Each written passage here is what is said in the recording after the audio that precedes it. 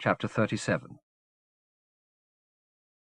Like the theatre districts of so many great cities across the Imajica, whether in reconciled dominions or in the Fifth, the neighbourhood in which the Ips stood had been a place of some notoriety in earlier times, when actors of both sexes had supplemented their wages with the old 5-actor: hiring, retiring, seduction, conjunction, and remittance, all played hourly, night and day.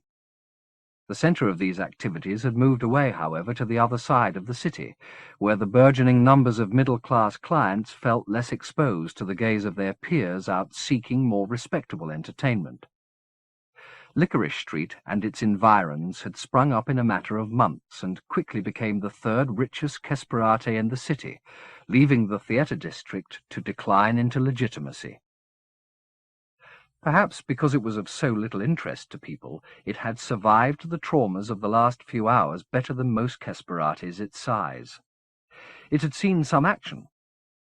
General Matalaus's battalions had passed through its streets, going south to the causeway, where rebels were attempting to build a makeshift bridge across the delta, and later a party of families from the Karames had taken refuge in Coppercove's Rialto.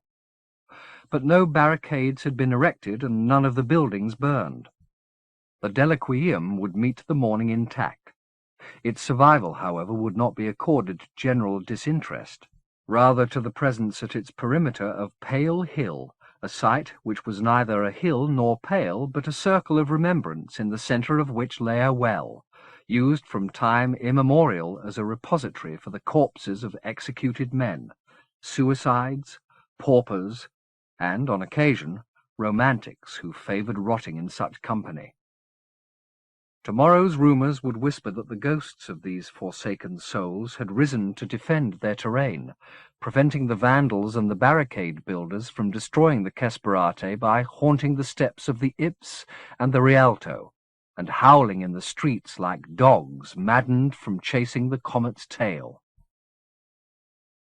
With her clothes in rags and her throat uttering one seamless supplication, Quesoir went through the heart of several battles quite unscathed. There were many such grief-stricken women on the streets of Isordarex tonight, all begging Herpexamendios to return children or husbands into their arms, and they were, for the most part, given passage through the lines, their sobs password enough. The battles themselves didn't distress her. She'd organized and viewed mass executions in her time. But when the heads had rolled, she'd always made a swift departure, leaving the aftermath for somebody else to shovel up.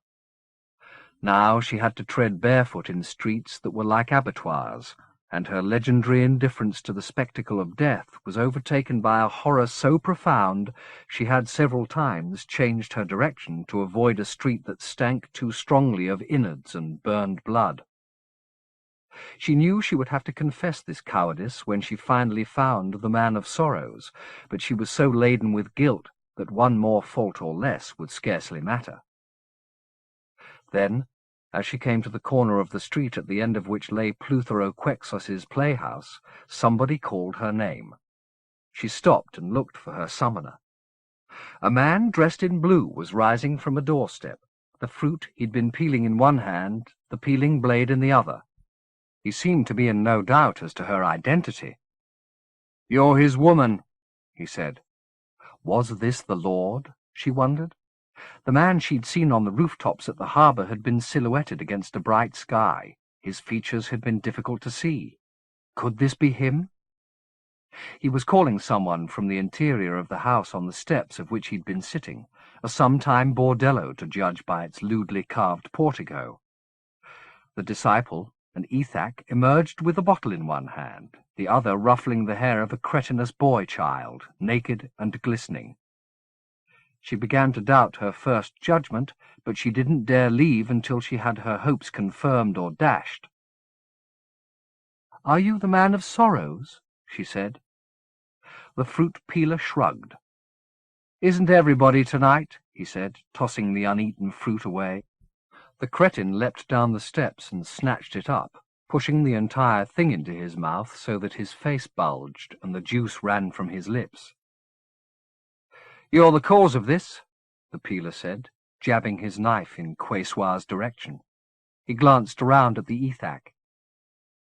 "She was at the harbour. I saw her." "Who is she?" the Ethak said. "The Autarch's woman," came the reply. "Quesoir." He took a step towards her. "You are, aren't you?" She could no more deny this than she could take flight. If this man was indeed Jesu, she couldn't begin her pleas for forgiveness with a lie. "Yes," she told him. "I'm Quesoir. I was the Autarch's woman." "She's fucking beautiful," the Ethak said. "What she looks like doesn't matter," the fruit peeler told him. "It's what she's done that's important." "Yes," Quesoir said, daring to believe now that this was indeed the son of David. "That's what's important, what I've done." "The executions?" "Yes." "The purges?" "Yes." "I've lost a lot of friends, and you're the reason." "Oh, Lord, forgive me," she said, and dropped to her knees. "I saw you at the harbour this morning," Jesu said, approaching her as she knelt. "You were smiling." "Forgive me." "Looking around and smiling, and I thought when I saw you—" He was 3 paces away from her now. "Your eyes glittering." His sticky hand took hold of her head. "I thought those eyes," he raised the knife, "have to go," and brought it down again, quick and sharp, sharp and quick, pricking out his disciple's sight before she could start to scream. The tears that suddenly filled Jude's eyes stung like no tears she'd ever shed before. She let out a sob, more of pain than of grief, pushing the heels of her hands against her eye sockets to stem the flow. But it wouldn't cease. The tears kept coming, hot and harsh, making her whole head throb. She felt Dowd's arm take hold of hers and was glad of it. Without his support, she was certain she would have fallen. "What's wrong?" he said. The answer, that she was sharing some agony with Quesoir, was not one she could voice to Dowd. "It must be the smoke," she said. "I can barely see." "We're almost at the Ips," he replied, "but we have to keep moving for a little while longer. It's not safe in the open air." That was true enough. Her eyes, which at present could only see pulsing red, had been laid on enough atrocities in the last hour to fuel a lifetime of nightmares. The Azordirex of her longings, the city whose spicy wind blowing from the retreat months before had summoned her like the call of a lover to bed, was virtually in ruins. Perhaps that was why Quesoir wept these burning tears. They dried after a time, but the pain lingered. Though she despised the man she was leaning upon, without his support she would have dropped to the ground and remained there. He coaxed her on, step by step. The Ips was close now, he said, just a street or 2 away. She could rest there while he soaked up the echoes of past glories. She barely attended to his monologue. It was her sister who filled her thoughts, her anticipation of their meeting now tinged with unease. She'd imagined Quesoir would have come into these streets protected, and that at the sight of her Dowd would simply retreat, leaving them to their reunion. But what if Dowd was not overtaken by superstitious awe? What if instead he attacked one or both of them? Would Quesoir have any defence against his mites? She began to wipe at her streaming eyes as she stumbled on, determined to be clear-sighted when the moment came and primed to escape Dowd's leash. His monologue, when it ceased, did so abruptly. He halted, drawing Jude to a stop at his side. She raised her head. The street ahead was not well lit, but the glow of distant fires found its way between the buildings, and there, crawling into one such flickering shaft, she saw her sister. Jude let out a sob. Quesoir's eyes had been stabbed out, and her torturers were coming in pursuit of her. One was a child, one an Ethak. The third, the most blood-spattered, was also the most nearly human, but his features were twisted out of true by the pleasure he was taking in Quesoir's torment. The blinding knife was still in his hand, and now he raised it above his victim's naked back. Before Dowd could move to stop her, Jude screamed, "Stop!" The knife was arrested in mid-descent, and all three of Quesoir's pursuers looked around at Jude. The child registered nothing. Its face was an imbecilic blank. The knife-wielder was equally silent, though his expression was one of disbelief. It was the Ethak that spoke, the words he uttered slurred but ripe with panic. "You keep your distance," he said, his fearful glance going back and forth between the wounded woman and this echo of her, whole and strong. The blinder found his voice now and began to hush him, but the Ethak rattled on. "Look at her," he said. "What the fuck is this, eh? Look at her." "Just shut your trap," the blinder said. "She's not going to touch us." "You don't know that," said the Ethak, picking up the child with one arm and slinging it over his shoulder. "It wasn't me," he went on, as he backed away. "I never laid a finger on her, I swear. On my scars, I swear." Jude ignored his weaselings and took a step towards Quesoir. As soon as she moved, the Ethak fled. The blinder, however, held his ground, taking courage from his blade. "I'll do you the same way," he warned. "I don't care who the fuck you are, I'll do you." From behind her, Jude heard Dowd's voice, carrying an authority she'd never heard in it before. "I'd leave her be if I were you," he said. His utterance brought a response from Quesoir. She raised her head and turned in Dowd's direction. Her eyes had not simply been stabbed out, but virtually dug from their sockets.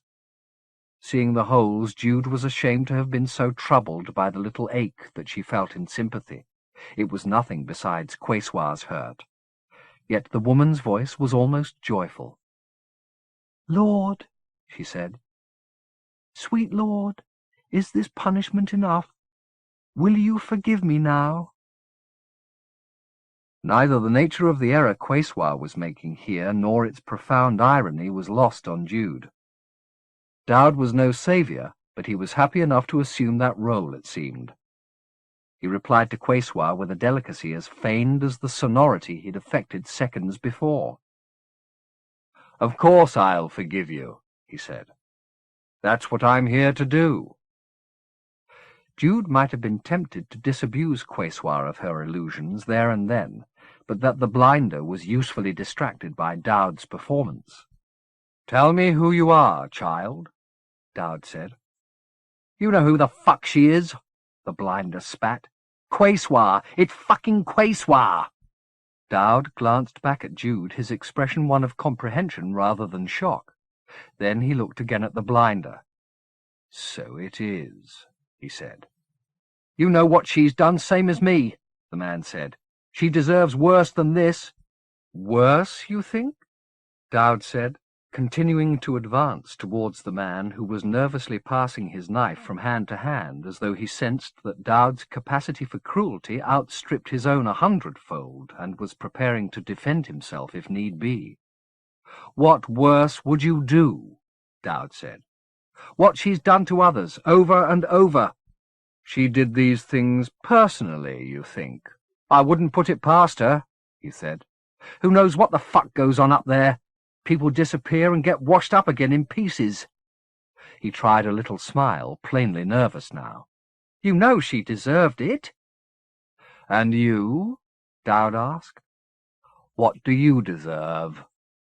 "I'm not saying I'm a hero," the blinder replied. "I'm just saying she had it coming." "I see," said Dowd. From Jude's vantage point, what happened next was more a matter of conjecture than observation. She saw Quesoir's maimer take a step away from Dowd, repugnance on his face, then saw him lunge forward as if to stab Dowd through the heart. His attack put him in range of the mites, and before his blade could find Dowd's flesh they must have leapt at the blinder, because he dropped back with a shout of horror, his free hand going up to his face. Jude had seen what followed before. The man scrabbled at his eyes and nostrils and mouth, his legs giving out beneath him as the mites undid his system from the inside. He fell at Dowd's feet and rolled around in a fury of frustration, eventually putting his knife into his mouth and digging bloodily for the things that were unmaking him. The life went out of him as he was doing so, his hand dropping from his face, leaving the blade in his throat as though he'd choked upon it. "It's over," Dowd said to Quayswa, who had wrapped her arms around her shuddering body and was lying on the ground a few yards from her tormentor's corpse. "He won't hurt you again." "Thank you, Lord." "The things he accused you of, child?" "Yes." "Terrible things?" "Yes." "Are you guilty of them?" "I am," Quayswa said. "I want to confess them before I die. Will you hear me?" "I will," Dowd said, oozing magnanimity. After being merely a witness to these events as they unravelled, Jude now stepped towards Quayswa and her confessor, but Dowd heard her approach and turned to shake his head. "I've sinned, my Lord Jesu," Quayswa was saying. "I've sinned so many times. I beg you to forgive me." It was the despair Jude heard in her sister's voice rather than Dowd's rebuff that kept her from making her presence known. Quayswa was in extremis, and given that it was her clear desire to commune with some forgiving spirit, what right did Jude have to intervene? Dowd was not the Christ Quayswa believed him to be, but did that matter?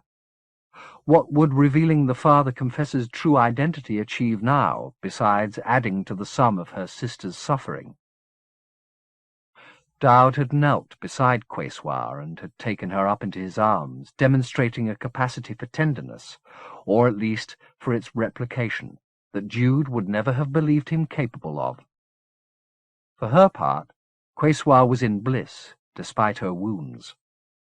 She clutched at Dowd's jacket and thanked him over and over for doing her this kindness.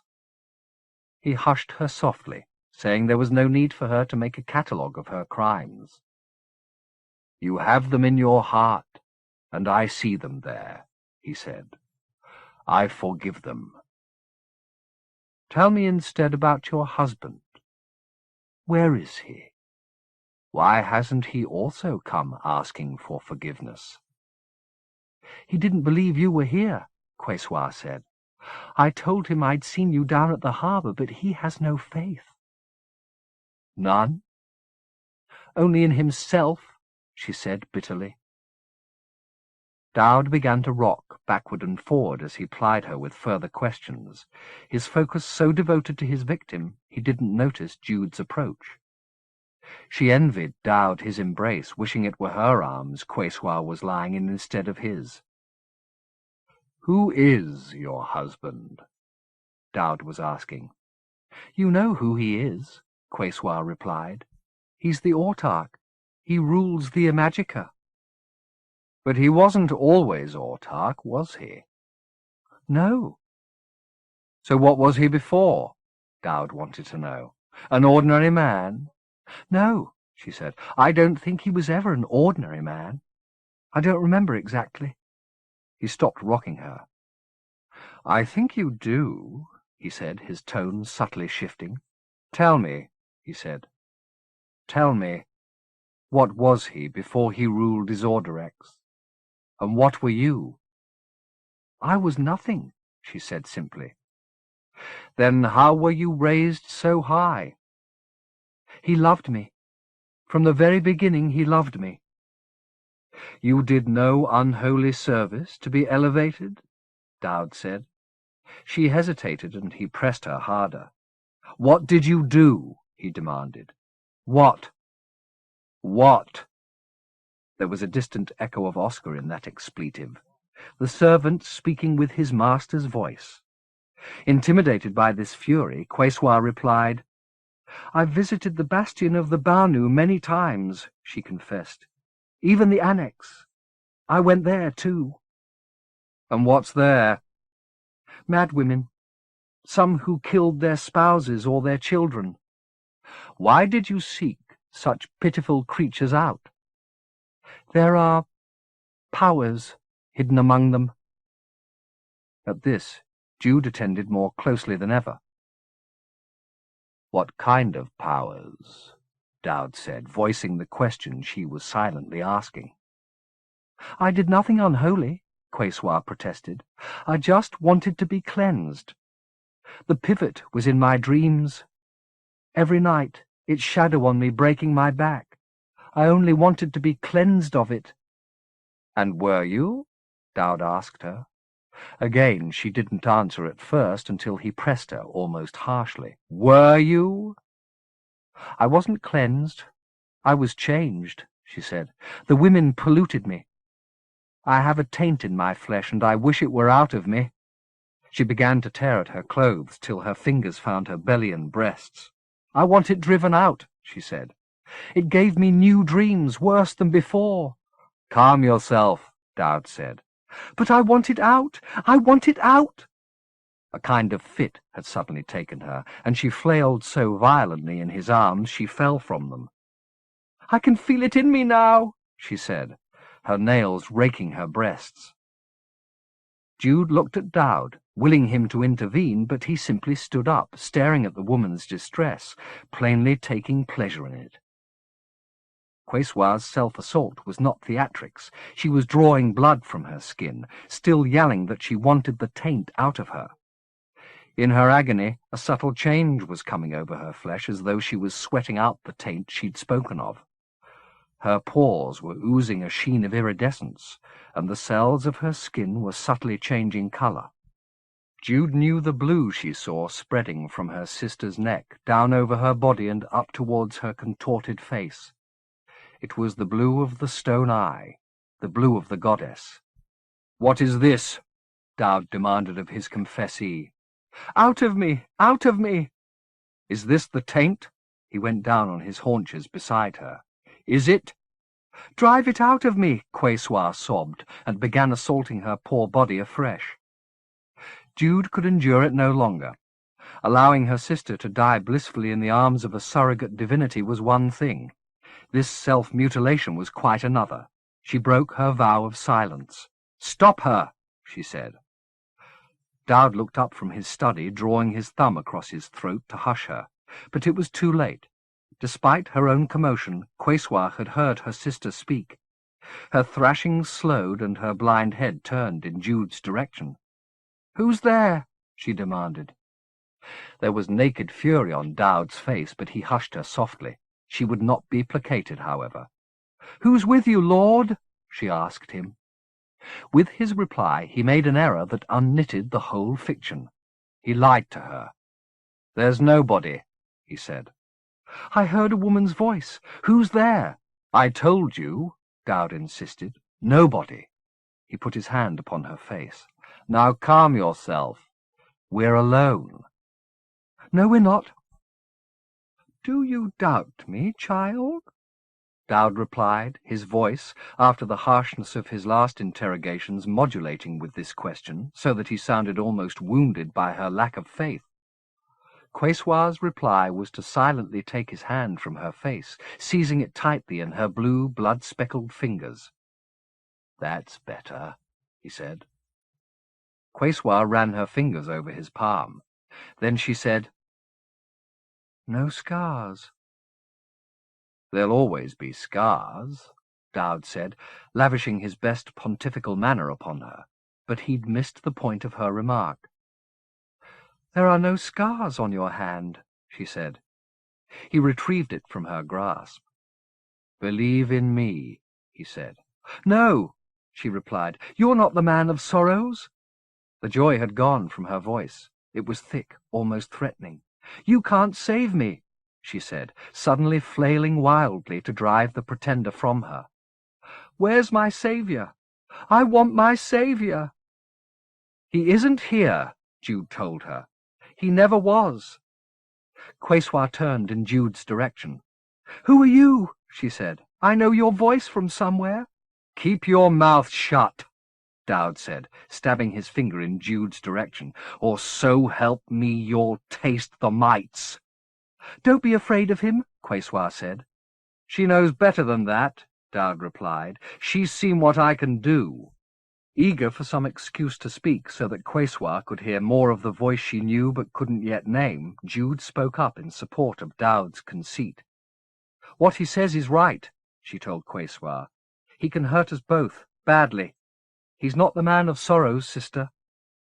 Whether it was the repetition of words Quesoir had herself used several times, man of sorrows, or the fact that Jude had called her sister, or both, the woman's sightless face slackened, the bafflement going out of it. She lifted herself from the ground. "What's your name?" she murmured. "Tell me your name." "She's nothing," Dowd said, echoing Quesoir's own description of herself minutes earlier. "She's a dead woman." He made a move in Jude's direction. "You understand so little," he said, "and I've forgiven you a lot for that. But I can't indulge you any longer. You've spoiled a fine game. I don't want you spoiling any more." He put his left hand, its forefinger extended, to his lips. "I don't have many mites left," he said, "so one will have to do. A slow unravelling, but even a shadow like you can be undone." "I'm a shadow now, am I?" Jude said to him. "I thought we were the same, you and I. Remember that speech?" "That was in another life, lovey," Dowd said. "It's different here. You could do me harm here, so I'm afraid it's going to have to be thank you and good night." She started to back away from him, wondering as she did so how much distance she would have to put between them to be out of range of his wretched mites. He watched her retreat with pity on his face. "No good, lovey," he said. "I know these streets like the back of my hand." She ignored his condescension and took another backward step, her eye fixed on his mouth where the mites nested, but aware that Quesoir had risen and was standing no more than a yard from her defender. "Sister," the woman said. Dowd glanced around, distracted from Jude long enough for her to take to her heels.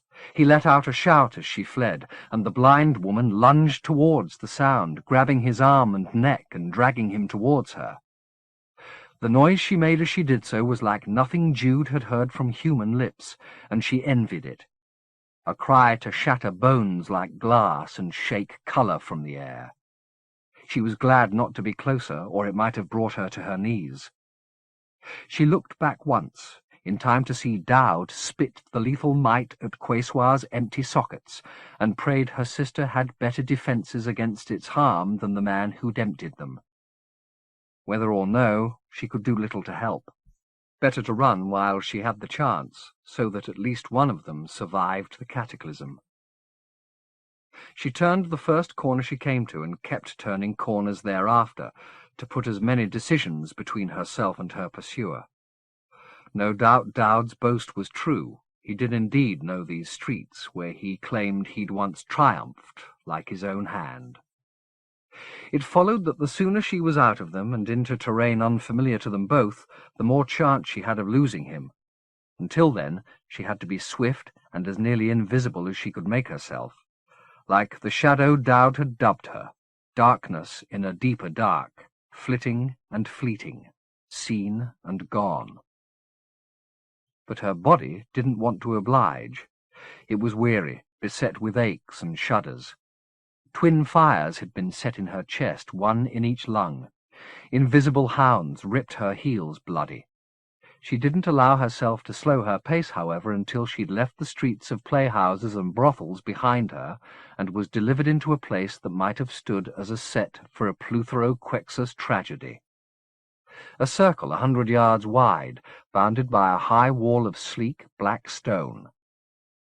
The fires that burned here didn't rage uncontrolled as they did in so many other parts of the city, but flickered from the tops of the walls in their dozens, tiny white flames like night lights, illuminating the inclined pavement that led down to an opening in the center of the circle. She could only guess at its function. An entrance into the city's secret underworld, perhaps, or a well. There were flowers everywhere, most of the petals shed and gone to rot, slickening the pavement beneath her feet as she approached the hole, obliging her to tread with care.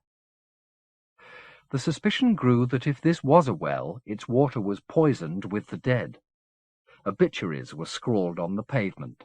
Names, dates, messages, even crude illustrations, their numbers increasing the closer to the edge she came. Some had even been inscribed on the inner wall of the well by mourners brave or broken-hearted enough to dare the drop. Though the hole exercised the same fascination as a cliff edge, inviting her to peer into its depths, she refused its petitions and halted a yard or two from the lip. There was a sickly smell out of the place, though it wasn't strong. Either the well had not been used of late, or else its occupants lay a very long way down. Her curiosity satisfied, she looked around to choose the best route out. There were no less than 8 exits, 9 including the well, and she went first to the avenue that lay opposite the one she'd come in by. It was dark and smoky, and she might have taken it had there not been signs that it was blocked by rubble some way down its length. She went to the next, and it too was blocked, fires flickering between fallen timbers. She was going to the third door when she heard Dowd's voice. She turned. He was standing on the far side of the well with his head slightly cocked and a put-upon expression on his face, like a parent who'd caught up with a truant child. "Didn't I tell you?" he said. "I know these streets. I heard you. It isn't so bad that you came here," he said, wandering towards her. "It saves me a mite." "Why do you want to hurt me?" she said. "I might ask you the same question," he said. "You do, don't you? You'd love to see me hurt. You'd be even happier if you could do the hurting personally. Admit it." "I admit it." "There. Don't I make a good confessor after all? And that's just the beginning. You've got some secrets in you I didn't even know you had." He raised his hand and described a circle as he spoke. "I begin to see the perfection of all this. Things coming round, back to the place where it all began. That is, to her. Or to you. It doesn't matter, really. You're the same." "Twins," Jude said. "Is that it? Nothing so trite-lovey, nothing so natural. I insulted you calling you a shadow. You're more miraculous than that. You're—" He stopped. "Well, wait. This isn't strictly fair. Here's me telling you what I know and getting nothing from you." "I don't know anything," Jude said. "I wish I did." Dowd stooped and picked up a blossom, one of the few underfoot that was still intact. "But whatever Quayswa knows, you also know," he said. "At least about how it all came apart." "How what came apart?" "The reconciliation. You were there. Oh, yes, I know you think you're just an innocent bystander, but there's nobody in this, nobody who's innocent. Not Estabrook, not Godolphin, not Gentle or his Mistiff. They've all got confessions as long as their arms." "Even you?" she asked him. "Ah, well, with me it's different." He sighed, sniffing at the flower. "I'm an actor, chappie. I fake my raptures. I'd like to change the world, but I end up as entertainment. Whereas all you lovers," he spoke the word contemptuously, "who couldn't give a fuck about the world as long as you're feeling passionate, you're the ones who make the cities burn and the nations tumble. You're the engines in the tragedy, and most of the time you don't even know it. So what's an actor chappie to do if he wants to be taken seriously? I'll tell you. He has to learn to fake his feelings so well he'll be allowed off the stage and into the real world. It's taken me a lot of rehearsal to get where I am, believe me. I started small, you know, very small. Messenger, spear carrier. I once pimped for the unbeheld, but it was just a one-night stand. Then I was back serving lovers. Like Oscar. Like Oscar. You hated him, didn't you? No, I was simply bored with him and his whole family. He was so like his father and his father's father and so on, all the way back to crazy Joshua. I became impatient. I knew things would come around eventually and I'd have my moment. But I got so tired of waiting, and once in a while I let it show. And you plotted? But of course. I wanted to hurry things along, towards the moment of my emancipation. It was all very calculated. But that's me, you see. I'm an artist with the soul of an accountant. Did you hire Pye to kill me? Not knowingly, Dowd said. I set some wheels in motion, but I never imagined they'd carry us all so far. I didn't even know the Mistiff was alive. But as things went on, I began to see how inevitable all this was. First Pye's appearance, then your meeting with Godolphin, and your falling for each other. It was all bound to happen. It was what you were born to do, after all. Do you miss him, by the way? Tell the truth. I've scarcely thought about him, she replied, surprised by the truth of this. Out of sight, out of mind, eh? Ah, I'm so glad I can't feel love. The misery of it. The sheer, unadulterated misery. He mused a moment, then said, This is so much like the first time, you know. Lovers yearning, worlds trembling. Of course, last time I was merely a spear carrier. This time I intend to be the prince. What do you mean? I was born to fall for Godolphin? I don't even remember being born. I think it's time you did, Dowd said, tossing away the flower as he approached her. Though these rites of passage are never very easy, lovey, so brace yourself. At least you've picked a good spot. We can dangle our feet over the edge while we talk about how you came into the world. Oh, no, she said. I'm not going near that hole. You think I want to kill you? He said. I don't. I just want you to unburden yourself of a few memories. That's not asking too much, is it? Be fair. I've given you a glimpse of what's in my heart. Now show me yours. He took hold of her wrist. I won't take no for an answer, he said, and drew her to the edge of the well. She'd not ventured this close before, and its proximity was vertiginous. Though she cursed him for having the strength to drag her here, she was glad he had her in a tight hold. Do you want to sit? He said. She shook her head. As you like, he went on. There's more chance of your falling, but it's your decision. You've become a very self-willed woman, lovey. I've noticed that. You were malleable enough at the beginning. That was the way you were bred to be, of course. I wasn't bred to be anything. How do you know? He said. 2 minutes ago you were claiming you don't even remember the past. How do you know what you were meant to be? Made to be. He glanced down the well.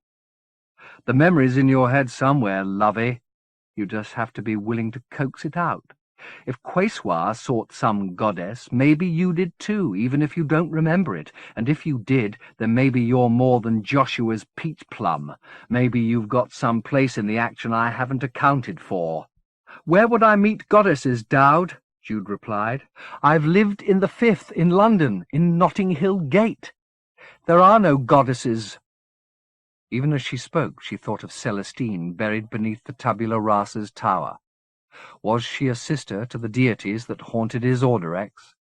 A transforming force, locked away by a sex that worshipped fixedness? At the memory of the prisoner and her cell, Jude's mind grew suddenly light, as though she'd downed a whiskey on an empty stomach. She had been touched by the miraculous, after all. So if once, why not many times? If now, why not in her forgotten past? I've got no way back, she said, protesting the difficulty of this as much for her own benefit as Dowd's. It's easy, he replied. Just think of what it was like to be born. I don't even remember my childhood.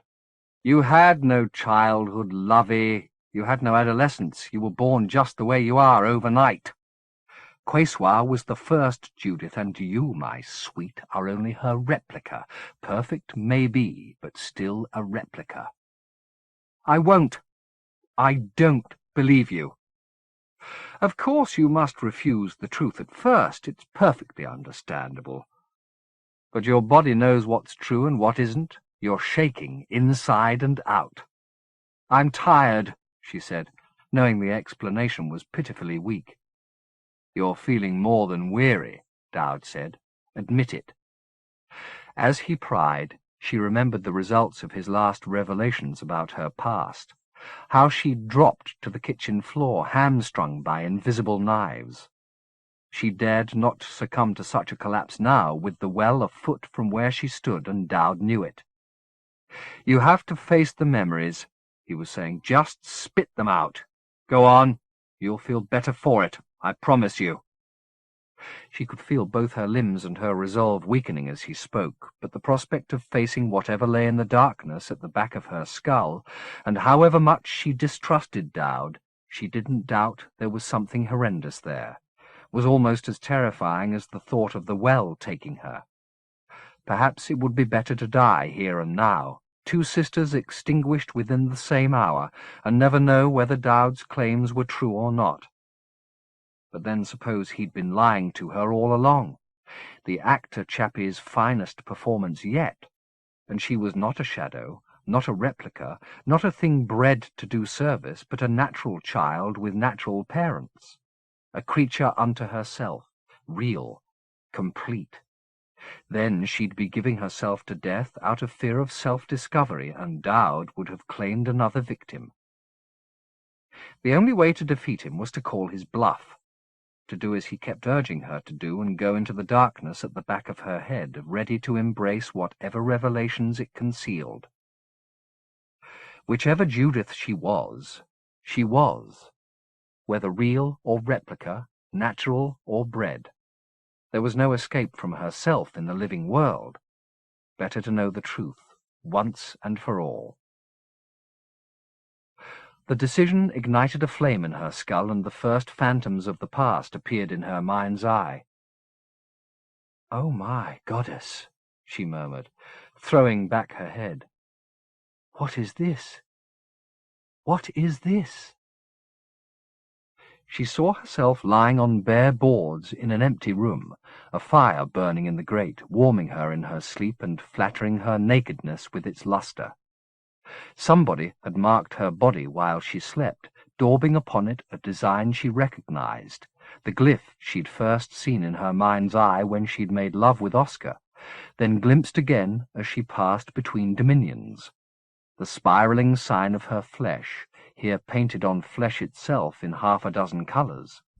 She moved in her sleep, and the walls seemed to leave traces of themselves in the air where she'd been, their persistence exciting another motion, this other in the ring of sand that bounded her hard bed.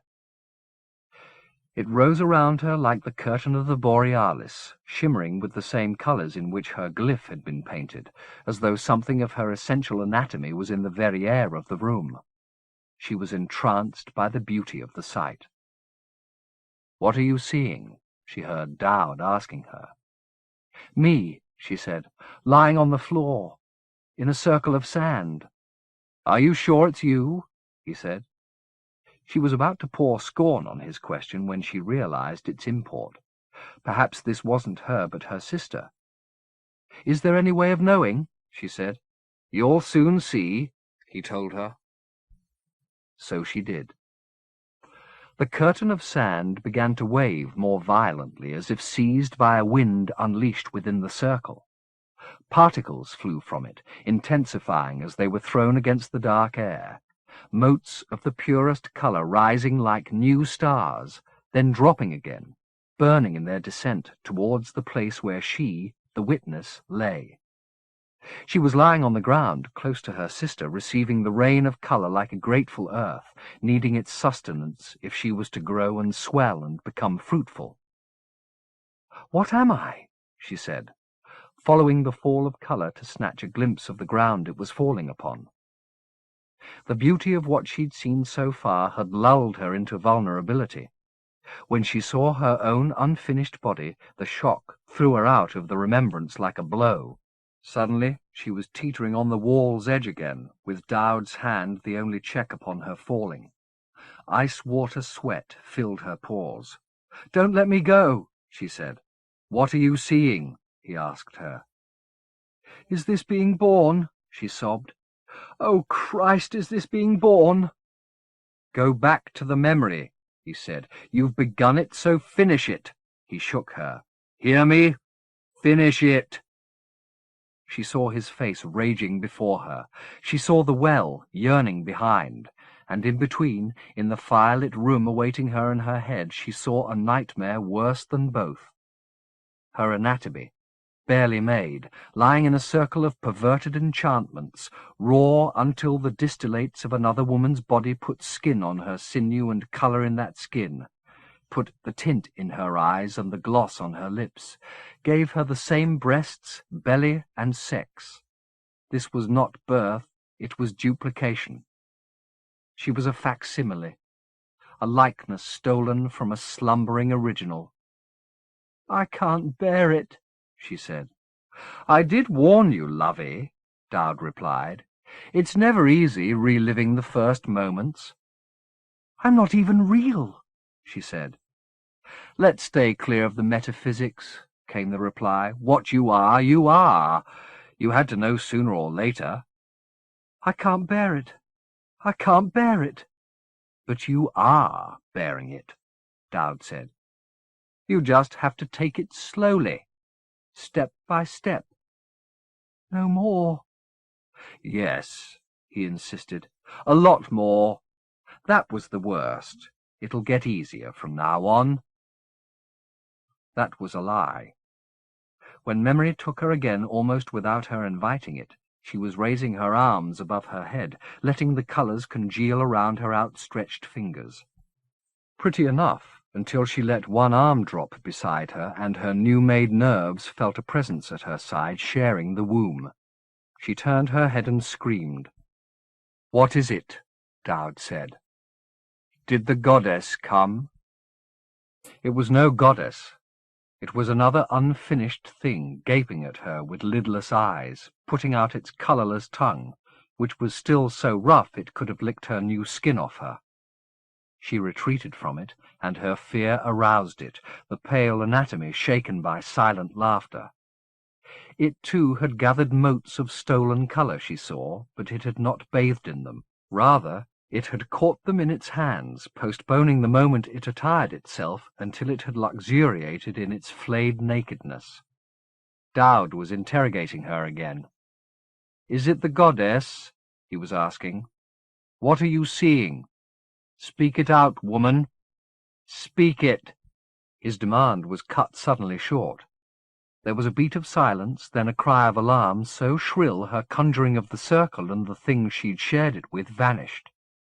She felt Dowd's grip on her wrist slip, and her body toppled. She flailed as she fell, and more by luck than design her motion threw her sideways, along the rim of the well, rather than pitching her within. Instantly she began to slip down the incline. She clutched at the pavement. But the stone had been polished by years of passage, and her body slid towards the edge as if the depths were calling in a long-neglected debt. Her legs kicked empty air, her hips sliding over the well's lip, while her fingers sought some purchase, however slight, a name etched a little deeper than the rest, a rose-thorn wedged between stones that would give her some defence against gravity. As she did so, she heard Dowd cry out a second time, and she looked up to see a miracle. Quayswa had survived the might. The change that had come over her flesh when she rose in defiance of Dowd was here completed. Her skin was the colour of the blue eye. Her face, so lately maimed, was bright. But these were little changes beside the dozen ribbons of her substance, several yards in length, that were unravelled around her. Their source, her back; their purpose, to touch in succession the ground beneath her and raise her up into a strange flight. The power she'd found in the bastion was blazing in her, and Dowd could only retreat before it to the edge of the well. He kept his silence now, dropping to his knees, preparing to crawl away beneath the spiralling skirts of filament. Jude felt slip what little hold her fingers had and let out a cry for help. "Sister," Quesoir said. "Here!" Jude yelled. "Quickly!" As Quesoir moved towards the well, the tendril's lightest touch enough to propel her forward, Dowd made his move, ducking beneath the tendrils. He mistimed his escape, however. One of the filaments caught his shoulder and, spiralling around his neck, pitched him over the edge of the well. As he went, Jude's right hand lost its purchase entirely, and she began to slide, a final desperate yell coming from her as she did so. But Quesoir was as swift in saving as dispatching. Before the well's rim rose to eclipse the scene above, Jude felt the filaments seize her wrist and arm, their spirals instantly tightening around her. She seized them in return, her exhausted muscles quickened by the touch, and Quesoir drew her up over the edge of the well, depositing her on the pavement. She rolled over onto her back and panted like a sprinter at the tape, while Quesoir's filaments unknitted themselves and returned to serve their mistress. It was the sound of Dowd's begging, echoing up from the well where he was suspended, that made her sit up. There was nothing in his cries she might not have predicted from a man who'd rehearsed servitude over so many generations. He promised Quesoir eternal obedience and utter self-abnegation, if only she'd save him from this terror. Wasn't mercy the jewel in any heavenly crown, he sobbed, and wasn't she an angel? "No," Quesoir said, "nor am I the bride of Christ." Undeterred, he began a new cycle of descriptions and negotiations. What she was, what he would do for her in perpetuity. She would find no better servant, no humbler acolyte. What did she want? His manhood? It was nothing. He would geld himself there and then. She only had to ask. If Jude had any doubt as to the strength Quesoir had gained, she had evidence of it now as the tendrils drew their prisoner up from the well. He gushed like a holed bucket as he came. "Thank you, 1,000 times thank you." In view now, he was in double jeopardy, Jude saw, his feet hanging over empty air and the tendrils around his throat tight enough to throttle him, had he not relieved their pressure by thrusting his fingers between noose and neck. Tears poured down his cheeks in theatrical excess. "Ladies," he said, "how do I begin to make amends?" Quesoir's response was another question. "Why was I misled by you?" she said. "You're just a man. What do you know about divinities?" Dowd looked afraid to reply, not certain which would be more likely to prove fatal, denial or affirmation. "Tell her the truth," Jude advised him. "I served the Unbeheld once," he said. "He found me in the desert and sent me to the 5th Dominion. Why? He had business there." "What business?" Dowd began to squirm afresh. His tears had dried up. The drama had gone from his voice. "He wanted a woman," he said, "to bear him a son in the 5th. "And you found one?" "Yes, I did. Her name was Celestine." "And what happened to her?" "I don't know. I did what I was asked to do, and—" "What happened to her?" Quesoir said again, more forcefully.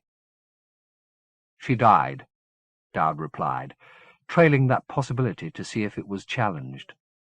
When it wasn't, he took it up with fresh gusto. "Yes, that's what happened. She perished. In childbirth, so I believe. Apexamendius impregnated her, you see, and her poor body couldn't bear the responsibility." Dowd's style was by now too familiar to deceive Jude. She knew the music he put into his voice when he lied, and heard it clearly now. He was well aware that Celestine was alive. There had been no such music in his early revelations, however. His talk of procuring for Apexamendius, which seemed to indicate that this was indeed a service he'd done the god. "What about the child?" Quesoir asked him. "Was it a son or a daughter?" "I don't know," he said. "Truly, I don't." Another lie, and one his captor sensed. She loosened the noose, and he dropped a few inches, letting out a sob of terror and clutching at the filaments in his panic. "Don't drop me! Please God, don't drop me!" "What about the child?" "What do I know?" he said, tears beginning again, only this time the real thing. "I'm nothing. I'm a messenger, a spear-carrier." "A pimp," she said. "Yes, that too. I confess it. I'm a pimp. But it's nothing, it's nothing. Tell her, Judith. I'm just another actor chappie. A fucking worthless actor chappie." "Worthless, eh?" "Worthless." "Then good night," Quessoir said, and let him go. The noose slipped through his fingers with such suddenness he had no time to take a faster hold, and he dropped like a dead man from a cut rope, not even beginning to shriek for several seconds, as though sheer disbelief had silenced him until the iris of smoky sky above him had closed almost to a dot. When his din finally rose, it was high-pitched but brief. As it stopped, Jude laid her palms against the pavement, and, without looking up at Quessoir, murmured her thanks, in part for her preservation, but at least as much for Dowd's dispatch. "Who was he?" Quessoir asked. "I only know a little part of this," Jude replied. "Little by little," Quessoir said. "That's how we'll understand it all. Little by little." Her voice was exhausted, and when Jude looked up, she saw the miracle was leaving Quessoir's cells. She had sunk to the ground, her unfurled flesh withdrawing into her body, the beatific blue fading from her skin. Jude picked herself up and hobbled from the edge of the hole. Hearing her footsteps, Quessoir said, "Where are you going?" "Just away from the well," Jude said, laying her brow and her palms against the welcome chill of the wall. "Do you know who I am?" she asked Quessoir, after a little time. "Yes," came the soft reply. "You're the me I lost. You're the other Judith." "That's right." She turned to see that Quessoir was smiling despite her pain. "That's good," Quessoir said. "If we survive this, maybe you'll begin again for both of us. Maybe you'll see the visions I turned my back on." "What visions?" Quessoir sighed. "I was loved by a great maestro once," she said. "He showed me angels. They used to come to our table in sunbeams, I swear. Angels in sunbeams. And I thought we'd live forever, and I'd learn all the secrets of the sea. But I let him lead me out of the sun. I let him persuade me the spirits didn't matter. Only our will mattered. And if we willed pain, then that was wisdom. I lost myself in such a little time, Judith. Such a little time." She shuddered. "I was blinded by my crimes before anyone ever took a knife to me." Jude looked pityingly on her sister's maimed face. "We've got to find somebody to clean your wounds," she said. "I doubt there's a doctor left alive in his Orderex," Quessoir replied. "They're always the first to go in any revolution, aren't they? Doctors, tax collectors, poets." "If we can't find anybody else, I'll do it," Jude said, leaving the security of the wall and venturing back down the incline to where Quessoir sat. "I thought I saw Jesus Christ yesterday," she said. "He was standing on a roof with his arms open wide. I thought he'd come for me so that I could make my confession. That's why I came here, to find Jesu. I heard his messenger." "That was me." "You were in my thoughts?" "Yes. So I found you instead of Christos. That seems like a greater miracle." She reached out towards Jude, who took her hand. "Isn't it, sister?" "I'm not sure yet," Jude said. "I was myself this morning. Now what am I? A copy. A forgery." The word brought Klein's bastard boy to mind, Gentle, the faker, making profit from other people's genius. Is that why he'd obsessed upon her? Had he seen in her some subtle clue to her true nature and followed her out of devotion to the sham she was? "I was happy," she said, thinking back to the good times she'd shared with him. "Maybe I didn't always realize I was happy, but I was. I was myself." "You still are." "No," she said, as close to despair as she could ever remember being. "I'm a piece of somebody else." "We're all pieces," Quessoir said, "whether we were born or made." Her fingers tightened around Jude's hand.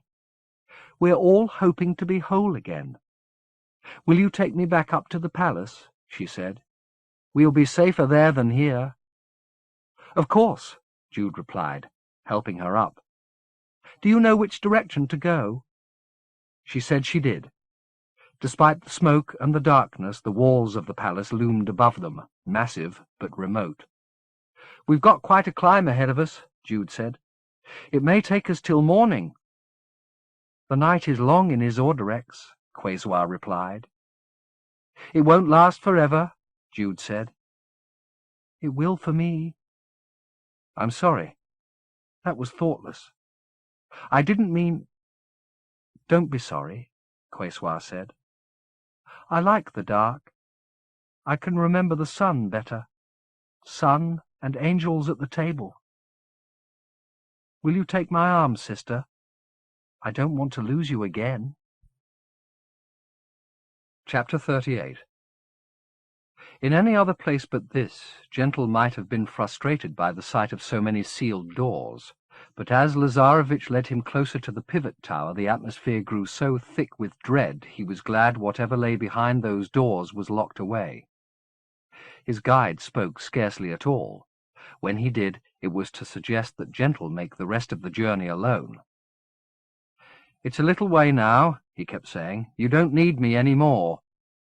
"That's not the deal," Gentle would remind him, and Lazarevich would curse and whine, then head on some distance in silence, until a shriek down one of the passages, or a glimpse of blood spilled on the polished floor, made him halt and start his little speech afresh. At no point in this journey were they challenged. If these titanic halls had ever buzzed with activity, and given that small armies could be lost in them, Gentle doubted that they ever had, they were all but deserted now. Those few servants and bureaucrats they did encounter were busy leaving, burdened with hastily gathered belongings as they hurried down the corridors. Survival was their foremost priority. They gave the bleeding soldier and his ill-dressed companion scarcely a look. At last they came to a door, this one unsealed, which Lazarevich refused point-blank to enter. "This is the pivot tower," he said, his voice barely audible. "How do I know you're telling the truth?" "Can't you feel it?" Now it was remarked upon, Gentle did indeed feel a subtle sensation, barely strong enough to be called a tingle in his fingertips, testicles, and sinuses. "That's the tower, I swear," Lazarevich whispered. Gentle believed him. "All right," he said. "You've done your duty. You'd better go." The man grinned. "You mean it?" "Yes." "Oh, thank you, whoever you are. Thank you." Before he could skip away, Gentle took hold of his arm and drew him close. "Tell your children," he said, "not to be soldiers. Poets, maybe, or shoeshiners, but not soldiers. Got it?" Lazarevich nodded violently, though Gentle doubted he'd comprehended a word. His only thought was of escape, and he took to his heels the moment Gentle let go of him and was out of sight in 2 or 3 seconds. Turning to the beaten brass doors, Gentle pushed them a few inches wider and slipped inside. The nerve endings in his scrotum and palms knew that something of significance was nearby. What had been subtle sensation was almost painful now, even though his eyes were denied sight of it by the murk of the room he'd entered. He stood by the door until he was able to grasp some sense of what lay ahead. This was not, it seemed, the pivot tower itself, but an antechamber of some kind, as stale as a sick room. Its walls were bare, its only furniture a table upon which a canary cage lay overturned, its door open, its occupant flown. Beyond the table another doorway which he took led him into a corridor staler still than the room he'd left. The source of agitation in his nerve endings was audible now, a steady tone that might have been soothing under other circumstances. Not knowing which direction it was coming from, he turned to his right and crept down the corridor. A flight of stairs curved out of sight to his left. He chose not to take them, his instinct rewarded by a glimmer of light up ahead. The pivot's tone became less insistent as he advanced, suggesting this route was a cul-de-sac, but he headed on towards the light to be certain Pye was not being held prisoner in one of these antechambers. As he came within half a dozen strides of the room, somebody moved across the doorway, flitting through his field of vision too quickly to be seen. He flattened himself against the wall and edged towards the room. A wick, set in a bowl of oil on a table, shed the light he'd been drawn to. Beside it, several plates contained the remains of a meal. When he reached the door, he waited there for the man, the night watch, he supposed, to come back into view. He had no wish to kill him unless it was strictly necessary. There'd be enough widows and orphans in his Orderex by tomorrow morning without his adding to the sum. He heard the man fart, not once, but several times, with the abandon of someone who believed himself alone, then heard him open another door, his footsteps receding. Gentle chanced a glance around the door jamb. The room was empty. He quickly stepped inside, intending to take from the table the 2 knives that were lying there. On one of the plates was an already rifled assortment of candies. He couldn't resist. He picked the most luscious and had it to his mouth when the man behind said, "Rosengarten?" He looked around, and, as his gaze settled on the face across the room, his jaw clenched in shock, breaking on the candy between his teeth. Sight and sugar mingled, tongue and eye feeding such a sweetness to his brain he reeled. The face before him was a living mirror. His eyes, his nose, his mouth, his hairline, his bearing, his bafflement, his fatigue. In everything but the cut of his coat and the muck beneath his fingernails, another Gentle. But not by that name, surely. Swallowing the sweet liqueur from the candy, Gentle very slowly said, "Who, in God's name, are you?" The shock was draining from the other's face, and amusement replacing it. He shook his head.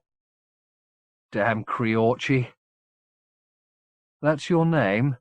Gentle replied. "Damn Creorci."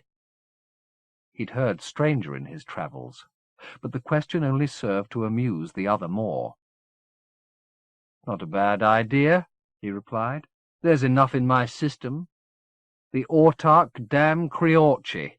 That's got a ring to it." Gentle spat the candy from his mouth. "Autarch," he said. The amusement fled from the other's face. "You've made your point, Wisp. Now fuck off." He closed his eyes. "Get a hold of yourself," he half-whispered. "It's the fucking Creorci. It's happened before, it'll happen again." Now Gentle understood. "You think you're dreaming me, don't you?" he said. The autarch opened his eyes, angered to find the hallucinations still hanging around. "I told you," he said. "What is this Creorci? Some kind of alcohol? Dope? Do you think I'm a bad trip? Well, I'm not." He started towards the other, who retreated in alarm. "Go on," Gentle said, extending his hand. "Touch me. I'm real. I'm here. My name's John Zacharias, and I've come a long way to see you. I didn't think that was the reason, but now I'm here, I'm sure it was." The autarch raised his fists to his temples as if to beat this drug dream from his brain. "This isn't possible," he said. There was more than disbelief in his voice. There was an unease that was close to fear. "You can't be here. Not after all these years." "Well, I am," said Gentle. "I'm as confused as you, believe me, but I'm here. The autarch studied him, turning his head this way and that, as though he still expected to find some angle from which to view the visitor that would reveal him as an apparition. But after a minute of such study he gave it up and simply stared at Gentle, his face a maze of furrows. "Where did you come from?" he said slowly. "I think you know," Gentle replied. "The 5th. Yes. You came to bring me down, didn't you? Why didn't I see it? You started this revolution. You were out in the streets sowing the seeds. No wonder I couldn't root the rebels out. I kept wondering, who is it? Who's out there plotting against me? Execution after execution, purge after purge, and I never got to the one at the heart of it. The one who was as clever as me. The nights I lay awake thinking, who is it? Who? I made a list as long as my arm. But never you, Maestro. Never Sartori." Hearing the autarch name himself was shocking enough, but this second naming bred utter rebellion in Gentle's system. His head filled with the same din that had beset him on the platform at Mai Quay, and his belly disgorged its contents in one bilious heave. He put his hand out to the table to steady himself and missed the edge, slipping to the floor where his vomit was already spattered. Floundering in his own mess, he tried to shake the noise from his head, but all he did was unknot the confusion of sounds and let the words they concealed slip through. Sartori. He was Sartori. He didn't waste breath questioning the name. It was his, and he knew it. And what worlds there were in that naming, more confounding than anything the Dominions had unveiled, opening before him like windows blown wide and shattered, never to be closed again. He heard the name spoken out of 100 memories. A woman sighed it as she begged him back into her dishevelled bed. A priest beat out the syllables on his pulpit, prophesying damnation. A gambler blew it into his cupped hands to bless his dice. Condemned men made prayers of it, drunkards, mockery, carousers, songs. Oh, but he'd been famous. At St. Bartholomew Fair there'd been troops who'd filled their purses telling his life as farce. A bordello in Bloomsbury had boasted a sometime nun driven to nymphomania by his touch, who would chant his conjurations, so she said, as she was fucked. He was a paradigm of all things fabulous and forbidden, a threat to reasoning men, to their wives a secret vice. And to the children trailing past his house after the beadle, he was a rhyme. Maestro Sartori wants a bit of glory. He loves the cats, he loves the dogs, he turns the ladies into frogs. He made some hats of baby rats. But that's another story. This chant, repeated in his head in the piping voices of parish orphans, was worse in its way than the pulpit curses, or the sobs, or the prayers. It rolled on and on in its fatuous way, gathering neither meaning nor music as it went. Like his life without this name, motion without purpose. "Had you forgotten?" the autarch asked him.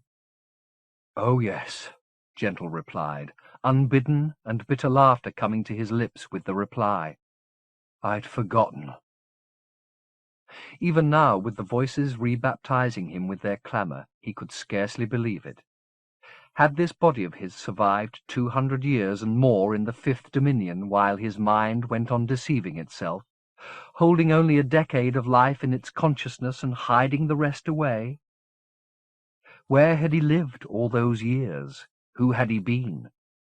If what he'd just heard was true, this act of remembering was just the first. There were 2 centuries of memories concealed in his brain somewhere, waiting to be discovered. No wonder Pi had kept him in ignorance. Now that he knew, madness was very close. He got to his feet, holding onto the table for support. "Is Pi Opar here?" he said. "The Mistiff? No. Why? Did it come with you from the 5th? "Yes, it did." A twitch of a smile returned to the autarch's face. "Aren't they exquisite creatures?" he said. "I've had one or two myself. They're an acquired taste, but once you've got it, you never really lose it again. But no, I haven't seen it." "Judith, then?" "Ah," he sighed. "Judith. I assume you mean Godolphin's lady. She went by a lot of names, didn't she? Mind you, we all did. What do they call you these days?" "I told you, John Fury Zacharias, or Gentle. I have a few friends who know me as Sartori. I'd like to number you among them. Or do you want the name back?" "Gentle will do." "We were talking about Judith. I saw her this morning down by the harbour." "Did you see Christ down there?" "What are you talking about?" "She came back here saying she'd seen the Man of Sorrows. She had the fear of the Lord in her. Crazy bitch," he sighed. "It was sad, really, to see her that way. I thought it was just too much Creorchi at first, but no. She'd finally lost her mind. It was running out of her ears." "Who are we talking about?" Gentle said, thinking one or the other of them had mislaid the path of the conversation. "I'm talking about Queswa, my wife. She came with me from the 5th. I was talking about Judith." "So was I." "Are you saying—" "There are two. You made one of them yourself, for God's sake, or have you forgotten that too?" "Yes. Yes, I'd forgotten. She was beautiful, but she wasn't worth losing the Imajica for. That was your big mistake. You should have served your hand and not your rod. Then I'd never have been born, and God would be in his heaven, and you'd be Pope Sartori." "Ha! Is that why you came back? To become Pope? It's too late, brother. By tomorrow morning Isorderex will be a heap of smoking ash. This is my last night here. I'm going to the 5th. I'm going to build a new empire there." "Why? Don't you remember the rhyme they used to sing? For glory's sake?" "Haven't you had enough of that? You tell me. Whatever's in my heart was plucked from yours. Don't tell me you haven't dreamed of power. You were the greatest maestro in Europe. There was nobody could touch you. That didn't all evaporate overnight." He moved towards Gentle for the first time in this exchange, reaching out to lay his steady hand on Gentle's shoulder. "I think you should see the pivot, Brother Gentle," he said. "That'll remind you of what power feels like. Are you steady on your feet?" "Reasonably." "Come on, then." He led the way back into the passage, to the flight of stairs Gentle had declined to take. Now he did so, following Sartori around the curve of the staircase to a door without a handle. "The only eyes laid on the pivot since the tower was built are mine," he said, "which has made it very sensitive to scrutiny." "My eyes are yours," Gentle reminded him. "It'll know the difference," Sartori replied. "It'll want to probe you." The sexual subtext of this wasn't lost on him. "You'll just have to lie back and think of England," he said. "It's over quickly." So saying, he licked his thumb and laid it on the rectangle of slate-coloured stone set in the middle of the door, inscribing a figure in spittle upon it. The door responded to the signal. Its locks began to grind into motion. "Spit too, huh?" Gentle said. "I thought it was just breath." "You use pneuma?"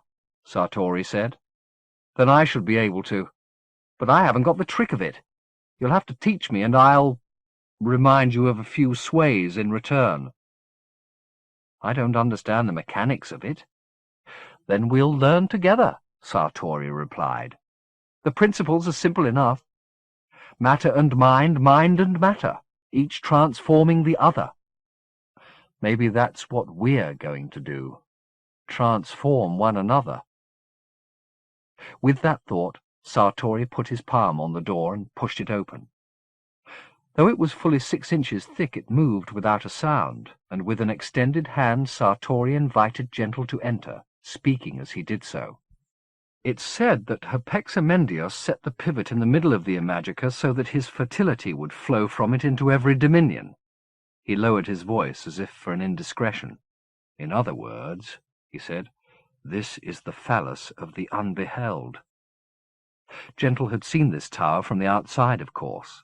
It soared above every other pylon and dome in the palace. But he hadn't grasped its enormity until now. It was a square stone tower, 70 or 80 feet from side to side, and so tall that the lights blazing in the walls to illuminate its sole occupant receded like cat's eyes in a highway till sheer distance dimmed, then erased them. An extraordinary sight, but nothing beside the monolith around which the tower had been constructed. Gentle had been steeling himself for an assault when the door was opened. The tone he'd heard in his skull as he'd crept along the passage below, rattling his teeth, the charge burning in his fingers. But there was nothing, not even a murmur, which was in its way more distressing. The pivot knew he was here in its chamber, but was keeping its counsel, silently assessing him as he assessed it. There were several shocks. The first, and the least, how beautiful it was, its sides the colour of thunderclouds, hewn so that seams of brightness flowed in them like hidden lightning.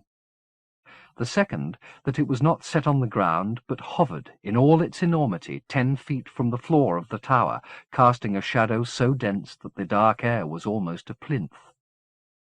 "Impressive, huh?" Sartori remarked, his cocky tone as inappropriate as laughter at an altar. "You can walk underneath it. Go on. It's quite safe." Gentle was reluctant, but he was all too aware that his other was watching for his weaknesses, and any sign of fear now might be used against him later. Sartori had already seen him sickened and down on his knees. He didn't want the bastard to get another glimpse of frailty. "Aren't you coming with me?" he said, glancing around at the autarch. "It's a very private moment," the other replied, and stood back to let Gentle venture into the shadow. It was like stepping back into the wastes of the Jokalelao.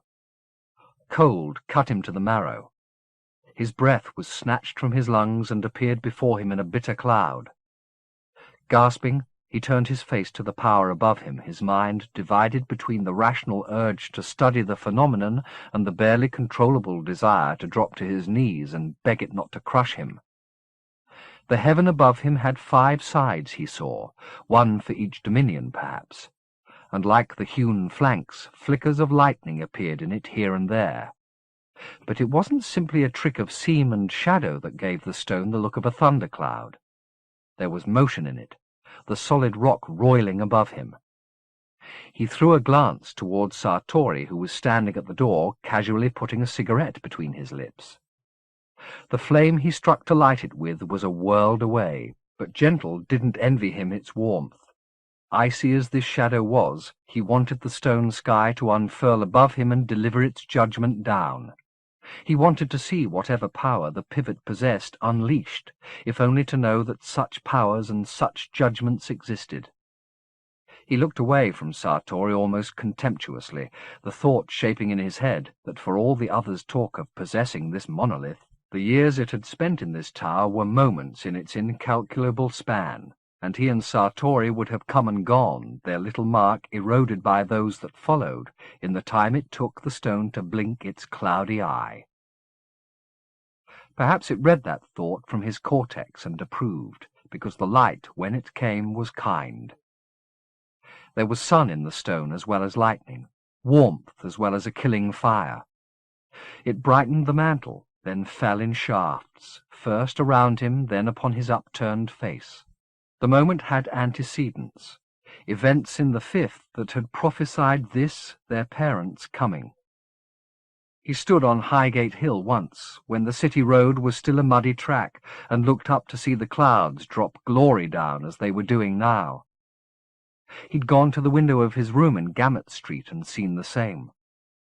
He'd watched the smoke clear after a night of bombing, 1941, the Blitz at its height, and seeing the sun burn through had known in some place too tender to be touched that he'd forgotten something momentous, and that if he ever remembered, if a light like this ever burned the veil away, the world would unravel. That conviction came again, but this time there was more than a vague unease to support it.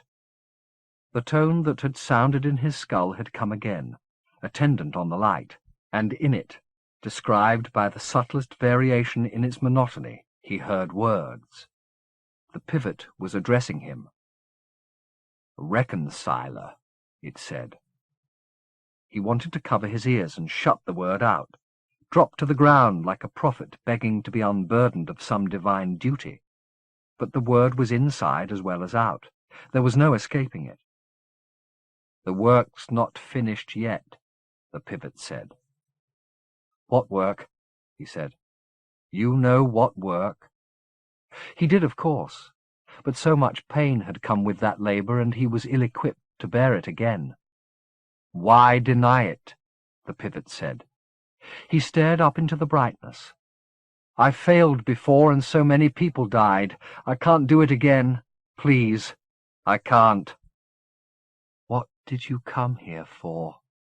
the pivot asked him, its voice so tenuous he had to hold his breath to catch the shape of the words. The question took him back to Taylor's bedside, to that plea for comprehension. "To understand," he said. "To understand what?" "I can't put it into words. It sounds so pitiful." "Say it." "To understand why I was born. Why anybody's born." "You know why you were born." "No, I don't. I wish I did, but I don't." "You're the reconciler of dominions. You're the healer of the Imajica. Hide from that, and you hide from understanding. Maestro, there's a worse anguish than remembering, and another suffers it because you leave your work unfinished. Go back into the fifth dominion and complete what you began. Make the many one. This is the only salvation." The stone sky began to royal again, and the clouds closed over the sun. With the darkness, the cold returned, but he didn't relinquish his place in the pivot's shadow for several seconds, still hoping some crack would open and the god speak a last consoling word, a whisper perhaps, of how this onerous duty might be passed to another soul more readily equipped to accomplish it. But there was nothing. The vision had passed, and all he could do was wrap his arms around his shuddering frame and stumble out to where Sartori stood. The other's cigarette lay smoking at his feet, where it had dropped from his fingers. By the expression on his face, it was apparent that even if he'd not comprehended every detail of the exchange that had just taken place, he had the gist. "The unbeheld speaks," he said, his voice as flat as the gods. "I don't want this," Gentle said. "I don't think this is any place to talk about denying him," Sartori said, giving the pivot a queasy glance.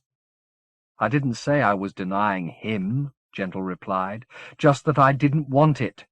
"Still better discussed in private," Sartori whispered, turning to open the door. He didn't lead Gentle back to the mean little room where they'd met, but to a chamber at the other end of the passageway which boasted the only window he'd seen in the vicinity. It was narrow and dirty, but not as dirty as the sky on the other side. Dawn had begun to touch the clouds, but the smoke that still rose in curling columns from the fires below all but cancelled its frail light. "This isn't what I came for," Gentle said as he stared out at the murk. "I wanted answers. You've had 'em. I have to take what's mine, however foul it is. Not yours, ours. The responsibility, the pain," he paused, "and the glory, of course." Gentle glanced at him. "It's mine," he said simply. Sartori shrugged, as though this were of no consequence to him whatsoever. Gentle saw his own wiles working in that simple gesture. How many times had he shrugged in precisely that fashion, raised his eyebrows, pursed his lips, looked away with feigned indifference? He let Sartori believe the bluff was working. "I'm glad you understand," he said. "The burden's mine." "You've failed before, but I came close," Gentle said, feigning access to a memory he didn't yet have in the hope of coaxing an informative rebuttal. "Close isn't good enough," Sartori said. "Close is lethal. A tragedy. Look what it did to you. The great maestro. You crawl back here with half your wits missing." "The pivot trusts me." That struck a tender place. Suddenly Sartori was shouting, "Fuck the pivot! Why should you be the reconciler, huh? Why? 150 years I've ruled the Imajica. I know how to use power. You don't." "Is that what you want?" Gentle said, trailing the bait of that possibility. "You want to be the reconciler in my place?" "I'm better equipped than you," Sartori raged. "All you're good for is sniffing after women." "And what are you? Impotent?" "I know what you're doing. I'd do the same. You're stirring me up so I'll spill my secrets. I don't care. There's nothing you can do I can't do better. You wasted all those years hiding away, but I used them. I turned myself into an empire builder. What did you do?" He didn't wait for an answer. He knew his subject too well. "You've learned nothing. If you began the reconciliation now, you'd make the same mistakes." "And what were they?" "It comes down to one," Sartori said. "Judith. If you hadn't wanted her—" He stopped, studying his other. "You don't even remember that, do you?" "No," Gentle said, "not yet." "Let me tell you, brother," Sartori said, coming face to face with Gentle. "It's a sad story. I don't weep easily. She was the most beautiful woman in England. Some people said in Europe. But she belonged to Joshua Godolphin, and he guarded her like his soul." "They were married?" "No. She was his mistress, but he loved her more than any wife. And of course he knew what you felt. You didn't disguise it, and that made him afraid. Oh, God, was he afraid that sooner or later you were going to seduce her and spirit her away. It'd be easy. You were the maestro, Sartori. You could do anything.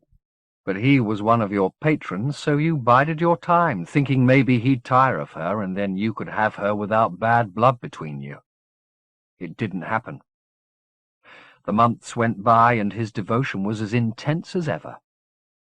You'd never waited this long for a woman before. You started to suffer like a lovesick adolescent. You couldn't sleep. Your heart palpitated at the sound of her voice. This wasn't good for the reconciliation, of course, having the maestro pining away, and Godolphin came to want a solution as badly as you did. So when you found one, he was ready to listen. What was it? That you make another Judith indistinguishable from the first. You had the fates to do it. Then he'd have one, and so would you. Simple. No, not simple. Very difficult. Very dangerous. But those were heady days. Dominions hidden from human eyes since the beginning of time were just a few ceremonies away. Heaven was possible. Creating another Judith seemed like small potatoes. You put it to him, and he agreed. Just like that. You sweetened the pill. You promised him a Judith better than the first, a woman who wouldn't age, wouldn't tire of his company or the company of his sons or the sons of his sons. This Judith would belong to the men of the Godolphin family in perpetuity. She'd be pliant, she'd be modest, she'd be perfect. And what did the original think of this? She didn't know. You drugged her. You took her up to the meditation room in the house in Gamut Street. You lit a blazing fire, stripped her naked, and began the ritual. You anointed her. You laid her in a circle of sand from the margin of the second dominion, the holiest ground in the Imajica. Then you said your prayers, and you waited. He paused, enjoying this telling. It is, let me remind you, a long conjuration. 11 hours at the minimum, watching the doppelganger grow in the circle beside its source. You made sure there was nobody else in the house, of course, not even your precious Mistiff. This was a very secret ritual. So you were alone, and you soon got bored. And when you got bored, you got drunk. So there you were, sitting in the room with her, watching her perfection in the firelight, obsessing on her beauty. And eventually, half out of your mind with brandy, you made the biggest mistake of your life. You tore off your clothes, you stepped into the circle, and you did about everything a man can do to a woman, even though she was comatose, and you were hallucinating with fasting and drink. You didn't fuck her once. You did it over and over, as though you wanted to get up inside her, over and over. Then you fell into a stupor at her side. Gentle began to see the error looming. I fell asleep in the circle, he said. In the circle. And you were the consequence. I was. And let me tell you, it was quite a birth. People say they don't remember the moment they came into the world, but I do. I remember opening my eyes in the circle with her beside me, and these rains of matter coming down on me, congealing around my spirit, becoming bone, becoming flesh. All expression had gone from his face. I remember, he said. At one point she realized she wasn't alone, and she turned and saw me lying beside her. I was unfinished. An anatomy lesson, raw and wet. I've never forgotten the noise she made. I didn't wake up through any of this. You'd crawled away downstairs to douse your head, and you'd fallen asleep. I know, because I found you later on, sprawled on the dining-room table. The conjuration still worked, even though I'd left the circle. You're quite the technician, aren't you? Yes, it still worked. You were an easy subject. It took hours to decode Judith and make her doppelganger, but you were incandescent. The sway read you in minutes and made me in a couple of hours. You knew who you were from the beginning? Oh, yes. I was you, in your lust. I was you, full of drunken visions. I was you, wanting to fuck and conquer and conquer. But I was also you when you'd done your worst, with your balls empty and your head empty, like death had got in, sitting there between her legs, trying to remember what it was you were living for. I was that man too, and it was terrifying to have both those feelings in me at the same time. He paused a moment. It still is, brother. I would have helped you surely if I'd known what I'd done. Or put me out of my misery, Sartori said. Taken me into the garden and shot me like a rabid dog. I didn't know what you'd do. I went downstairs. You were snoring like a trooper. I watched you for a long while, wanting to wake you, wanting to share the terror I felt. But Godolphin arrived before I got up the courage. It was just before dawn. He'd come to take Judith home. I hid myself. I watched Godolphin wake you. I heard you talk together. I saw you climb the stairs like two expectant fathers and go into the meditation room. Then I heard your whoops of celebration, and I knew once and for all that I wasn't an intended child. What did you do? I stole some money and some clothes. Then I made my escape. The fear passed after a time. I began to realize what I was, the knowledge I possessed. And I realized I had this appetite. your appetite. I wanted glory. And this is what you did to get it, Gentle said, turning back to the window. The devastation below was clearer by the minute as the comet's light strengthened. Brave work, brother. This was a great city once, and there'll be others just as great, greater, because this time there'll be 2 of us to build it, and 2 of us to rule. You've got me wrong, Gentle said. I don't want an empire. But it's bound to come, Sartori said, fired up with this vision. You're the reconciler, brother. You're the healer of the Imajica. You know what that could mean for us both? If you reconcile the dominions, there'll have to be one great city, a new Isordarex, to rule it from end to end. I'll found it and administrate it, and you can be Pope. I don't want to be Pope. What do you want, then? Pyopar, for one, and some sense of what all this means. Being born to be the reconciler is enough meaning for anyone. It's all the purpose you need. Don't run from it. And what were you born to do? You can't build cities forever. He glanced out at the desolation. Is that why you've destroyed it? He said. So you can start again. I didn't destroy it. There was a revolution, which you fueled with your massacres, Gentle said. I was in a little village called Beatrix a few weeks ago. Ah, yes, Beatrix. Sartori drew a heavy breath. It was you, of course. I knew somebody was watching me, but I didn't know who. The frustration made me cruel, I'm afraid. You call that cruel? I call it inhuman. It may take you a little time to understand, but every now and again such extremes are necessary. I knew some of those people. You won't ever have to dirty your hands with that kind of unpleasantness. I'll do whatever's necessary. So will I, said Gentle. Sartori frowned. Is that a threat? He said. This began with me, and it'll end with me.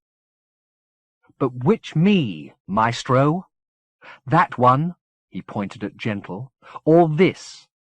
Don't you see we weren't meant to be enemies? We can achieve so much more if we work together. He put his hand on Gentle's shoulder. We were meant to meet this way. That's why the pivot kept silent all these years. It was waiting for you to come and us to be reunited. His face slackened. Don't be my enemy, he said. The thought of... A cry of alarm from outside the room cut him short. He turned from Gentle and started towards the door as a soldier appeared in the passageway beyond, his throat opened, his hand ineptly staunching the spurts. He stumbled and fell against the wall, sliding to the ground. The mob must be here, Sartori remarked with a hint of satisfaction. It's time to make your decision, brother. Do we go on from here together, or shall I rule the fifth alone?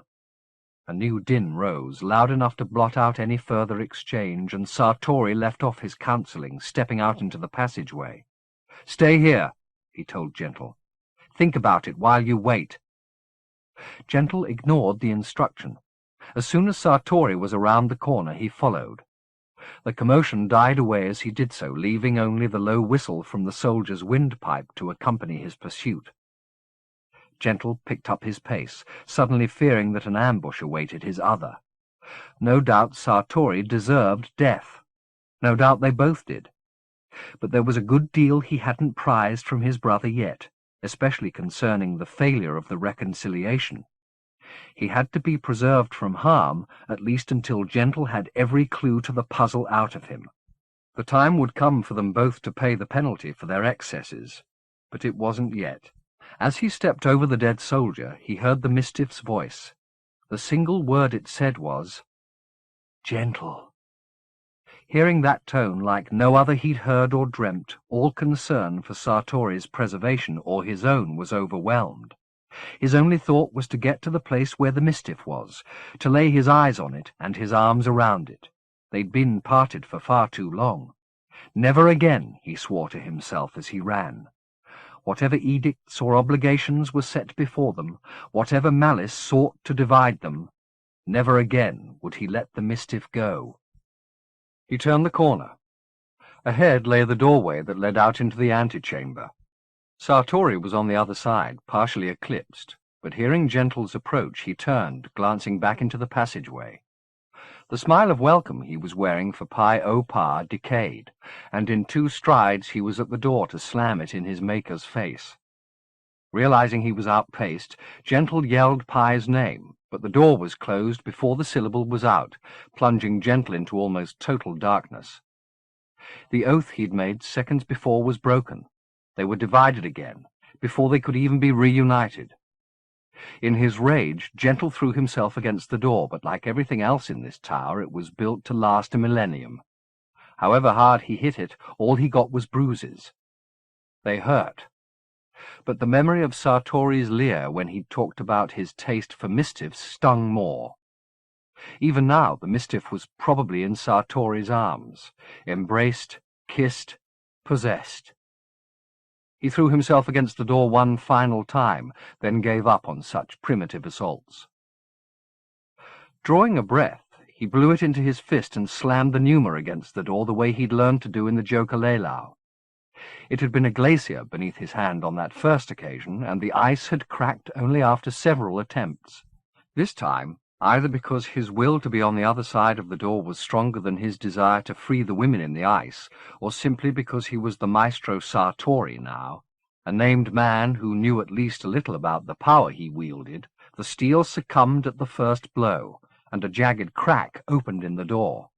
He heard Sartori shouting on the other side, but he didn't waste time trying to make sense of it.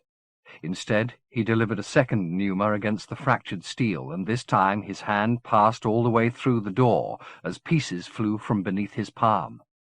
He put his fist to his mouth a third time, smelling his own blood as he did so. But whatever harm this was doing him, it had not yet registered as pain. He caught a third breath and delivered it against the door with a yell that wouldn't have shamed a samurai. The hinges shrieked, and the door flew open. He was through it before it had struck the floor, only to find the antechamber beyond deserted, at least by the living. 3 corpses, companions to the soldier who'd raised the alarm, lay sprawled on the floor, all opened with single slashes. He leapt over them to the door, his broken hand adding its drops to the pools he trod. The corridor beyond was rank with smoke, as though something half-rotted was burning in the bowels of the palace. But through the murk, 50 yards from him, he saw Sartori and Pi O Pa. Whatever fiction Sartori had invented to dissuade the Mistiff from completing its mission, it had proved potent. They were racing from the tower without so much as a backward glance, like lovers just escaped from death's door. Gentle drew breath, not to issue a pneuma this time, but a call. He shouted Pi's name down the passageway, the smoke dividing as his summons went, as though the syllables from a maestro's mouth had a literal presence. Pi stopped and looked back. Sartori took hold of the Mistiff's arm as if to hurry it on, but Pi's eyes had already found Gentle, and it refused to be ushered away. Instead, it shrugged off Sartori's hold and took a step in Gentle's direction. The curtain of smoke, divided by his cry, had come together again and made a blur of the Mistiff's face, but Gentle read its confusion from its body. It seemed not to know whether to advance or retreat. "It's me!" Gentle called.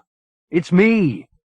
He saw Sartori at the Mistiff's shoulder, and caught fragments of the warnings he was whispering, something about the pivot having hold of their heads. "I'm not an illusion, Pi," Gentle said as he advanced. "This is me. Gentle. I'm real."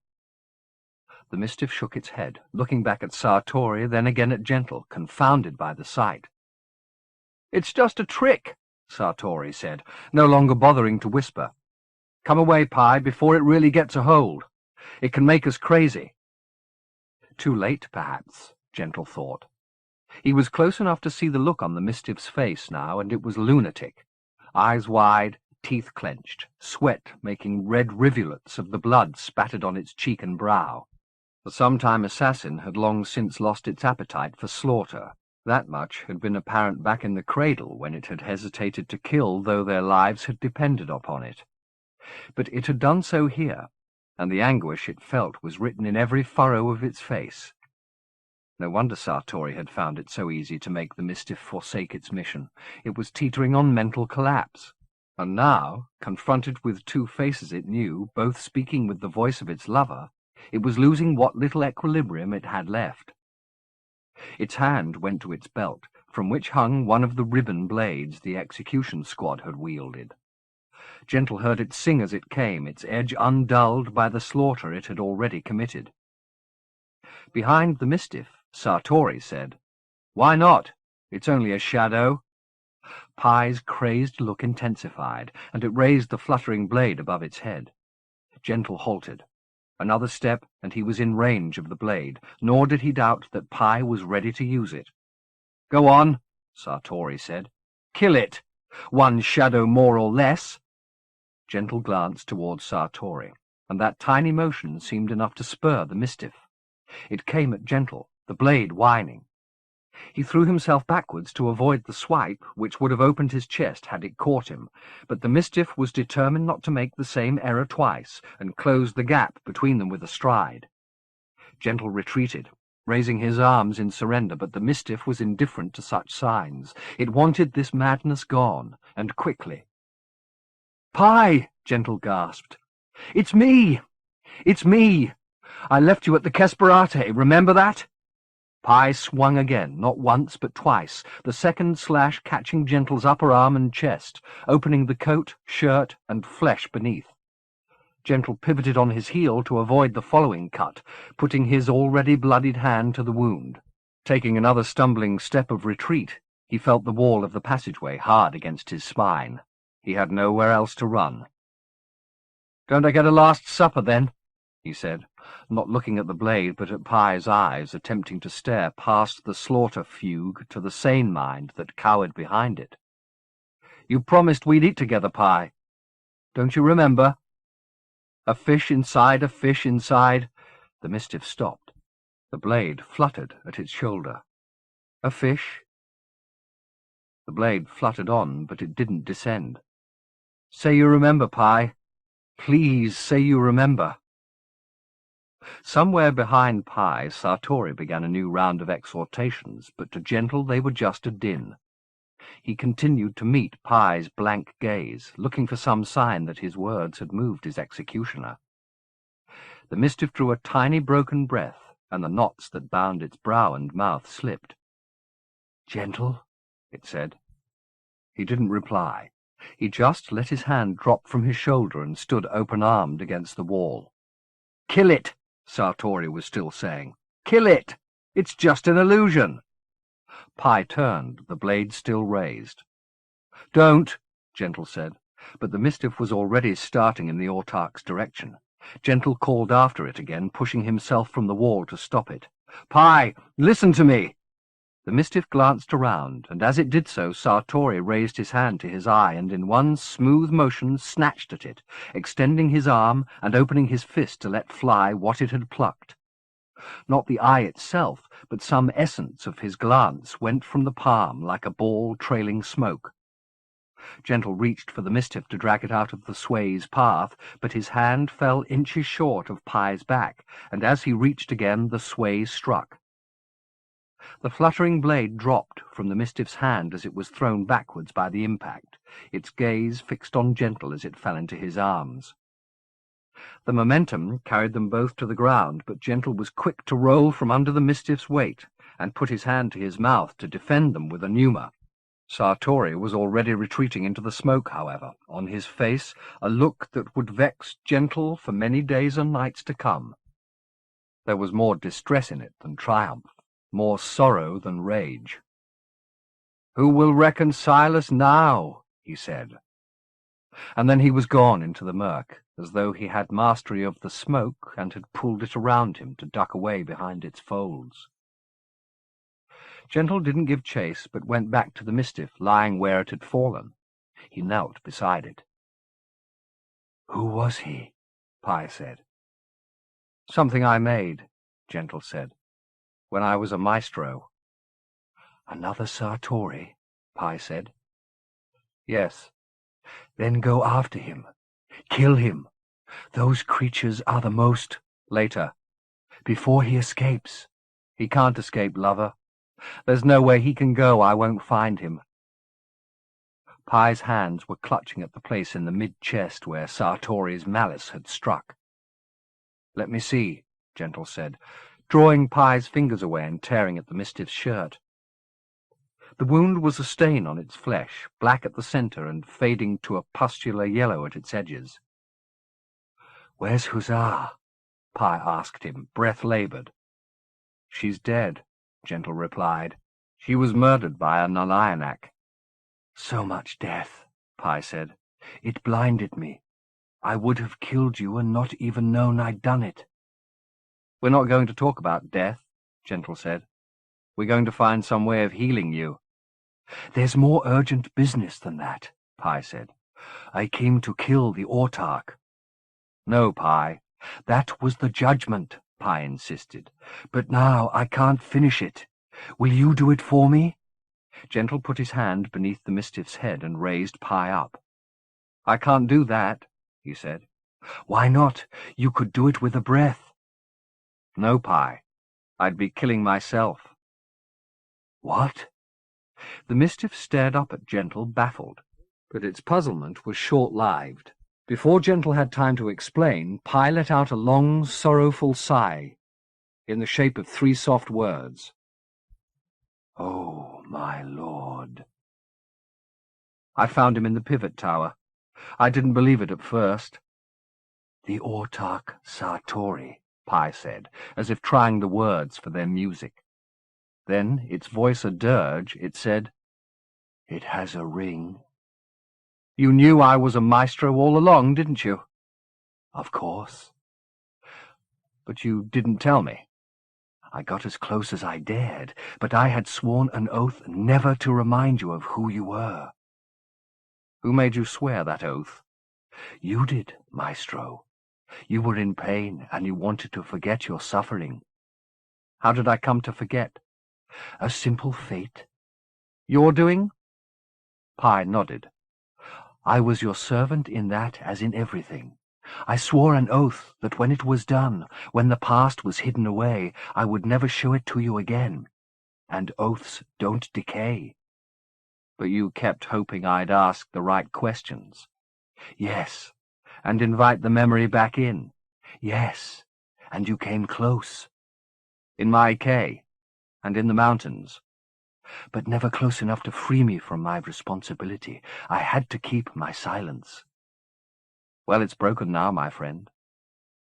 "When you're healed—" "No, maestro," Pye said. "A wound like this can't be healed." "It can and will," Gentle said, not willing to countenance the thought of failure. He remembered Nicaea Tomas's talk of the Dirtha's encampment on the margin of the Second and First Dominions, where she'd said Estabrook had been taken. Miracles of healing were possible there, she'd boasted. "We're going to make quite a journey, my friend," he said, starting to lift the Mistiff up. "Why break your back?" it said to him. "Let's say our farewells here." "I'm not saying goodbye to you here or anywhere," Gentle said. "Now, put your arms around me, lover. We've got a long way to go together yet." Chapter 39. 1. The comet's ascent into the heavens above Isordarex, and the light it shed upon the city's streets, didn't shame the atrocities there into hiding or cessation. Quite the other way around. The city was ruled by ruin now, and its court was everywhere, celebrating the enthronement, parading its emblems, the luckiest already dead, and rehearsing its rites in preparation for a long and inglorious reign. Children wore ash today, and carried their parents' heads like censers still smoking from the fires where they'd been found. Dogs had the freedom of the city and devoured their masters without fear of punishment. The carrion birds Sartori had once tempted off the desert winds to feed on bad meat were gathered on the streets in garrulous hordes to dine on the men and women who'd gossiped there the day before. There were those survivors, of course, who clung to the dream of order and banded together to do what they could under the new regime, digging through the rubble in the hope of finding survivors, dousing fires in buildings that were whole enough to save, giving succour to the grieving and quick dispatch for those too wounded to bear another breath. But they were easily outnumbered by the souls whose faith in sanity had been shattered and met the comet's eye with dissolution in their hearts.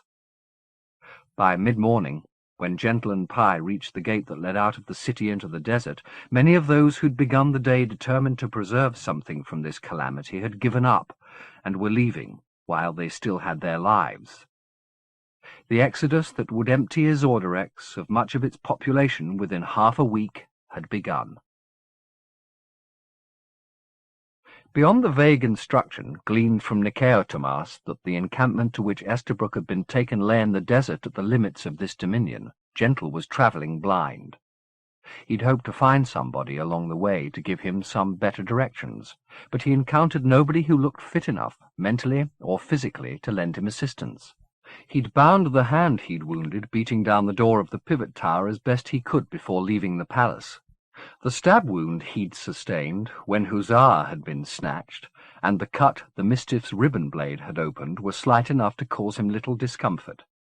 His body, possessed of a maestro's resilience, had survived 3 times the natural human span without significant deterioration, and it was quick to begin the process of mending itself now.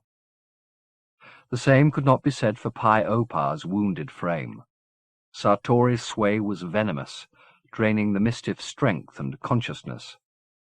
By the time Gentle left the city, the Mistiff was barely able to move its legs, obliging Gentle to half hoist it up beside him. He only hoped they found some means of transport before too long, or this journey would be over before it was begun. There was little chance of hitching a ride with any of their fellow refugees. Most were on foot, and those who had transport, carts, cars, runty mules, were already laden with passengers. Several overburdened vehicles had given up the ghost within sight of the city gates, and those who'd paid for their ride were arguing on the roadside. But most of the travellers went on their way with an eerie hush, barely raising their eyes from the road a few feet in front of them, at least until they reached the spot where that road divided. Here a bottleneck had been created, as people milled around, deciding on which of the 3 routes available to them they were going to take. Straight ahead, though a considerable distance from the crossroads, lay a mountain range as impressive as the Joker-Leilau. The road to the left led off into greener terrain, and, not surprisingly perhaps, this was the most favoured way. The least favoured, and for Gentle's purposes the most promising, was the road that lay to the right. It was dusty and badly laid, the terrain it wound through the least lush and therefore the most likely to deteriorate into desert. But he knew from his months in the Dominions that the terrain could change considerably within the space of a few miles, and that perhaps out of sight along this road lay verdant pastures, while the track behind him could just as easily lead into a wilderness. While he was standing in the mill of travellers debating with himself, he heard a high-pitched voice, and, peering through the dust, caught sight of a small fellow, young, spectacled, bare-chested, and bald, making his way towards him, arms raised. "Mr. Zacharias! Mr. Zacharias!" He knew the face, but from precisely where he couldn't recall, nor could he put a name to it. But the man, perhaps used to being only half remembered, was quick to supply the information. "Flucus Dardo," he said. "You remember?" Now he did. This was Nicaeotomas's comrade-in-arms. Flucus snatched off his glasses and peered at Pye. "Your lady friend looks sick," he said. "It's not a she, it's a Mistiff." "Sorry, sorry," Flucus said, slipping his spectacles back on and blinking violently. "My error. Sex was never my strong point. Is it very sick?" "I'm afraid so." "Is Nikai with you?" Flucus said, peering around. "Don't tell me she's gone on ahead. I told her I was going to wait for her here if we got separated." "She won't be coming, Flucus," Gentle said. "Why in the high-o not?" "I'm afraid she's dead." Dardo's nervous ticks and blinks ceased on the instant.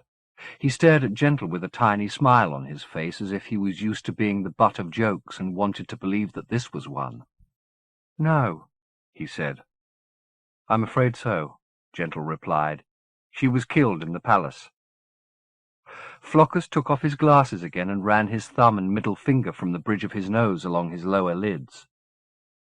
"That's grim," he said. "She was a very brave woman." "She was that. And she put up a very spirited defence. But we were outnumbered." "How did you escape?" Fluckus asked, the inquiry innocent of accusation. "That's a very long story," Gentle said, "and I don't think I'm quite ready to tell it yet." "Which way are you heading?" Dardo said. "Nakai Tomas told me you Dirthas have an encampment of some kind at the margin of the First. Is that right?" "Indeed we do." "Then that's where I'm going.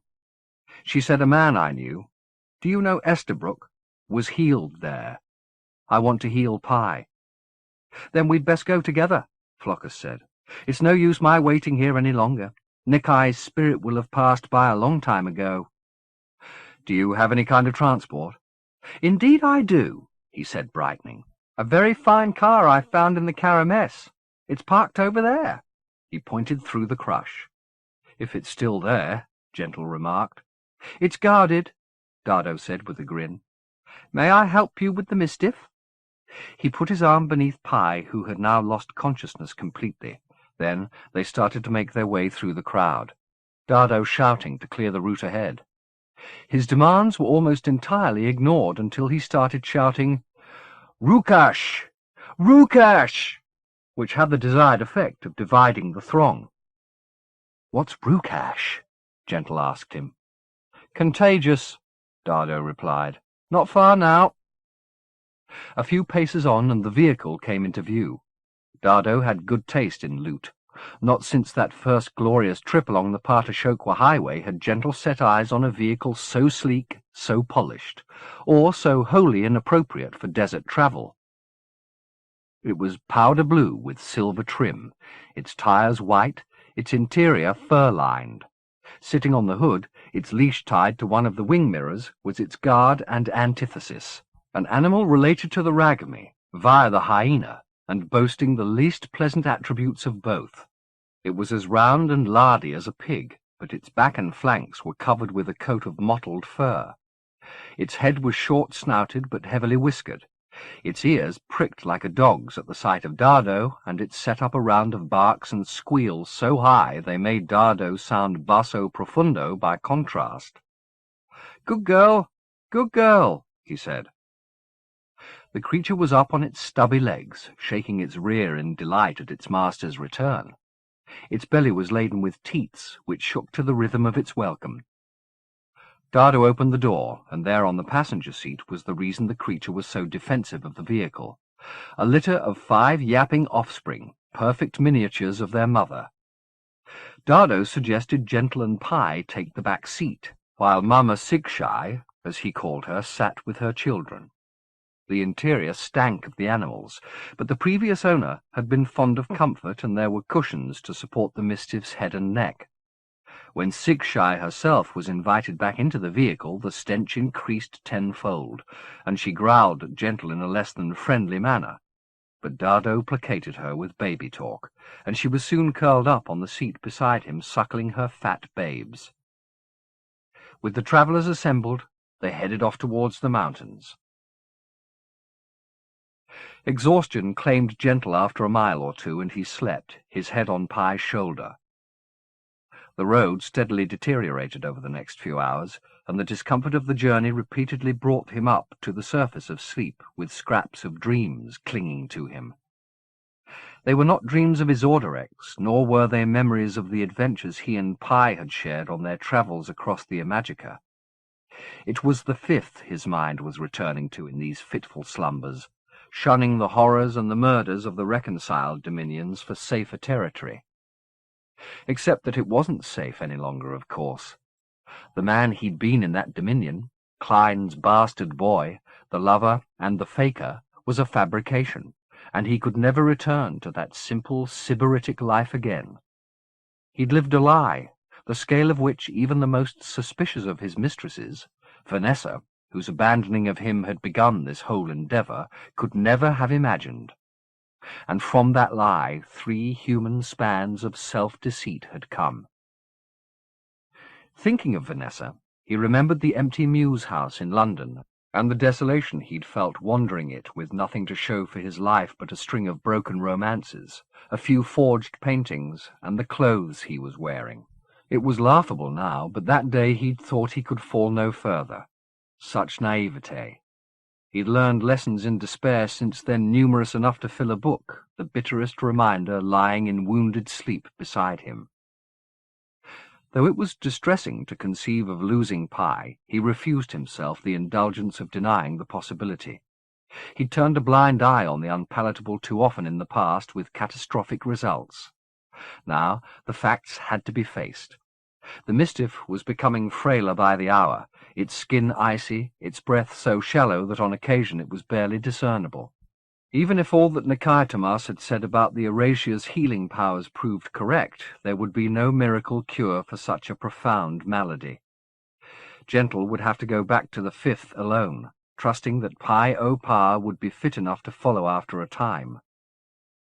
The longer he delayed that return, the less opportunity he'd have to muster assistance in the war against Sartori.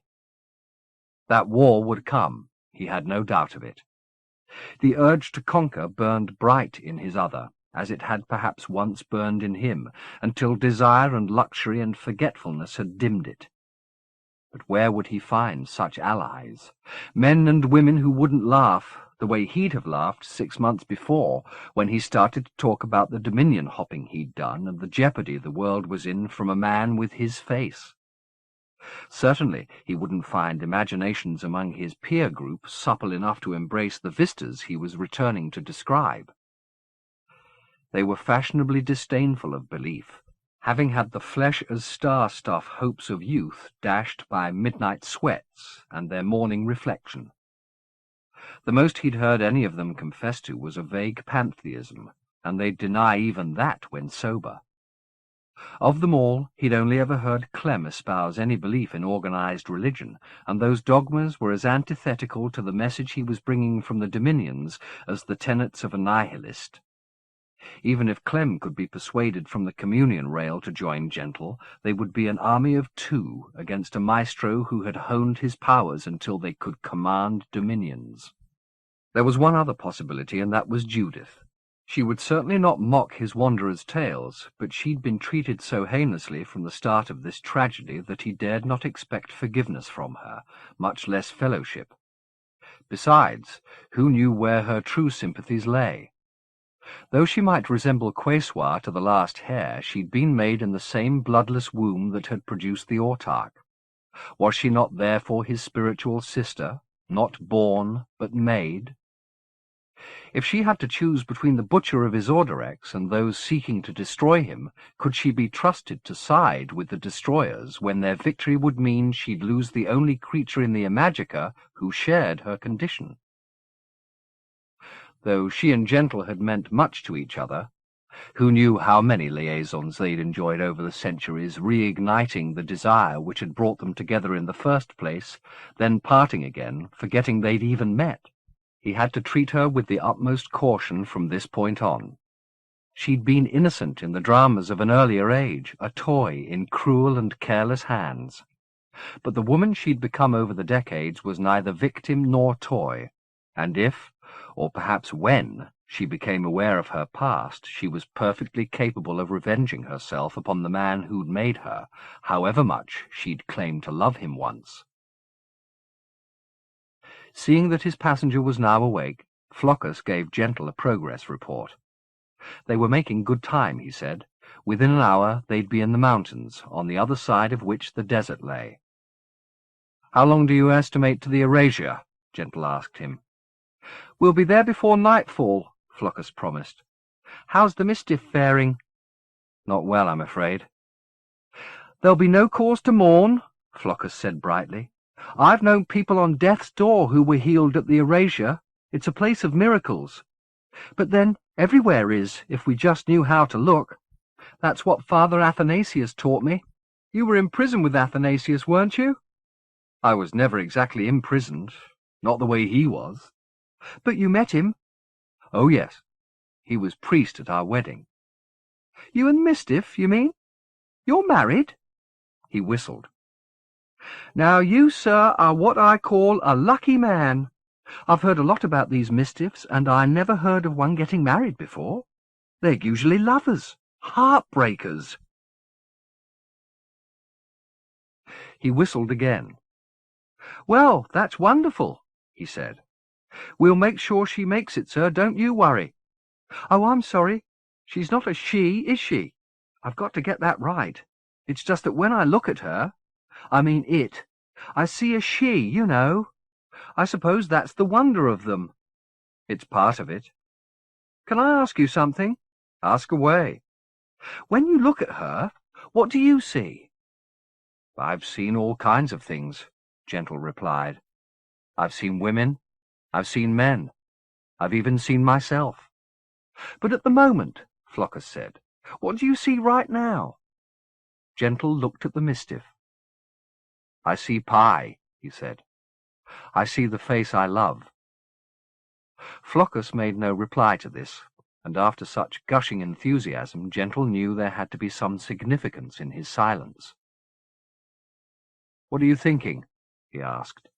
Do you really want to know? I do. We're friends, aren't we? At least getting that way. Tell me. I was thinking it's not good you care too much about the way she looks. The Erasures no place to be in love with things as they are. People heal there, but they also change, you understand? He took both hands off the wheel to make cupped palms like scales.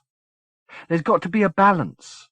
Something given, something taken away. What kind of changes? Gentle said.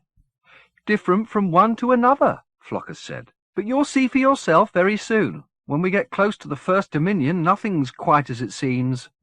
Isn't that true of everything? Gentle said. The more I live, the less I seem to be certain about. Flockus's hands were back on the wheel, his burst of sunny talk suddenly overcast. I don't think Father Athanasius ever talked about that, he said. Maybe he did. I don't remember everything he said.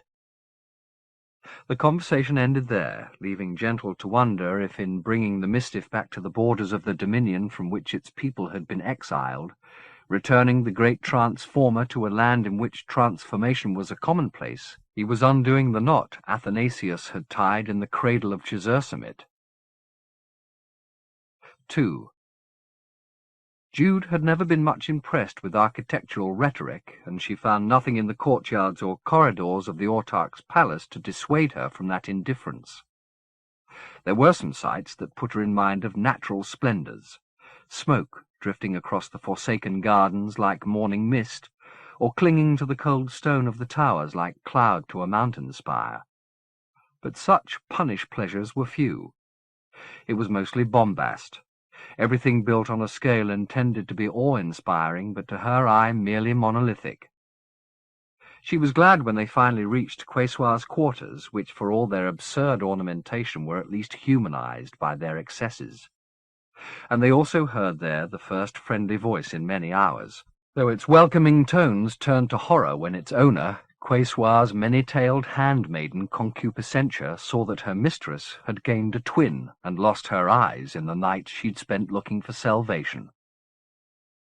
Only after a good deal of lamentation could she be persuaded to tend to Quesoir, which she did with trembling hands. The comet was by now making its steep ascent, and from Quesoir's window Jude had a panoramic view of the desolation. She'd heard and seen enough in her short time here to realize that Isorderex had been ripe for the calamity that had overtaken it, and some in this city, perhaps many, had fanned the fire that had destroyed the Kesperates, calling it a just and cleansing flame. Even Peccable, who hadn't got an anarchist bone in his body, had intimated that Isorderex's time had come. But Jude still mourned its passing. This was the city she'd begged Oscar to show her, whose air had smelled so temptingly spicy, and whose warmth, issuing from the retreat that day, had seemed paradisiacal. Now she would return to the fifth dominion with its ash on her soles and its smuts in her nose, like a tourist back from Venice with pictures of bubbles in a lagoon. "I'm so tired," Quesoir said. "Will you mind if I sleep?" "Of course not," Jude said. "Is Sydax's blood still on the bed?" she asked Concupiscentia. "It is, ma'am." "Then I won't lie there, I think." She put out her arm. "Lead me to the little blue room. I'll sleep there. Judith, you should sleep too. Bathe and sleep. We've got so much to plan together." "We do?" "Oh, yes, sister," Quesoir said. "But later." She let Concupiscentia lead her away, leaving Jude to wander through the chambers which Quesoir had occupied all her years of power. There was indeed a little blood on the sheets, but the bed looked tempting nevertheless, the scent of it dizzyingly strong. She refused its lush blandishments, however, and moved in search of a bathroom, anticipating another chamber of Baroque excess. In fact, it proved to be the only room in the suite that came within shouting distance of restraint, and she happily lingered there, running a hot bath and soaking some of the ashes out of her body, while contemplating her misty reflection in its black tiles. When she emerged, her skin tingling, the clothes she'd sloughed off, which were filthy and stinking, revolted her. She left them on the floor and, instead, putting on the most subdued of the robes that lay scattered around the bedroom, took to the scented sheets. A man had been killed here only a few hours before, but that thought, which would once have driven her from the room, much less the bed, concerned her not at all. She didn't discount the possibility that this disinterest in the bed's sordid past was in part the influence of the scents off the pillow she'd laid her head upon. They conspired with fatigue, and with the heat of the bath from which she'd risen, to induce a languor she couldn't have resisted had her life depended upon it. The tension went from her sinews and joints. Her belly gave up its jitters. Closing her eyes, she let her sister's bed lull her into dreaming.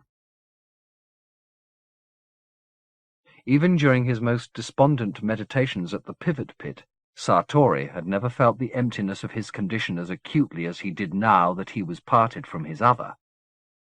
Meeting Gentle in the tower and witnessing the pivot's call to reconciliation, he'd sensed new possibilities in the air, a marriage of self and self which would heal him into wholeness.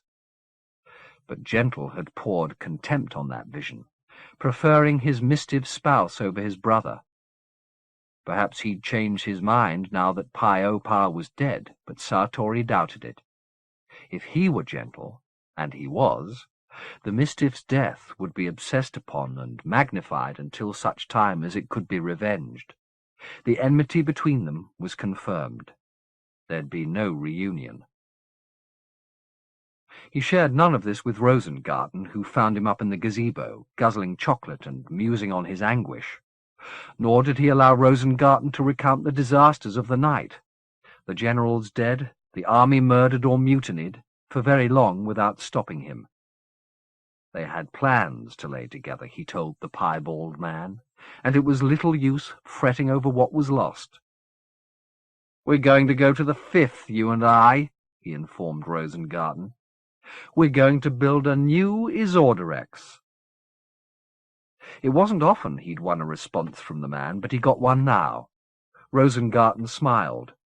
"The Fifth?" he said. "I knew it many years ago, of course, but by all accounts it's naked now. The maestros I knew are dead. Their wisdoms are dishonoured. The place is defenceless. We'll take them with such sways they won't even know they've given up their dominion until the new Isorderex is in their hearts and inviolate." Rosengarten made a murmur of approval. "Make any farewells you have to make," Sartori said, "and I'll make mine." "We're going now?"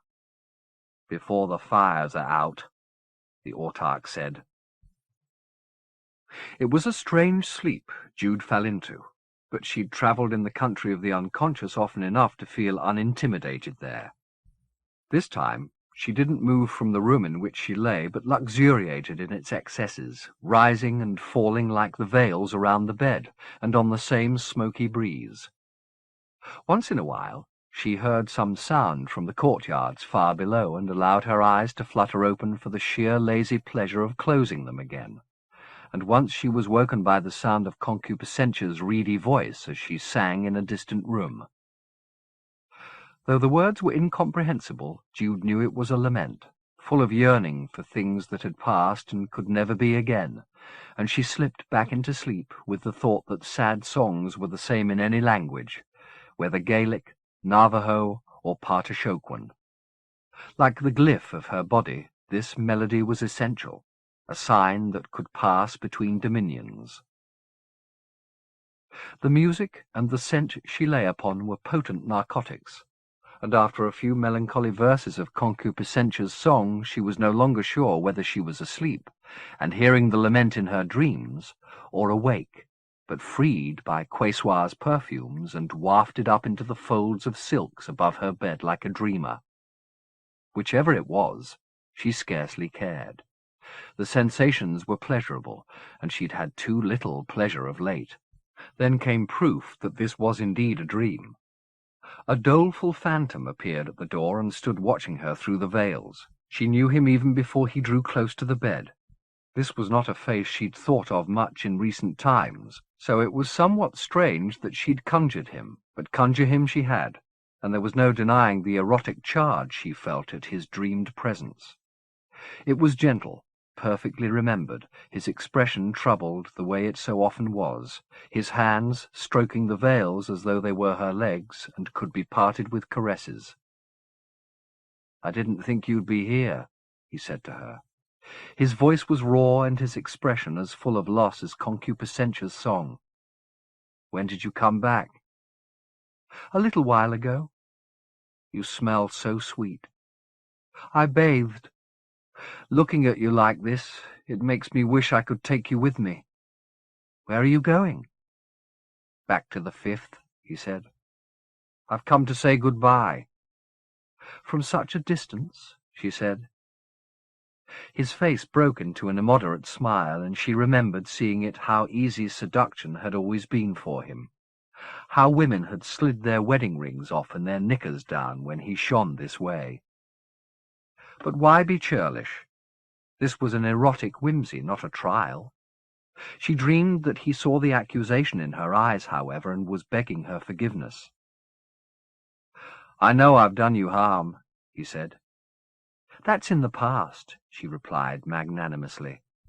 "Looking at you now—" "Don't be sentimental," she said. "I don't want sentiment. I want you here." Opening her legs, she let him see the niche she had for him. He didn't hesitate any longer, but pulled the veil aside and climbed onto the bed, wrenching the robe from her shoulders as he put his mouth against hers. For some reason, she'd conjured him tasting of chocolate. Another oddity, but not one that spoiled his kisses. She tugged at his clothes, but they were a dream invention. The dark blue fabric of his shirt, its laces and buttons in fetishistic profusion covered in tiny scales, as though a family of lizards had shed their skins to clothe him. She was tender from the bath, and when he let his weight descend on her and began to work his body against hers, the scales pricked her stomach and breasts in the most arousing way. She wrapped her legs around him, and he acceded to her capture, his kisses becoming fiercer by the moment. "The things we've done," he murmured, as she kissed his face. "The things we've done."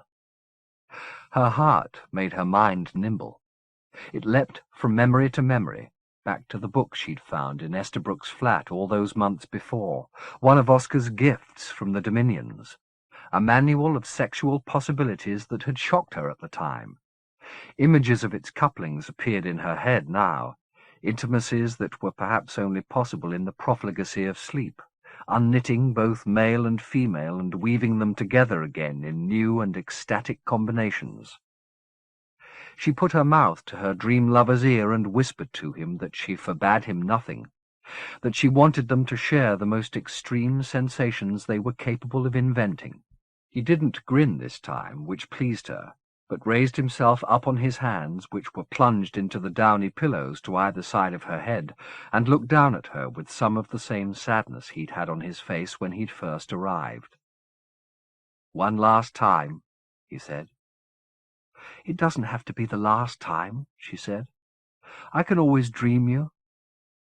"And me you," he said, with the greatest fondness and courtesy.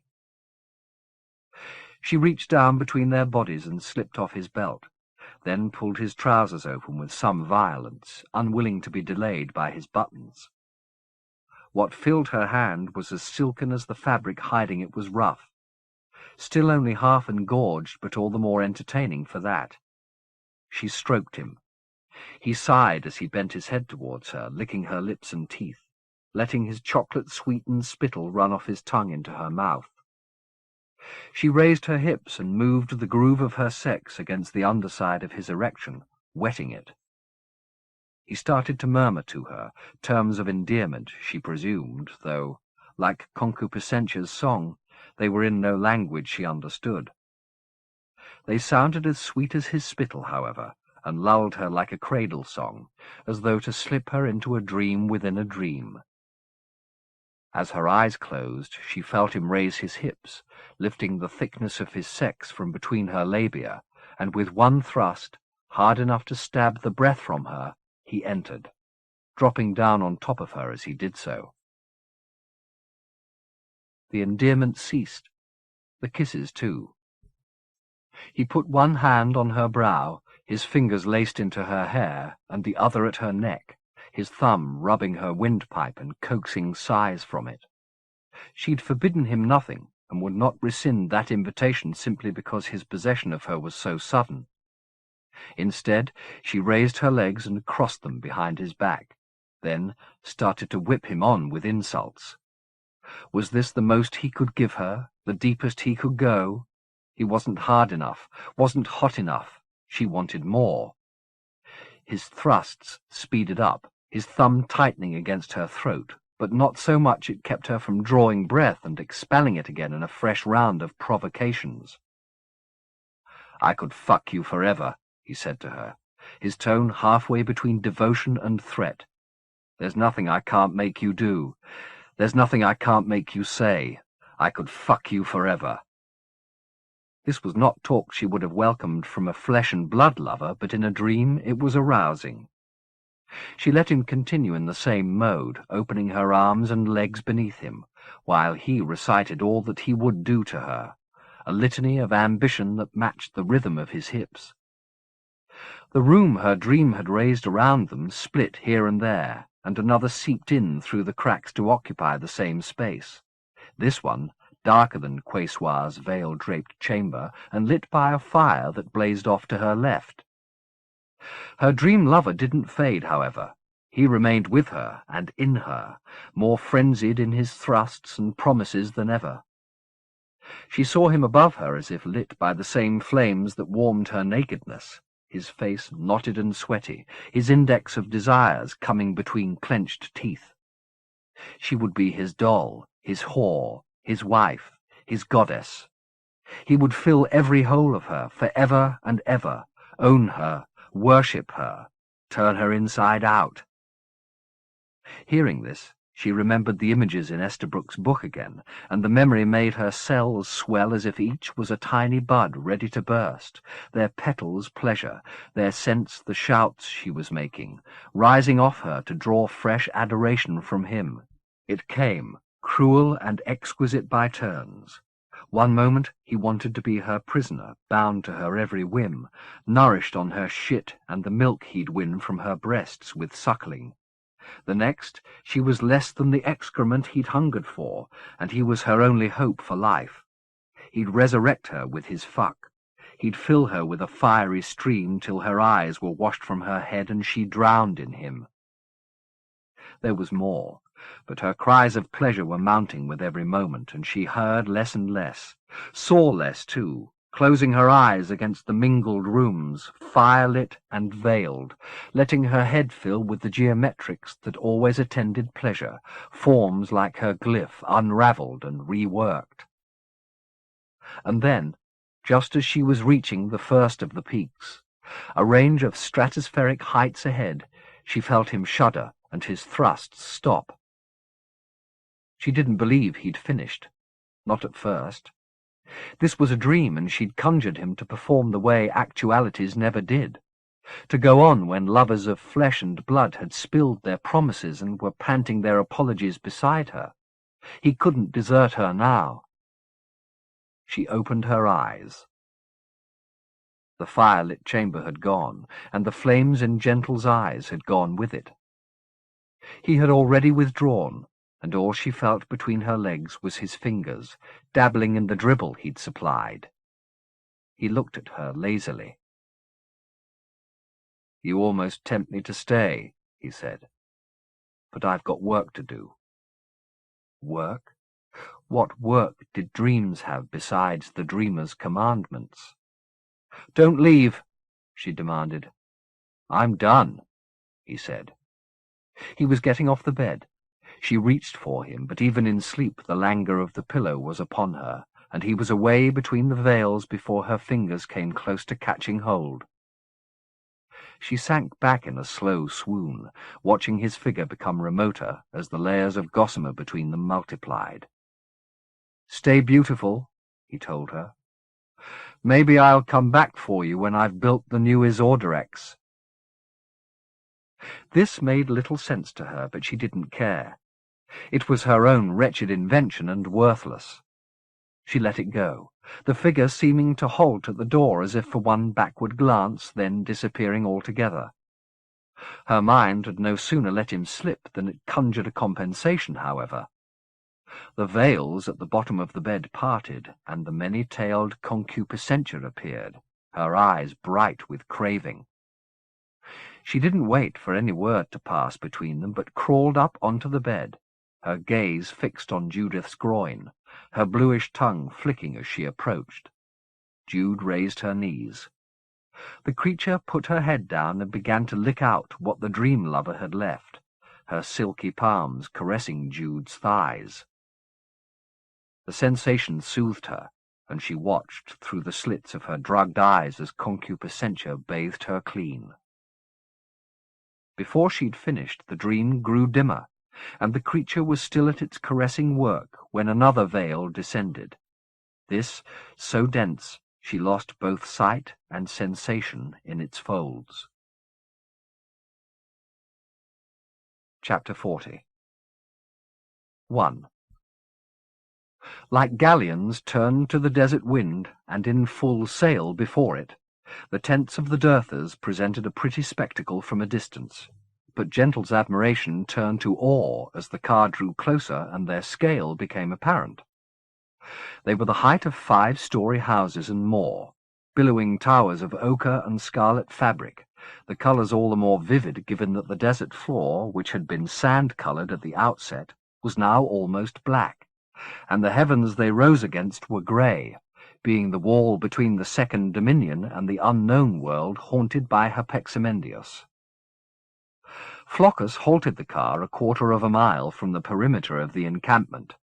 "I should go ahead," he said, "and explain who we are and what we're doing here." "Make it quick," Gentle told him. Floucus was away like a gazelle, over ground that was no longer sand, but a flinty carpet of stone shards, like the clippings from some stupendous sculpture. Gentle looked at the Mistiff, lying in his arms as if in a charmed sleep, its brow innocent of frowns. He stroked its cold cheek. How many friends and loved ones must he have seen pass away in the 2 centuries and more of his life on earth? Though he'd wiped those griefs from his conscious mind, could he doubt they'd made their mark, fueling his terror of sickness and hardening his heart over the years? Perhaps he'd always been a philanderer and a plagiarist, a master of counterfeited emotion, but was that so surprising in a man who knew in his gut that the drama, however soul-searing, was cyclic? The faces changed and changed, but the story remained essentially the same. As Klein had been fond of pointing out, there was no such thing as originality. It had all been said before, suffered before. If a man knew that, was it any wonder love became mechanical and death just a scene to be shunned? There was no absolute knowledge to be gained from either. Just another ride on the merry-go-round, another blurred scene of faces smiling and faces grieved. But his feelings for the Mistiff had been no sham, and with good reason. In Pye's self-denials, "I'm nothing and nobody," it had said at the beginning, he'd heard an echo of the anguish he himself felt, and in Pye's gaze, so heavy with the freight of years, seen a comrade's soul who understood the nameless pain he carried. It had stripped him of his shams and chicanery and given him a taste of the maestro he'd been and might be again. There was good to be done with such power, he now knew. Breaches to be healed, rights to be restored, nations to be roused, and hopes reawakened. He needed his inspiration beside him if he was to be a great reconciler. "I love you, Pye-o-Pa," he murmured. "Gentle," the voice was Floccus's, calling him from outside the window. "I've seen Athanasius. He says we're to come straight in." "Good, good." Gentle threw open the door. "Do you want help?" "No, I'll carry Pye." He got out, then reached back into the car and picked up the Mistiff. "Gentle, you do understand that this is a sacred place," Floccus said, as he led the way towards the tents. "No singing, dancing, or farting, huh? Don't look so pained, Floccus. I understand." As they approached, Gentle realized that what he'd taken to be an encampment of closely gathered tents was in fact a continuum, the various pavilions with their swooping roofs joined by smaller tents to form a single golden beast of wind and canvas. Inside its body, the gusts kept everything in motion. Tremors moved through even the most tautly erected walls, and in the heights of the roof swaths of fabric whirled like the skirts of dervishes, giving off a constant sigh. There were people up among the folds, some walking on webs of rope, as if they were solid-board, others sitting in front of immense windows opened in the roof, their faces turned to the wall of the first world as though they anticipated a summons out of that place at any moment.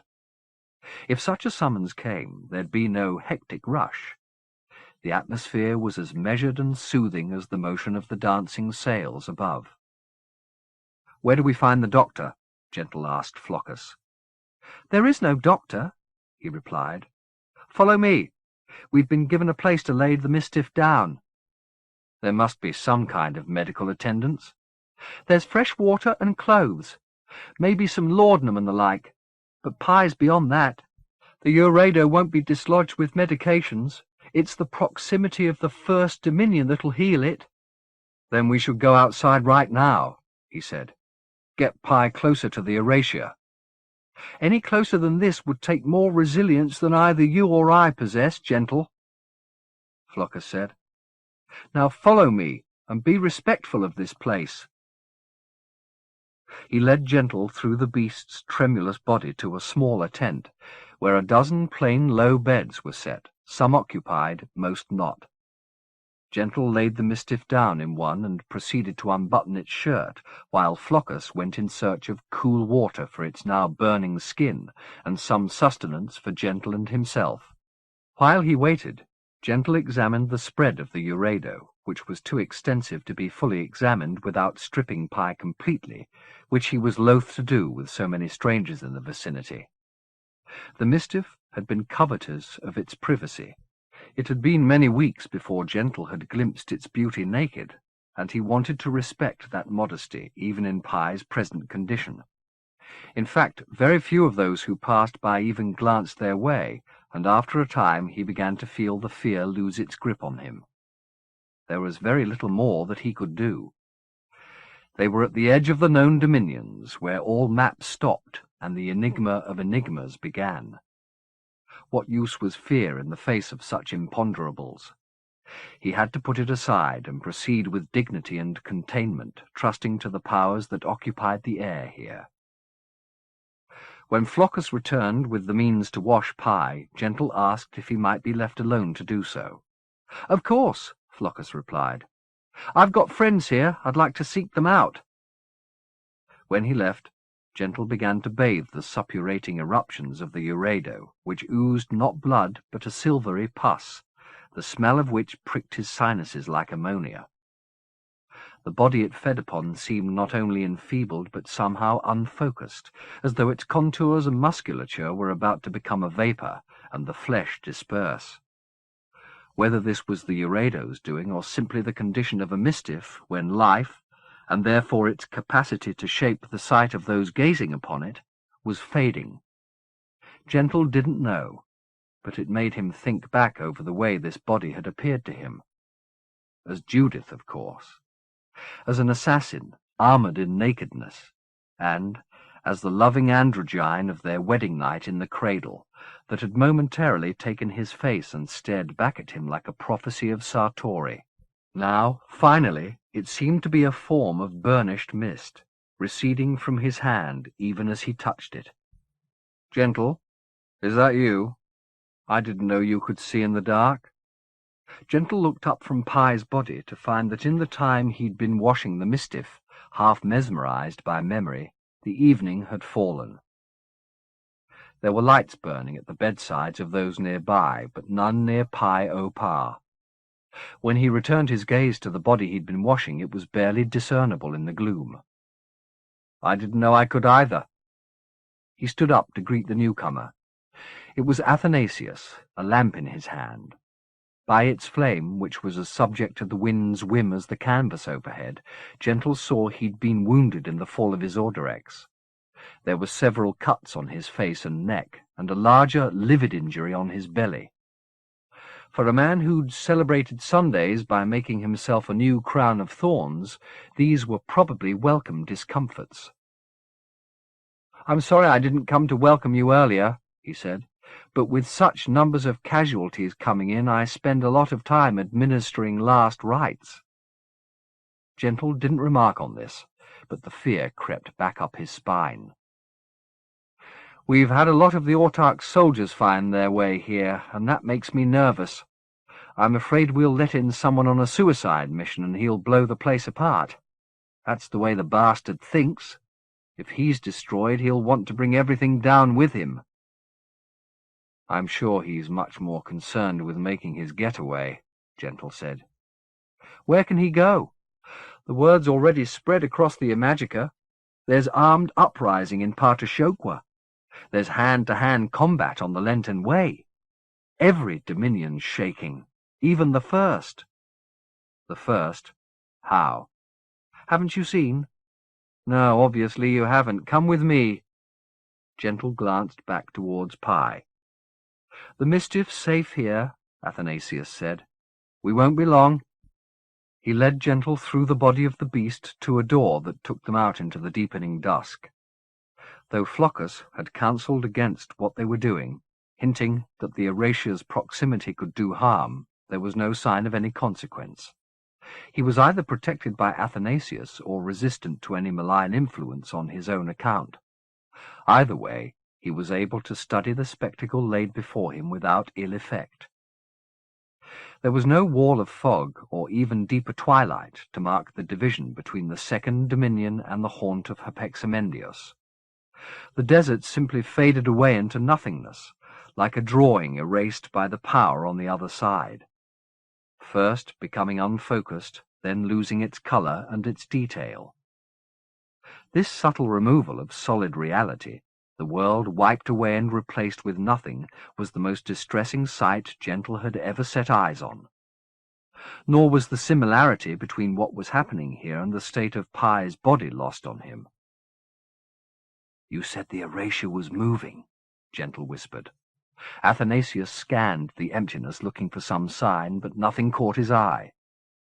"It's not constant," he said, "but every now and then ripples appear in it." "Is that rare?"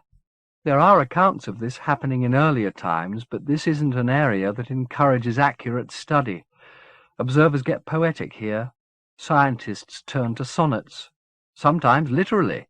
He laughed.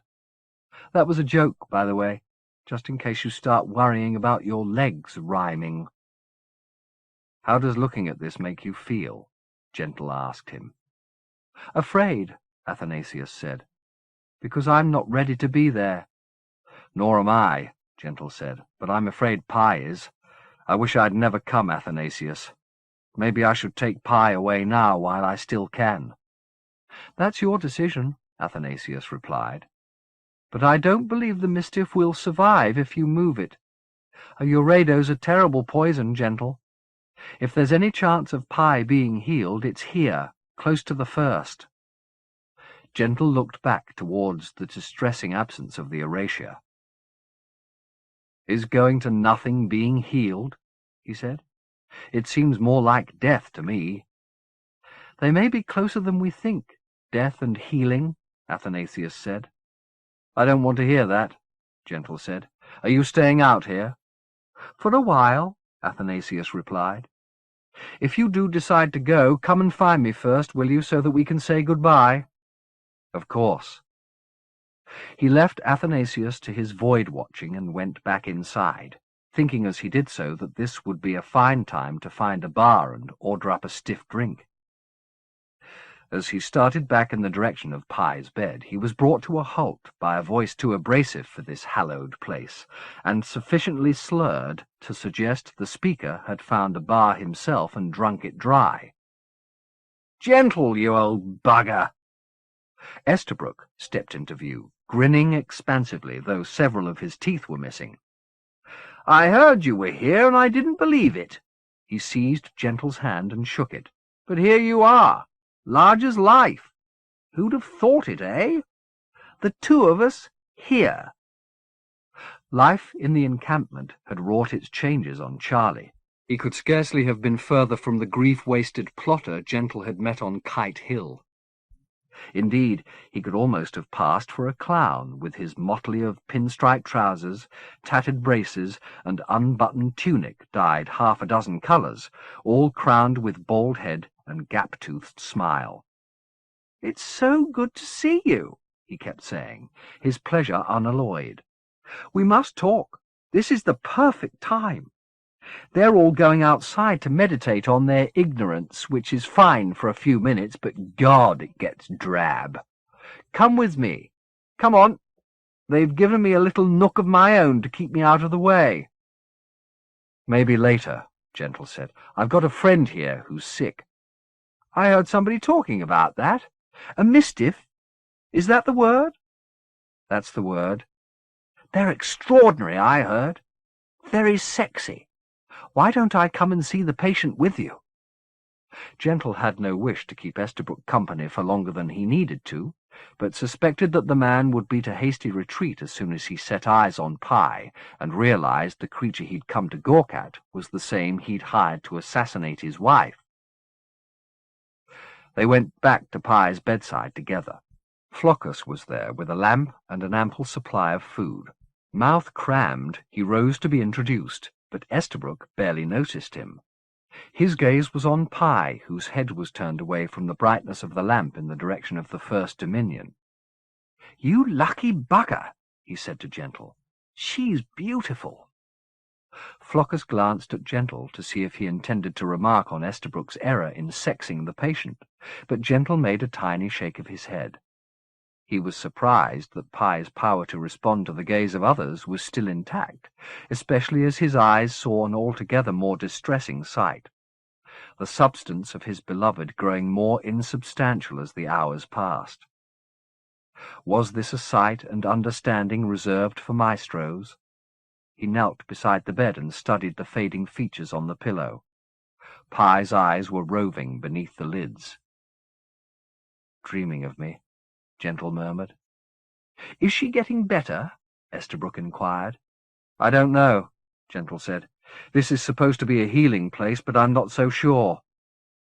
"I really think we should talk," Estabrook said, with the strained nonchalance of a man who'd had something vital to impart, but was not able to do so in present company.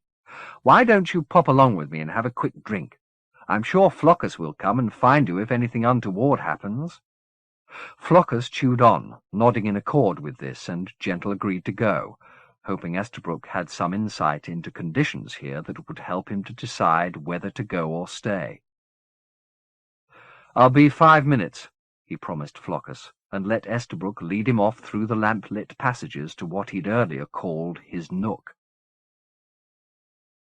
It was off the beaten track somewhat, a little canvas room he'd made his own with what few possessions he'd brought from Earth. A shirt, its bloodstains now brown, hung above the bed like the tattered standard from some noteworthy battle. On the table beside the bed his wallet, his comb, a box of matches, and a roll of mints had been arranged along several symmetrical columns of change into an altar to the spirit of the pocket. "It's not much," Estabrook said, "but it's home." "Are you a prisoner here?" Gentle said as he sat in the plain chair at the bottom of the bed. "Not at all," Estabrook said. He brought a small bottle of liquor out from under the pillow. Gentle recognized it from the hours he and Hussar had lingered in the café in the Oak to noon. It was the fermented sap of a swamp flower from the Third Dominion. Clupo. Estabrook took a swig from the bottle, reminding Gentle of how he'd supped brandy from a flask on Kite Hill.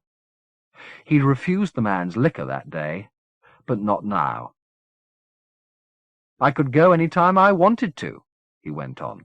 "But I think to myself, where would you go, Charlie, and where would I go? Back to the Fifth? In God's name, why? Don't you miss it, even a little?" "A little, maybe. Once in a while I get maudlin, I suppose, and then I get drunker, and I have dreams." "Of what?" "Mostly childhood things, you know. Odd little details that wouldn't mean a damn thing to anyone else." He reclaimed the bottle and drank again. "But you can't have the past back, so what's the use of breaking your heart? When things are gone, they're gone." Gentle made a non-committal noise. "You don't agree?" "Not necessarily." "Name one thing that stays." "I don't—" "No, go on. Name one thing." "Love." "Ha! Well, that certainly brings us full circle, doesn't it? Love. You know, I'd have agreed with you half a year ago. I can't deny that. I couldn't conceive of ever being out of love with Judith. But I am. When I think back to the way I felt about her, it seems ludicrous. Now, of course, it's Oscar's turn to be obsessed by her. First you, then me, then Oscar. But he won't survive long." "What makes you say that?" "He's got his fingers in too many pies. It'll end in tears, you see if it doesn't. You know about the tabula rasa, I suppose?" "No." "Why should you?" Estabrook replied. "You were dragged into this, weren't you?" "I feel guilty about that, I really do. Not that my feeling guilty is going to do either of us much good, but I want you to know I never understood the ramifications of what I was doing. If I had, I swear I'd have left Judith alone." "I don't think either of us would have been capable of that," Gentle remarked. "Leaving her alone? No, I don't suppose we would. Our paths were already beaten for us, eh? I'm not saying I'm a total innocent, mind you, I'm not. I've done some pretty wretched things in my time, things I squirm to think about. But compared with the tabula rasa, or a mad bastard like Sartori, I'm not so bad. And when I look out every morning into God's nowhere— is that what they call it? Oh, hell no. They're much more reverential. That's my little nickname. But when I look out at it, I think, well, it's going to take us all one of these days, whoever we are. Mad bastards, lovers, drunkards, it's not going to pick and choose. We'll all go to nothing sooner or later. And you know, maybe it's my age, but that doesn't worry me any longer. We all have our time, and when it's over, it's over."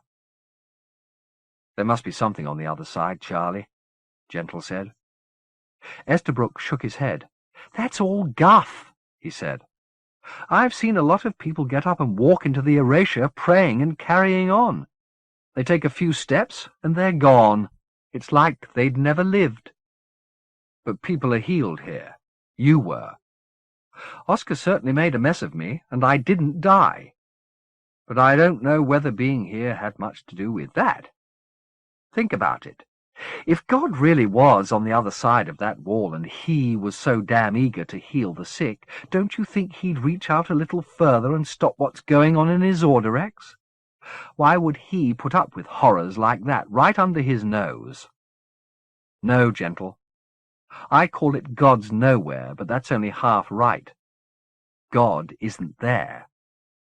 Maybe he was once.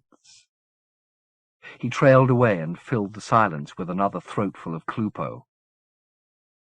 Thank you for this, Gentle said. What is there to thank me for? You've helped me to make up my mind about something. My pleasure, Estabrook said. It's damn difficult to think straight, isn't it, with this bloody wind blowing all the time? Can you find your way back to that lovely lady of yours, or shall I go with you? I'll find my way, Gentle replied. 2. He rapidly regretted declining Estabrook's offer, discovering after turning a few corners that one lamp-lit passageway looked much like the next, and that not only could he not retrace his steps to Pye's bedside, he couldn't be certain of finding his way back to Estabrook either. One route he tried brought him into a kind of chapel, where several Dirthas were kneeling facing a window that gave onto God's nowhere. The erasure presented in what was now total darkness the same blank face it had by dusk, lighter than the night, but shedding none upon it, its nullity more disturbing than the atrocities of Beatrix or the sealed rooms of the palace. Turning his back on both window and worshippers, Gentle continued his search for Pye, and accident finally brought him back into what he thought was the room where the Mistiff lay. The bed was empty, however. Disoriented, he was about to go and quiz one of the other patients to confirm that he had the right room when he caught sight of Flockus's meal, or what was left of it, on the floor beside the bed. A few crusts, half a dozen well-picked bones. There could be no doubt that this was indeed Pye's bed. But where was the occupant? He turned to look at the others. They were all either asleep or comatose, but he was determined to have the truth of this, and was crossing to the nearest bed when he heard Flockus running in pursuit, calling after him. "There you are! I've been looking all over for you." "Pye's bed is empty, Flockus." I know. I went to empty my bladder. I was away 2 minutes, no more, and when I got back it had gone. The Mistiff, not my bladder. I thought maybe you'd come and taken it away." "Why would I do that?" "Don't get angry. There's no harm going to come to it here, trust me." After his discussion with Estabrook, Gentle was by no means certain this was true, but he wasn't going to waste time arguing with Flockus while Pye was wandering unattended. "Where have you looked?" he asked. "All around." "Can't you be a little more precise?" "I got lost," Flockus said, becoming exasperated. "All the tents look alike." "Did you go outside?" "No, why?" Flockus's agitation sank from sight. What surfaced instead was deep dismay. "You don't think it's gone to the erasure?" "We won't know till we look," Gentle said. "Which way did Athanasius take me?" "There was a door." Wait! Flockus said, snatching hold of Gentle's jacket. "You can't just step out there." "Why not? I'm a maestro, aren't I?" "There are ceremonies." "I don't give a shit," Gentle said, and without waiting for further objections from Flockus, he headed off in what he hoped was the right direction. Flockus followed, trotting beside Gentle, opening new arguments against what Gentle was planning with every fourth or fifth step. The erasure was restless tonight, he said. There was talk of ruptures in it. To wander in its vicinity when it was so volatile was dangerous, possibly suicidal, and besides, it was a desecration. Gentle might be a maestro, but it didn't give him the right to ignore the etiquette of what he was planning. He was a guest, invited in on the understanding that he obey the rules, and rules weren't written for the fun of it. There were good reasons to keep strangers from trespassing there. They were ignorant, and ignorance could bring disaster on everybody. "What's the use of rules if nobody really understands what's going on out there?" Gentle said. "But we do. We understand this place. It's where God begins." "So if the erasure kills me, you know what to write in my obituary. Gentle ended where God begins." "This isn't funny, Gentle." Agreed. It's life or death. Agreed. So why are you doing it? Because wherever Pi is, that's where I belong. And I would have thought even someone as half-sighted and short-witted as you are could have seen that. You mean short-sighted and half-witted? You said it. Ahead lay the door he and Athanasius had stepped through. It was open and unguarded. I just want to say, Flaccus began. Leave it alone, Flaccus. It's been too short a friendship, the man replied, bringing Gentle to a halt, shamed by his outburst. Don't mourn me yet, he said softly. Flaccus made no reply, but backed away from the open door, leaving Gentle to step through it alone. The night outside was hushed, the wind having dropped a little more than a breeze. He scanned the terrain, left and right. There were worshippers in both directions, kneeling in the gloom, their heads bowed as they meditated on God's nowhere. Not wishing to disturb them, he moved as quietly as he could over the uneven ground, but the smaller shards of rock ahead of him skipped and rolled as he approached, as though to announce him with their rattle and clatter. This was not the only response to his presence.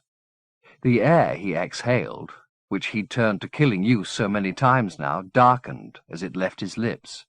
The clouds shot through with threads of bright scarlet.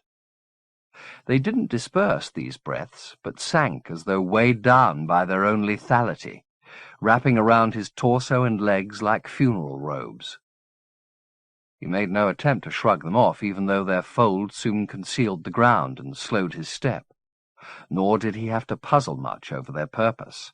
Now that he was unaccompanied by Athanasius, the heir was determined to deny him the defence of walking here as an innocent, as a man in pursuit of an errant lover. Wrapped in black and attended by drums, his profounder nature was here revealed. He was a maestro, with a murderous power at his lips, and there would be no concealing that fact either from the erasure or from those who were meditating upon it. Several of the worshippers had been stirred from their contemplations by the sound of the stones, and now looked up to see they had an ominous figure in their midst. One, kneeling alone close to Gentle's path, rose in panic and fled, uttering a prayer of protection. Another fell prostrate, sobbing. Rather than intimidate them further with his gaze, Gentle turned his eyes on God's nowhere, scouring the ground close to the margin of solid earth and void for some sign of Pi O Pa. The sight of the erasure no longer distressed him, as it had when he'd first stepped out here with Athanasius. Clothed as he was, and thus announced, he came before the void as a man of power. For him to have attempted the rites of reconciliation, he must have made his peace with this mystery. He had nothing to fear from it. By the time he set eyes on Pi O Pa, he was 300 or 400 yards from the door, and the assembly of meditators had thinned to a brave few who'd wandered from the main knot of the congregation in search of solitude. Some had already retreated, seeing him approach, but a stoical few kept their praying places and let this stranger pass by without so much as glancing up at him. Now so folded in sable breath he feared Pi would not recognize him, Gentle began to call the Mistiff's name. The call went unacknowledged. Though the Mistiff's head was no more than a dark blur in the murk, Gentle knew what its hungry eyes were fixed upon. The enigma that was coaxing its steady step the way a cliff edge might coax a suicide. He picked up his pace, his momentum moving steadily larger stones as he went. Though there was no sign that the Mistiff was in any hurry, he feared that once it was in the equivocal region between solid ground and nothingness, it would be irretrievable. "Pi!" he yelled as he went. "Can you hear me? Please, stop!" The words went on clouding and clothing him, but they had no effect upon Pi until Gentle turned his requests into an order. "Pi O Pa! This is your maestro! Stop!" The Mistiff stumbled as Gentle spoke, as though his demand had put an obstacle in its way. A small, almost bestial sound of pain escaped it, but it did as its sometime summoner had ordered and stopped in its tracks like a dutiful servant, waiting until the maestro reached its side. Gentle was within 10 paces now and saw how far advanced the process of unknitting was. The Mistiff was barely more than a shadow among shadows, its features impossible to read, its body insubstantial. If Gentle needed any further proof that the erasure was not a place of healing, it was in the sight of the urado, which was more solid than the body it had fed upon, its livid stains intermittently brightening like embers caught by a gusting wind. "Why did you leave your bed?" Gentle said. His pace slowed once again as he approached the Mistiff. Its form seemed so tenuous he feared any violent motion might disperse it entirely. "There's nothing beyond the erasure you need, Pi. Your life's here with me." The Mistiff took a little time to reply. When it did, its voice was as ethereal as its substance, a slender, exhausted plea emerging from a spirit at the edge of total collapse. "I don't have any life left, Maestro," it said. "Let me be the judge of that. I swore to myself I wouldn't let you go again, Pi. I want to look after you, make you well. Bringing you here was a mistake, I see that now. I'm sorry if it's brought you pain, but I'll take you away." "It wasn't a mistake. You found your way here for your own reasons." "You're my reason, Pi. I didn't know who I was till you found me, and I'll forget myself again if you go." "No, you won't," it said, the dubious outline of its head turning in Gentle's direction. Though there was no gleam to mark the place where its eyes had been, Gentle knew it was looking at him. "You're the Maestro Sartori, the reconciler of the Imajica." It faltered for a long moment. When its voice came again, it was frailer than ever. "And you are also my master, and my husband, and my dearest brother. If you order me to stay, then I will stay. But if you love me, Gentle, then please let me go." The request could scarcely have been made more simply or more eloquently, and had Gentle known without question there was an Eden on the other side of the erasure, ready to receive Pi's spirit, he would have let the Mistiff go there and then, agonizing as it would be. But he believed differently, and was ready to say it, even in such proximity to the void. "It's not heaven, Pi. Maybe God's there, maybe not. But until we know—" "Why not just let me go now and see for myself? I'm not afraid. This is the dominion where my people were made. I want to see it." In these words there was the first hint of passion Gentle had so far heard. "I'm dying, Maestro. I need to lie down and sleep." "What if there's nothing there, Pi? What if it's only emptiness?" "I'd prefer the absence to the pain." The reply defeated Gentle utterly.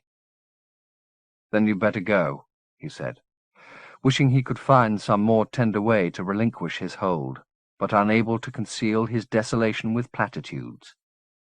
However much he wanted to save Pi from suffering, his sympathy could not outweigh the need he felt, nor quite annul the sense of ownership which, however unsavoury, was a part of what he felt towards this creature. "I wish we could have taken this last journey together, Maestro," Pi said. "But you've got work to do, I know. Great work." "But how do I do it without you?" Gentle said, knowing this was a wretched gambit and half ashamed of it, but unwilling to let the Mistiff pass from life without voicing every desire he knew to keep it from going. "You're not alone," Pi said. "You've met Tick Raw and Skopeek. They were both members of the last synod, and they're ready to work the reconciliation with you." "They're maestros?" "They are now. They were novices the last time, but they're prepared now. They'll work in their dominions while you work in the 5th. "They waited all this time?" "They knew you'd come. Or if not you, somebody in your place. He treated them both so badly, he thought. Tick Raw especially. Who will represent the second, he said, and the first? There was a Uhetemek in his Orderex waiting to work for the second, but he's dead. He was old the last time and he couldn't wait. I asked Skopik to find a replacement. And here? I'd hoped that honor might fall to me, but now you'll need to find someone in my place. Don't look so lost, Maestro, please. You were a great reconciler. I failed. How great is that? You won't fail again. I don't even know the ceremonies. You'll remember after a time. How? All that we did and said and felt is still waiting in Gamut Street. All our preparations, all our debates, even me. Memory isn't enough, Pi. I know. I want you real. I want you. Forever. Maybe when the Imajica is whole again and the first Dominion opens, you'll find me.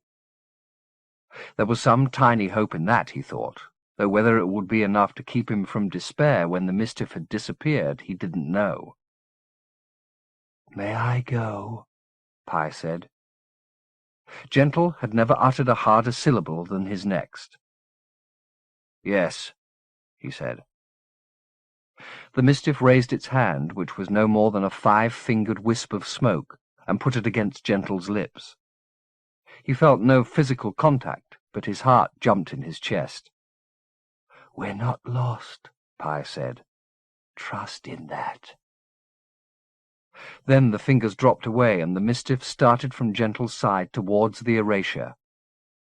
There were perhaps a dozen yards to cover, and as the gap diminished, Gentle's heart, already pounding after Pi's touch, beat faster, its drum tolling in his head. Even now, knowing he couldn't rescind the freedom he'd granted, it was all he could do not to pursue the mischief and delay it just another moment. To hear its voice, to stand beside it, to be the shadow of its shadow. It didn't glance back, but stepped with cruel ease into the no-man's land between solidity and nothingness. Gentle refused to look away, but stared on with a steadfastness more defiant than heroic. The place was well named. As the mischief walked, it was erased, like a sketch that had served its creator's purpose and was no longer needed on the page. But unlike the sketch, which, however fastidiously erased, always left some trace to mark the artist's error, when Pi finally disappeared, the vanishing was complete, leaving the spot flawless. If Gentle had not had the mischief in his memory, that unreliable book, it might never have existed. Chapter 41. 1. When he returned inside, it was to meet the stares of 50 or more people gathered at the door, all of whom had obviously witnessed what had just happened, albeit at some distance. Nobody so much as coughed until he'd passed, then he heard the whispers rise like the sound of swarming insects. Did they have nothing better to do than gossip about his grief, he thought. The sooner he was away from here, the better. He'd say his farewells to Estabrook and Flockus and leave immediately. He returned to Pi's bed, hoping the mischief might have left some keepsake for him. But the only sign of its presence was the indentation in the pillow on which its beautiful head had lain. He longed to lie there himself for a little time, but it was too public for such an indulgence. He would grieve when he was away from here.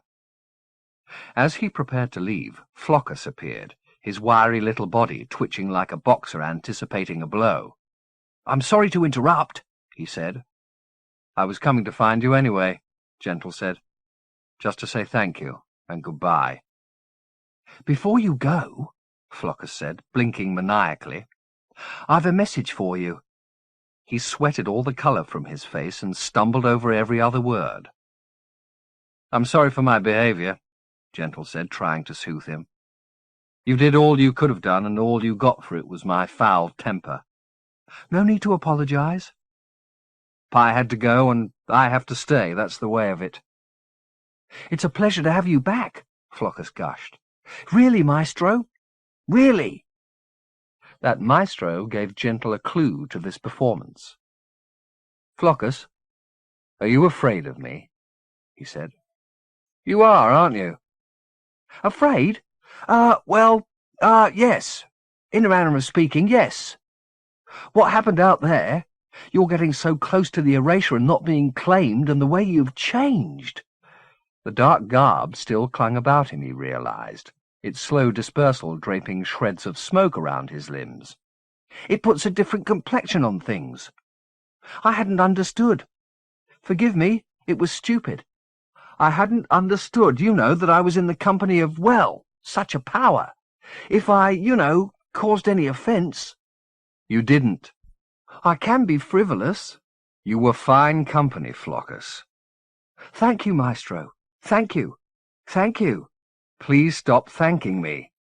"Yes, I will. Thank you." "You said you had a message." "I did? I did." "Who from?" "Athanasius. He'd like very much to see you." Here was the third farewell he owed, Gentle thought. "Then take me to him, if you would," he said, and Fluckus, his face flooded with relief that he'd survived this interview, turned and led him from the empty bed. In the few minutes it took for them to thread their way through the body of the tent, the wind, which had dropped almost to nothing at twilight, began to rise with fresh ferocity.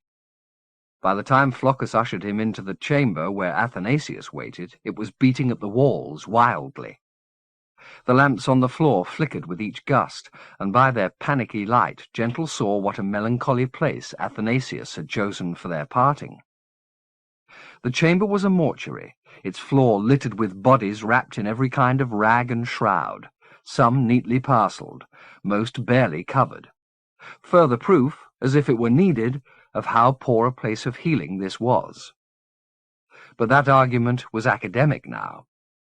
This was neither the time nor the place to bruise the man's faith, not with the night wind thrashing at the walls and the dead everywhere underfoot. "Do you want me to stay?" Fluckus asked Athanasius, clearly desperate to be shunned. "No, no. Go by all means," the other replied. Fluckus turned to Gentle and made a little bow.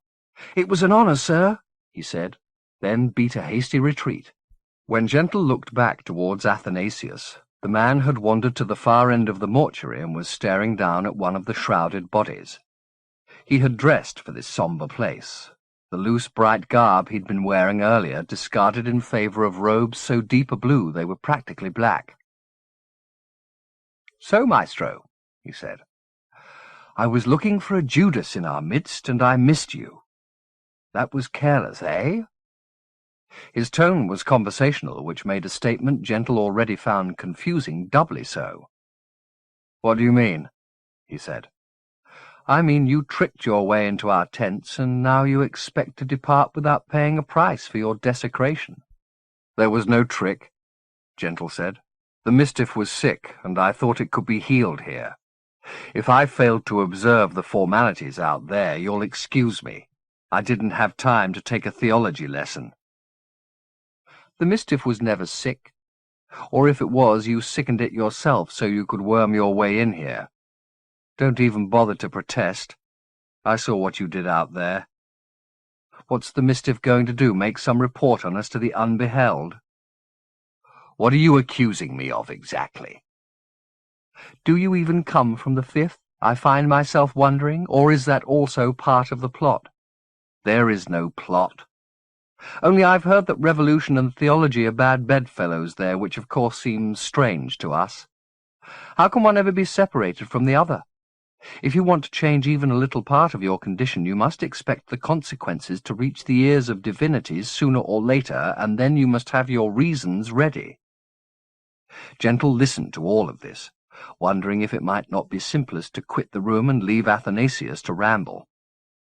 Clearly none of this really made any sense, but he owed the man a little patience, perhaps, if only for the words of wisdom he'd bestowed at the wedding.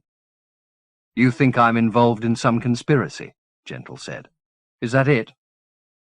"I think you're a murderer, a liar, and an agent of the autarch," Athanasius said. "You call me a liar?" Who's the one who's seduced all these poor fuckers into thinking they could be healed here, you or me? Look at them!" He pointed along the rows. "You call this healing?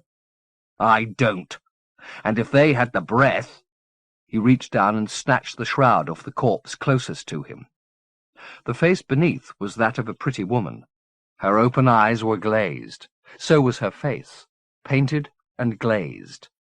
Carved, painted and glazed. He tugged the sheet farther back, hearing Athanasius's hard, humourless laugh as he did so. The woman had a painted child perched in the crook of her arm. There was a gilded halo around its head, and its tiny hand was raised in benediction. "She may lie very still," Athanasius said, "but don't be deceived. She's not dead."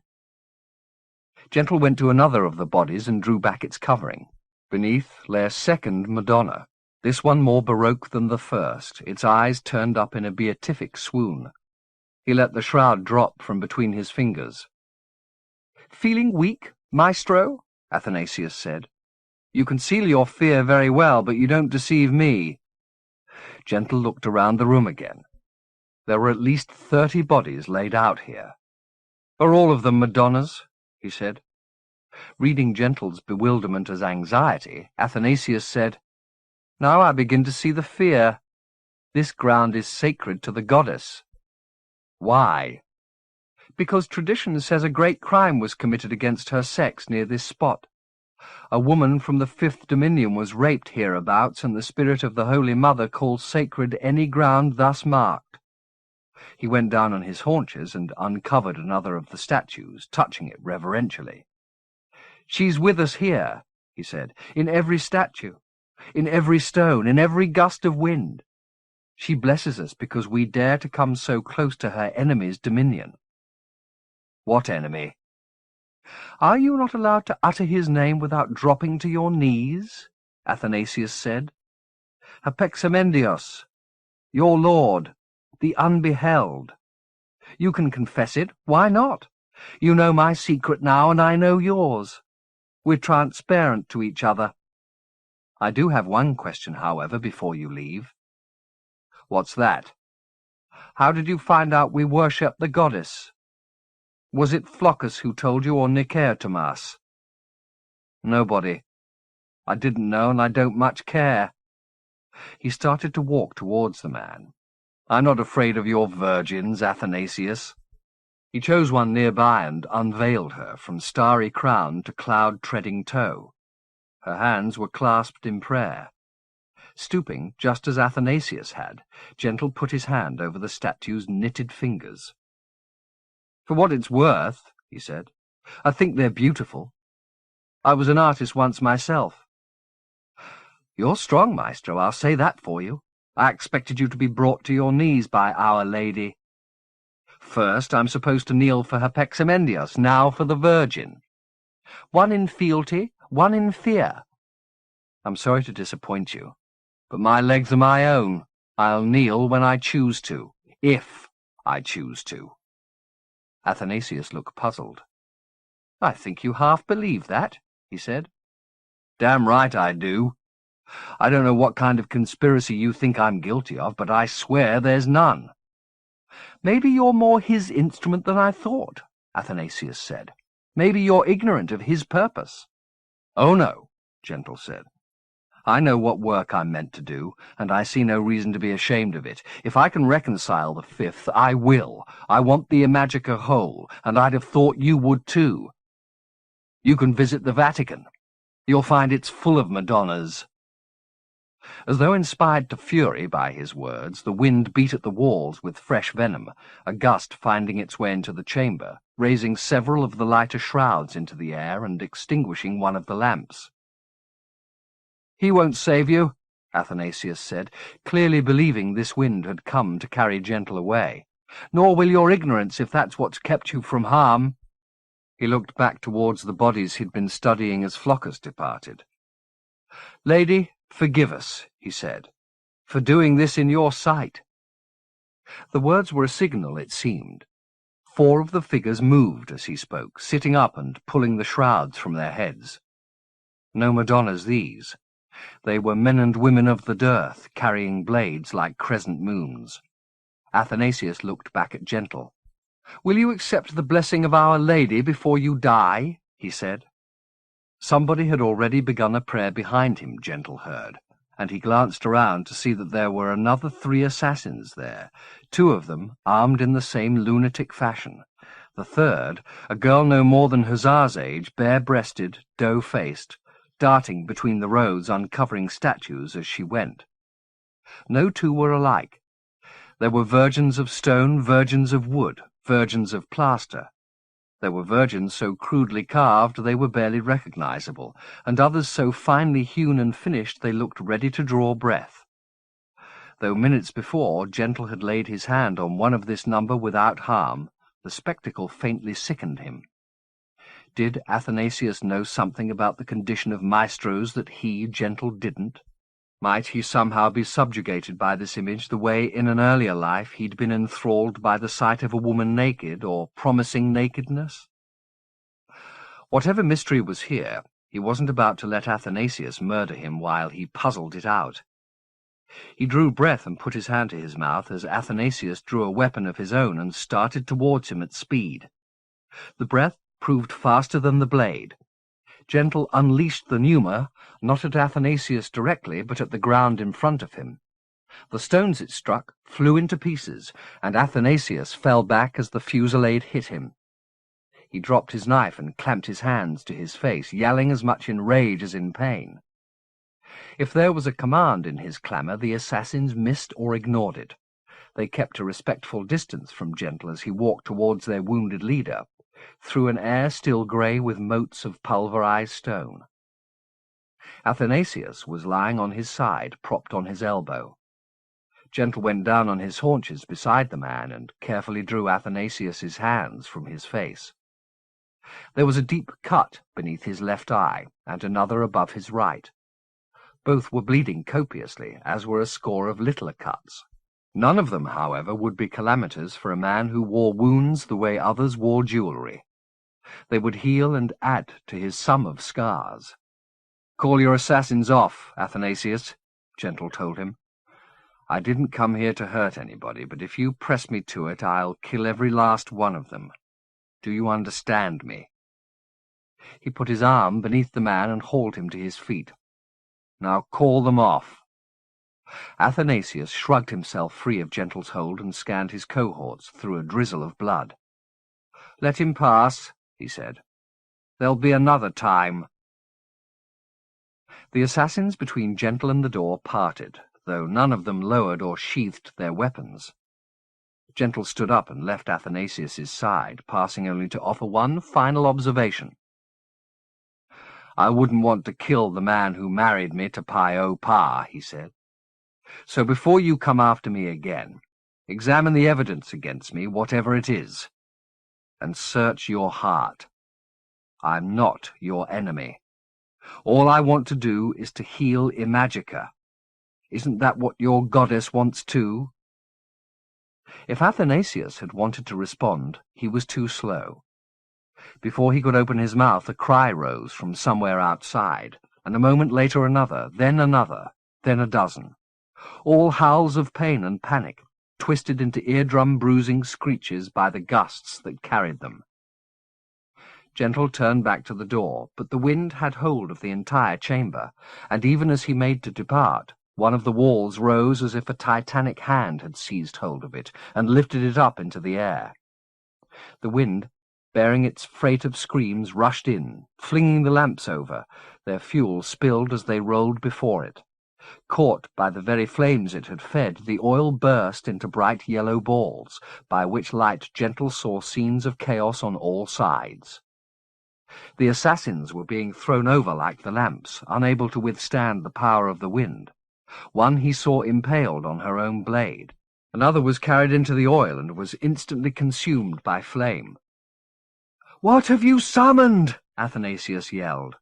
"This isn't my doing," Gentle replied. Athanasius screeched some further accusation, but it was snatched from his lips as the rampage escalated. Another of the chamber's walls was summarily snatched away, its tatters rising into the air like a curtain to unveil a scene of catastrophe. The storm was at work throughout the length of the tents, disemboweling the glorious and scarlet beast Gentle had entered with such awe. Wall after wall was shredded or wrenched from the ground, the ropes and pegs that had held them lethal as they flew. And visible beyond the turmoil, its cause. The once featureless wall of the Erasure featureless no longer. It roiled the way the sky Gentle had seen beneath the pivot had roiled, a maelstrom whose place of origin seemed to be a hole torn in the Erasure's fabric. The sight gave substance to Athanasius's charges. Threatened by assassins and Madonnas, had Gentle unwittingly summoned some entity out of the First Dominion to protect him? If so, he had to find it and subdue it before he had more innocent lives to add to the roster of those who'd perished because of him. With his eyes fixed on the tear, he vacated the chamber and headed towards the Erasure. The route between was the storm's highway. It carried the detritus of its deeds back and forth, returning to places it had already destroyed in its first assault to pick up the survivors and pitch them into the air like sacks of bloody down, tearing them open up above. There was a red rain in the gusts, which spattered Gentle as he went, yet the same authority that was condemning men and women all around left him untouched. It could not so much as knock him off his feet. The reason? His breath, which Pi had once called the source of all magic. Its cloak clung to him as it had before, apparently protecting him from the tumult, and though it didn't impede his steps, it lent him a mass beyond that of flesh and bone. With half the distance covered, he glanced back to see if there was any sign of life among the Madonnas. The place was easy to find, even amid this carnage. The fire burned with a wind-fed fervour, and through air thickened by blood and shards, Gentle saw that several of the statues had been raised from their stony beds and now formed a circle in which Athanasius and several of his followers were taking shelter. They'd offer little defence against this havoc, he thought, but several other survivors could be seen crawling towards the place, eyes fixed on the Holy Mothers.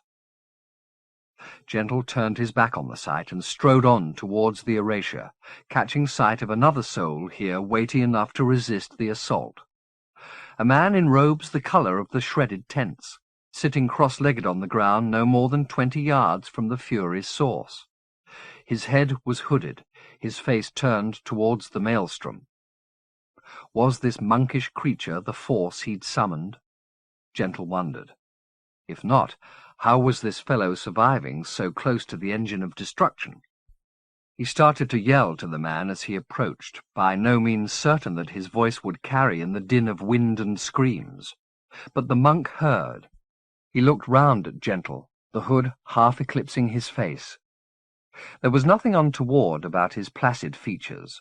His face was in need of a shave, his nose, which had been broken at some time, in need of resetting, his eyes in need of nothing. They had all they wanted, it seemed, seeing the maestro approach. A broad grin broke over the monk's face, and he instantly rose to his feet, bowing his head. "Maestro," he said, "you do me honour." His voice wasn't raised, but it carried through the commotion. "Have you seen the Mistiff yet?" "The Mistiff's gone," Gentle said. He didn't need to yell, he realized. His voice, like his limbs, carried an unnatural weight here. "Yes, I saw it go," the monk replied. "But it's come back, Maestro. It broke through the Erasure, and the storm came after it." "Where? Where?" Gentle said, turning full circle. "I don't see it." He looked accusingly at the man. "It would have found me if it was here," he said. "Trust me, it's trying," the man replied. He pulled back his hood. His gingery curls were thinning, but there was the vestige of a chorister's charm there. "It's very close, Maestro." Now it was he who stared into the storm, not to left and right, however, but up into the labyrinthine air. Gentle followed his gaze. There were swaths of tattered canvas on the wind high above them, rising and falling like vast wounded birds. There were pieces of furniture, shredded clothes, and fragments of flesh. And in among these clouds of dross, a darting form darker than either sky or storm descending even as he set his eyes upon it. The monk drew closer to Gentle. "That's the Mistiff," he said. "May I protect you, Maestro?" "It's my friend," Gentle said. "I don't need protecting." "I think you do," the other replied, and raised his arms above his head, palms out as if to deflect the approaching spirit. It slowed at the sight of this gesture, and Gentle had time to see the form above him plainly. It was indeed the Mistiff, or its remains. Either by stealth or sheer force of will, it had breached the erasure. But its escape had brought it no comfort whatsoever. The Uredo burned more venomously than ever, almost entirely consuming the shadow body it had fixed upon and poisoned. And from the sufferer's mouth a howl that could not have been more pained had its guts been drawn out of its belly in front of its eyes. It had come to a complete halt now and hovered above the two men like a diver arrested in mid-descent, arms outstretched, head or its traces thrown back. "Pie," Gentle said, "have you done this?" The howl went on. If there were words in its anguish, Gentle couldn't make them out. "I have to speak to it," Gentle said to his protector. "If you're causing it pain, for God's sake stop." "It came out of the margin howling like this," the man said. "At least drop your defences." "It'll attack us." "I'll take that risk," he replied. The man let his shunning hands fall to his side. The form above them twisted and turned, but did not descend. Another force had a claim upon it, Gentle realized. It was thrashing to resist a summons from the erasure, which was calling it back into the place from which it had escaped. "Can you hear me, Pie?" Gentle asked it. The howl went on, unabated. "If you can speak, do it." "It's already speaking," the monk said. "I only hear howls," Gentle said. "Past the howls," came the reply. "There are words." Drops of fluid fell from the Mistiff's wound, as its struggles to resist the erasure's power intensified. They stank of putrescence and burned Gentle's upturned face, but their sting brought comprehension of the words encoded in Pie's screeches. "Undone," the Mistiff was saying. "We're undone." "Why did you do this?" Gentle asked. "It wasn't me. The storm was sent to claim me back." "Out of the first?"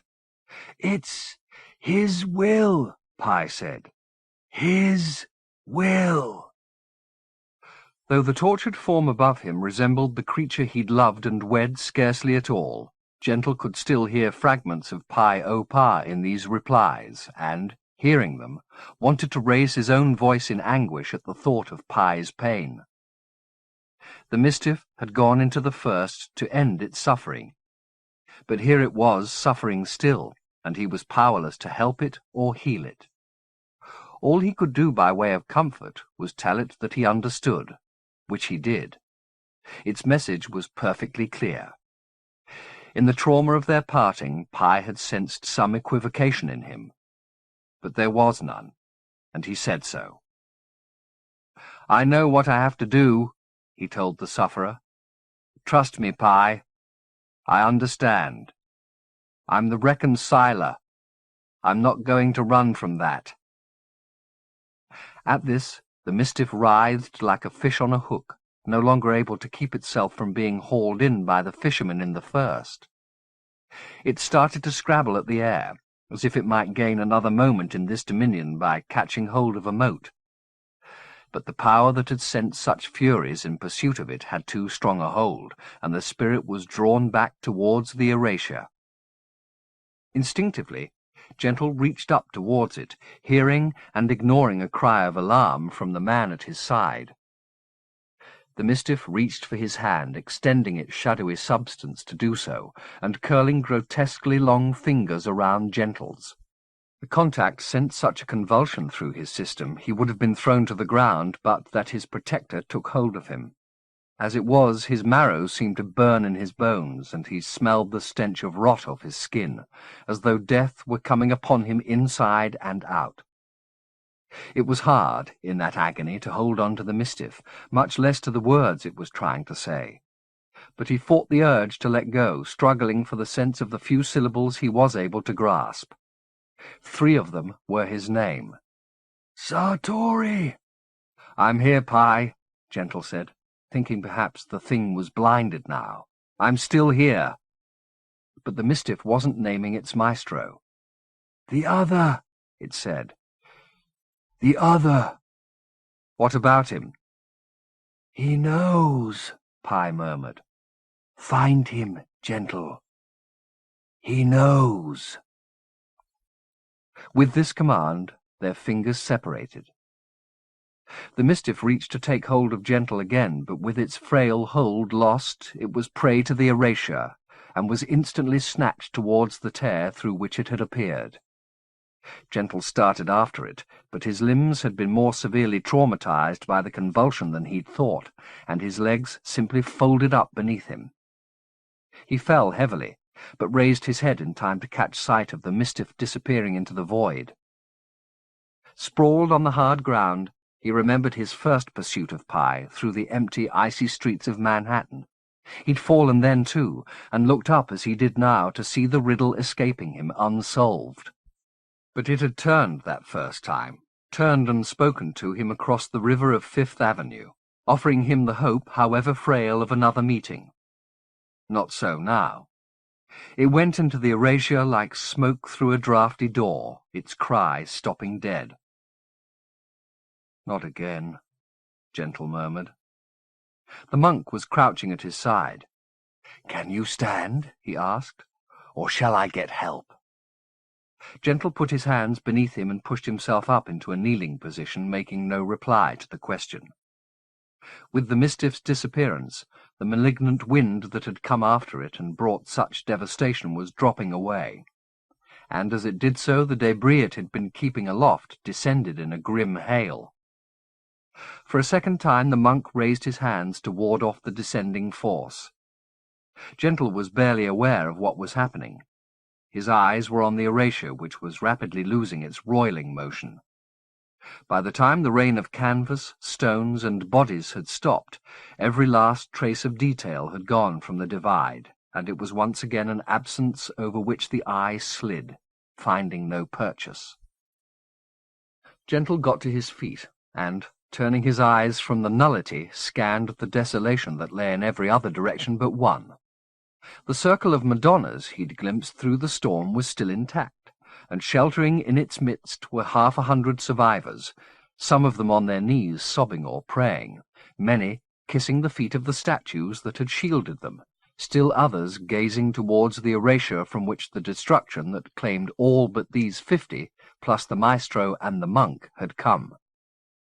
"Do you see Athanasius?" Gentle asked the man at his side.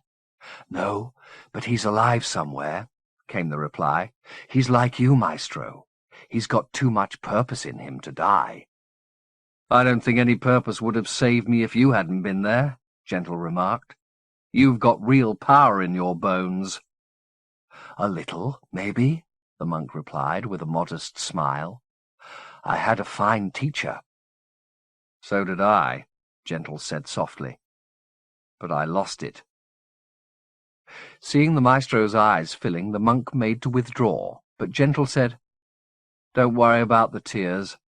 I've been running from them too long. Let me ask you something. I'll quite understand if you say no." "What, Maestro?" "When I leave here, I'm going back to the Fifth to prepare for a reconciliation. Would you trust me enough to join the Synod, to represent the First?" The monk's face broke into bliss, shedding years as he smiled. "It would be my honor, Maestro," he said. "There's risk in it," Gentle warned. "There always was. But I wouldn't be here if it weren't for you." "How so?" "You're my inspiration, Maestro," the man replied, inclining his head in deference. "Whatever you require of me, I'll perform as best I can. Stay here, then. Watch the erasure and wait. I'll find you when the time comes. He spoke with more certainty than he felt, but then perhaps the illusion of competence was part of every maestro's repertoire. I'll be waiting, the monk replied. What's your name? When I joined the Dirthas, they called me Chicka Jackeen. Jackeen? It means worthless fellow, the man replied.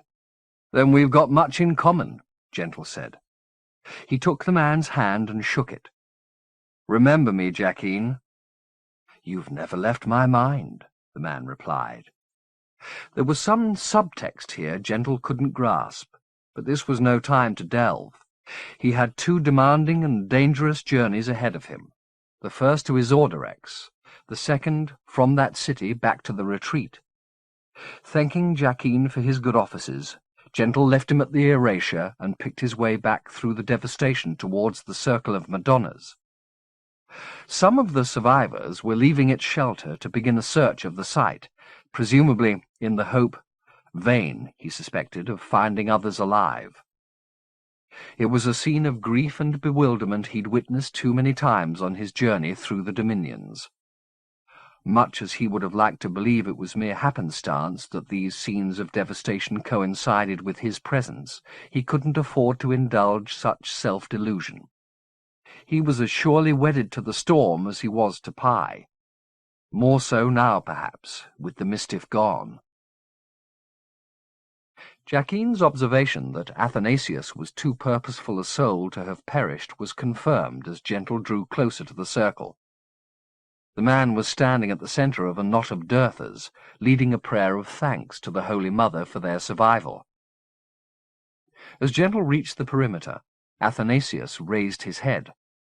One eye was closed beneath a scab of blood and dirt, but there was enough hatred in the other to burn in a dozen eyes.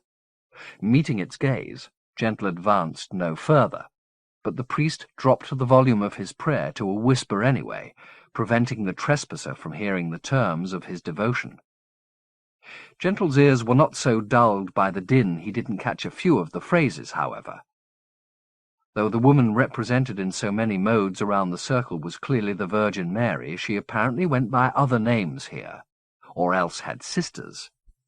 He heard her called Uma Gamagi, Mother Imajica, and heard too the name Hussar had first whispered to him in her cell beneath the Maison de Santé, Tishalule. There was a third, though it took Gentle a little time to be certain he'd understood the naming aright, and that was Jokalailau. Athanasius prayed that she'd keep a place for them at her side in the snows of paradise, which made Gentle wonder rather sourly if the man had ever trodden those wastes, that he could think them a heavenly place. Though the names were strange, the inspiring spirit was not. Athanasius and his forlorn congregation were praying to the same loving goddess at whose shrines in the 5th countless candles were lit every day. Even Gentle at his most pagan had conceded the presence of that woman in his life and worshipped her the only way he'd known how, with the seduction and temporary possession of her sex.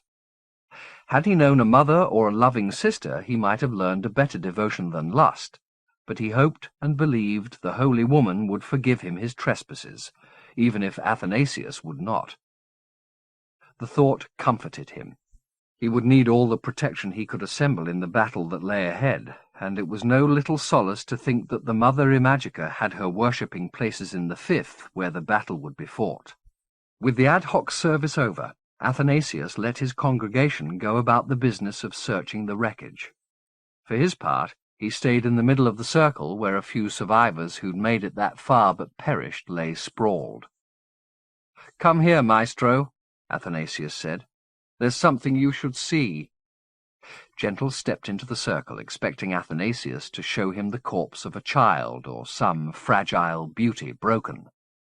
But the face at his feet was male and far from innocent. "You knew him, I think?" "Yes. His name was Estabrook." Charlie's eyes were closed, his mouth too, sealed up in the moment of his passing. There was very little sign of physical damage. Perhaps his heart had simply given out in the excitement. Nikaitama said you brought him here because you thought he was me. We thought he was a messiah, Athanasius said. When we realized he wasn't, we kept looking, expecting a miracle. Instead, you got me. For what it's worth, you were right. I did bring all this destruction with me. I don't quite know why, and I don't expect you to forgive me for it, but I want you to understand that I take no pleasure in it. All I want to do is make good the damage I've done. And how will you do that, Maestro? Athanasius said. His one good eye brimmed with tears as he surveyed the bodies. How will you make this good? Can you resurrect them with what's between your legs? Is that the trick of it? Can you fuck them back into life? Gentle made a guttural sound of disgust. Well, that's what you maestros think, isn't it? You don't want to suffer, you just want the glory. You lay your rod on the land, and the land bears fruit. That's what you think. But it doesn't work that way. It's your blood the land wants. It's your sacrifice. And as long as you deny that, others are going to die in your place. Believe me, I'd cut my throat now if I thought I could raise these people, but I've been played a wretched trick. I've the will to do it, but my blood's not worth a damn. Yours is. I don't know why. I wish it weren't, but it is. Would Umagamaji like to see me bleed? Gentle said. Or Tishalule? Or Jokalelau? Is that what your loving mothers want from this child?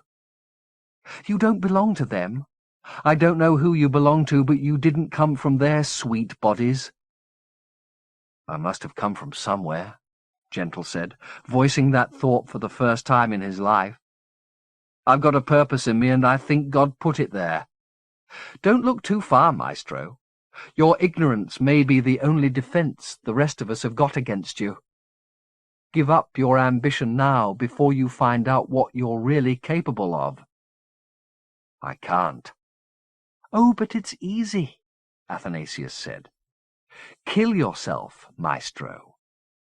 Let the land have your blood. That's the greatest service you could do the Dominions now.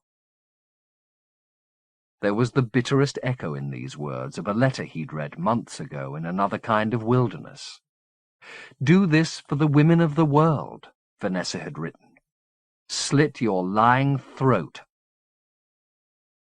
Had he really travelled the Dominions simply to have the advice he'd been given by a woman whom he'd cheated in love returned to him? After all this striving for comprehension, was he finally as injurious and fraudulent a maestro as he was a lover? Athanasius read the accuracy of this last dart off his target's face, and with a feral grin hammered it home. Do it soon, Maestro, he said. There are enough orphans in the Dominions already without you indulging your ambitions for another day. Gentle let these cruelties go. You married me to the love of my life, Athanasius, he said. I won't ever forget that kindness. Poor Pi O Pa, the other man replied, grinding the point home. Another of your victims. What a poison there must be in you, Maestro. Gentle turned and left the circle without responding, with Athanasius repeating his earlier advice to usher him on his way. Kill yourself soon, Maestro, he said. For you, for Pi, for all of us. Kill yourself soon. 2.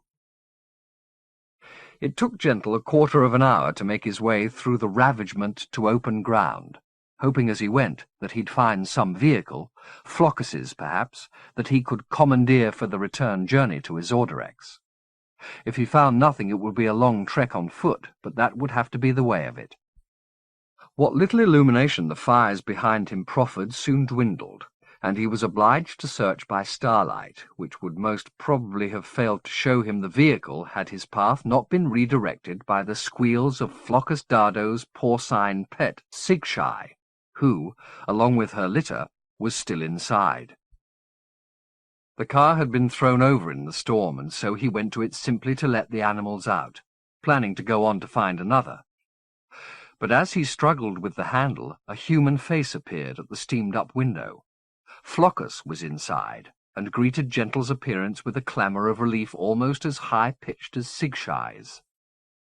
Gentle clambered up onto the side of the car, and after much swearing and sweating wrenched the door open with brute force. "Oh, you're a sight to behold, Maestro," Floccus said. "I thought I was going to suffocate in there." The stench was piercing, and it came with Floccus when he clambered out. His clothes were caked in the litter's excrement, and Mamma's too. "How the hell did you get in there?" Gentle asked him. Floccus wiped a turd trail off his spectacles and blinked at his saviour through them. "When Athanasius told me to summon you, I thought, something's wrong here, Dardo. You better go while you can. I'd just got into the car when the storm started, and it was simply turned over with all of us inside. The windows are unbreakable, and the locks were jammed. I couldn't get out."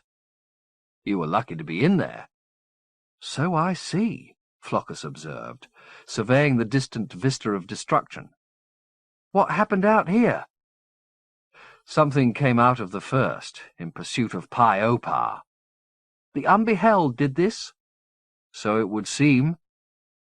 "Unkind," Floccus said softly, which was surely the understatement of the night.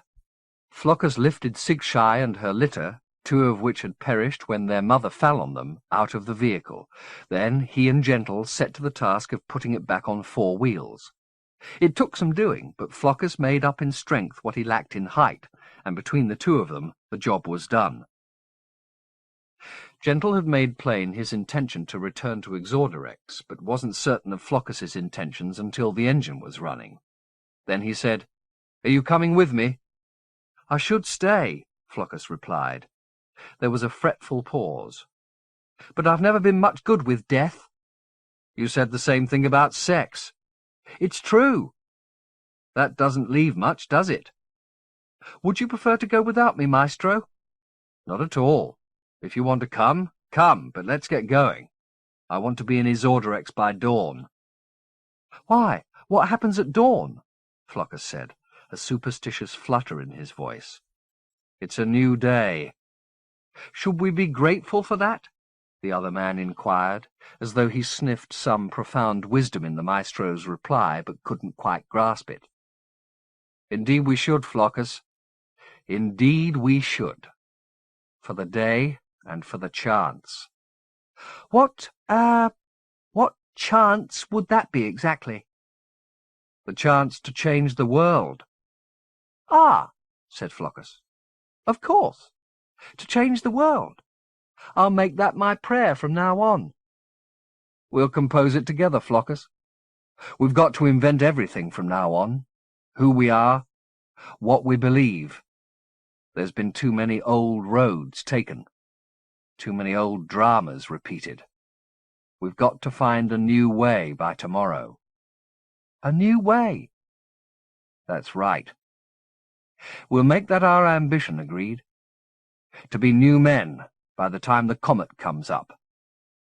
Floccus's doubt was visible even by starlight. "That doesn't give us very long," he observed. True enough, Gentle thought. In the 5th, midsummer could not be very far off, and though he didn't yet comprehend the reasons, he knew the reconciliation could only be performed on that day. There was a fine irony. Having frittered away lifetimes in pursuit of sensation, the span he had left in which to make good the error of that waste could be measured in terms of hours. "There'll be time," he said, hoping to answer Floccus's doubts and subdue his own, but knowing in his heart of hearts that he was doing neither. Chapter 42. 1. Jude was stirred from the torpor Quesoir's narcotic bed had induced in her not by sound. She'd long since become accustomed to the anarchy that had raged unabated throughout the night, but by a sense of unease too vague to be identified and too insistent to be ignored. Something of consequence had happened in the Dominion, and though her wits were dulled by indulgence, she woke too agitated to return to the comfort of a scented pillow. Head throbbing, she heaved herself up out of the bed and went in search of her sister. Concupiscentia was at the door with a sly smile on her face. Jude half remembered the creature slipping into one of her drugged dreams, but the details were hazy, and the foreboding she'd woken with was more important now than remembering the fantasies that had gone before.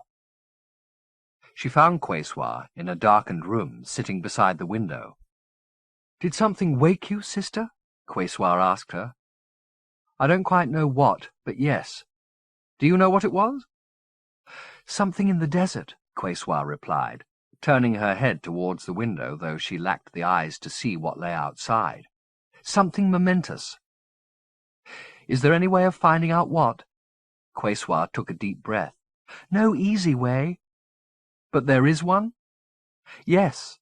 There's a place beneath the pivot tower." Concupiscentia had followed Judith into the room, but now, at the mention of this place, she made to withdraw. She was neither quiet nor fast enough, however. Quesoir summoned her back. "Don't be afraid," she told the creature. "We don't need you with us once we're inside.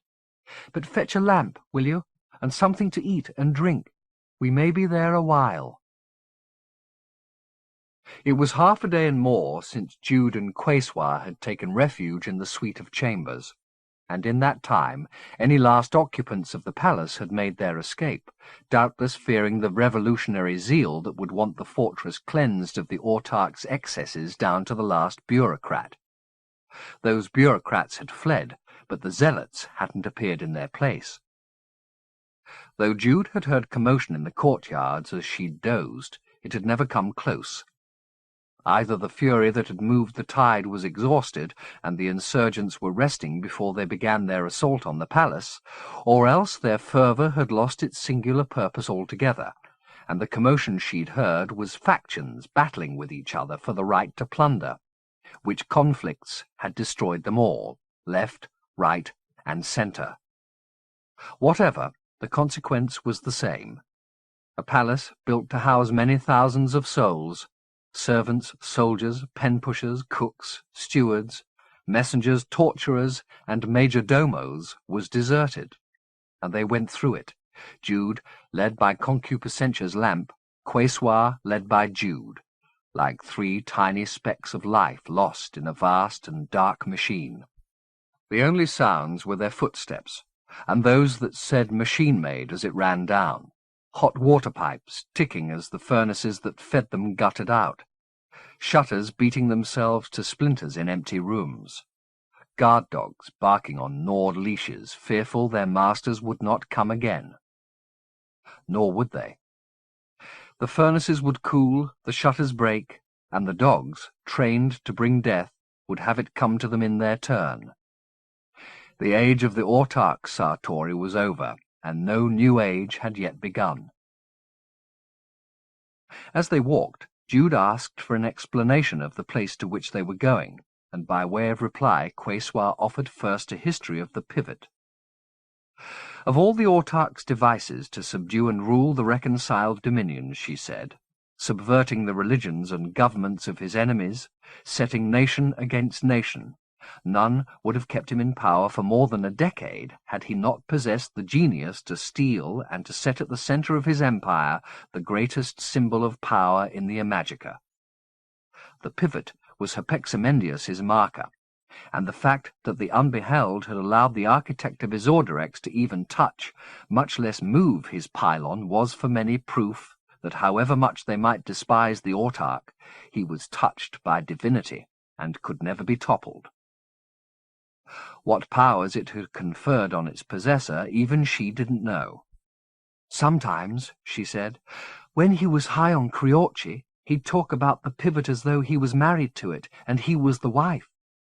Even when we made love he'd talk that way. He'd say it was in him the way he was in me. He'd always deny it afterward, of course, but it was in his mind always. It's in every man's mind. Jude doubted this and said so. But they so want to be possessed, Quesoir replied. They want some Holy Spirit inside them. You listen to their prayers. That's not something I hear very often. You will when the smoke clears, Quesoir replied. They'll be afraid once they realize the autarch's gone. They may have hated him, but they'll hate his absence more. If they're afraid, they'll be dangerous, Jude said, realizing as she spoke how well these sentiments might have come from Claire Alicia's mouth. They won't be devout. Concupiscentia halted before Quesoir could take up her account afresh and began to murmur a little prayer of her own. "Are we here?" Quesoir asked. The creature broke the rhythm of her entreaty to tell her mistress that they were. There was nothing remarkable about the door in front of them, or the staircases that wound out of sight to either side of it. All were monumental, and therefore commonplace. They'd passed through dozens of portals like this as they'd made their way through the place's cooling belly.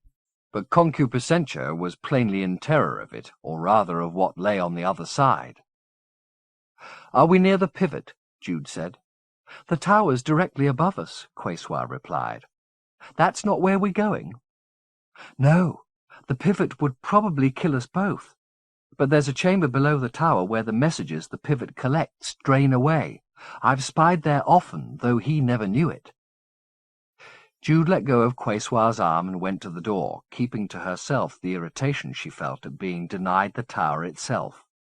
She wanted to see this power, which had reputedly been shaped and planted by God himself.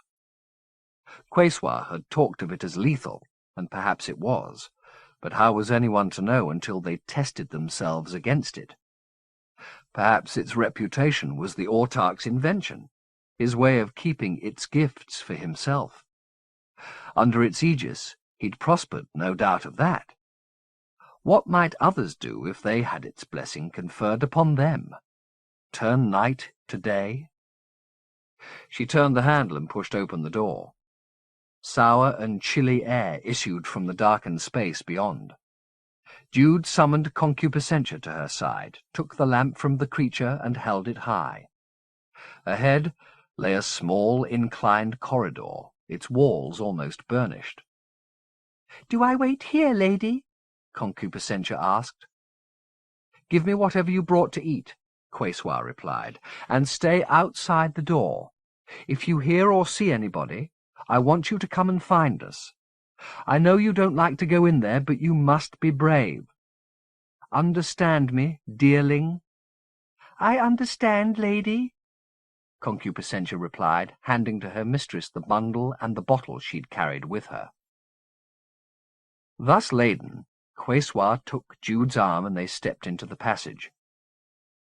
One part of the fortress's machine was still operational, it seemed, because as soon as they closed the door after them, a circuit, broken as long as the door stood wide, was completed, and the air began to vibrate against their skin. Vibrate and whisper. "Here they are," Quesoir said. "The intimations." That was too civilized a word for this sound, Jude thought. The passageway was filled with a quiet commotion, like snatches from 1,000 radio stations, all incomprehensible, coming and going as the dial was flipped and flipped again. Jude raised the lamp to see how much farther they had to travel. The passageway ended 10 yards ahead, but with every yard they covered the din increased, not in volume but in complexity, as new stations were added to the number the walls were already tuned into. None of it was music.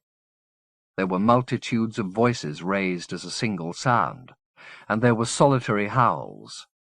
There were sobs and shouts, and words spoken like a recitation. "What is this noise?" Jude asked.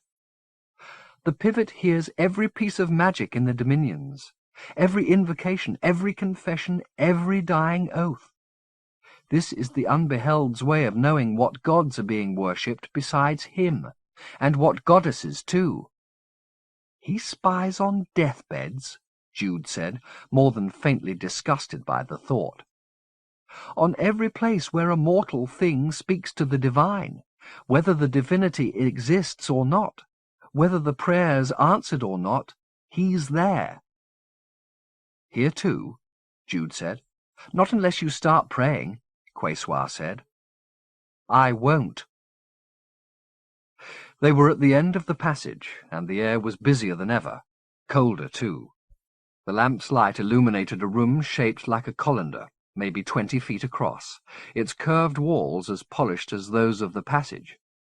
In the floor was a grill, like a gutter beneath a butcher's table, through which the detritus of prayers, ripped from the hearts of those in grief or washed up in tears of joy, ran off into the mountain upon which Isorderex was built. It was difficult for Jude to grasp the notion of prayer as a solid thing, a kind of matter to be gathered, analysed, and sluiced away, but she knew her incomprehension was a consequence of living in a world out of love with transformation. There was nothing so solid that it couldn't be abstracted, nothing so ethereal that it couldn't find a place in the material world. Prayer might be substance after a time, and thought, which she'd believed skull-bound until the dream of the blue stone, fly like a bright-eyed bird, seeing the world remote from its sender. A flea might unravel flesh if wise to its code, and flesh in its turn move between worlds as a picture drawn in the mind of passage.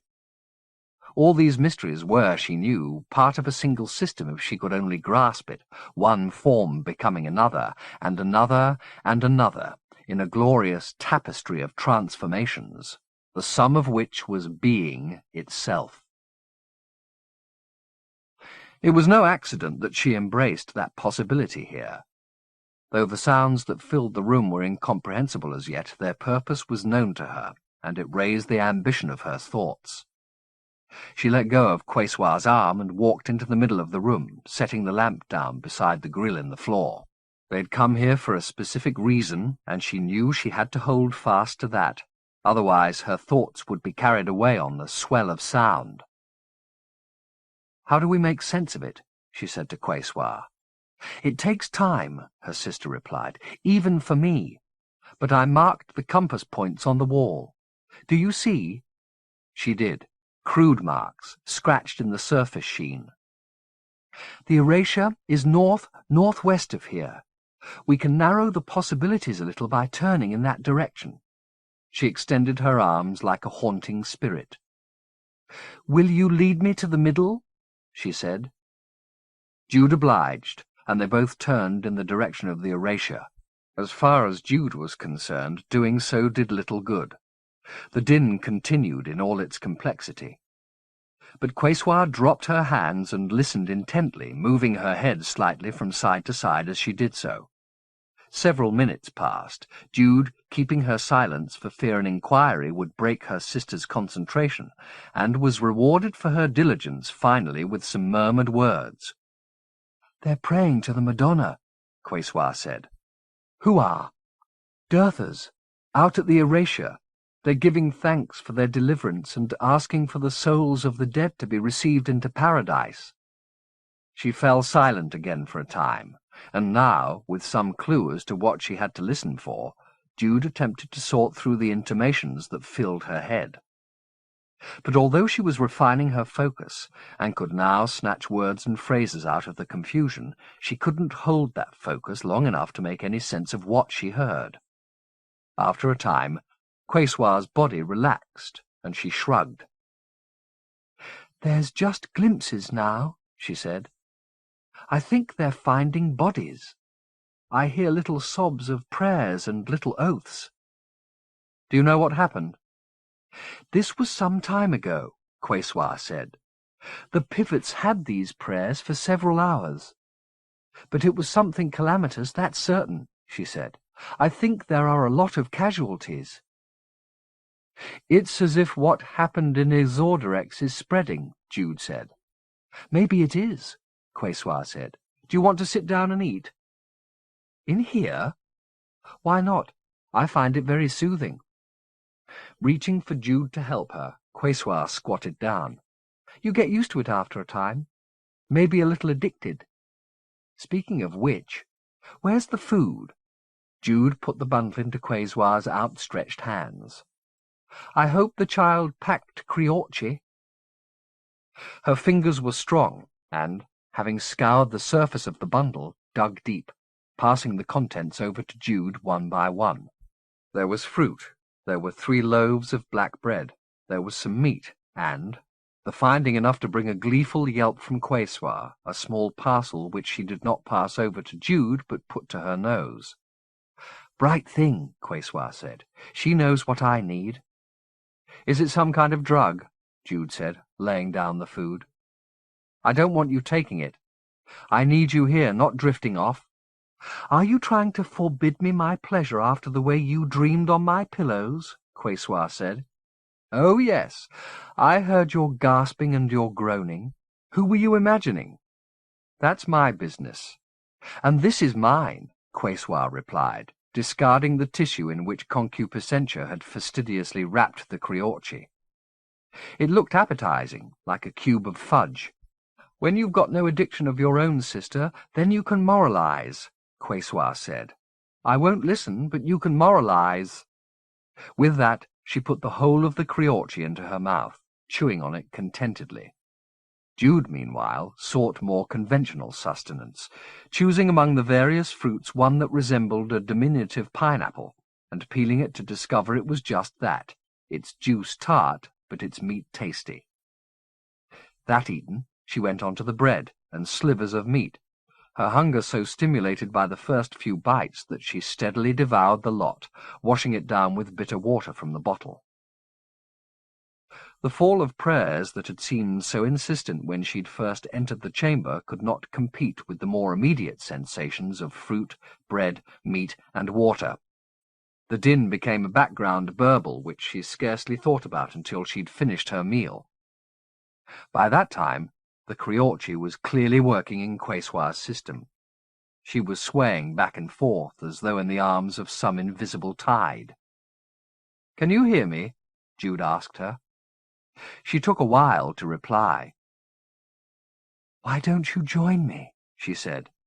"Kiss me, and we can share the Criorci. Mouth to mouth, mind to mind." "I don't want to kiss you." "Why not? Do you hate yourself too much to make love?" She smiled to herself, amused by the perverse logic of this. "Have you ever made love to a woman?" "Not that I remember." "I have. At the Bastion. It was better than being with a man." She reached out towards Jude and found her hand with the accuracy of one sighted. "You're cold," she said. "No, you're hot," Jude replied, moving to break the contact. "You know what air makes this place so cold, sister?" Quaswar said. "It's the pit beneath the city, where the fake Redeemer went." Jude looked down at the grill and shuddered. The dead were down there somewhere. "You're cold like the dead are cold," Quaswar went on. "Icy heart." All this she said in a sing-song voice to the rhythm of her rocking. "Poor sister, to be dead already." "I don't want to hear any more of this," Jude said. She'd preserved her equanimity so far, but Quaswar's fugue talk was beginning to irritate her. "If you don't stop," she said quietly, "I'm going to leave you here." "Don't do that," Quaswar replied. "I want you to stay and make love to me." "I've told you. Mouth to mouth, mind to mind. You're talking in circles." "That's the way the world was made," she said. "Joined together, round and round." She put her hand to her mouth as if to cover it, then smiled with almost fiendish glee. "There's no way in and there's no way out. That's what the goddess says. When we make love, we go round and round." She searched for Jude a second time with the same unerring ease, and a second time Jude withdrew her hand, realizing as she did so that this repetition was part of her sister's egocentric game. A sealed system of mirrored flesh, moving round and round. Was that truly how the world was made? If so, it sounded like a trap, and she wanted her mind out of it, there and then. "I can't stay in here," she said to Quesoir. "You'll come back," her sister replied. "Yes, in a while." The answer was more repetition. "You'll come back." This time Jude didn't bother replying, but crossed to the passageway and climbed back up to the door. Concupiscentia was still waiting on the other side, asleep now, her form delineated by the first signs of dawn through the window on the sill of which she rested. The fact that day was breaking surprised Jude. She'd assumed that there were several hours yet before the comet reared its burning head.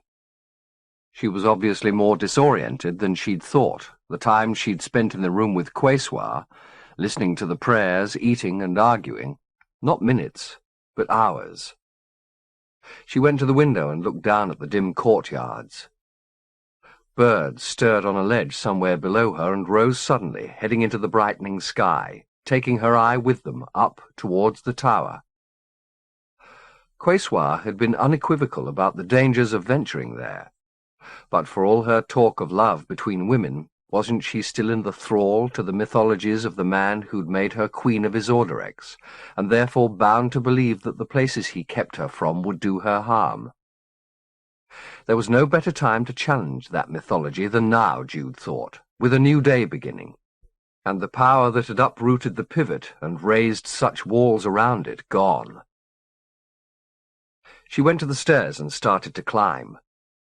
After a few steps their curve took her into utter darkness, and she was obliged to ascend as blind as the sister she'd left below, her palm flat against the cold wall. But after maybe 30 stairs, her outstretched arm encountered a door, so heavy she first assumed it to be locked. It required all her strength to open, but her effort was well rewarded.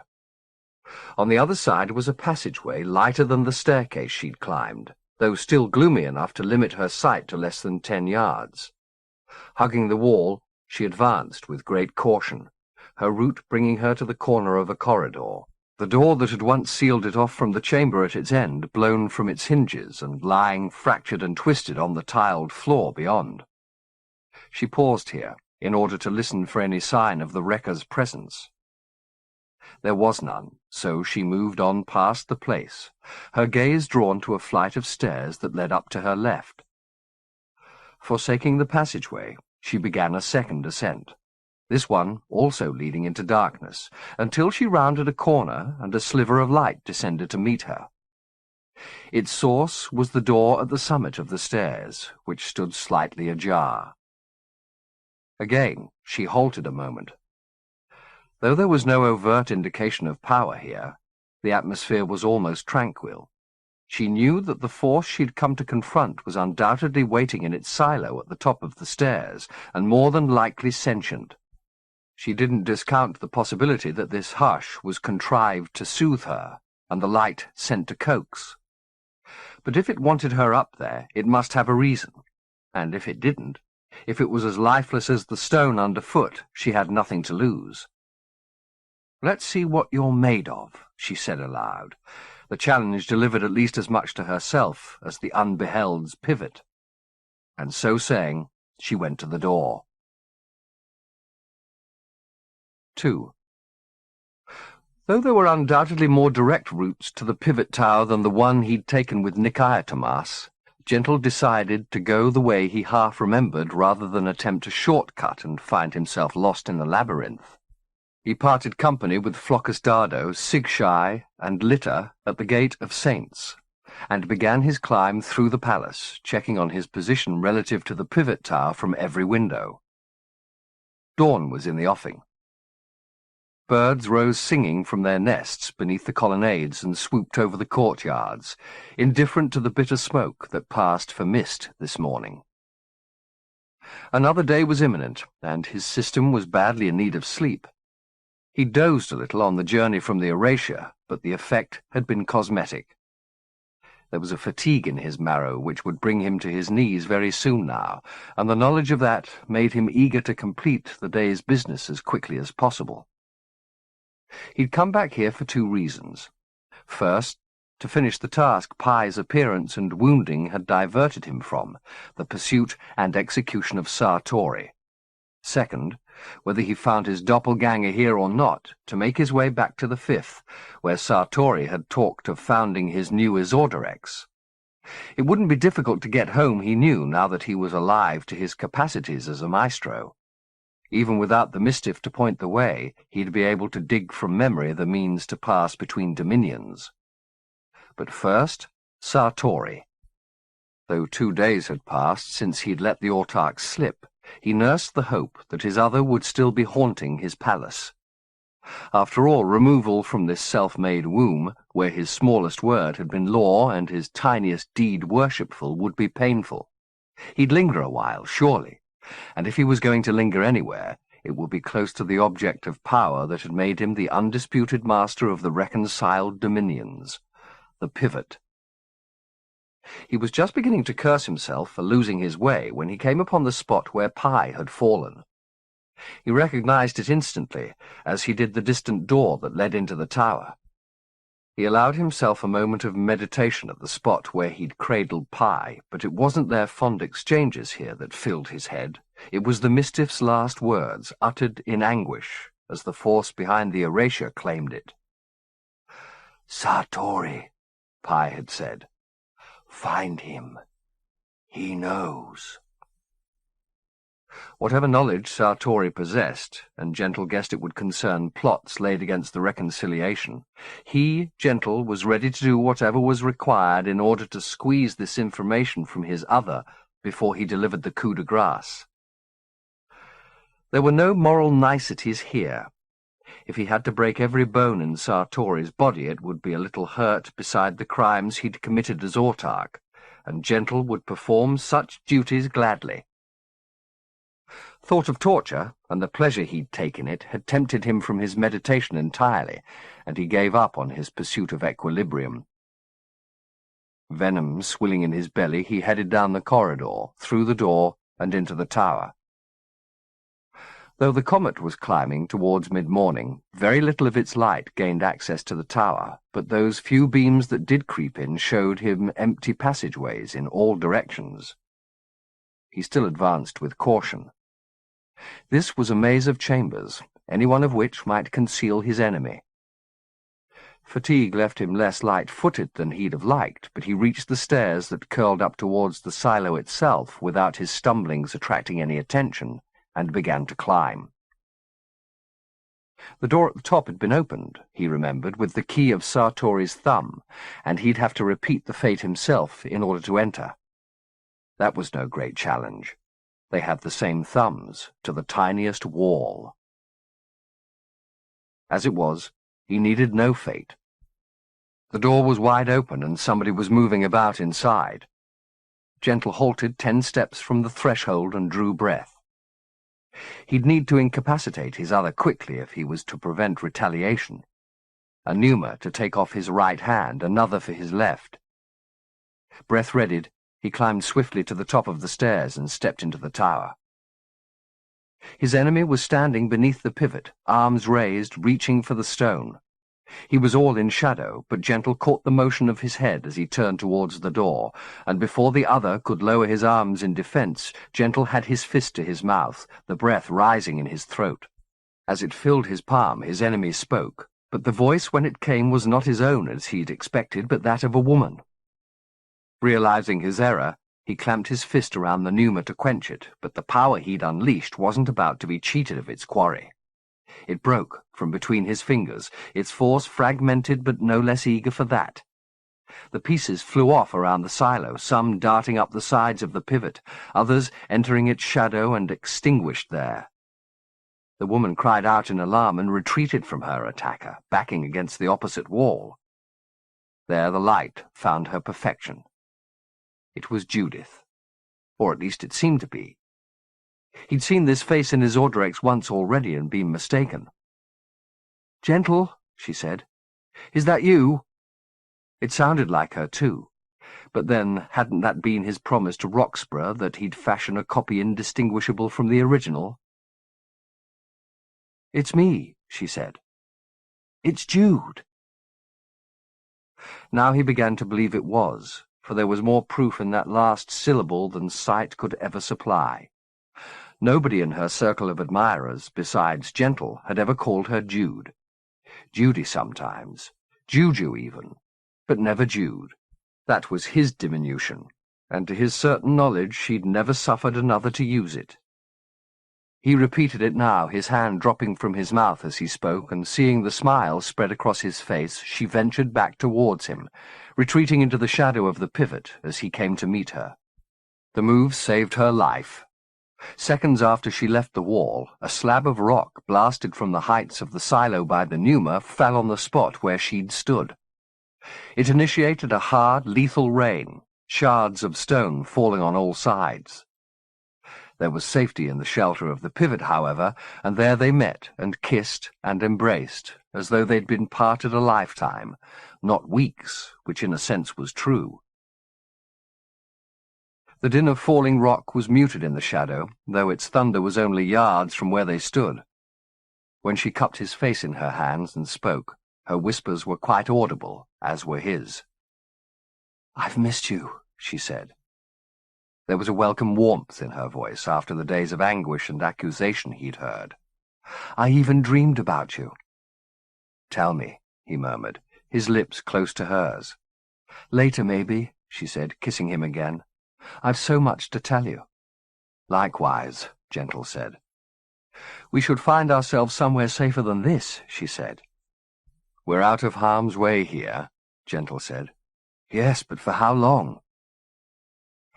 The scale of the demolition was increasing, its violence out of all proportion to the force Gentle had unleashed, as though the pivot had taken the pneuma's power and magnified it. Perhaps it knew, how could it not, that the man it had been in thrall to had gone, and was now about the business of shrugging off the prisons Sartori had raised around it. Judging by the size of the slabs falling all around, the process would not take long. They were monumental, their impact sufficient to open cracks in the floor of the tower, the sight of which brought a cry of alarm from Jude. "Oh, God, Quayswa!" she said. "What about her?"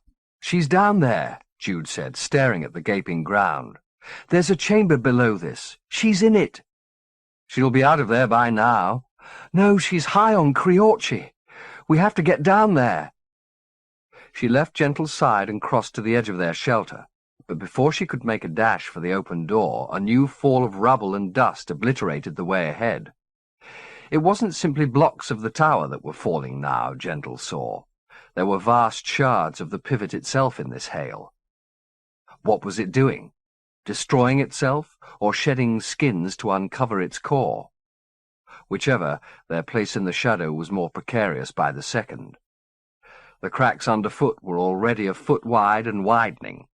A hovering monolith above them shuddering as if it was about to give up the effort of suspension and drop. They had no choice but to brave the rockfall. He went to join Jude, searching his wits for a mean to survival and picturing Chickajackin at the erasure, his hands high to ward off the detritus dropped by the storm. Could he do the same? Not giving himself pause to doubt, he lifted his hands above his head as he'd seen the monk do, palms up, and stepped out of the pivot shadow. One heavenward glance confirmed both the pivot's shedding and the scale of his jeopardy. Though the dust was thick, he could see that the monolith was sloughing off scales of stone, the pieces large enough to smash them both to pulp. But his defense held. The slab shattered 2 or 3 feet above his naked head, their smithereens dropping like a fleeting vault around him. He felt the impact, nevertheless, as a succession of jolts through his wrists, arms, and shoulders, and knew he lacked the strength to preserve the fate for more than a few seconds. Jude had already grasped the method in his madness, however, and stepped from the shadow to join him beneath this flimsy shield.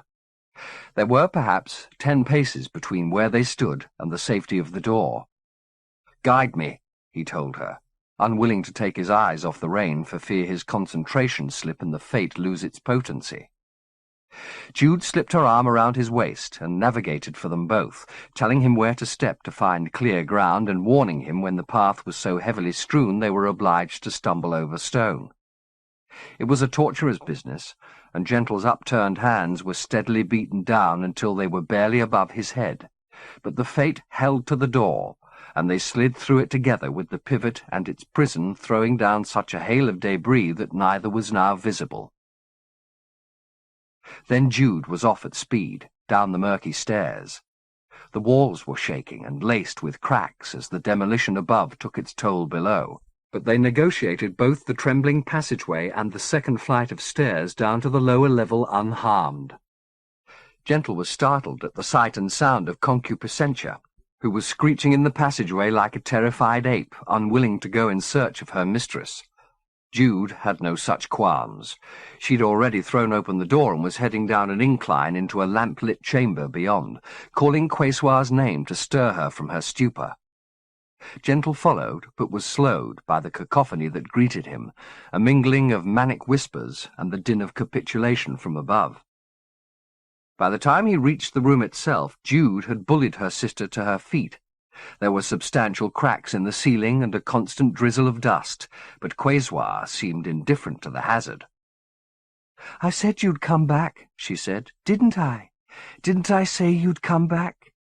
Do you want to kiss me? Please kiss me, sister." "What's she talking about?" Gentle asked. The sound of his voice brought a cry from the woman. She flung herself out of Jude's arms. "What have you done?" she yelled. "Why did you bring him here?" "He's come to help us," Jude replied. Quesoir spat in Gentle's direction.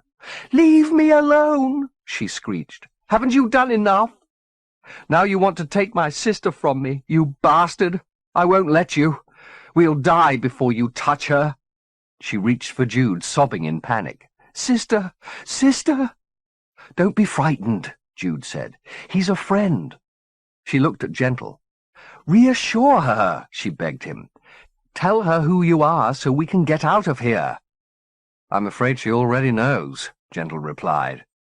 Jude was mouthing the word "what" when Quesoir's panic boiled up again. "Sartori!" she screeched, her denunciation echoing around the room. "He's Sartori, sister! Sartori!" Gentle raised his hands in mock surrender, backing away from the woman. "I'm not going to touch you," he said. "Tell her, Jude, I don't want to hurt her." But Quesoir was in the throes of another outburst. "Stay with me, sister," she said, grabbing hold of Jude. "He can't kill us both." "You can't stay in here," Jude said. "I'm not going out," Quesoir said. "He's got soldiers out there. Rosengarten, that's who he's got, and his torturers." "It's safer out there than it is in here," Jude said, casting her eyes up at the roof. Several carbuncles had appeared in it, oozing debris. "We have to be quick." Still she refused, putting her hand up to Jude's face and stroking her cheek with her clammy palm, short, nervy strokes. "We'll stay here together," she said. "Mouth to mouth, mind to mind." "We can't," Jude told her, speaking as calmly as circumstance allowed. "I don't want to be buried alive, and neither do you." "If we die, we die," said Quesoir. "I don't want him touching me again, do you hear?" "I know, I understand." "Not ever, not ever." "He won't," Jude said, laying her own hand over Quesoir's, which was still stroking her face. She laced her fingers through those of her sister and locked them. "He's gone," she said. "He won't be coming near either of us again." Gentle had indeed retreated as far as the passageway, but even though Jude waved him away, he refused to go any further. He'd had too many reunions cut short to risk letting her out of his sight. "Are you certain he's gone?" "I'm certain." "He could still be waiting outside for us?" "No, sister. He was afraid for his life. He's fled." Quesoir grinned at this. "He was afraid," she said. "Terrified. Didn't I tell you? They're all the same. They talk like heroes, but there's piss in their veins." She began to laugh out loud, as careless now as she'd been in terror moments before. "We'll go back to my bedroom," she said when the outburst subsided, "and sleep for a while." "Whatever you want to do," Jude said, "but let's do it soon." Still chuckling to herself, Quesoir allowed Jude to lift her up and escort her towards the door. They had covered maybe half that distance, Gentle standing aside to let them pass, when one of the carbuncles in the ceiling burst and threw down a rain of wreckage from the tower above. Gentle saw Jude struck and felled by a chunk of stone. Then the chamber filled with an almost viscous dust that blotted out both sisters in an instant. With his only point of reference, the lamp, the flame of which was just visible through the dirt, he headed into the fog to fetch her, as a thundering from above announced a further escalation of the tower's collapse. There was no time for protective faiths or for keeping his silence. If he failed to find her in the next few seconds, they'd all be buried. He started to yell her name through the rising roar, and hearing her call back to him, followed her voice to where she was lying, half buried beneath a cairn of rubble. "There's time," he said to her as he began to dig. "There's time. We can make it out." With her arms unpinned, she began to speed her own excavation, hauling herself up out of the debris and locking her arms around Gentle's neck. He started to stand, pulling her free from the remaining rocks, but as he did so, another commotion began, louder than anything that had preceded it. This was not the din of destruction, but a shriek of white fury. The dust above their heads parted, and Quayswar appeared, floating inches from the fissured ceiling. Jude had seen this transformation before, ribbons of flesh unfurled from her sister's back and bearing her up, but Gentle had not. He gaped at the apparition, distracted from thoughts of escape. "She's mine!" Quayswar yelled, swooping towards them with the same sightless but unerring accuracy she'd possessed in more intimate moments, her arms outstretched, her fingers ready to twist the abductor's head from his neck. But Jude was quick. She stepped in front of Gentle, calling Quayswar's name. The woman's swoop faltered, the hungry hands inches from her sister's upturned face. "I don't belong to you!" she yelled back at Quayswar. "I don't belong to anybody! Hear me?" Quayswar threw back her head and loosed a howl of rage at this. It was her undoing. The ceiling shuddered and abandoned its duty at her din, collapsing beneath the weight of rubble heaped behind it. There was, Jude thought, time for Quayswar to escape the consequences of her cry. She'd seen the woman move like lightning at Pale Hill when she had the will to do so. But that will had gone. Face to the killing dirt, she let the debris rain upon her, inviting it with her unbroken cry, which didn't become alarm or plea, but remained a solid howl of fury until the rocks broke and buried her. It wasn't quick. She went on calling down destruction as Gentle took Jude's hand and hauled her away from the spot. He'd lost all sense of direction in the chaos, and had it not been for the screeching of concupiscentia in the passageway beyond, they'd never have made it to the door. But make it they did, emerging with half their senses deadened by dust. Quayswar's death cry had ceased by now, but the roar behind them was louder than ever and drove them from the door as the canker spread across the roof of the corridor. They outran it, however, concupiscentia giving up her keening when she knew her mistress was lost, and overtaking them, fleeing to some sanctuary where she could raise a song of lamentation. Jude and Gentle ran until they were out from under any stone, roof, arch, or vault that might collapse upon them, into a courtyard full of bees feasting on bushes that had chosen that day of all days to blossom. Only then did they put their arms around each other again, each sobbing for private griefs and gratitudes, while the ground shook under them to the din of the demolition they'd escaped. 3. In fact, the ground didn't stop reverberating until they were well outside the walls of the palace and wandering in the ruins of Isorderex. At Jude's suggestion, they made their way back at all speed to Peckable's house, where, she explained to Gentle, there was a well-used route between this dominion and the Fifth. He put up no resistance to this, though he hadn't exhausted Sartori's hiding-places by any means. Could he ever, when the palace was so vast? He had exhausted his limbs, his wits, and his will. If his other was still here in Isorderex, he posed very little threat.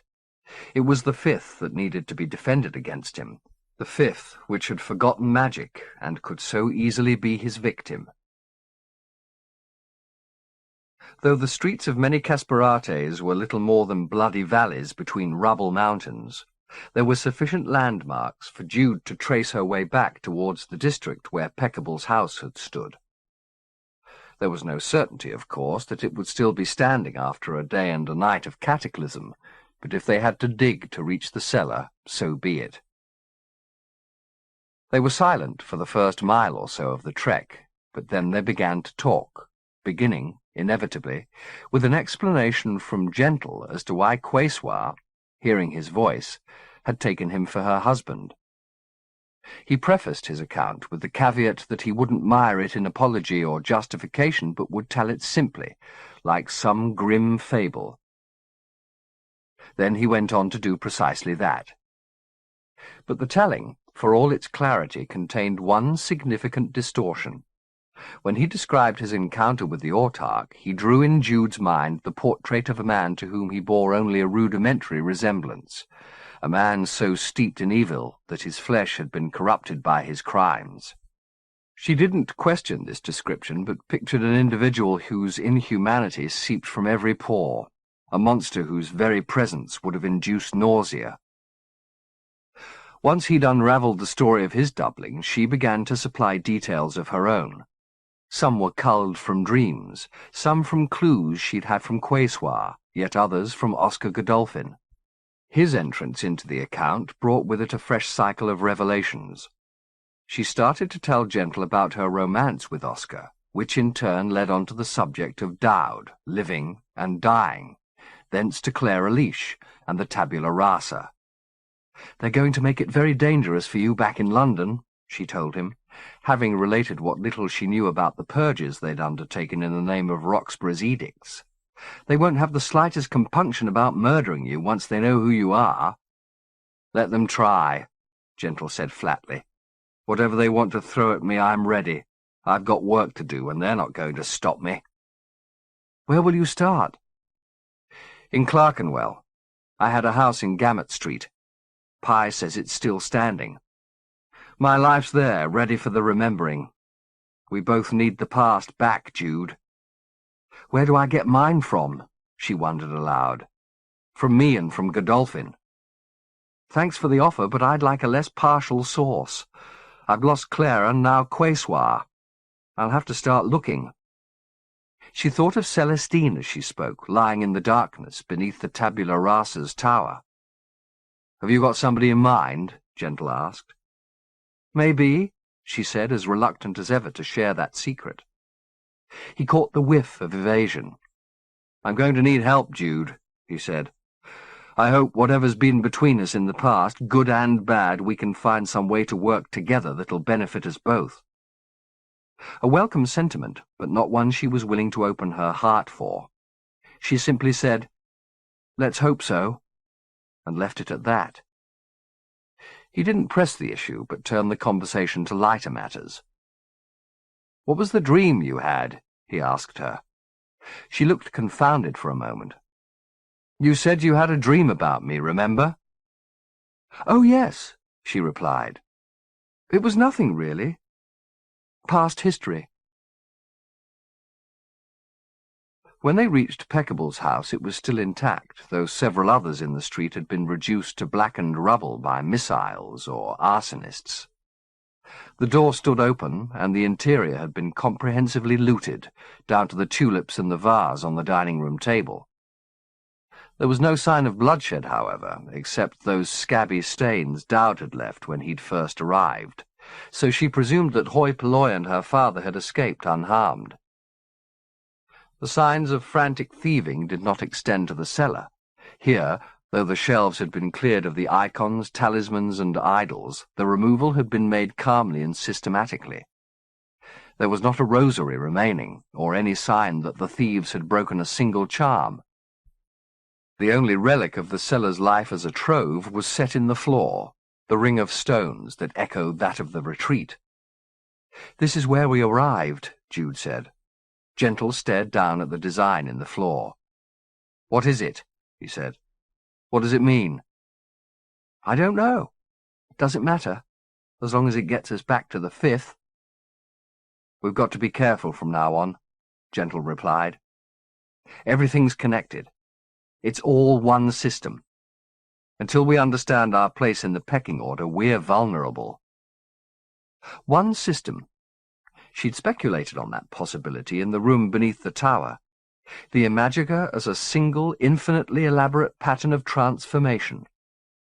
But just as there were times for such musings, so there were also times for action, and she had no patience with Gentle's anxieties now. "If you know another way out of here," she said, "let's take it. But this is the only way I know. Godolphin used it for years, and it never harmed him till Dowd screwed it up."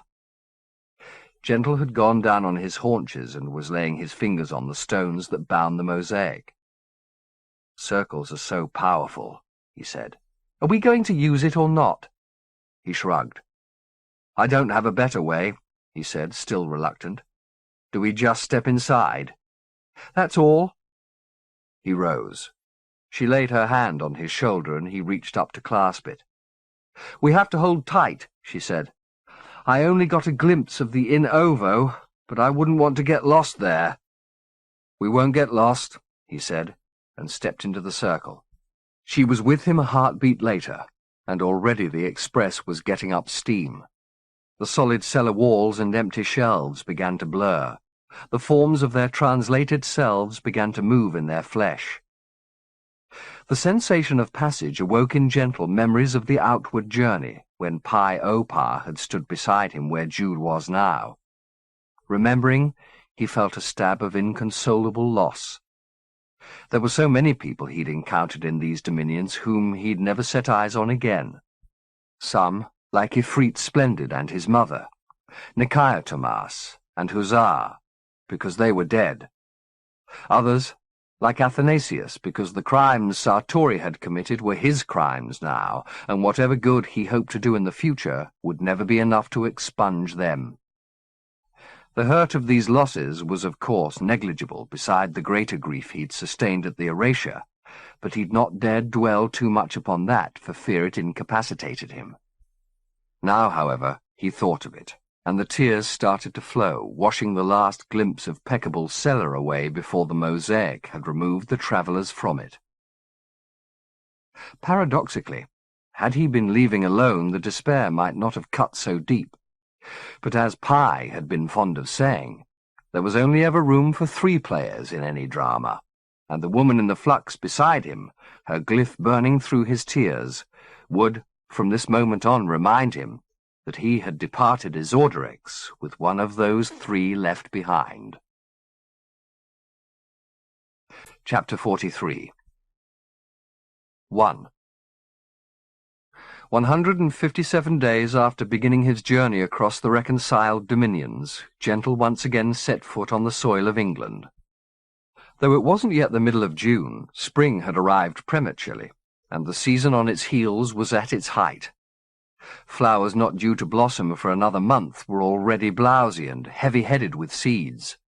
Bird and insect life abounded, as species that normally appeared months apart flourished simultaneously. This summer's dawns were announced not with choruses, but with full-throated choirs.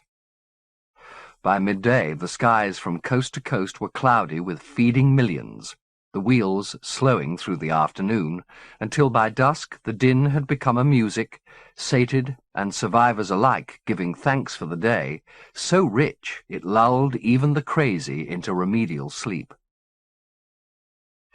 If a reconciliation could indeed be planned and achieved in the little time before midsummer, then it would be burgeoning country that the rest of the Imajica would greet, an England of bountiful harvests spread beneath a melodious heaven.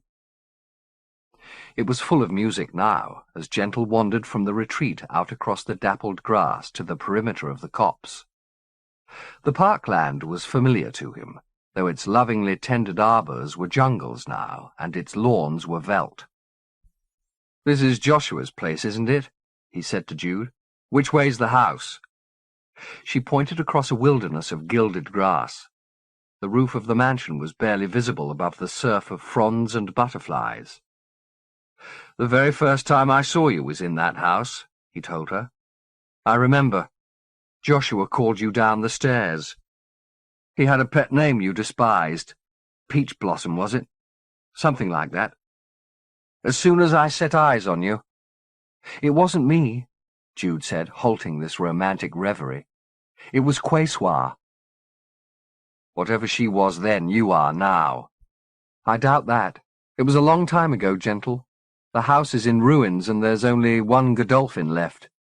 History isn't going to repeat itself. I don't want it to. I don't want to be anybody's object.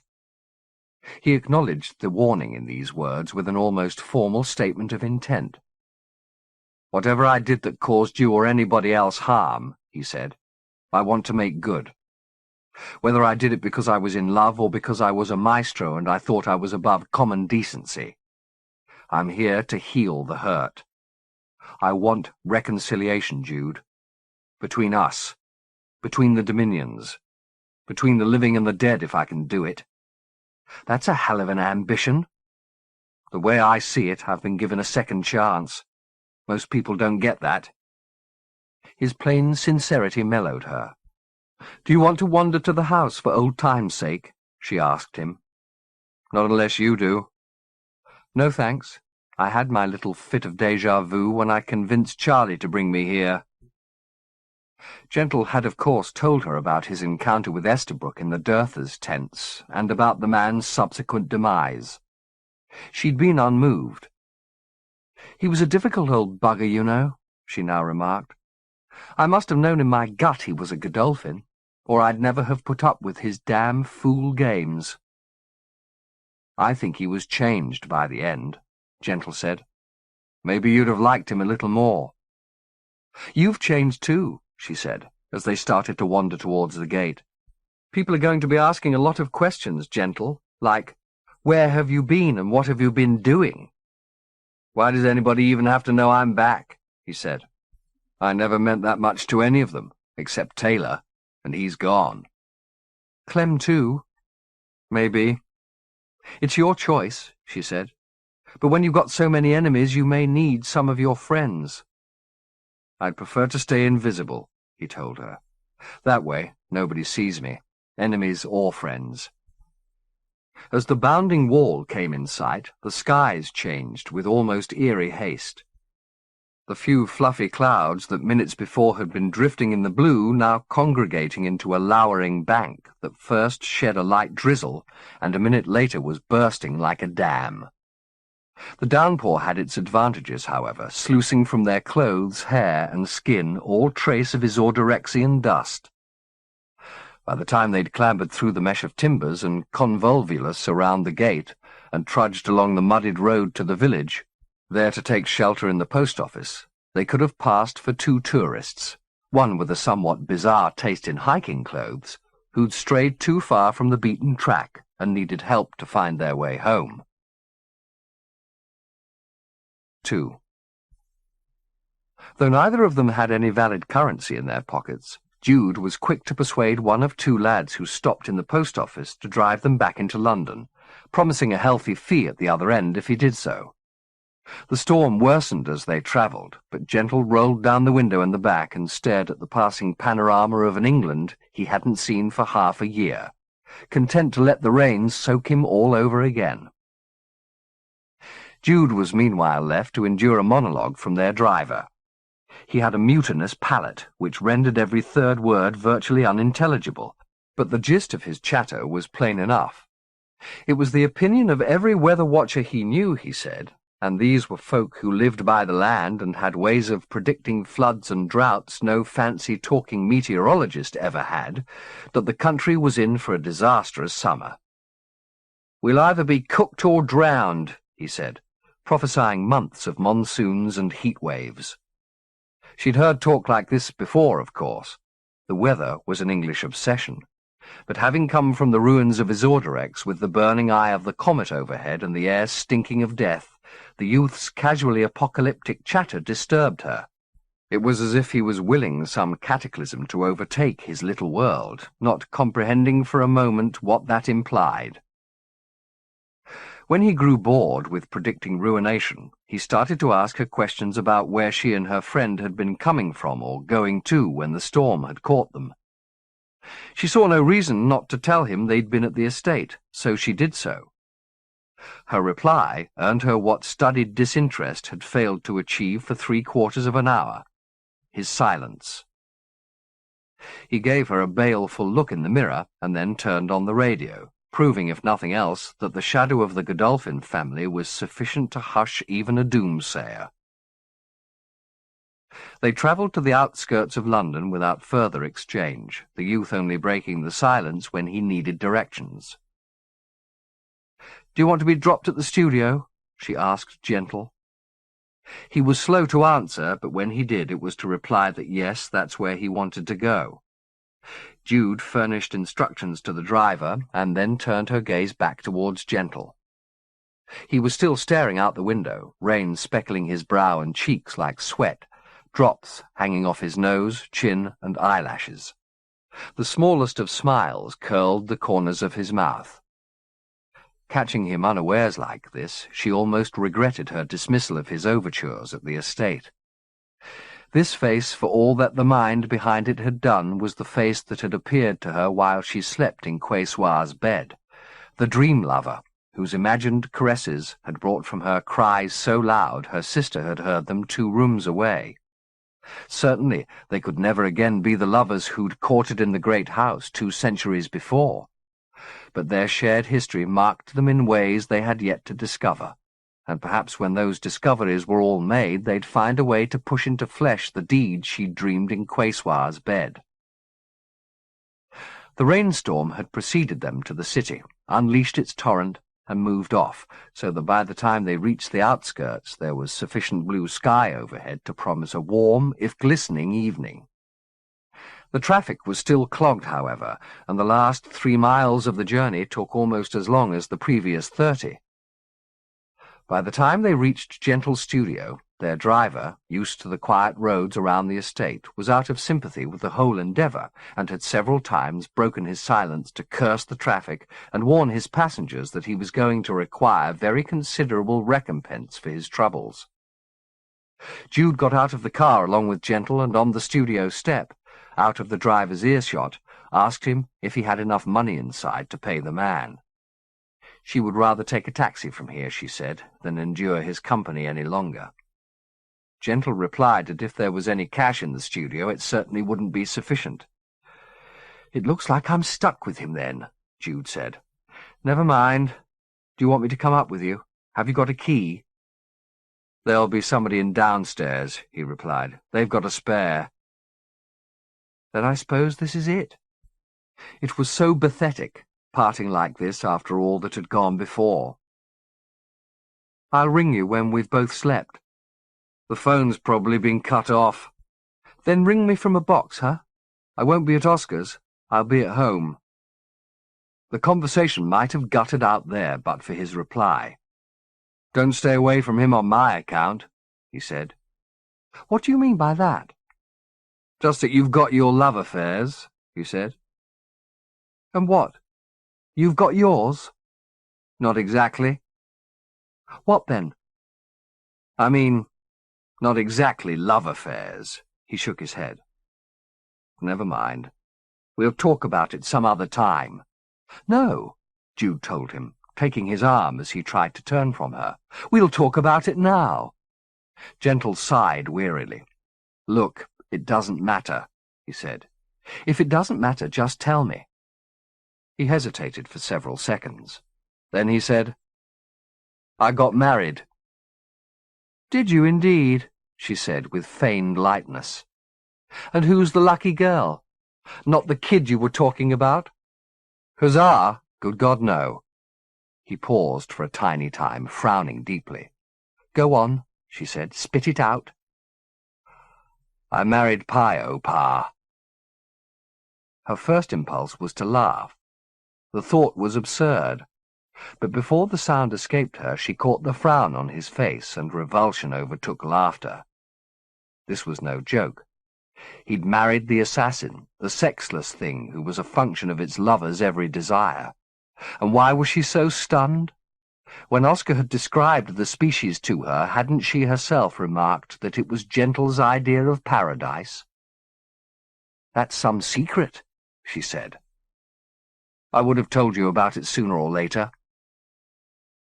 Now she allowed herself a little laughter, soft and sour. "Back there you almost had me believing there was something between us." "That's because there was," he replied. "Because there always will be." "Why should that matter to you now?" "I have to hold on to a little of what I was, what I dreamed." "And what did you dream?" "That the three of us—" He stopped, sighing. Then, that the three of us would find some way to be together. He wasn't looking at her, but at the empty ground between them, where he'd clearly wanted his beloved pie to stand. "The Mistiff would have learned to love you," he said. "I don't want to hear this," she snapped. "It would have been anything you desired." "Anything." "Stop," she told him. "Just stop." He shrugged. "It's all right," he said. "Pie's dead, and we're going our different ways. It was just some stupid dream I had. I thought you'd want to know it, that's all." "I don't want anything from you," she replied coldly. "You can keep your lunacies to yourself from now on." She'd long since let go of his arm, leaving him to retreat up the steps. But he didn't go. He simply stood watching her, squinting like a drunkard trying to hook one thought to another. It was she who retreated, shaking her head as she turned her back on him and crossed the puddled pavement to the car. Once in, the door slammed, she told the driver to get going, and the car sped from the curb. On the step, Gentle watched the corner where the car turned long after the vehicle had gone from sight, as though some words of peace might yet come to his lips and be carried from them to call her back. But he was out of persuasions. Though he'd returned to his place as a reconciler, he knew he'd here opened a wound he lacked the gift to heal, at least until he'd slept and recovered his faculties. 3. 45 minutes after she'd left Gentle on his doorstep, Jude was throwing open the windows of her house to let in the late afternoon sun and some fresh air. The journey from the studio had passed with her scarcely being aware of the fact, so stunned had she been by Gentle's revelation. Married. The thought was absurd, except that she couldn't find it in herself to be amused. Though it was now many weeks since she'd occupied the house, all but the hardiest of her plants had died from loneliness, and she'd forgotten how the percolator and the locks on the windows worked, it was still a place she felt at home in, and by the time she'd downed a couple of cups of coffee, showered, and changed into some clean clothes, the dominion from which she'd stepped only hours before was receding. In the presence of so many familiar sights and smells, the strangeness of Isorderex wasn't its strength but its frailty. Without invitation, her mind had already drawn a line between the place she'd left and the one which she was now in, as solid as the division between a thing dreamt and a thing lived. No wonder Oscar had made a ritual of going up to his treasure room, she thought, and communing with his collection. It was a way of holding on to a perception that was under constant siege by the commonplace. With several jolts of coffee buzzing around her bloodstream, the fatigue she'd felt on the journey back into the city had disappeared, so she decided to use the evening to visit Oscar's house. She'd called him several times since she'd got back, but the fact that nobody had answered was not, she knew, proof of his absence or demise. He'd seldom picked up the telephone in the house. That duty had fallen to Dowd, and more than once he'd stated his abhorrence of the machines. In Paradise, he'd once said, the common blessed use telegrams, and the saints have talking doves. All the telephones are down below. She left the house at 7 or so, caught a cab, and went to Regent's Park Road. She found the house securely locked, without so much as a window standing ajar, which on such a clement evening surely meant there was nobody home. Just to be sure, she went around to the rear of the house and peered in. At the sight of her, the 3 parrots Oscar kept in the back room rose from their perches in alarm. Nor did they settle, but squawked on in panic as she cupped her hands over her brow and peered in to see if their seed and water bowls were full. Though their perches were too far from the window for her to see, their level of agitation was enough to make her fear the worst. Oscar, she suspected, hadn't soothed their feathers in a long time. So where was he? Back at the estate, lying dead in the long grass? If so, it would be folly to go back there now and look for him, with darkness an hour away at most. Besides, when she thought back to her last glimpse of him, she was reasonably certain she'd seen him rising to his feet, framed against the door. He was robust, despite his excesses. She couldn't believe he was dead. In hiding, more like, concealing himself from the tabula rasa. With that thought in mind, she returned to the front door and scribbled an anonymous note, telling him she was alive and well, and slipped it into the letterbox. He'd know who'd penned it.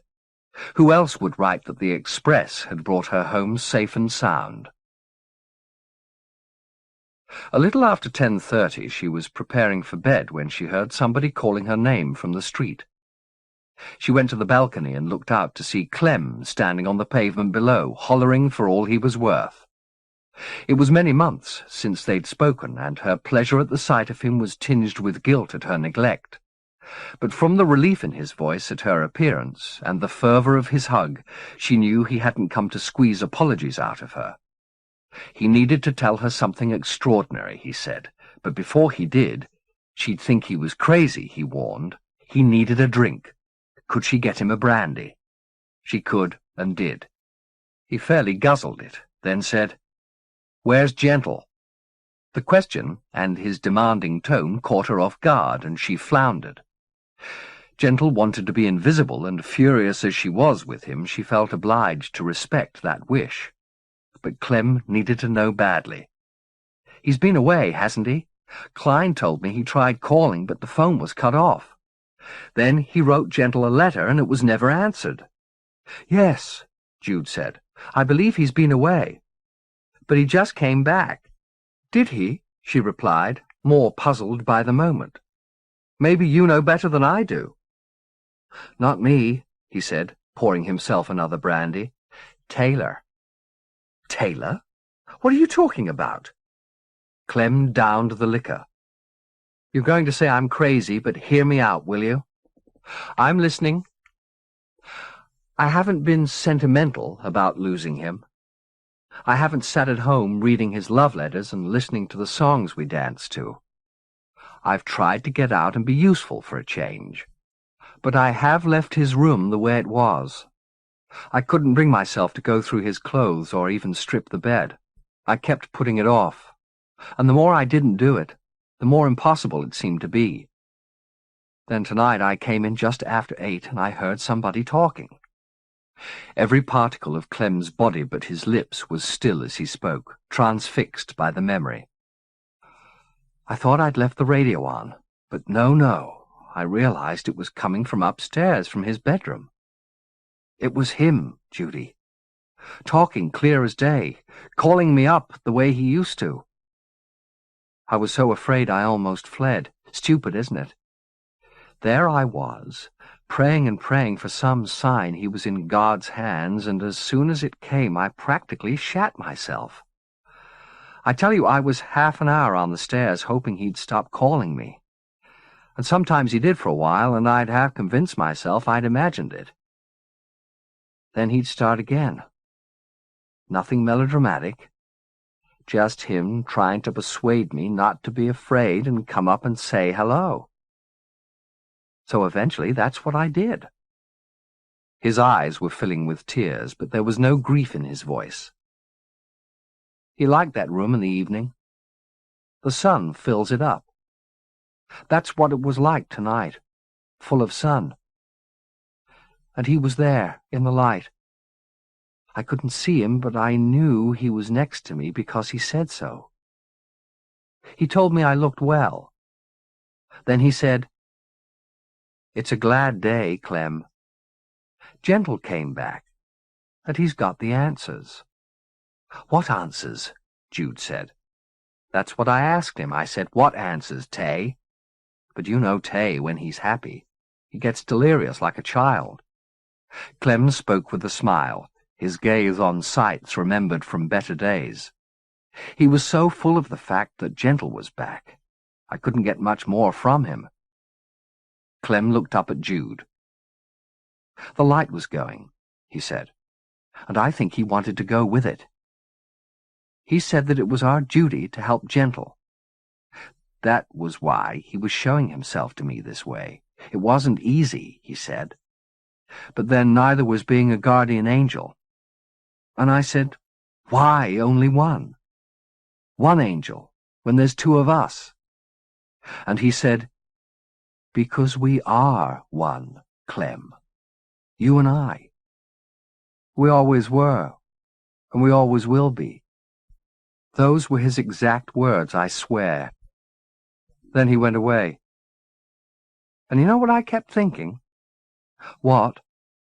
That I wished I hadn't waited on the stairs and wasted all that time I could have had with him. Clem set down his glass, pulled a tissue from his pocket and blew his nose. That's all, he said. I think that's plenty. I know what you're thinking, he said with a little laugh. You're thinking, poor Clem. He couldn't grieve, so he's having hallucinations. No, she said very softly. I'm thinking Gentle doesn't know how lucky he is, having angels like you two. Don't humor me. I'm not, she said. I believe everything you've just told me happened. You do?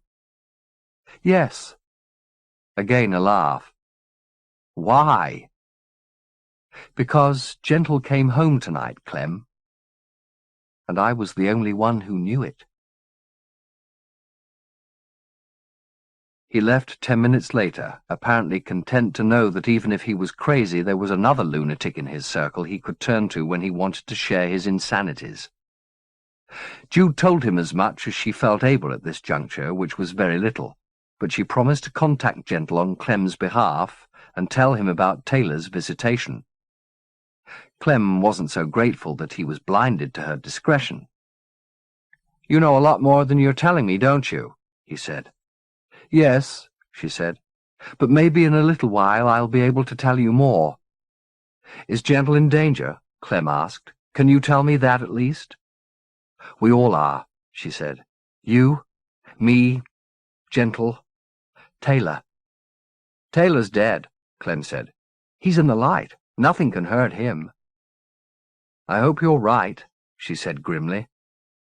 But please, Clem, if he finds you again— He will.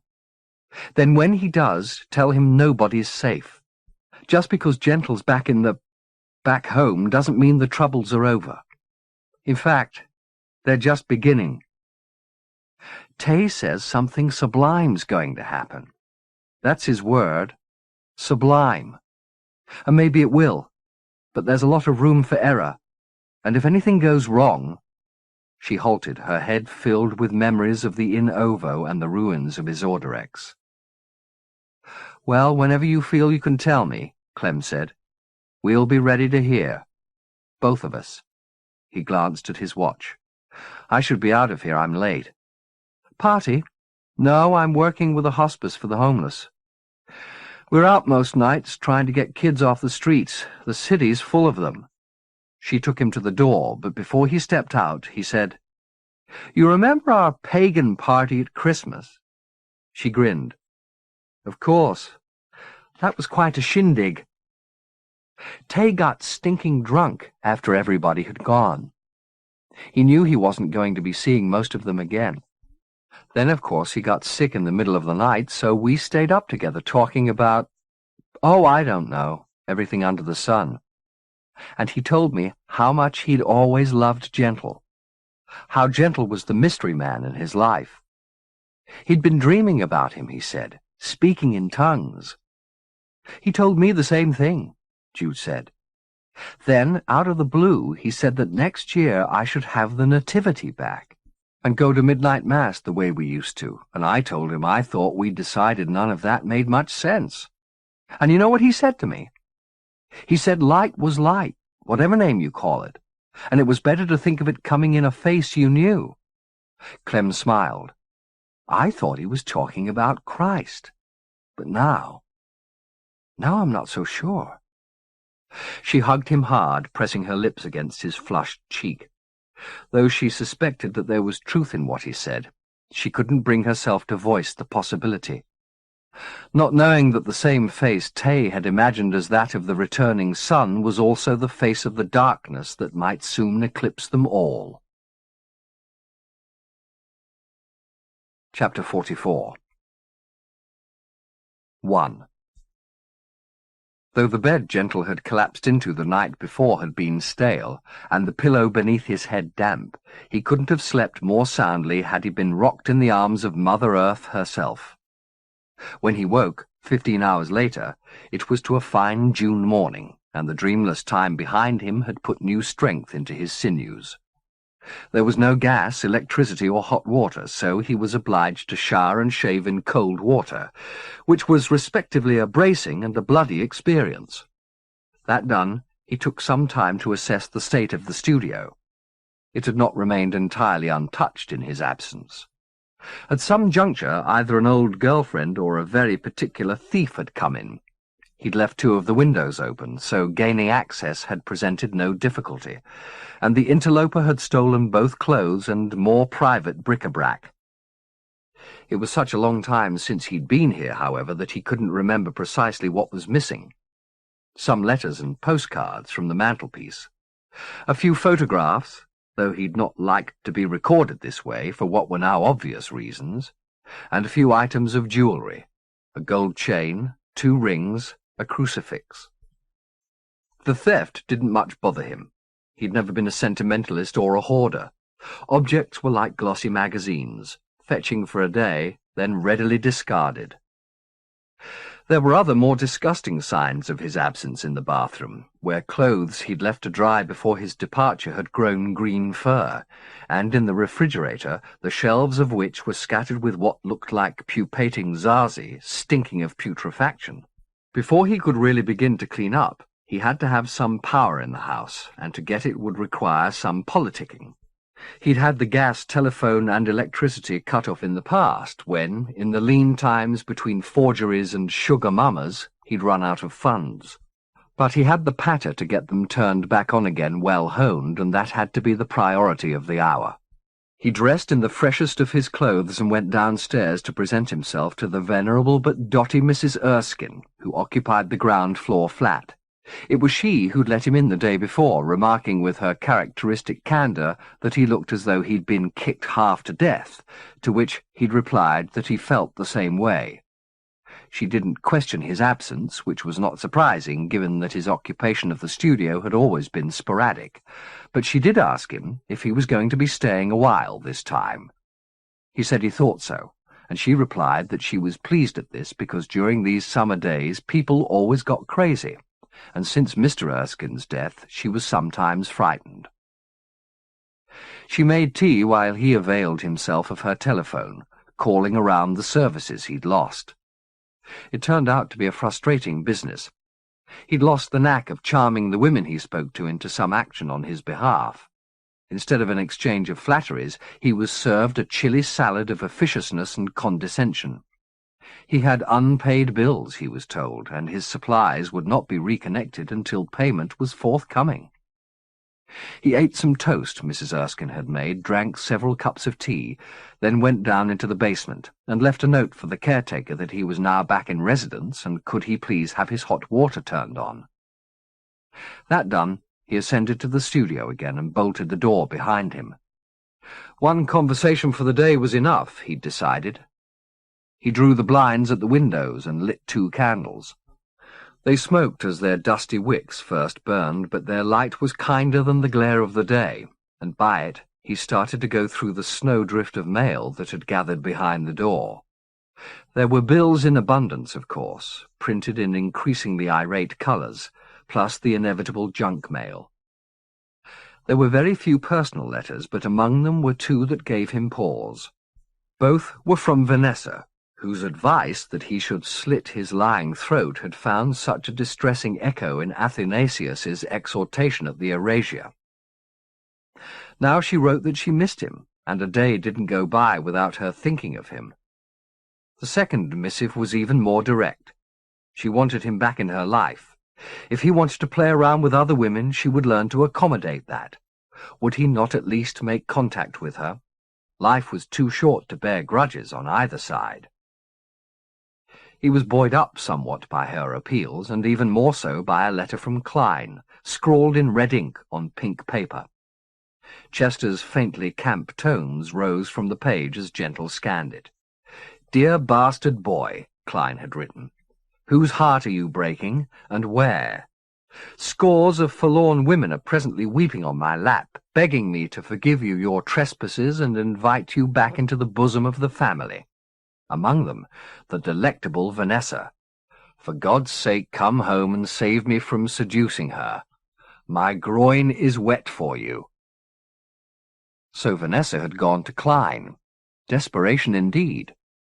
Though she'd met Chester only once that Gentle could recall, she'd subsequently professed a loathing him.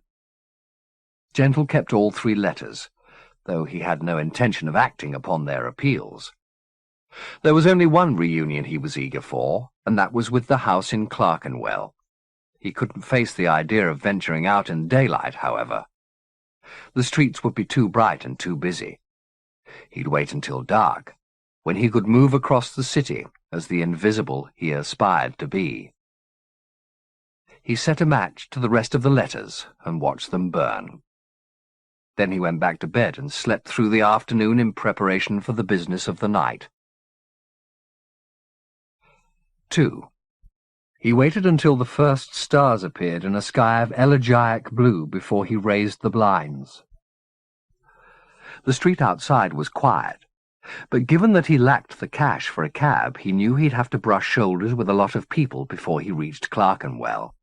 On a fine evening like this, the Edgware Road would be busy, and there'd be crowds on the Underground.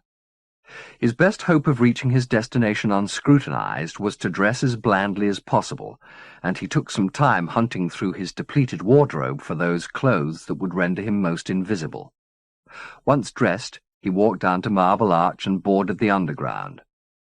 It was only 5 stations to Chancery Lane, which would put him on the borders of Clerkenwell, but after 2 he had to get off, gasping and sweating like a claustrophobic. Cursing this new weakness in himself, he sat in the station for half an hour while more trains passed through, unable to bring himself to board. What an irony! Here he was, a sometime wanderer in the wilds of the Imajica, incapable of travelling a couple of miles by tube without panicking. He waited until his shaking subsided and a less crowded train came along. Then he reboarded, sitting close to the door with his head in his hands until the journey was over. By the time he emerged at Chancery Lane, the sky had darkened, and he stood for several minutes on High Holborn, his head thrown back, soaking up the sky. Only when the tremors had left his legs did he head up Gray's Inn Road towards the environs of Gamut Street.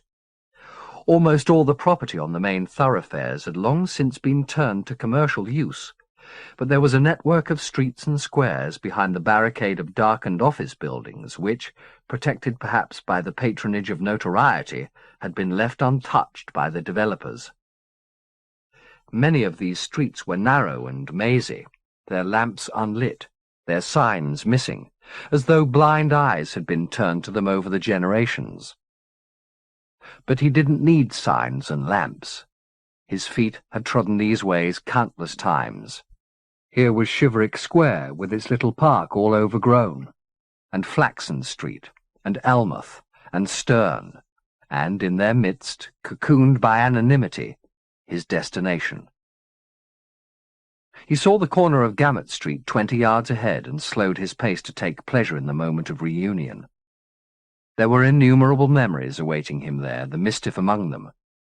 But not all would be so sweet or so welcome. He would have to ingest them carefully, like a diner with a delicate stomach coming to a lavish table.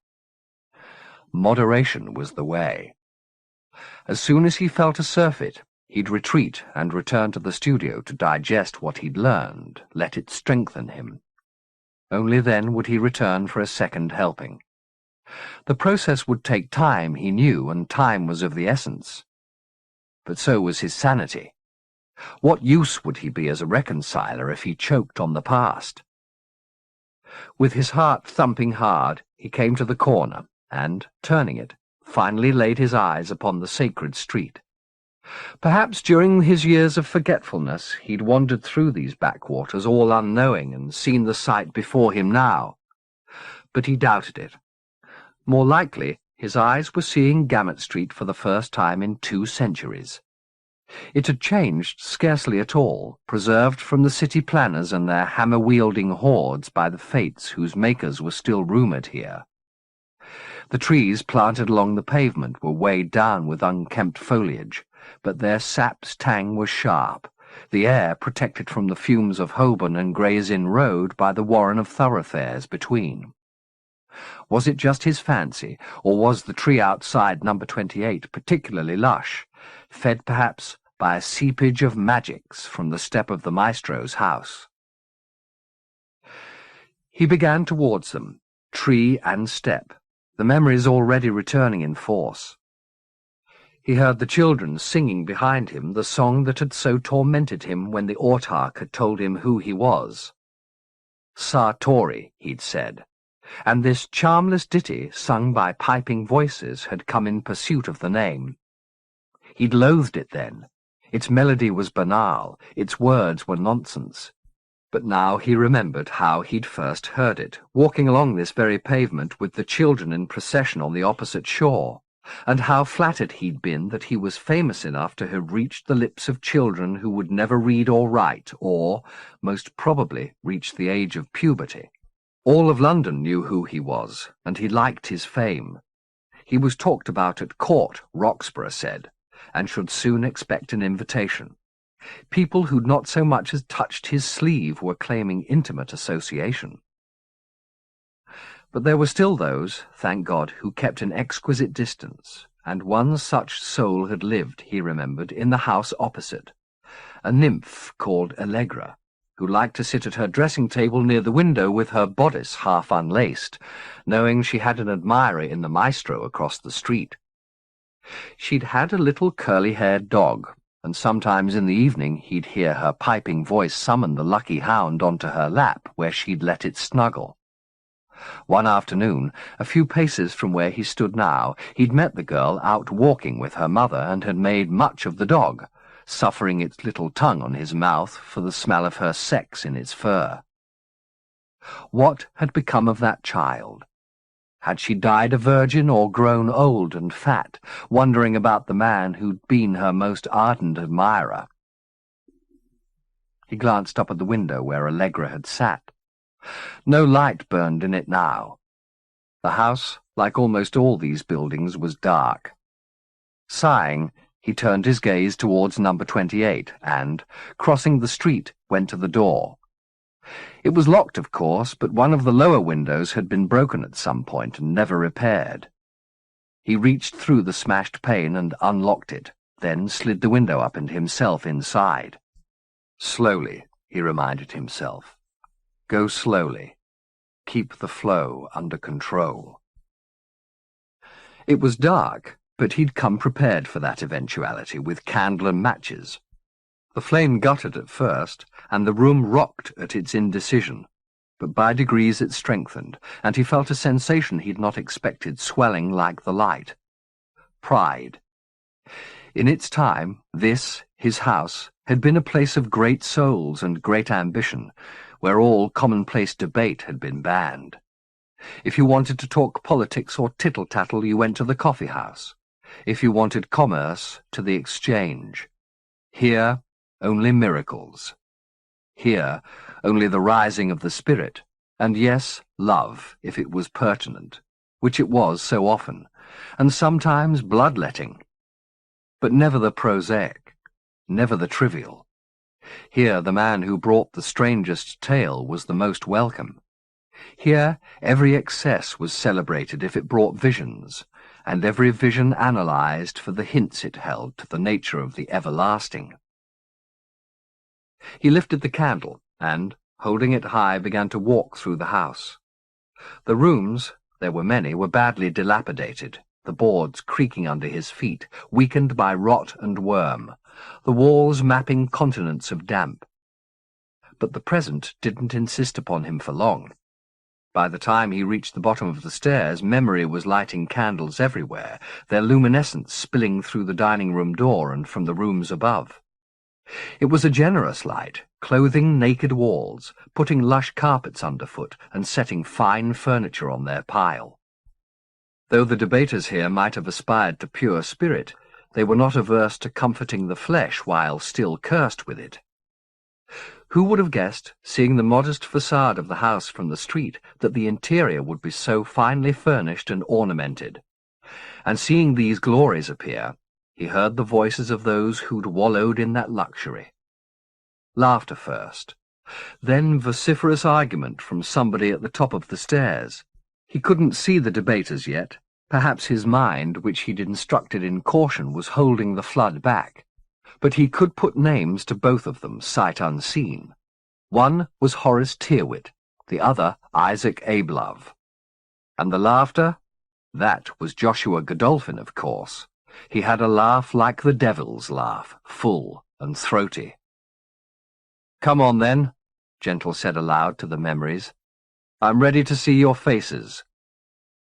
And, as he spoke, they came.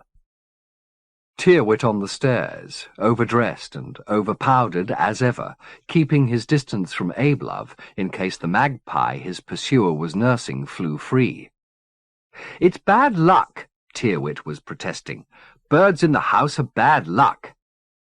"Luck's for fishermen and gamblers," Ablove replied. "One of these days you'll turn a phrase worth remembering," Tyrwhitt replied. "Just get the thing out before I wring its neck." He turned towards Gentle. "Tell him, Sartori." Gentle was shocked to see the memory's eyes fixed so acutely upon him. "It does no harm," he found himself replying.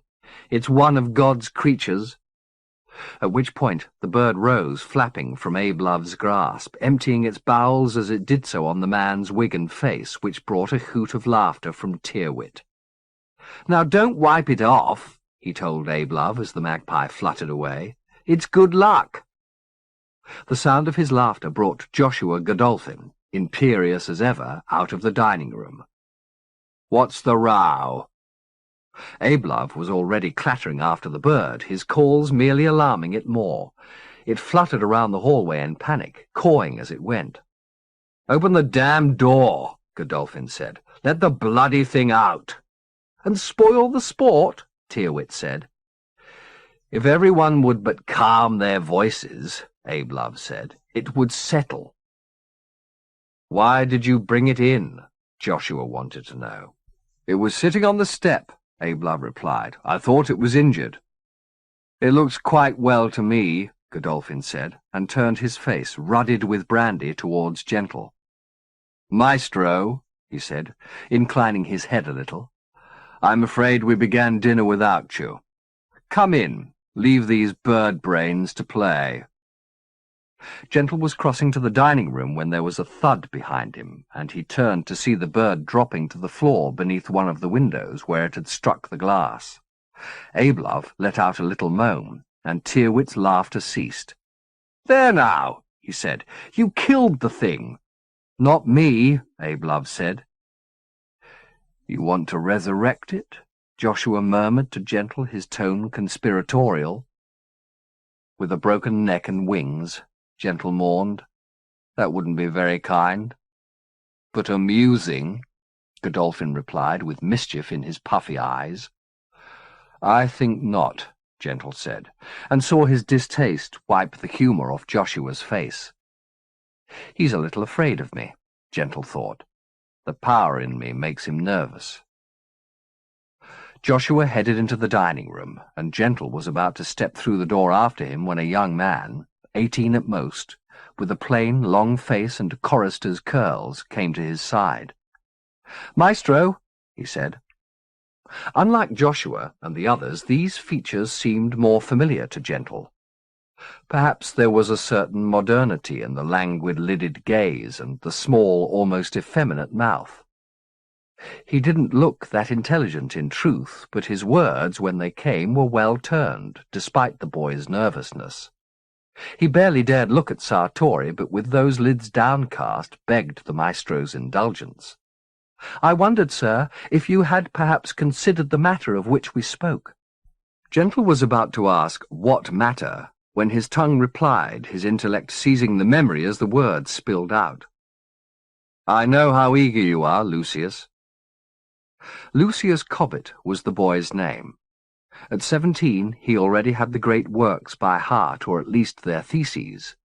Ambitious and apt at politics, he'd taken Tyrwhitt as a patron, for what services only his bed knew, but it was surely a hanging offence, and had secured himself a place in the house as a menial. But he wanted more than that, and scarcely an evening went by without his politely plying the maestro with coy glances and pleas. "I'm more than eager, sir," he said. "I've studied all the rituals. I've mapped the in ovo from what I've read in Flute's visions. They're just beginnings, I know, but I've also copied all the known glyphs, and I have them by heart." He had a little skill as an artist, too, something else they shared, besides ambition and dubious morals. "I can help you, maestro," he was saying. "You're going to need somebody beside you on the night." "I commend you on your discipline, Lucius, but the reconciliation's a dangerous business. I can't take the responsibility." "I'll take that, sir." "Besides, I have my assistant." The boy's face fell. "You do?" he said. "Certainly. Pi o pa." "You trust your life to a familiar?" "Why shouldn't I?" "Well, because it's not even human." "That's why I trust it, Lucius," Gentle said. "I'm sorry to disappoint you." "Could I at least watch, sir? I'll keep my distance, I swear, I swear. Everybody else is going to be there." This was true enough. As the night of the reconciliation approached, the size of the audience swelled. His patrons, who'd at first taken their oaths of secrecy very seriously, now sensed triumph, and had become indiscreet. In hushed and often embarrassed tones, they'd admit to having invited a friend or a relation to witness the rites, and who was he, the performer, to forbid his paymasters their moment of reflected glory? Though he never gave them an easy time when they made these confessions, he didn't much mind. Admiration charged the blood, and when the reconciliation had been achieved, the more tongues there were to say they'd seen it done and sanctify the doer, the better. "I beg you, sir," Lucius was saying. "I'll be in your debt forever." Gentle nodded, ruffling the youth's ginger hair. "You may watch," he said. Tears started to the boy's eyes, and he snatched up Gentle's hand, laying his lips to it. "I am the luckiest man in England," he said. "Thank you, sir. Thank you." Quieting the boy's profusions, Gentle left him at the door and stepped through into the dining room. As he did so, he wondered if all these events and conversations had actually dovetailed in this fashion, or whether his memory was collecting fragments from different nights and days, knitting them together so that they appeared seamless. If the latter was the case, and he guessed it was, then there were probably clues in these scenes to mysteries yet to be unveiled, and he should try to remember their every detail. But it was difficult. He was both Gentle and Sartori here, both witness and actor. It was hard to live the moments when he was also observing them, and harder still to dig for the seam of their significance when their surface gleamed so fetchingly, and when he was the brightest jewel that shone there. How they had idolized him! He'd been like a divinity among them, his every belch and fart attended to like a sermon, his cosmological pronouncements, of which he was too fond, greeted with reverence and gratitude even by the mightiest. 3 of those mighty awaited him in the dining-room, gathered at one end of the table, set for 4, but laden with sufficient food to sate the street for a week. Joshua was one of the trio, of course. Roxburgh, and his long-time foil Oliver McGann were the others, the latter well in his cups, the former, as ever, keeping his counsel, his ascetic features, dominated by the long hook of his nose, always half masked by his hands. He despised his mouth, Gentle thought, because it betrayed his nature, which, despite his incalculable wealth and his pretensions to metaphysics, was peevish, penurious, and sullen. "Religion's for the faithful," McGann was loudly opining. "They say their prayers aren't answered, and their faith increases. Whereas magic—" He stopped, laying his inebriated gaze on the maestro at the door. "Ah, the very man. The very man. Tell him, Sartori. Tell him what magic is." Roxburgh had made a pyramid of his fingers, the apex at the bridge of his nose. "Yes, maestro," he said. "Do tell." "My pleasure," Gentle replied, taking the glass of wine McGann poured for him and wetting his throat before he provided tonight's profundities. "Magic is the first and last religion of the world," he said. "It has the power to make us whole, to open our eyes to the dominions and return us to ourselves." "That sounds very fine," Roxburgh said flatly. "But what does it mean?" "It's obvious what it means," McGann protested. "Not to me it isn't." "It means we're born divided, Roxburgh," the maestro replied. "But we long for union." "Oh, we do we?" "I believe so." "And why should we seek union with ourselves?" Roxburgh said. "Tell me that. I would have thought we're the only company we're certain we have." There was a riling smugness to the man's tone, but the maestro had heard these niceties before and had his answers well honed. "Everything that isn't us is also ourselves," he said. He came to the table and set down his glass, peering through the smoky candle flames at Roxburgh's black eyes. "We're joined to everything that was, is, and will be," he said. "From one end of the Imajica to another. From the tiniest mote dancing over this flame to the Godhead itself." He took breath, leaving room for a retort from Roxburgh, but none came. "We'll not be subsumed at our deaths," he went on. "We'll be increased to the size of creation." "Yes," McGann said, the word coming long and loud from between teeth clenched in a tigerish smile. "Magic's our means to that revelation," the maestro said, "while we're still in our flesh." "And is it your opinion that we are given that revelation?" Roxburgh replied. "Or are we stealing it?" "We were born to know as much as we can know." "We were born to suffer in our flesh," Roxburgh said. "You may suffer. I don't." The reply won a guffaw from McCann. "The flesh isn't punishment," the maestro said. "It's there for joy. But it also marks the place where we end and the rest of creation begins. Or so we believe. It's an illusion, of course." "Good," said Godolphin. "I like that." "So are we about God's business or not?" Roxburgh wanted to know. "Are you having second thoughts?" "Third and fourth, more like," McGann said. Roxburgh gave the man at his side a sour glance. "Did we swear an oath not to doubt?" he said. "I don't think so. Why should I be castigated because I ask a simple question?" "I apologize," McGann said. "Tell the man, maestro. We're doing God's work, aren't we?" "Does God want us to be more than we are?" Gentle said. "Of course." "Does God want us to love, which is the desire to be joined and made whole?" "Of course." "Does it want us in its glory for ever and ever?" "Yes, it does." "You always say 'it'," McGann observed. "Why's that?" "Creation and its maker are one and the same. True or false?" "True." And creation's as full of women as it is of men. True or false? Oh, true, true. Indeed, I give thanks for the fact, night and day, Gentle said, glancing at Godolphin as he spoke. Beside my bed and in it. Joshua laughed his devil's laugh. So the Godhead is both male and female. For convenience, an it. Bravely said, Joshua announced. I never tire of hearing you speak, Sartori. My thoughts get muddy, but after I've listened to you a while, they're like spring water, straight from the rock. Not too clean, I hope, the maestro said. We don't want any Puritan souls spoiling the reconciliation.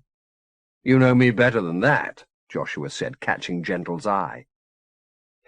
Even as he did so, Gentle had proof of his suspicion that these encounters, though remembered in one continuous stream, had not occurred sequentially, but were fragments his mind was knitting together as the rooms he was walking through evoked them. McGann and Roxburgh faded from the table, as did most of the candlelight and the litter of carafes, glasses, and food it had illuminated.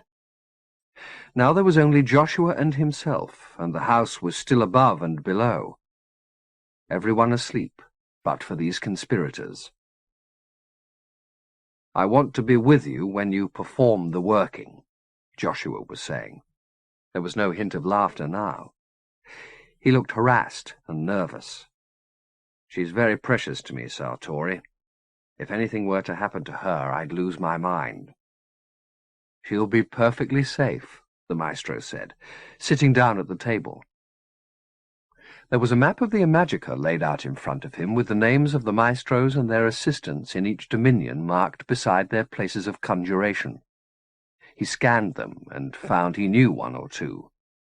Tik Raw was there, as the deputy to Utamuski. Skopeek was there too, marked as an assistant to Herate Hammeriock, the latter a distant relation, perhaps, of the Hammeriock whom Gentle and Pye had encountered in Van Eef. Names from two pasts intersecting here on the map. "Are you listening to me?" Joshua said. "I told you she'd be perfectly safe," came the maestro's reply. "The workings are delicate, but they're not dangerous." "Then let me be there," Godolphin said, wringing his hands. "I'll be your assistant instead of that wretched Mistiff. I haven't even told Pye-O-Pa what we're up to. This is our business and only ours. You just bring Judith here tomorrow evening and I'll see to the rest." "She's so vulnerable." "She seems very self-possessed to me," the maestro observed. "Very heated." Godolphin's fretful expression soured into ice. "Don't parade it, Sartori," he said. "It's not enough that I've got Roxburgh at my ear all yesterday telling me he doesn't trust you. I have to bear you parading your arrogance." "Roxburgh understands nothing. He says you're obsessed with women, so he understands that at least. You watch some girl across the street, he says. What if I do? How can you give yourself to the reconciliation if you're so distracted? Are you trying to talk me out of wanting Judith? I thought magic was a religion to you. So she. A discipline, a sacred mystery. Again, so she." He laughed. "When I first saw her, it was like my first glimpse of another world. I knew I'd risk my life to be inside her skin. When I'm with her, I feel like an adept again, creeping towards a miracle step by step. Tentative, excited. Enough! Really? You don't want to know why I need to be inside her so badly?" Godolphin eyed him ruefully. "Not really," he said. "But if you don't tell me, I'll only wonder. Because for a little time I'll forget who I am. Everything petty and particular will go out of me. My ambition, my history, everything. I'll be unmade, and that's when I'm closest to divinity. Somehow you always manage to bring everything back to that, even your lust. It's all one." "I don't like your talk of the one," Godolphin said. "You sound like Roxburgh with his dictums. Simplicity is strength and all the rest." "That's not what I mean, and you know it. It's just that women are where everything begins, and I like, how shall I put it, to touch the source as often as possible. You think you're perfect, don't you? Godolphin said. Why so sour? A week ago you were doting on my every word. I don't like what we're doing, Godolphin replied. I want Judith for myself. You'll have her, and so will I. That's the glory of this. There'll be no difference between them? None. They'll be identical. To the pucker, to the lash. So why must I have the copy? You know the answer to that. Because the original loves me, not you. I should never have let you set eyes on her. You couldn't have kept us apart. Don't look so forlorn. I'm going to make you a Judith that'll dote on you and your sons and your sons' sons until the name Godolphin disappears off the face of the earth. Now, where's the harm in that? As he asked the question, all the candles but the one he held went out, and the past was extinguished with them.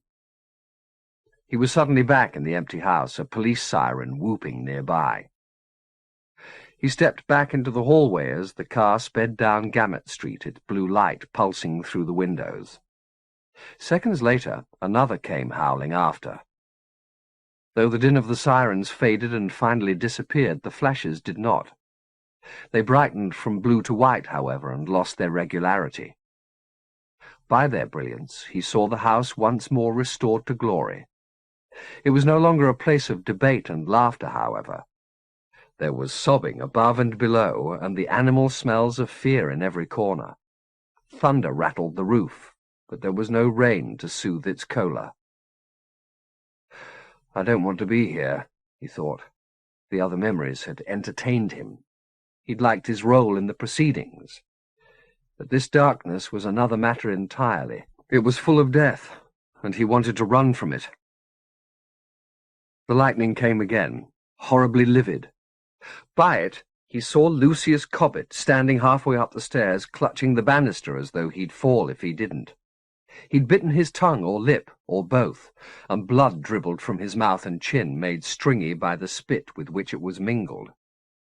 When Gentle climbed the stairs, he smelt excrement. The boy had loosed his bowels in his breeches. Seeing Gentle, he raised his eyes. "How did it fail, Maestro?" he sobbed. "How?" Gentle shuddered as the question brought images flooding into his head, more horrendous than all the scenes he'd witnessed at the erasure. The failure of the reconciliation had been sudden and calamitous, and had caught the maestros representing the 5 dominions at such a delicate time in the working that they'd been ill-equipped to prevent it.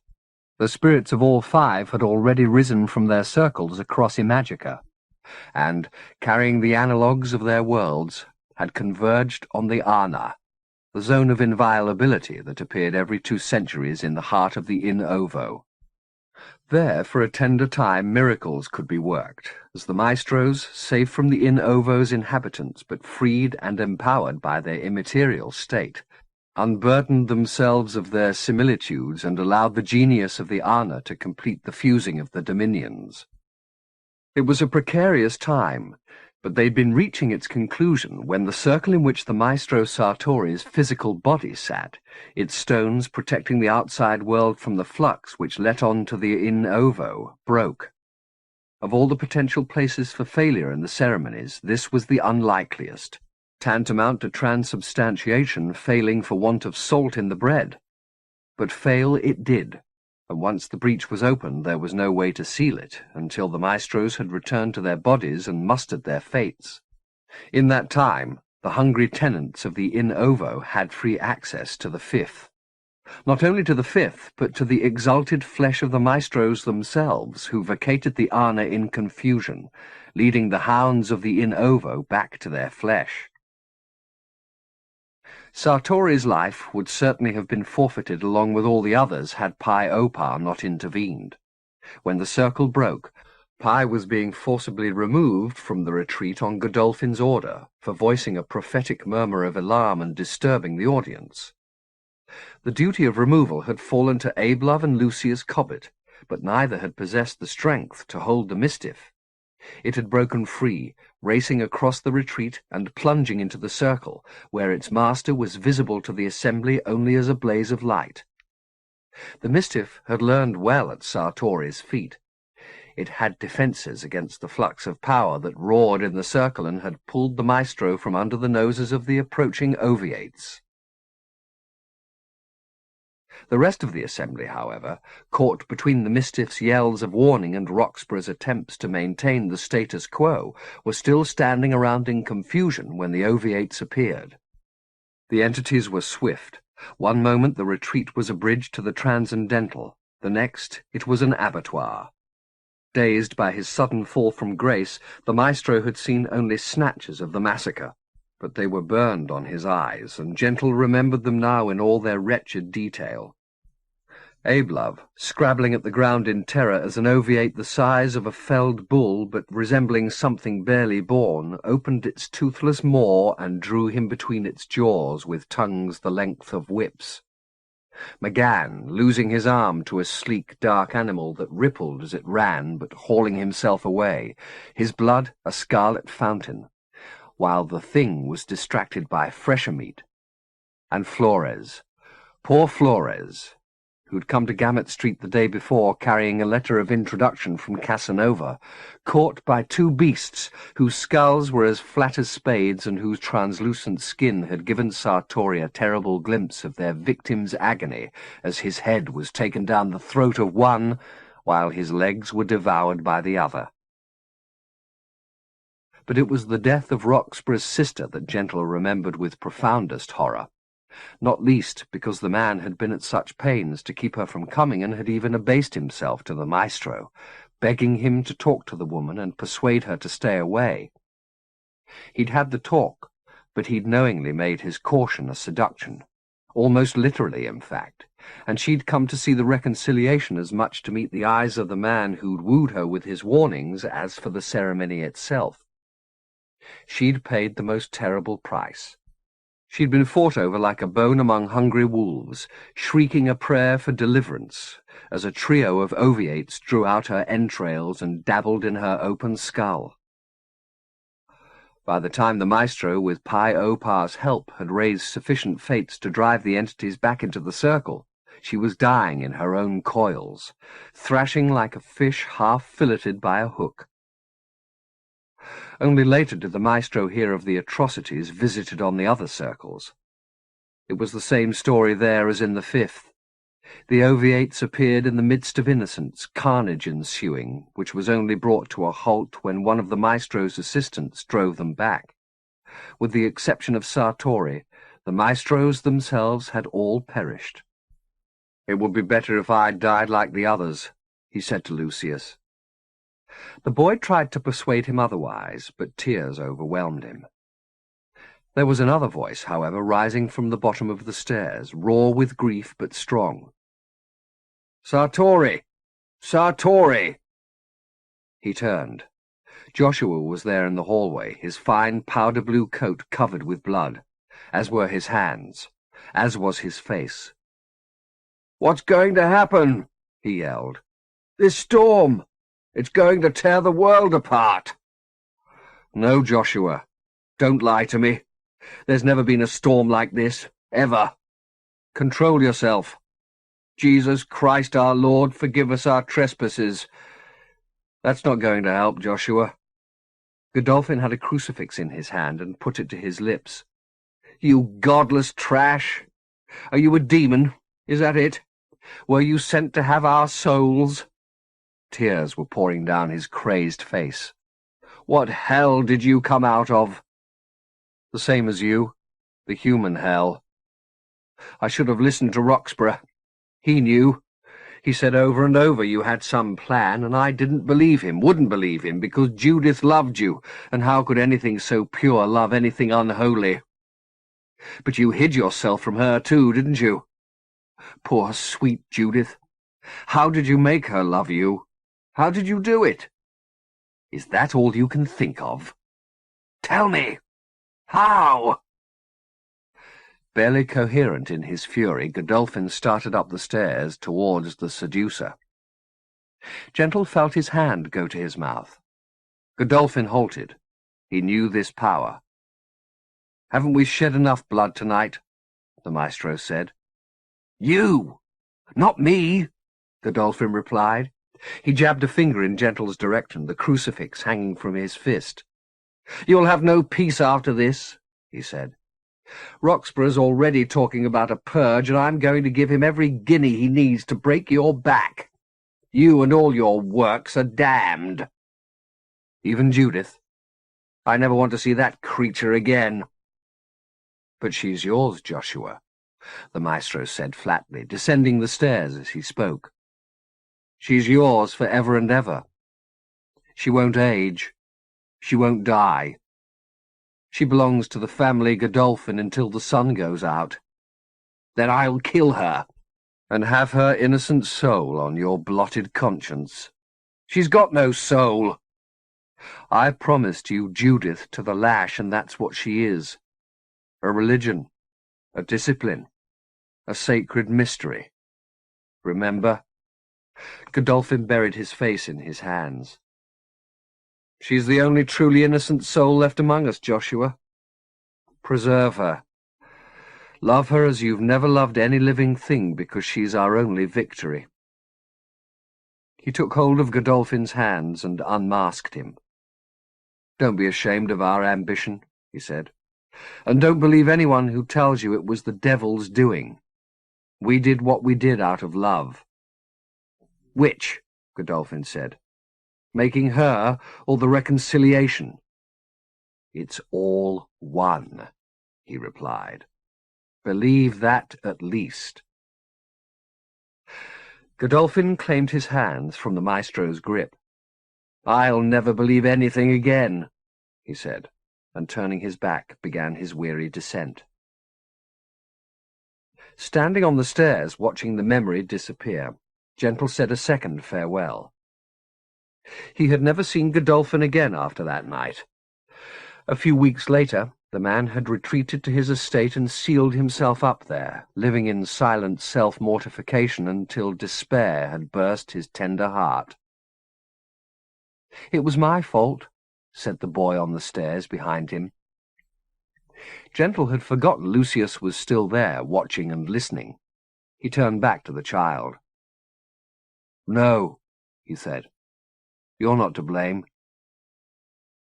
Lucius had wiped the blood from his chin, but he couldn't control his trembling. His teeth chattered between his stumbling words. "I did everything you told me to do," he said. I swear. But I must have missed some words from the rites, or, I don't know, maybe mixed up the stones." "What are you talking about?" "The stones you gave me to replace the flawed ones." "I gave you no stones, Lucius." "But, Maestro, you did. 2 stones to go in the circle. You told me to bury the ones I took at the step. Don't you remember?" Listening to the boy, Gentle finally understood how the reconciliation had come to grief. His other, born in the upper room of this very house, had used Lucius as his agent, sending him to replace a part of the circle with stones that resembled the originals. Forging ran in the blood, knowing they would not preserve the circle's integrity when the ceremony reached its height. But while the man who was remembering these scenes understood how all this had come about, to Maestro Sartori, still ignorant of the other self he'd created in the womb of the doubling circle, this remained an unfathomable mystery. "I gave you no such instruction," he said to Lucius. "I understand," the youth replied. "You have to lay the blame at my feet. That's why maestros need adepts. I begged you for the responsibility, and I'm glad to have had it, even if I failed." He reached into his pocket as he spoke. "Forgive me, Maestro," he said, and drawing out a knife, had it at his heart in the space of a thunderclap. As the tip drew blood, the Maestro caught hold of the youth's hand and, wrenching the blade from his fingers, threw it down the stairs. "Who gave you permission to do that?" he said to Lucius. "I thought you wanted to be an adept." "I did," the boy said. "And now you're out of love with it. You see humiliation and you want no more of the business. No, Lucius protested. I still want wisdom, but I failed tonight. We all failed tonight, the maestro said. He took hold of the trembling boy and spoke to him softly. I don't know how this tragedy came about, he said, but I sniff more than your shite in the air. Some plot was here, laid against our high ambition, and perhaps if I hadn't been blinded by my own glory, I'd have seen it. The fault isn't yours, Lucius, and stopping your own life won't bring Abe-Love or Esther or any of the others back. Listen to me. I'm listening. Do you still want to be my adept? Of course. Will you obey my instructions now to the letter? Anything. Just tell me what you need from me. Take my books, all that you can carry, and go as far from here as you're able to go. To the other end of the Imajica, if you can learn the trick of it. Somewhere Roxburgh and his hounds won't ever find you. There's a hard winter coming for men like us. It'll kill all but the cleverest. But you can be clever, can't you? Yes. I knew it. The maestro smiled. You must teach yourself in secret, Lucius, and you must learn to live outside time. That way the years won't wither you, and when Roxburgh's dead you'll be able to try again. Where will you be, maestro? Forgotten, if I'm lucky. But never forgiven, I think. That would be too much to hope for. Don't look so dejected, Lucius. I have to know there's some hope, and I'm charging you to carry it for me. It's my honour, maestro.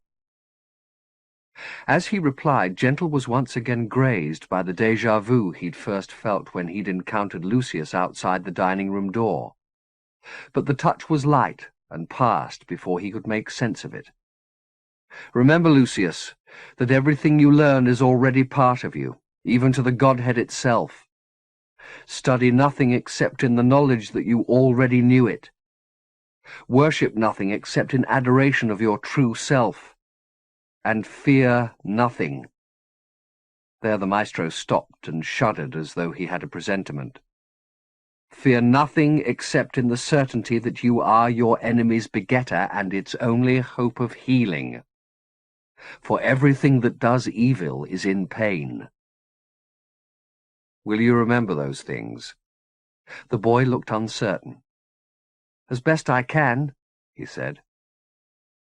That will have to suffice, the maestro said. Now, get out of here before the purgers come. He let go of the boy's shoulders, and Cobbett retreated down the stairs backwards like a commoner from the king, only turning and heading away when he was at the bottom. The storm was overhead now, and with the boy gone, taking his sewer stench with him, the smell of electricity was strong. The candle Gentle held flickered, and for an instant he thought it was going to be extinguished, signalling the end of these recollections, at least for tonight. But there was more to come. That was kind, he heard Pio say, and turned to see the Mistiff standing at the top of the stairs. It had discarded its soiled clothes with its customary fastidiousness, but the plain shirt and trousers it wore all the finery it needed to appear in perfection. There was no face in the Imajica more beautiful than this, Gentle thought, nor form more graceful, and the scenes of terror and recrimination the storm had brought were of little consequence while he bathed in the sight of it. But the maestro he had been had not yet made the error of losing this miracle, and, seeing the Mistiff, was more concerned that his deceits had been discovered. "Were you here when Godolphin came?" he asked. "Yes." "Then you know about Judith?" "I can guess. I kept it from you because I knew you wouldn't approve. It's not my place to approve or otherwise. I'm not your wife that you should fear my censure." "Still I do. And I thought, well, when the reconciliation was done, this would seem like a little indulgence, and you'd say I deserved it because of what I'd achieved." Now it seems like a crime, and I wish it could be undone. Do you? Truly? The Mistiff said. The Maestro looked up. No, I don't, he said, his tone that of a man surprised by a revelation. He started to climb the stairs. I suppose I must believe what I told Godolphin about her being our... Victory, Pi prompted, stepping aside to let the summoner step into the meditation room. It was, as ever, bare. Shall I leave you alone? Pi asked. No, the Maestro said hurriedly. Then more quietly, please, no.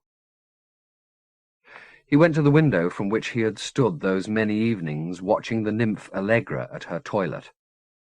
The branches of the tree he'd spied her through thrashed themselves to splinter and pulp against the panes.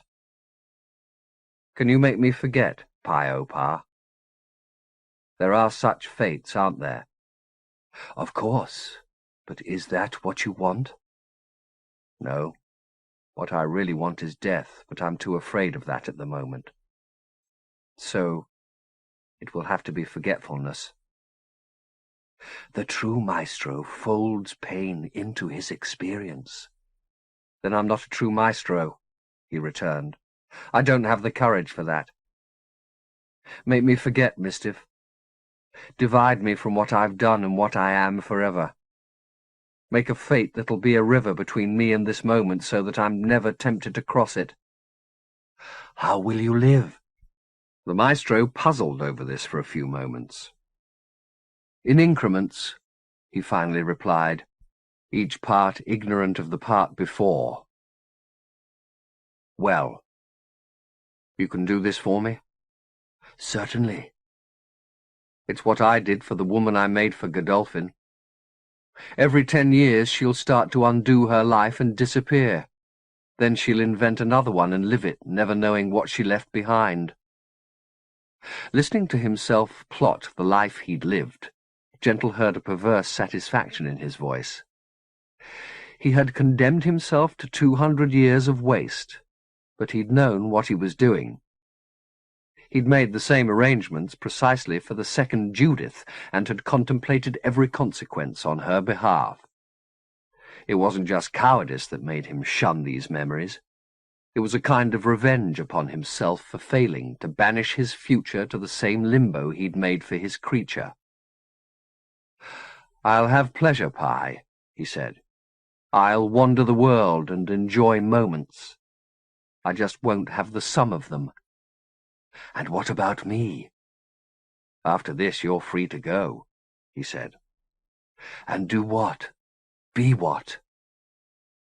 "Whore or assassin, I don't care," the Maestro said. The remark had been thrown off casually, surely not intended as an order to the Mistiff. But was it a slave's duty to distinguish between a command made for the humour of it and one to be followed absolutely? No, it was a slave's duty to obey, especially if the dictate came, as did this, from a beloved mouth.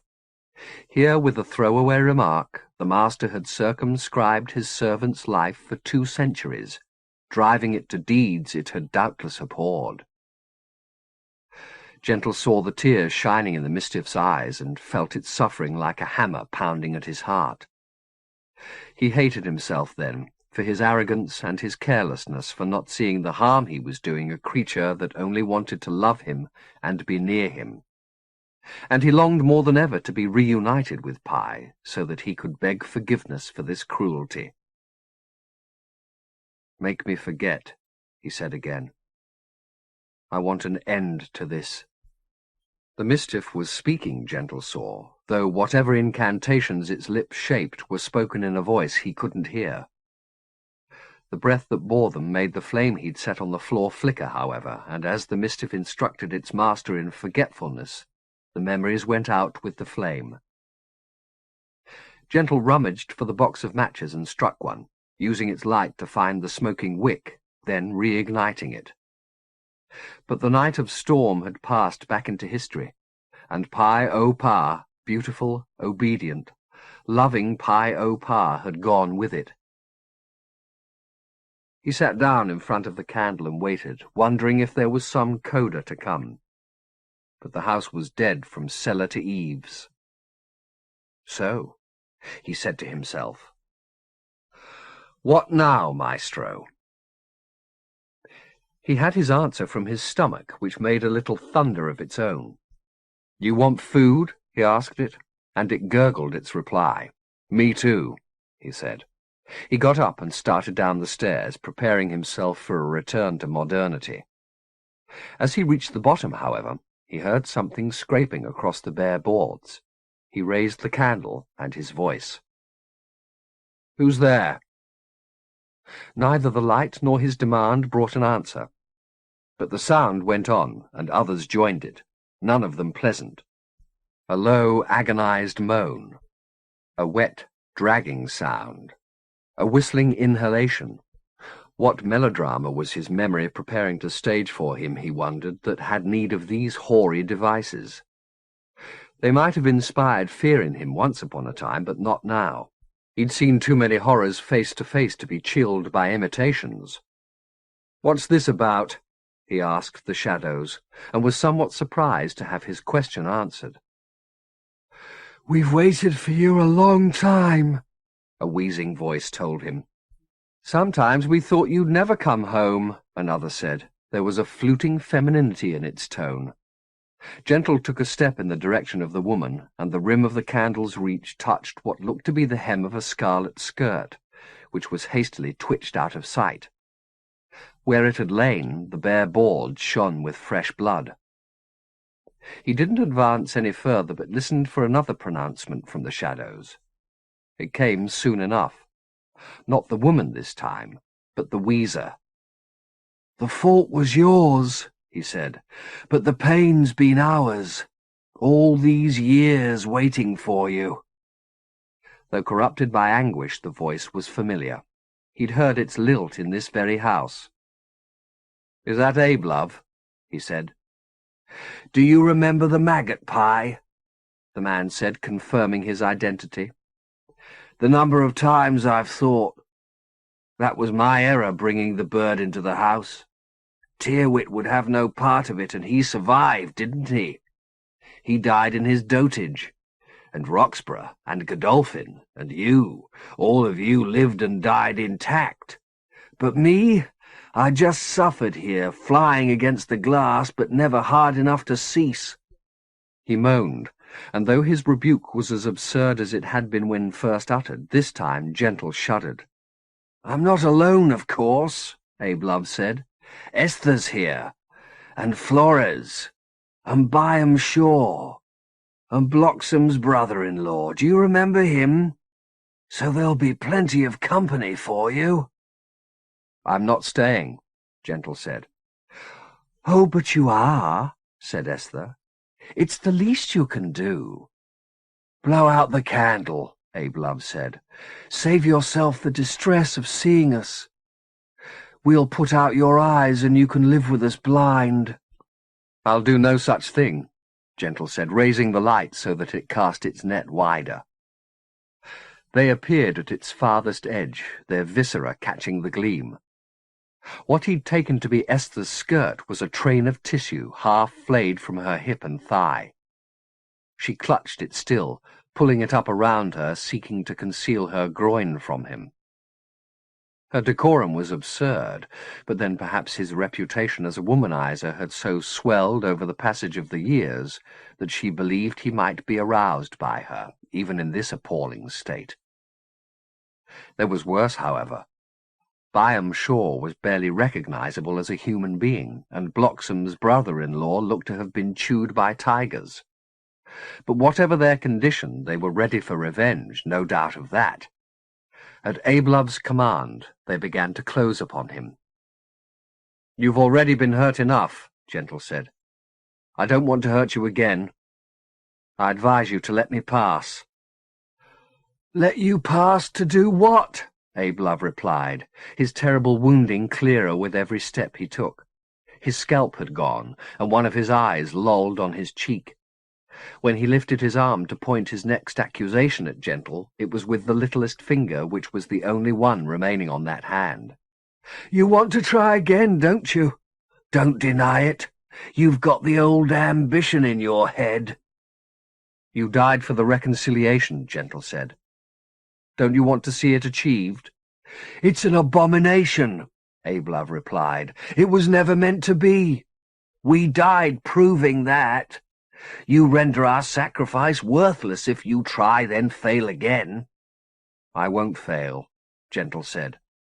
No, you won't, Esther replied, dropping her skirt to uncoil a garrote of her gut. Because you won't get the chance.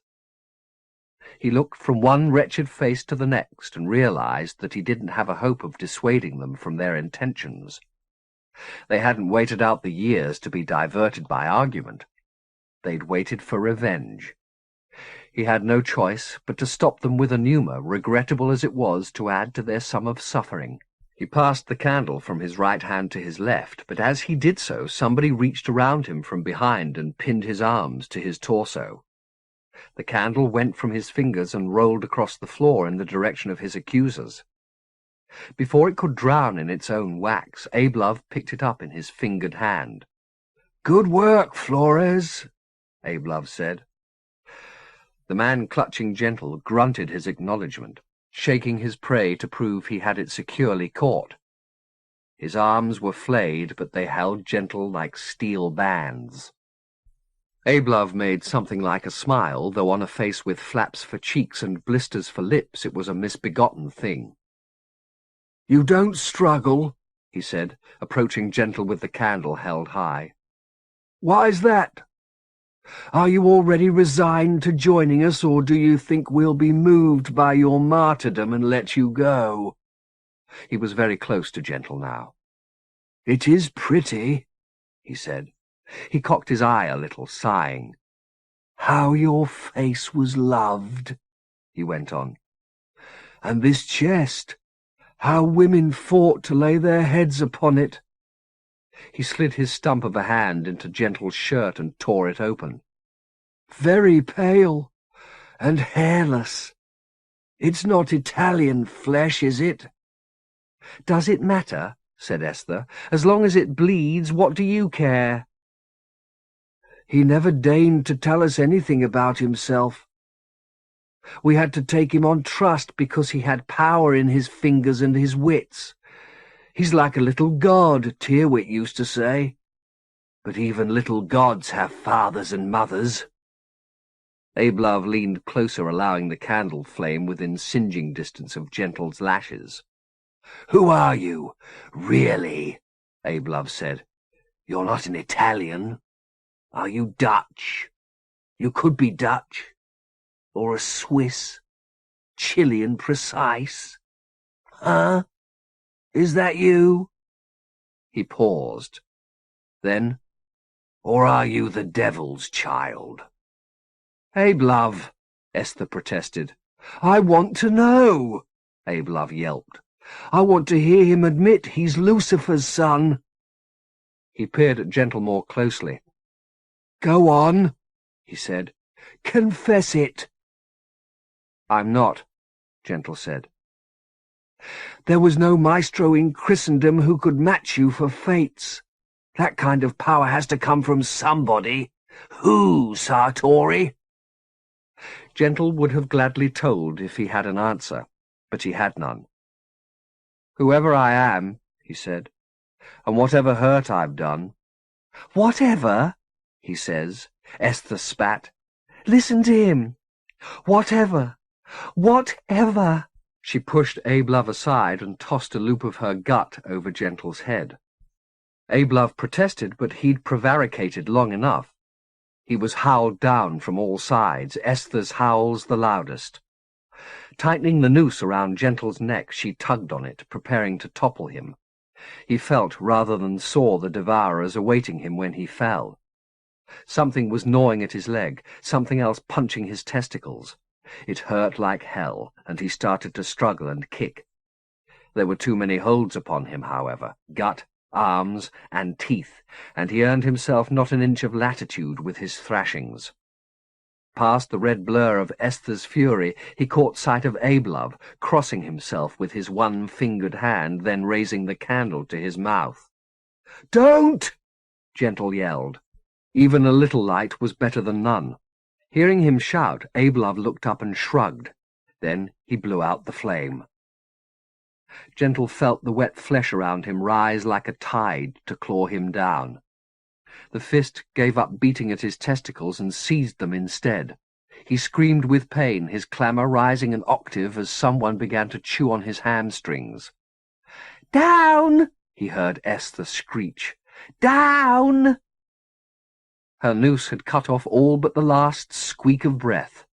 Choked, crushed, and devoured, he toppled, his head thrown back as he did so.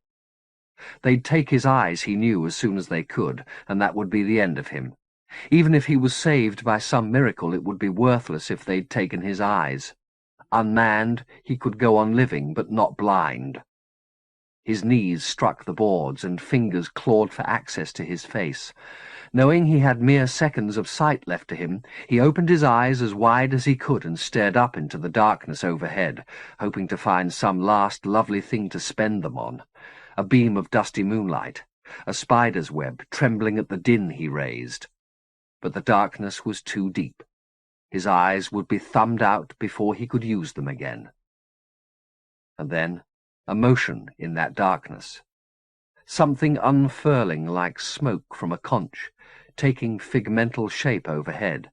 His pain's invention, no doubt, but it sweetened his terror a little to see a face like that of a beatific child pour his gaze upon him. "Open yourself to me," he heard it say. "Give up the struggle and let me be in you." More cliché, he thought. A dream of intercession to set against the nightmare that was about to geld and blind him. But one was real. His pain was testament to that. So why not the other? "Let me into your head and heart," the infant's lips said. "I don't know how," he yelled, his cry taken up in parody by Ablove and the rest. "How, how, how?" they chanted. The child had its reply. "Give up the fight," he said. That wasn't so hard, Gentle thought. He'd lost it anyway. What was there left to lose? With his eyes fixed on the child, Gentle let every muscle in his body relax. His hands gave up their fists, his heels their kicks. His head tipped back, mouth open. "Open your heart and head," he heard the infant say. "Yes," he replied. Even as he uttered his invitation, a moth's winged doubt fluttered in his ear. At the beginning, hadn't this smacked of melodrama, and didn't it still? A soul snatched from purgatory by cherubim, opened at the last to simple salvation. But his heart was wide, and the saving child swooped upon it before doubt could seal it again.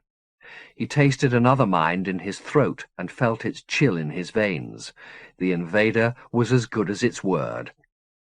He felt his tormentors melt from around him, their holds and howls fading like mists. He fell to the floor. It was dry beneath his cheek, though seconds before Esther's skirts had been seeping on it. Nor was there any trace of the creature's stench in the air. He rolled over and cautiously reached to touch his hamstrings. They were intact, and his testicles, which he'd presumed nearly pulped, didn't even ache. He laughed with relief to find himself whole, and, while he laughed, scrabbled for the candle he'd dropped. Delusion. It had all been delusion. Some final rite of passage conducted by his mind so that he might supersede his guilt and face his future as a reconciler unburdened. Well, the phantoms had done their duty. Now he was free. His fingers had found the candle. He picked it up, fumbled for the matches, struck one, and put the flame to the wick. The stage he'd filled with ghouls and cherubim was empty from boards to gallery. He got to his feet. Though the hurts he'd felt had been imagined, the fight he'd put up against them had been real enough, and his body, which was far from healed after the brutalities of his Orderex, was the worse for his resistance. As he hobbled towards the door, he heard the cherub speak again. "Alone at last," it said. He turned on his heel. The voice had come from behind him, but the staircase was empty. So was the landing and the passageways that led off the hall. The voice came again, however. "Amazing, isn't it?" the Puto said. "To hear and not to see. It's enough to drive a man mad." Again Gentle wheeled, the candle flame fluttering at his speed. "I'm still here," the cherub said. "We'll be together for quite a time, just you and I, so we'd better get to like each other. What do you enjoy chatting about? Politics? Food? I'm good for anything but religion." This time, as he turned, Gentle caught a glimpse of his tormentor. It had put off the cherubic illusion. What he saw resembled a small ape, its face either anemic or powdered, its eyes black beads, its mouth enormous. Rather than waste his energies pursuing something so nimble, it had hung from the ceiling minutes before. Gentle stood still and waited. The tormentor was a chatterbox. It would speak again, and eventually show itself entirely. He didn't have to wait long. "Those demons of yours must have been appalling," it said. "The way you kicked and cursed." "You didn't see them?" "No, nor do I want to." "But you've got your fingers in my head, haven't you?" "Yes. But I don't delve. It's not my business." "What is your business?" "How do you live in this brain? It's so small and sweaty." "Your business?" "To keep you company." "I'm leaving soon." "I don't think so. Of course, that's just my opinion." "Who are you?" "Call me Little Ease." "That's a name?" "My father was a jailer. Little Ease was his favourite cell. I used to say, thank God he didn't circumcise for a living, or I'd be—" "Don't." "Just trying to keep the conversation light." "You seem very agitated. There's no need. You're not going to come to any harm unless you defy my maestro." "Sartori." "The very man. He knew you'd come here, you see. He said you'd pine and you'd preen, and how very right he was. But then I'm sure he'd have done the same thing. There's nothing in your head that isn't in his. Except for me, that is.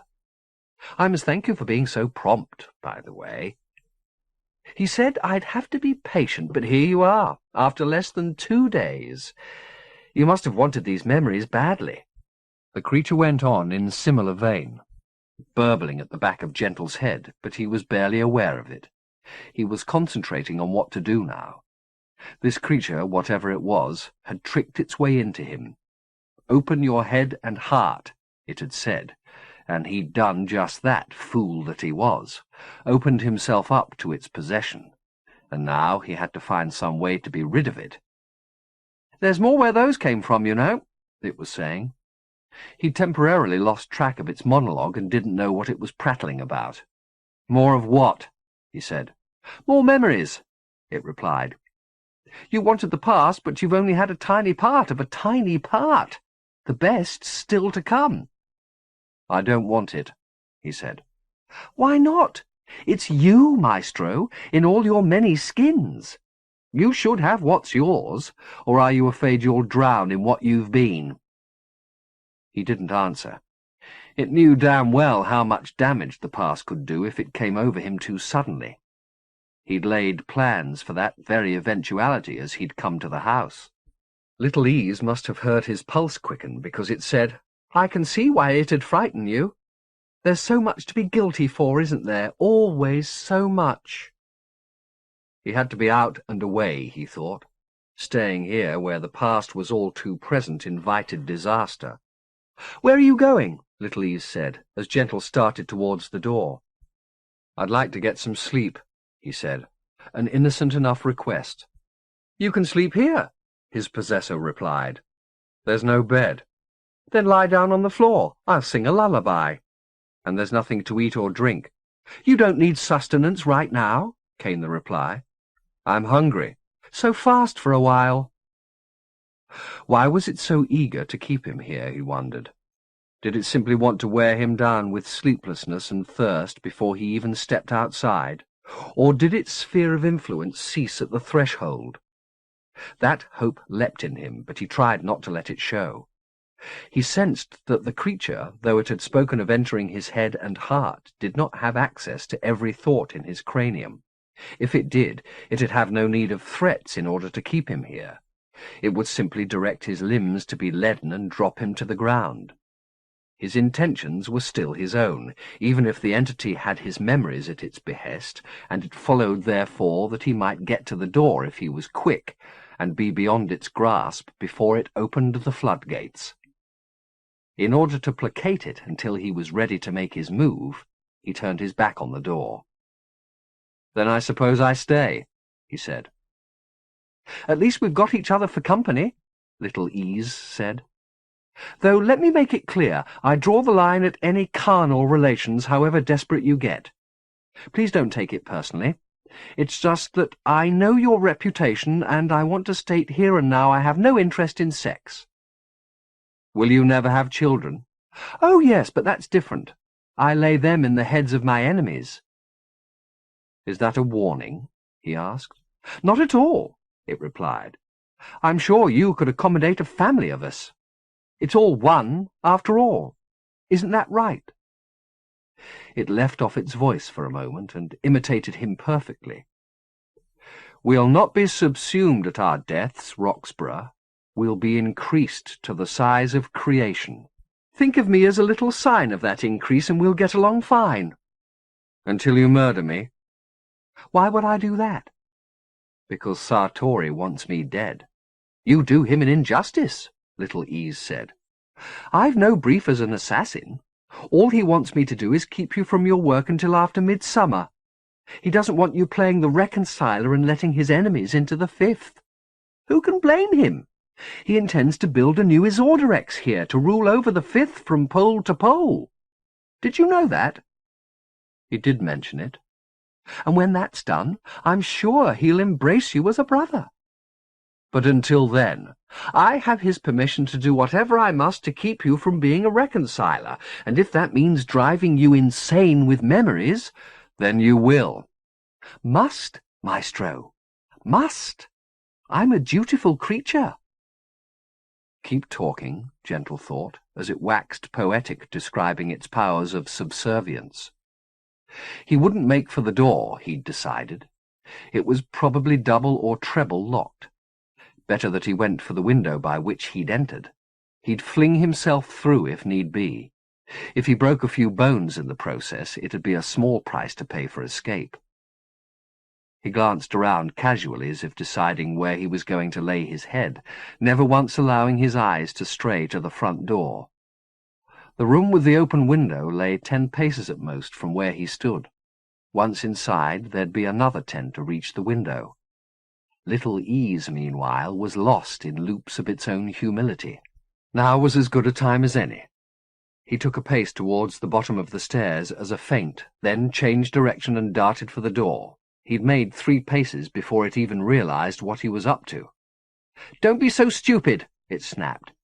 He'd been conservative in his calculation, he'd realized. He'd be through the door in 8 paces, not 10, and across the room in another 6.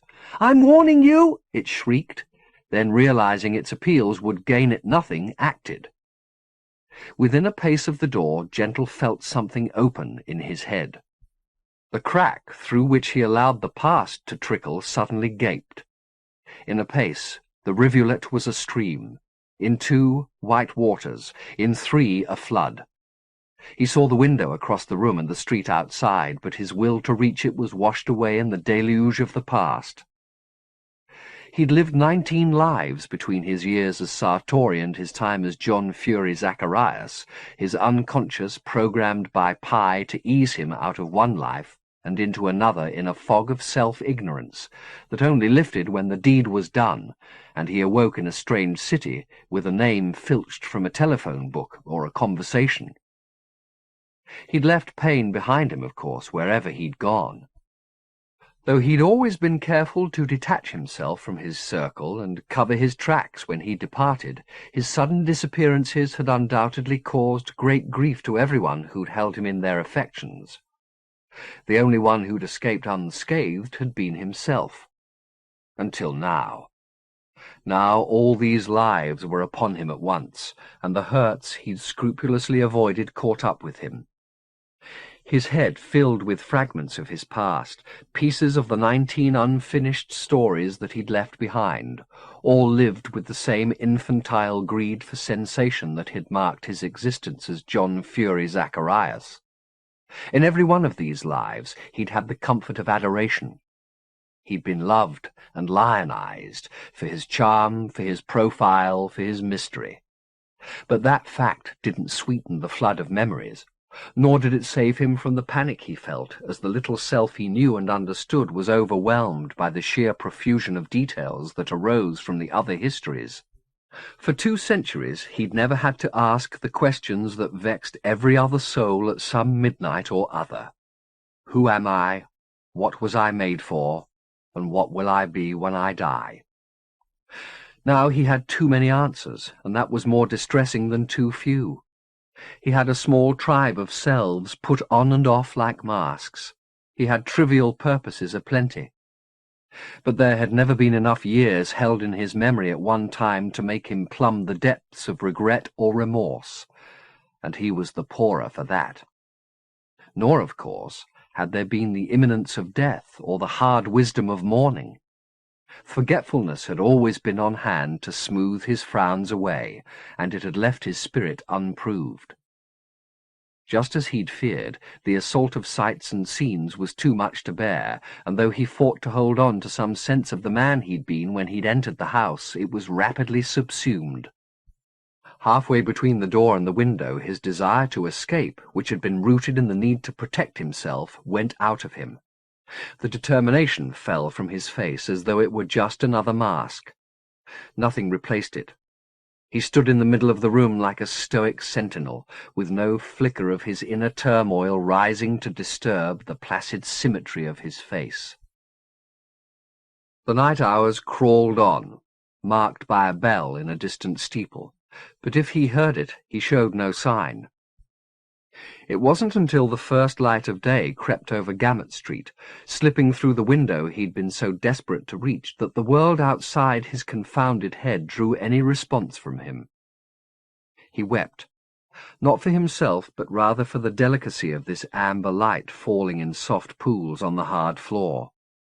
Seeing it, he conceived the vague notion of stepping out into the street and looking for the source of this miracle. But there was somebody in his head, its voice stronger than the muck of confusion that swilled there, who wanted him to answer a question before it would allow him out to play. It was a simple enough inquiry. "Who are you?" it wanted to know. The answer was difficult. He had a lot of names in his head and pieces of lives to go with them, but which one of them was his? He'd have to sort through many fragments to get a sense of himself, and that was too wretched a task on a day like this, when there were sunbeams at the window inviting him out to spy their Father in heaven. "Who are you?" the voice asked him again, and he was obliged to tell the simple truth. "I don't know." The questioner seemed content with this. "You may as well go then," it said. "But I'd like you to come back once in a while just to see me. Will you do that?" He said that of course he would, and the voice replied that he was free to go. His legs were stiff, and when he tried to walk he fell instead, and had to crawl to where the sun was brightening the boards. He played there for a time, and then, feeling stronger, climbed out of the window into the street. Had he possessed a cogent memory of the previous night's pursuits, he'd have realized, as he jumped down onto the pavement, that his guess concerning Sartori's agent had been correct, and its jurisdiction did indeed halt at the limits of the house. But he comprehended not at all the fact of his escape. He'd entered number 28 the previous night as a man of purpose, the reconciler of the Imajica come to confront the past and be strengthened by self-knowledge. He left it undone by that same knowledge, and stood in the street like a bedlamite, staring up at the sun in ignorance of the fact that its arc marked the year's progression to midsummer, and thus to the hour when the man of purpose he'd been had to act, or fail forever. Chapter 45. 1. Although Jude had not slept well after Clem's visit, dreams of light bulbs talking in a code of flickers she couldn't crack, she woke early and had laid her plans for the day by 8. She'd drive up to Highgate, she decided, and try and find some way into the prison beneath the tower, where the only woman left in the Fifth who might help empower her languished. She knew more about Celestine now than she had when she'd first visited the tower on New Year's Eve. Dowd had procured her for the unbeheld, or so he claimed, plucking her from the streets of London and taking her to the borders of the First. That she'd survived such traumas at all was extraordinary. That she might be sane at the end of them, after divine violation and centuries of imprisonment, was almost certainly too much to hope for. But mad or not, Celestine was a much-needed source of insight, and Jude was determined to dare whatever she had to in order to hear the woman speak. The tower was so perfectly anonymous she drove past it before realizing that she'd done so. Doubling back, she parked in a side street and approached on foot. There were no vehicles in the forecourt and no sign of life at any of the windows, but she marched to the front door and rang the bell, hoping there might be a caretaker she could persuade to let her in. She'd use Oscar's name as a reference, she decided. Though she knew this was playing with fire, there was no time for niceties. Whether Gentle's ambitions as a reconciler were realized or not, the days ahead would be charged with possibilities. Things sealed were cracking. Things silent were drawing breath to speak. The door remained closed, though she rang and rapped several times. Frustrated, she headed around the back of the building, the route more choked by barbs and stings than ever. The tower's shadow chilled the ground where Clara had dropped and died, and the earth, which was badly drained, smelled of stagnancy. Until she walked here, the thought of finding any fragments of the blue eye had not occurred to her, but perhaps it had been part of her unconscious agenda from the start. Finding no hope of access on this side of the building, she turned her attention to seeking the pieces. Though her recollections of what had happened here were strong, she couldn't pinpoint with any accuracy the place where Dowd's mites had devoured the stone, and she wandered around for fully an hour, searching through the long grass for some sign. Her patience was finally rewarded, however. Much farther from the tower than she'd ever have guessed, she found what the devourers had left. It was little more than a pebble, which anybody but herself would have passed over. But to her eyes its blue was unmistakable, and when she knelt to pick it up she was almost reverential. It looked like an egg, she thought, lying there in a nest of grass, waiting for the warmth of a body to kindle the life in it. As she stood up, she heard the sound of car doors slamming on the other side of the building. Keeping the stone in her hand, she slipped back down the side of the tower. There were voices in the forecourt, men and women exchanging words of welcome. At the corner she had a glimpse of them. Here they were, the tabula rasa. In her imagination she'd elevated them to the dubious status of grand inquisitors, austere and merciless judges whose cruelty would be gouged into their faces. There was perhaps one among this quartet, the eldest of the three men, who would not have looked absurd in robes, but the others had an insipidity about their features and a sloth in their bearing that would have made them pathetic in any garb but the most bland. None looked particularly happy with his lot. To judge by their leaden eyes, sleep had failed to befriend them lately, nor could their expensive clothes, everything charcoal and black, conceal the lethargy in their limbs. She waited at the corner until they'd disappeared through the front door, hoping the last had left it ajar. But it was once again locked, and this time she declined to knock. While she might have brazened or flattered her way past a caretaker, none of the quartet she'd seen would have spared her an inch. As she stepped away from the door, another car turned off the road and glided into the forecourt. Its driver was a male, and the youngest of the arrivees. It was too late to dodge for cover, so she raised her hand in a cheery way and picked up her pace to a smart trot. As she came abreast of the vehicle, it halted. She kept on walking. Once past it, she heard the car door open, and a fruity, over-educated voice said, "You there!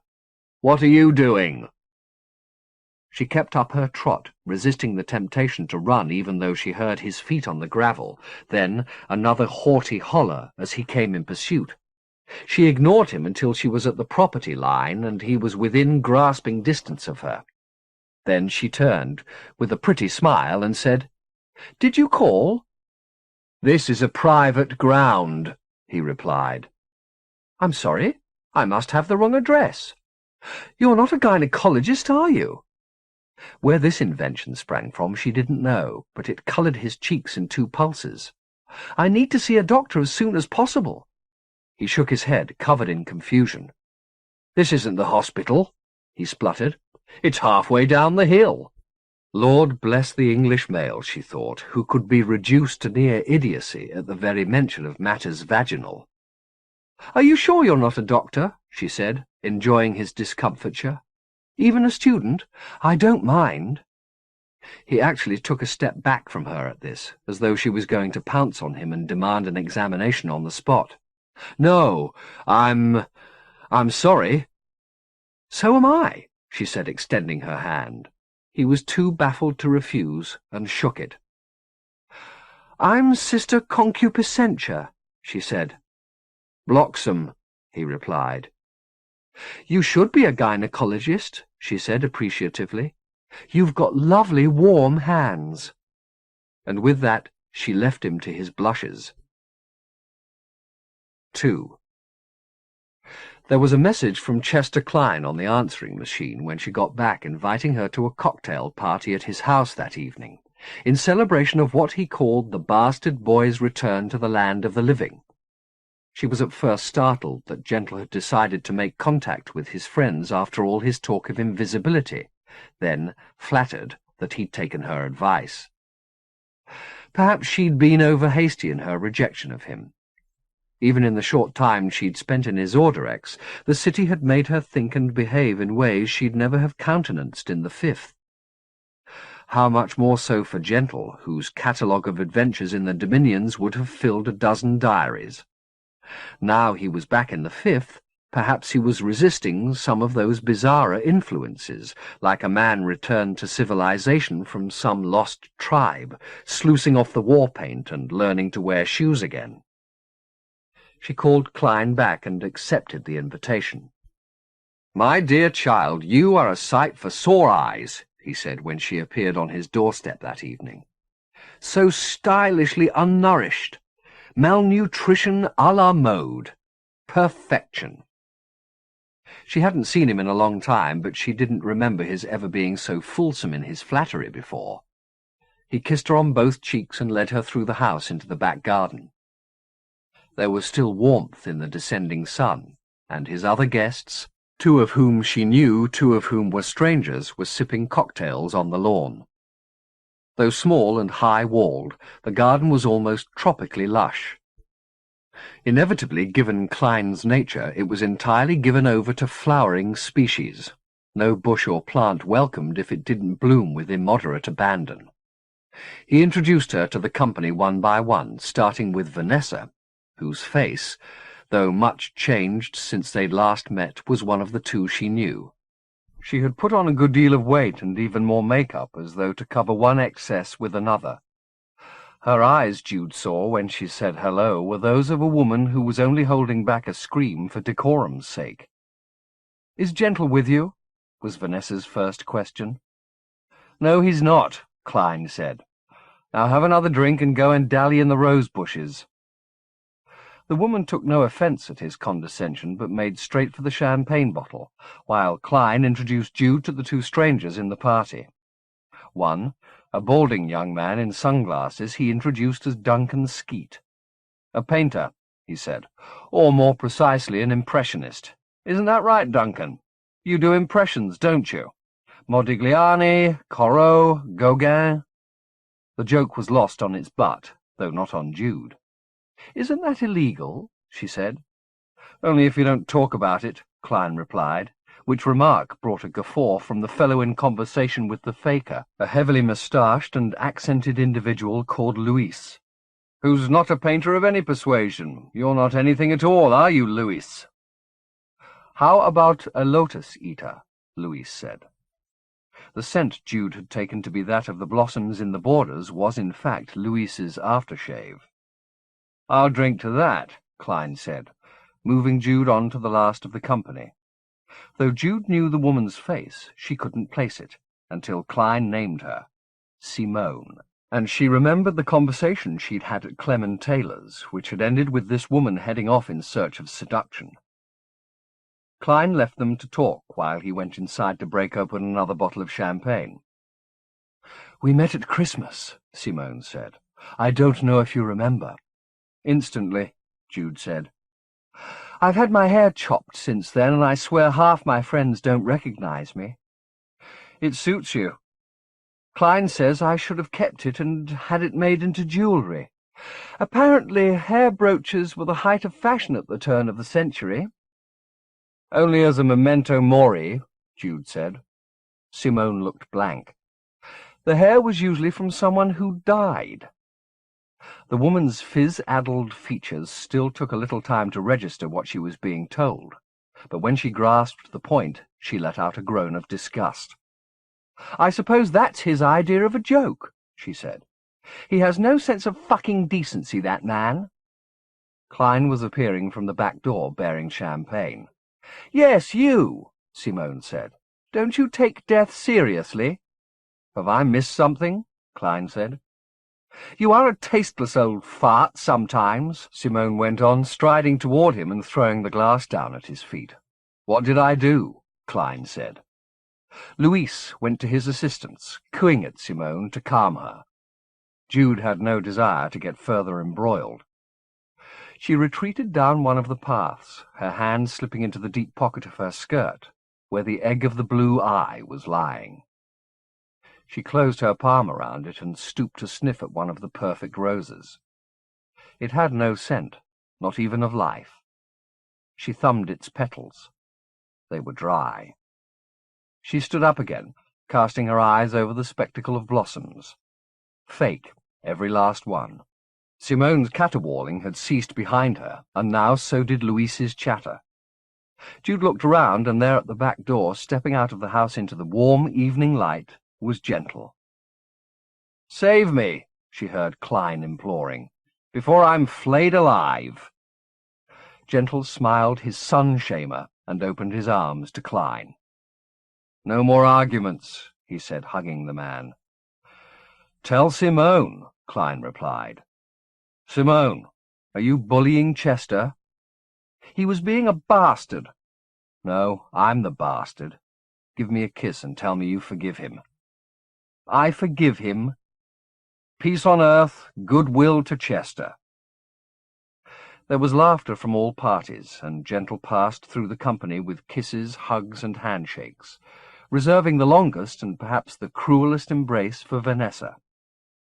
"You're missing somebody," Klein said, and steered Gentle's glance towards Jude. He didn't lavish his smile upon her. She was wise to his devices, and he knew it.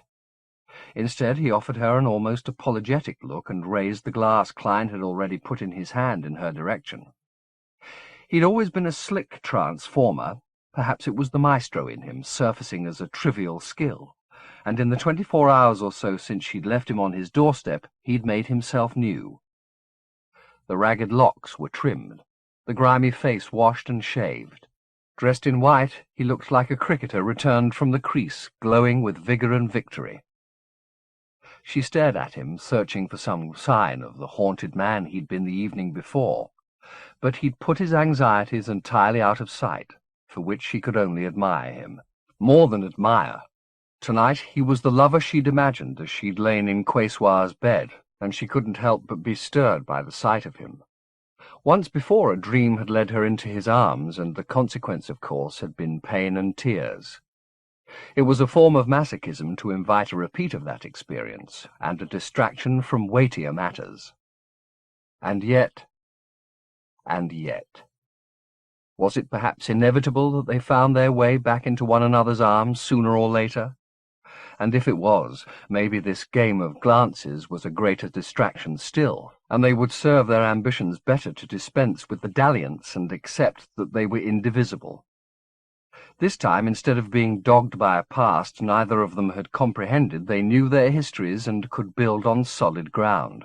That is, if he had the will to do so. Klein was beckoning her, but she stayed in her bower of fake blossoms, seeing how eager he was to watch the drama he'd engineered unfold. He, Louise, and Duncan were merely spectators. The scene they'd come to watch was the Judgment of Paris, with Vanessa, Simone, and herself cast as the goddesses, and Gentle as the hero obliged to choose between them.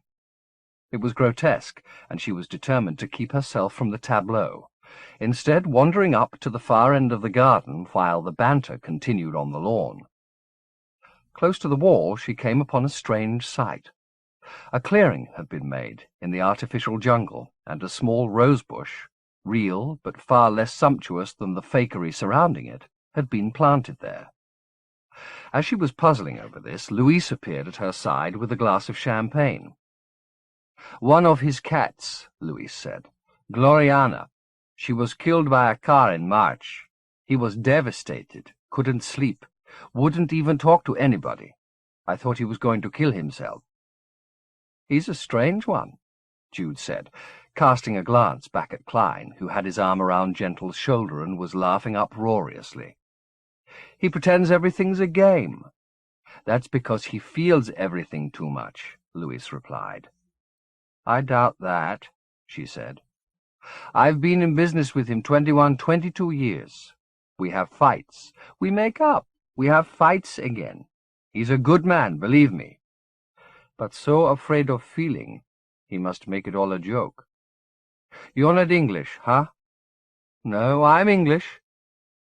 "Then you understand this," he said. "You also have the little graves hidden away." He laughed. "Thousands," she said, watching Gentle step back into the house. "Would you excuse me a moment?" she said, and headed back down the garden with Louise in pursuit. Klein made a move to intercept her, but she simply handed him her empty glass and went inside. Gentle was in the kitchen, rooting through the refrigerator, peeling the lids off bowls and peering into them. "So much for invisibility," Jude said. "Would you have preferred it if I hadn't come?" "Meaning that if I'd asked you'd have stayed away?" He grinned as he found something that suited his palate. "Meaning," he said, "that the rest of them don't have a prayer. I came because I knew you'd be here." He plunged his first and middle fingers into the ramekin he brought out and laid a dollop of chocolate mousse on his tongue. "Want some?" he said. She hadn't until she saw the abandon with which he was devouring the stuff. His appetite was contagious. She scooped a fingerful herself. It was sweet and creamy. "Good," he said. "Sinful," she replied. "What made you change your mind?" "About what?" "About hiding yourself away." "Life's too short," he said, taking his laden fingers to his mouth again. "Besides, I just said, I knew you'd be here." "You're a mind reader now?" "I'm flourishing," he said, his grin more chocolate than teeth. The sophisticate she'd seen step out into the garden minutes before was here a guzzling boy. "You've got chocolate all around your mouth," she said. "Do you want to kiss it off?" he replied.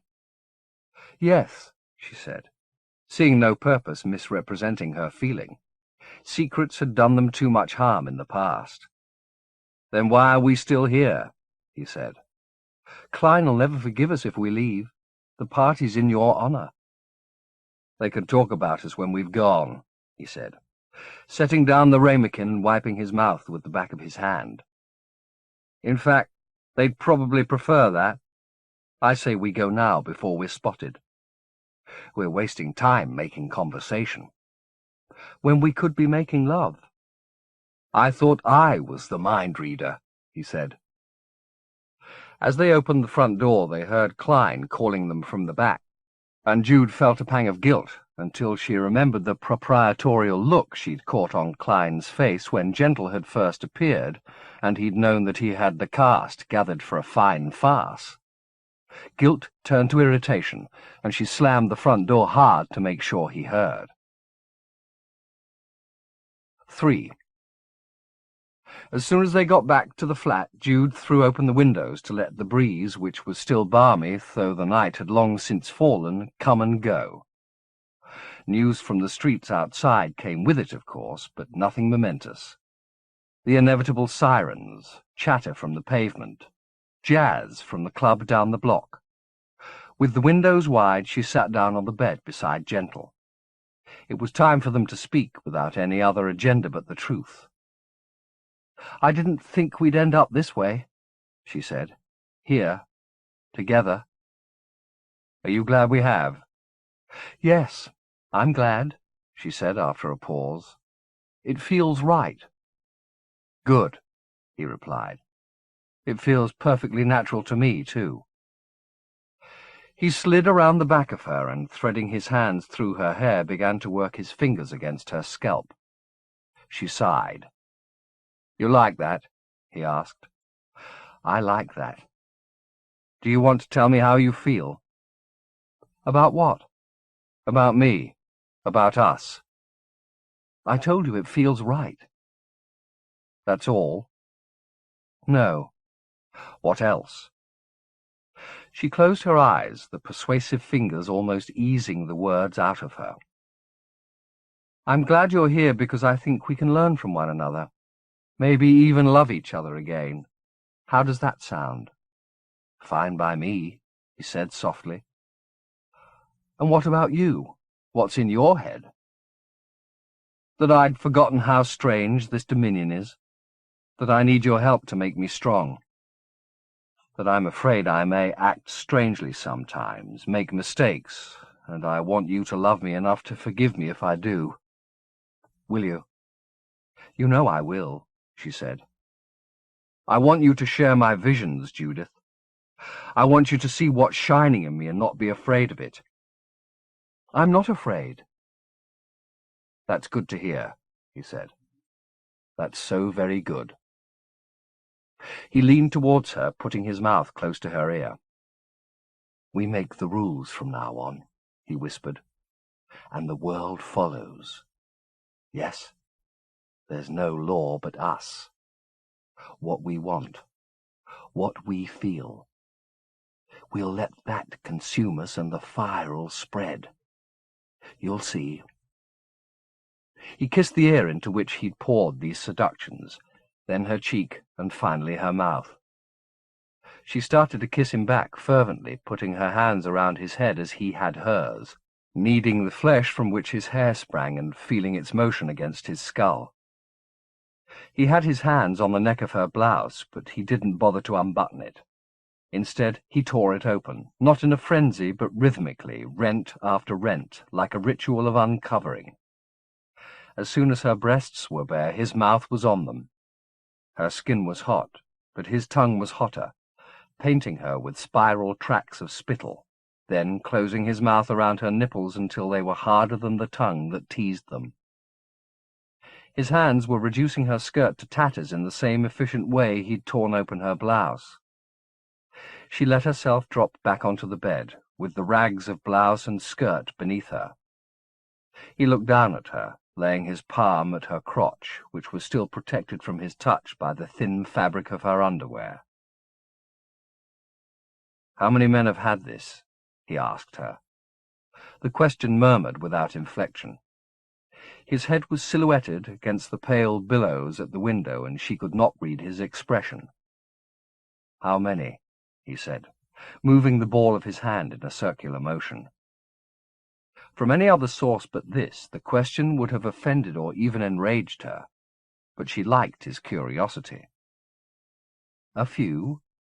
He ran his fingers down into the space between her legs and worked his middle fingers under the fabric to touch her other hole. "And this?" he said, pushing at the place. She was less comfortable with this inquiry, verbal or digital, but he insisted. "Tell me," he said, "who's been in here?" "Just one," she said. "Godolphin," he replied. "Yes." He removed his finger and rose from the bed.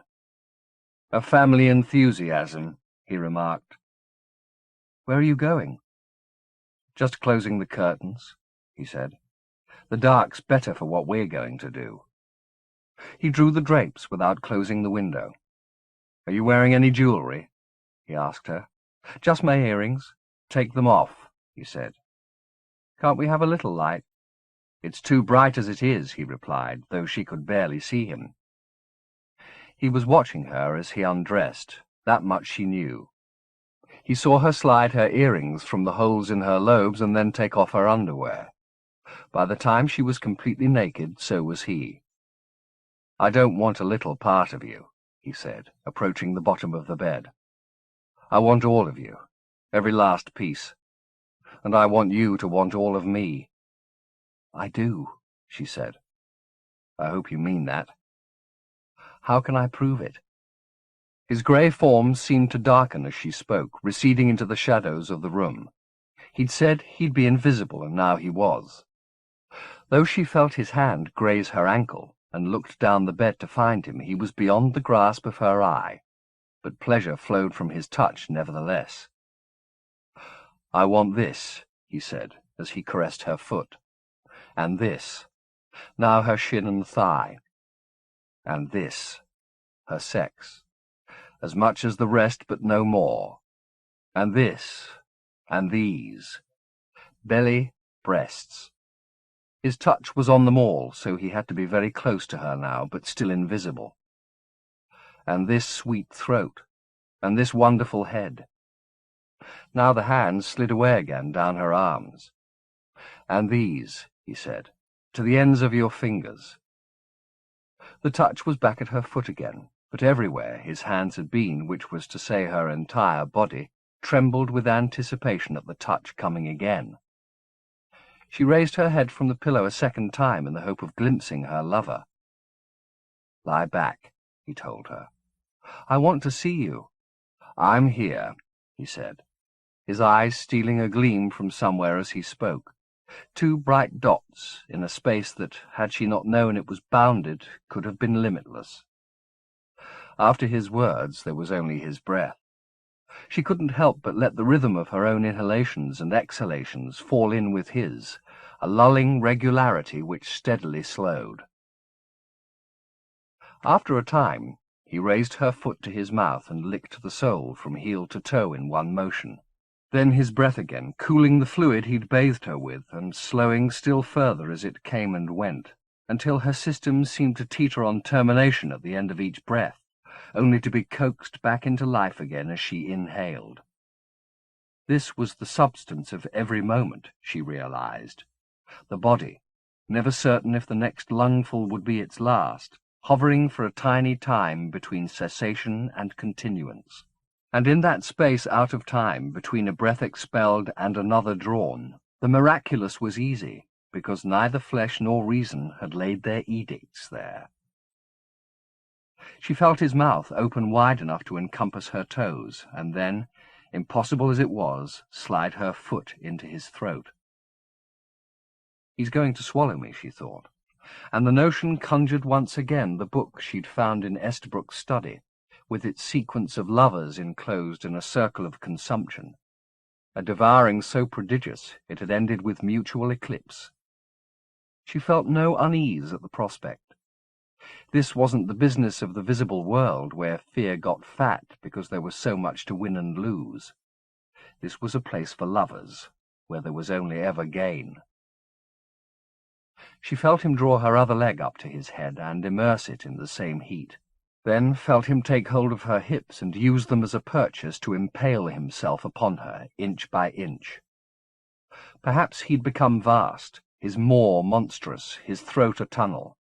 Or perhaps she was pliant as silk, and he was drawing her into him like a magician threading fake flowers into a wand.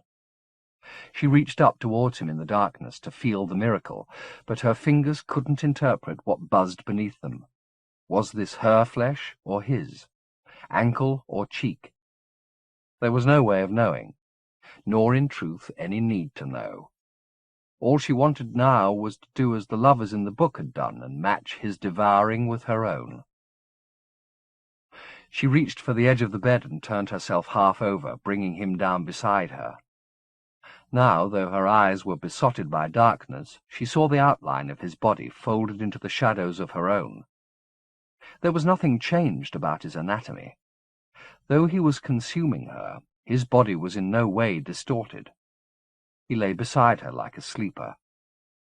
She reached out to touch him a second time, not expecting to make sense of his body now, but finding she could.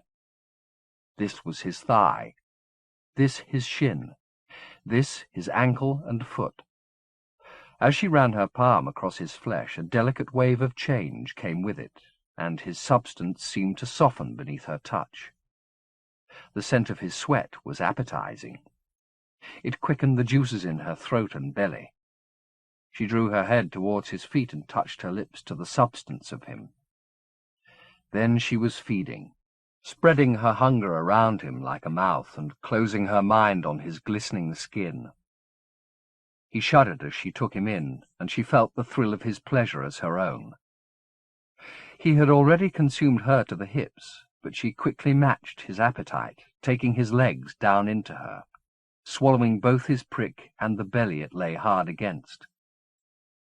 She loved the excess of this, and its absurdity, their bodies defying physics and physique, or else making fresh proofs of both as the configuration closed upon itself.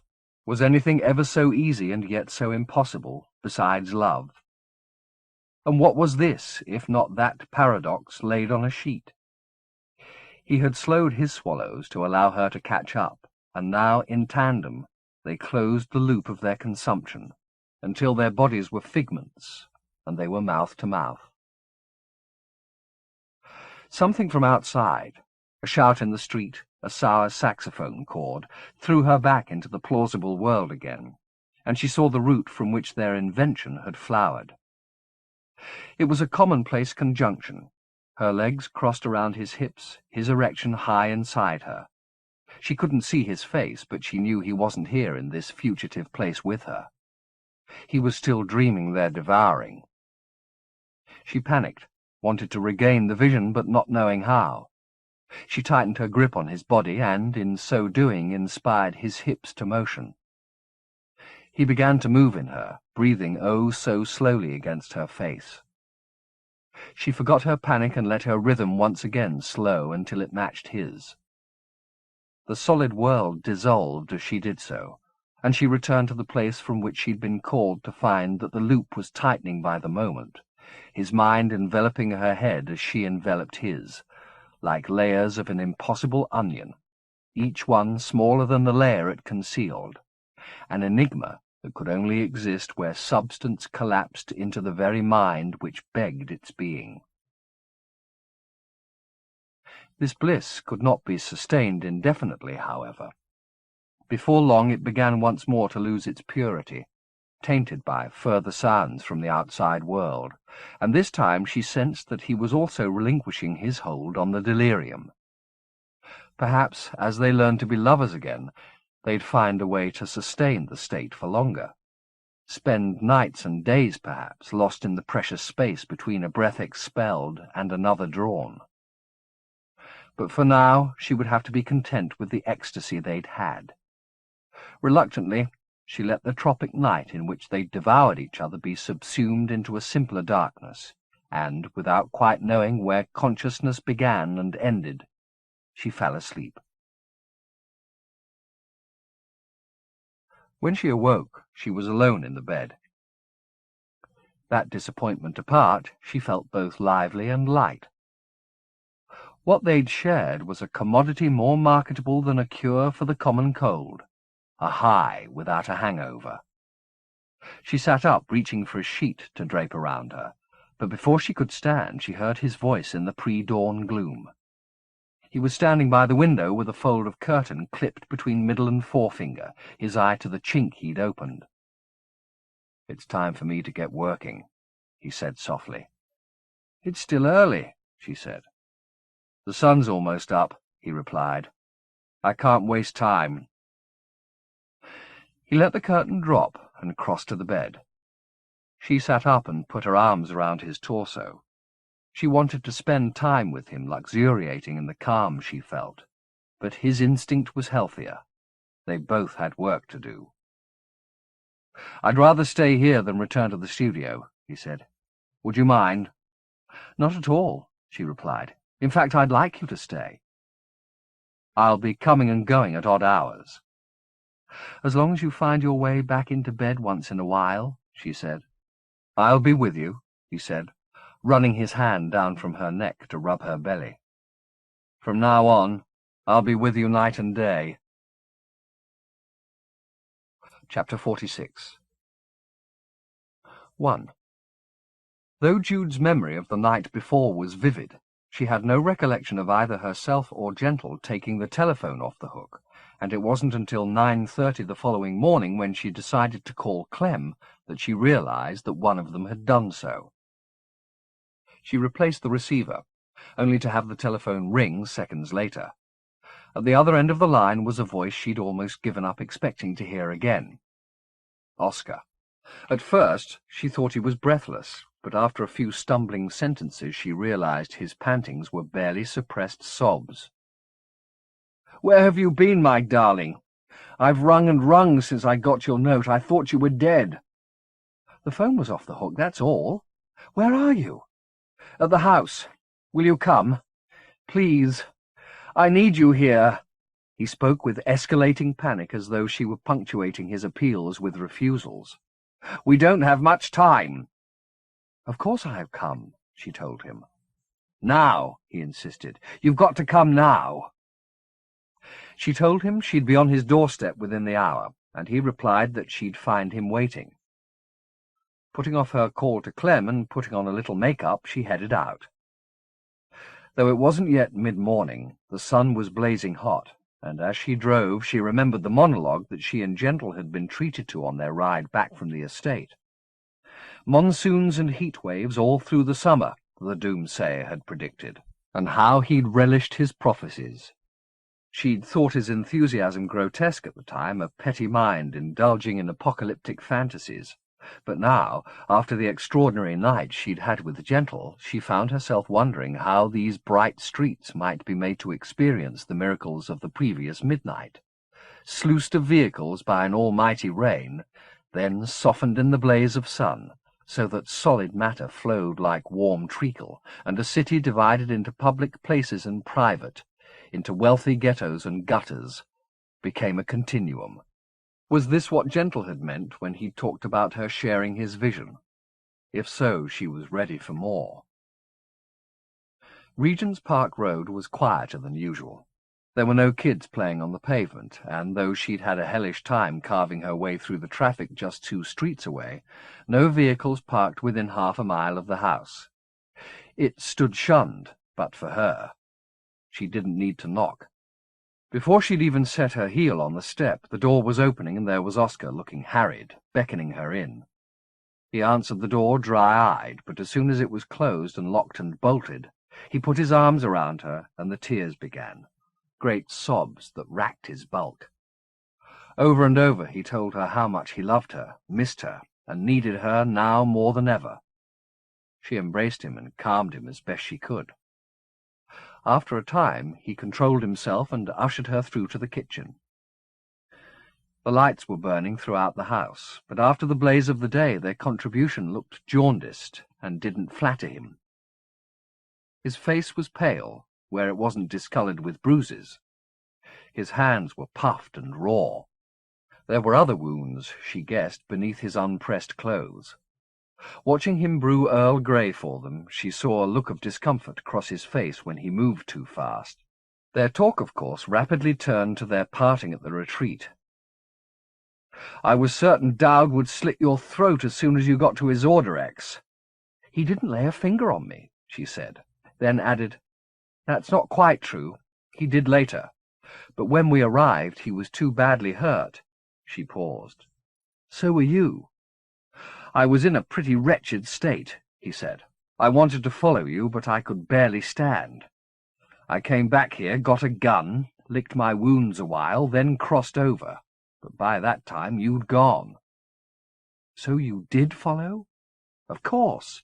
Did you think I'd leave you in his Orderex?" He set a large cup of tea in front of her, and honey to sweeten it with. She didn't usually indulge, but she hadn't breakfasted, so she put enough spoonfuls of honey into the tea to turn it into an aromatic syrup. "By the time I reached Peckable's house," Oscar went on, "it was empty. There were riots going on outside. I didn't know where to start looking for you. It was a nightmare." "You know the autarch was deposed?" "No, I didn't, but I'm not surprised. Every new year, Peckable would say, 'He'll go this year, he'll go this year.' What happened to Dowd, by the way?" "He's dead," she said, with a little smile of satisfaction. "Are you sure? His type is difficult to kill, my dear, let me tell you. I speak from bitter experience." "You were saying—" "Yes, what was I saying?" "That you followed us and found Peckable's house empty." "And half the city in flames." He sighed. "It was tragic, seeing it like that. All that mindless destruction. The revenge of the proles. Oh, I know, I should be celebrating a victory for democracy, but what's going to be left? My lovely Isorderex, rubble. I looked at it and I said, 'This is the end of an era, Oscar. After this, everything'll be different. Darker.'" He looked up from the tea into which he'd been staring. "Did Peckable survive, do you know?" "He was going to leave with hoi polloi, I assume he did. He emptied the cellar." "No, that was me, and I'm glad I did it." He cast a glance towards the window-sill. Nestling among the domestic bric-a-brac were a series of diminutive figurines. Talismans, she guessed, part of the hoard from Peckable's cellar.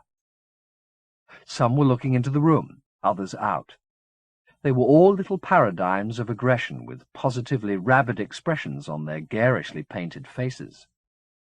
"But you're my best protection," he said.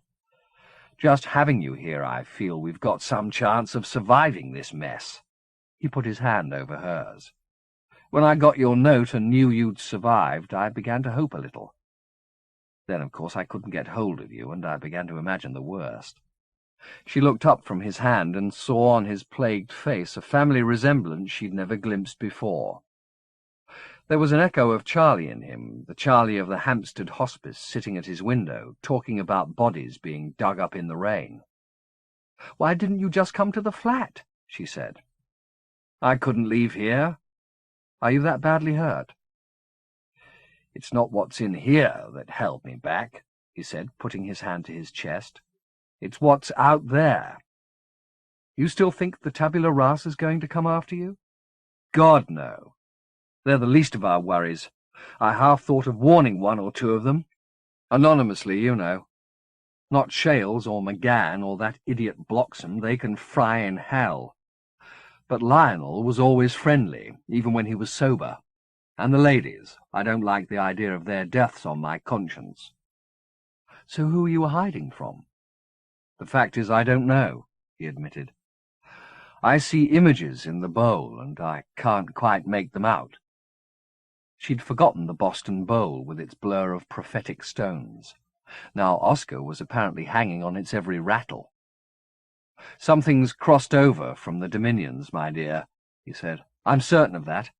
I saw it coming after you, trying to smother you." He looked as though tears were going to overtake him again, but she reassured him, lightly patting his hand as though he was some addled old man. "Nothing's going to harm me," she said.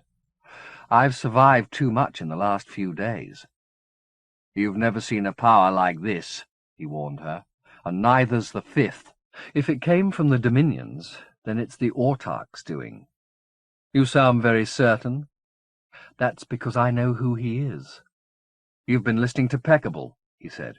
"He's full of theories, darling, but they're not worth a damn." His not-so-faint condescension irritated her, and she drew her hand out from under his. "My source is a lot more reliable than Peckable," she said. Oh? He realized he'd caused offence and indulged her. Who's that? Quesoir. Quesoir? How the hell did you get to her? His surprise seemed to be as genuine as his humouring had been feigned. Don't you have any idea? She asked him. Didn't Dowd ever talk to you about the old days? Now his expression became guarded, almost suspicious. Dowd served generations of Godolphins, she said. Surely you knew that. Right back to crazy Joshua. In fact, he was Joshua's right-hand man, if man's the word. I was aware of that, Oscar said softly. Then you knew about me, too. He said nothing. Did you, Oscar? I didn't debate you with Dowd, if that's what you mean. But you knew why you and Charlie kept me in the family. Now it was he who was offended. He grimaced at her vocabulary. That's what it was, Oscar. You and Charlie, trading me, knowing I was bound to stay with the Godolphins. Maybe I'd wander off for a while and have a few romances, but sooner or later I'd be back in the family. We both loved you, he said, his voice as blank as the look he now gave her. Believe me, neither of us understood the politics of it. We didn't care. Oh, really? She said, her doubt plain. All I know is, I love you. It's the one certainty left in my life. She was tempted to sour this saccharine with chapter and verse of his family's conspiracies against her, but what was the use? He was a fractured man, locked away in his house for fear of what the sun might invite over his threshold. Circumstance had already undone him. Any further work on her part would be malice, and though she didn't doubt that there was much in him to despise, his talk of the revenge of the proles had been particularly unattractive. She'd shared too many intimacies with him and been too comforted by them to be cruel. Besides, she had something to impart that would be a harder blow than any accusation. "I'm not staying, Oscar," she said. "I haven't come back here to lock myself away." "But it's not safe out there," he replied. "I've seen what's coming. It's in the bowl. You want to see it for yourself?" He stood up. "You'll change your mind." He led her up the stairs to the treasure room, talking as he went. "The bowl's got a life of its own since this power came into the Fifth. It doesn't need anybody watching, it just goes on repeating the same images. It's panicking. It knows what's coming, and it's panicking." She could hear it before they even reached the door, a din like the drumming of hailstones on sun-baked earth. "I don't think it's wise to watch for too long," he warned. "It gets hypnotic." So saying, he opened the door. The bowl was sitting in the middle of the floor, surrounded by a ring of votive candles, their fat flames jumping as the air was agitated by the spectacle they lit. The prophetic stones were moving like a swarm of enraged bees in and above the bowl, which Oscar had been obliged to set in a small mound of earth to keep it from being thrown over by their violence. The air smelled of what he'd called their panic, a bitter odour mingled with the metallic tang that came before lightning. Though the motion of the stones was reasonably contained, she hung back from the bowl lest a rogue find its way out of the dance and strike her. At the speed they were moving, the smallest of them could have taken out an eye. But even from a distance, with the shelves and their treasures to distract her, the motion of the stones was all-consuming.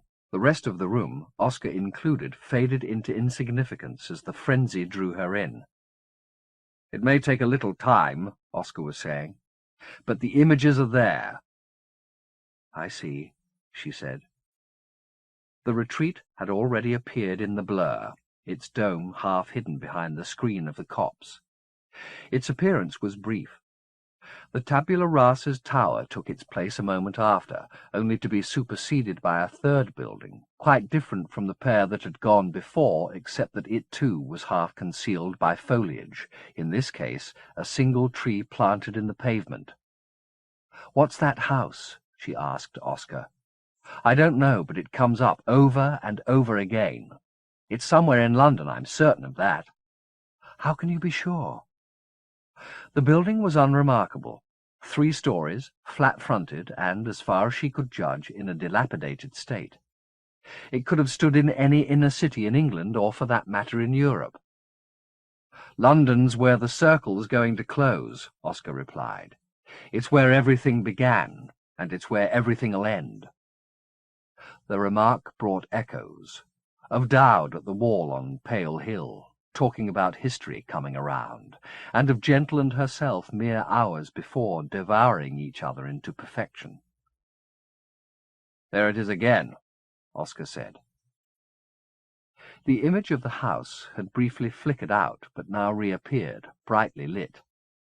There was somebody near the step, she saw, with his arms hanging by his sides and his head back as he stared up at the sky. The resolution of the image was not good enough for her to make out his features. Perhaps he was just some anonymous sun-worshipper, but she doubted it. Every detail of this parade had its significance. Now the image decayed again, and the noonday scene with its gleaming foliage and its pristine sky gave way to a roiling juggernaut of smoke, all black and grey. "Here it comes," she heard Oscar say. There were forms in the smoke, rising, withering, and falling as ash, but their nature defied her interpretation. Scarcely aware of what she was doing, she took a step towards the bowl. "Don't, darling," Oscar said. "What are we seeing?" she asked, ignoring his caution. "The power," he said. "That's what's coming into the 5th, or already here." "But that's not Sartori." "Sartori," he said. "The autarch." Defying his own warning, he came to her side and again said, "Sartori? The maestro?" She didn't look around at him. The juggernaut demanded her utter devotion. Much as she hated to admit it to herself, Oscar had been right, talking of immeasurable powers. This was no human agency at work. It was a force of stupendous scale, advancing over a landscape she'd first thought covered by a stubble of grey grass, but which she now realized was a city, those frail stalks, buildings, toppling as the power burned out their foundations and overturned them. No wonder Oscar was trembling behind locked doors. This was a terrible sight, and one for which she was unprepared. However atrocious Sartori's deeds, he was just a tyrant in a long and squalid history of tyrants, men whose fear of their own frailty made them monstrous. But this was a horror of another order entirely, beyond curing by politics or poisonings. A vast, unforgiving power, capable of sweeping all the maestros and despots that had carved their names on the face of the world away without pausing to think about it. Had Sartori unleashed this immensity, she wondered? Was he so insane that he thought he could survive such devastation and build his new Azordrax on the rubble it left behind? Or was his lunacy profounder still? Was this juggernaut the true city of which he dreamed? A metropolis of storm and smoke that would stand to the world's end because that was its true name? Now the sight was consumed by total darkness, and she let go of the breath she'd been holding. "It isn't over," Oscar said, his voice close to her ear. The darkness began to shred in several places, and through the gashes she saw a single figure lying on a grey floor. It was herself. A crude representation, but recognizable. "I warned you," Oscar said. The darkness this image had appeared through didn't entirely evaporate, but lingered like a fog, and out of it a second figure came and sank down beside her. She knew before the action had unravelled that Oscar had made an error, thinking this was a prophecy of harm. The shadow between her legs was no killer. It was Gentle. And this scene was here in the bowl's report because the reconciler stood as a sign of hope to set against the despair that had come before. She heard Oscar moan as the shadow lover reached for her, putting his hand between her legs, then raising her foot to his mouth to begin his devouring. "It's killing you," Oscar said. Watched remotely. This was a rational interpretation. But it wasn't death, of course. It was love. And it wasn't prophecy. It was history. The very act they'd performed the night before. Oscar was viewing it like a child, seeing its parents make love and thinking violence was being done in the marital bed. She was glad of his error, in a way, saving her as it did from the problem of explaining this coupling. She and the reconciler were quickly intertwined, the veils of darkness attending on the act and deepening their mingled shadows, so that the lovers became a single knot which shrank and finally disappeared altogether, leaving the stones to rattle on as an abstraction. It was a strangely intimate conclusion to the sequence. From temple, tower, and house to the storm had been a grim progression, but from the storm to this vision of love was altogether more optimistic, a sign, perhaps, that union could bring an end to the darkness that had gone before. "That's all there is," Oscar said. "It just begins again from here, round and round." She turned from the bowl as the din of stones, which had quieted as the love scene was sketched, became loud again. "You see the danger you're in?" he said. "I think I'm just an afterthought," she said, hoping to steer him away from an analysis of what had been depicted. "Not to me you're not," he replied, putting his arms around her. For all his wounds, he was not a man to be resisted easily. "I want to protect you," he said. "That's my duty. I see that now. I know you've been mistreated, but I can make reparations for that. I can keep you here, safe and sound." "So you think we can hole up here and Armageddon will just pass over?" "Have you got a better idea?" "Yes. We resist it at all costs." "There's no victory to be had against the likes of that," he said. She could hear the stones thunder behind her and knew they were picturing the storm again. "At least we've got some defences here," he went on. "I've got spirit guards at every door and every window. You saw those in the kitchen? They're the tiniest." "All male, are they?" "What's that got to do with it?" "They're not going to protect you, Oscar." "They're all we've got." "Maybe they're all you've got." She slipped from his arms and headed for the door. He followed her out onto the landing, demanding to know what she meant by this, and finally, inflamed by his cowardice, she turned back to him. "There's been a power under your nose for years." "What power? Where?" "Sealed up beneath Roxburgh's tower." "What the hell are you talking about?" "You don't know who she is?" "No," he said, angered now. "This is nonsense. I've seen her, Oscar." "How? Nobody but the tabula rasa gets into the tower." "I could show her to you. Take you to the very place." She dropped her volume, studying Oscar's anxious, ruddy features as she spoke. "I think maybe she's some kind of goddess. I've tried to get her out twice and failed. I need help. I need your help." "It's impossible," he replied. "The tower's a fortress now more than ever. I tell you, this house is the only safe place left in the city. It would be suicide for me to step out of here." "Then that's that," she said, not about to debate with such timidity. She started down the stairs, ignoring his calls for her to wait. "You can't leave me," he said, as though amazed. "I love you. Do you hear me? I love you." "There's more important things than love," she returned, thinking as she spoke that this was easy to say with Gentle awaiting her at home. But it was also true. She'd seen this city overturned and pitched into dust. Preventing that was indeed more important than love, especially Oscar's spineless variety. "Don't forget to lock up after me," she said, as she reached the bottom of the stairs. "You never know what's going to come knocking on the door." 2. On the way home, she stopped to buy groceries, which had never been her favourite chore, but was today elevated into the realms of the surreal by the sense of foreboding she brought with her. Here she was going about the business of purchasing domestic necessities while the image of the killing cloud turned in her head. But life had to go on, even if oblivion waited in the wings. She needed milk, bread, and toilet paper. She needed deodorant and waste bags to line the bin in the kitchen. It was only in fiction that the daily round of living was ignored so that grand events could take centre stage. Her body would hunger, tire, sweat, and digest until the final pall descended. There was peculiar comfort in this thought, and though the darkness gathering at the threshold of her world should have distracted her from trivialities, its presence had precisely the reverse effect.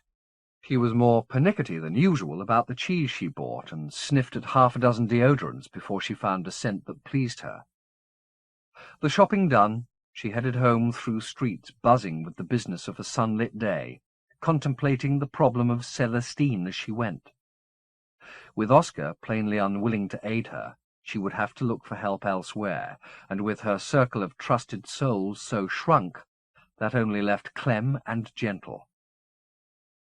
The reconciler had his own agenda, of course, but after the promises of the night before, the commitments to be with each other, sharing the fears and the visions, he'd surely understand her need to liberate Celestine, if only to put an end to the mystery.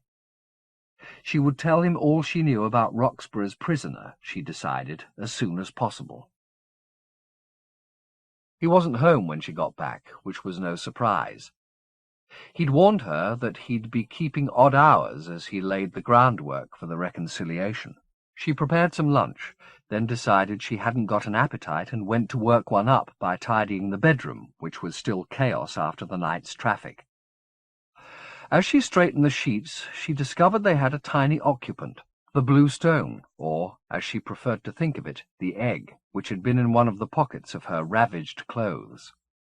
The sight of it diverted her from her bed-making, and she sat on the edge of the mattress, passing the egg from hand to hand, wondering if perhaps it could deliver her, even briefly, into the cell where Celestine was locked. It had, of course, been much reduced by Dowd's mites, but even when she'd first discovered it in Estabrook's safe, it had been a fragment of a greater form and possessed some jurisdiction. Did it still? "Show me the goddess," she said, clutching the egg tight. "Show me the goddess." Spoken plainly that way, the notion of her mind's removal from the physical world and its flight seemed absurd. That wasn't the way the world worked, except perhaps at enchanted midnights. Now it was the middle of the afternoon, and the noise of day rose through the open window. She was loath to go and close it, however. She couldn't exile the world every time she wanted to alter her consciousness. The street and the people in it, the dirt and the din and the summer sky, all had to be made part of the mechanism for transcendence, or else she'd come to grief the way her sister had, bound up and blind long before her eyes went from her head. As was her wont, she began to talk to herself, coaxing the miracle. "It's happened before," she said. "It can happen again. Be patient, woman." But the longer she sat, the stronger the sense of her own ludicrousness became. The image of her idiot devotion appeared in her mind's eye. There she was, sitting on the bed, staring at a piece of dead stone, a study in fatuity. "Fool," she said to herself. Suddenly weary of the whole fiasco, she got up from the bed. In that rising, she realized her error. Her mind's eye showed her the motion as if it was detached from her, hovering near the window. She felt a sudden pang of panic, and for the second time in the space of 30 seconds called herself fool, not for wasting time with the egg, but for failing to realize that the image she'd taken as evidence of her own failure, that of herself sitting waiting for something to happen, was in fact proof that it had. Her sight had drifted from her so subtly she'd not even known it had gone. "The cell," she said, instructing her subtle eye. "Show me the goddess's cell." Though it was close to the window and could have flown from there, her eye instead rose at a sickening speed till she was looking down at herself from the ceiling. She saw her body rock below her as the flight giddied her. Then her sight descended. The top of her head loomed like a planet beneath her, and she was plunged into her skull, down into the darkness of her body. She felt her own panic on all sides, the frantic labor of her heart, her lungs drawing shallow breaths. There was none of the brightness she'd found in Celestine's body, no hint of that luminous blue the goddess had shared with the stone. There was only the dark and its turmoil. She wanted to make the egg understand its mistake and draw her mind's eye up out of this pit.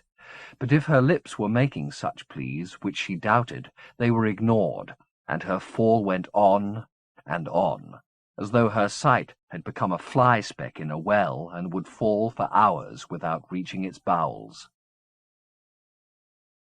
And then below her, a tiny point of light which grew as she approached, to show itself not a point but a strip of rippling luminescence, like the purest glyph imaginable.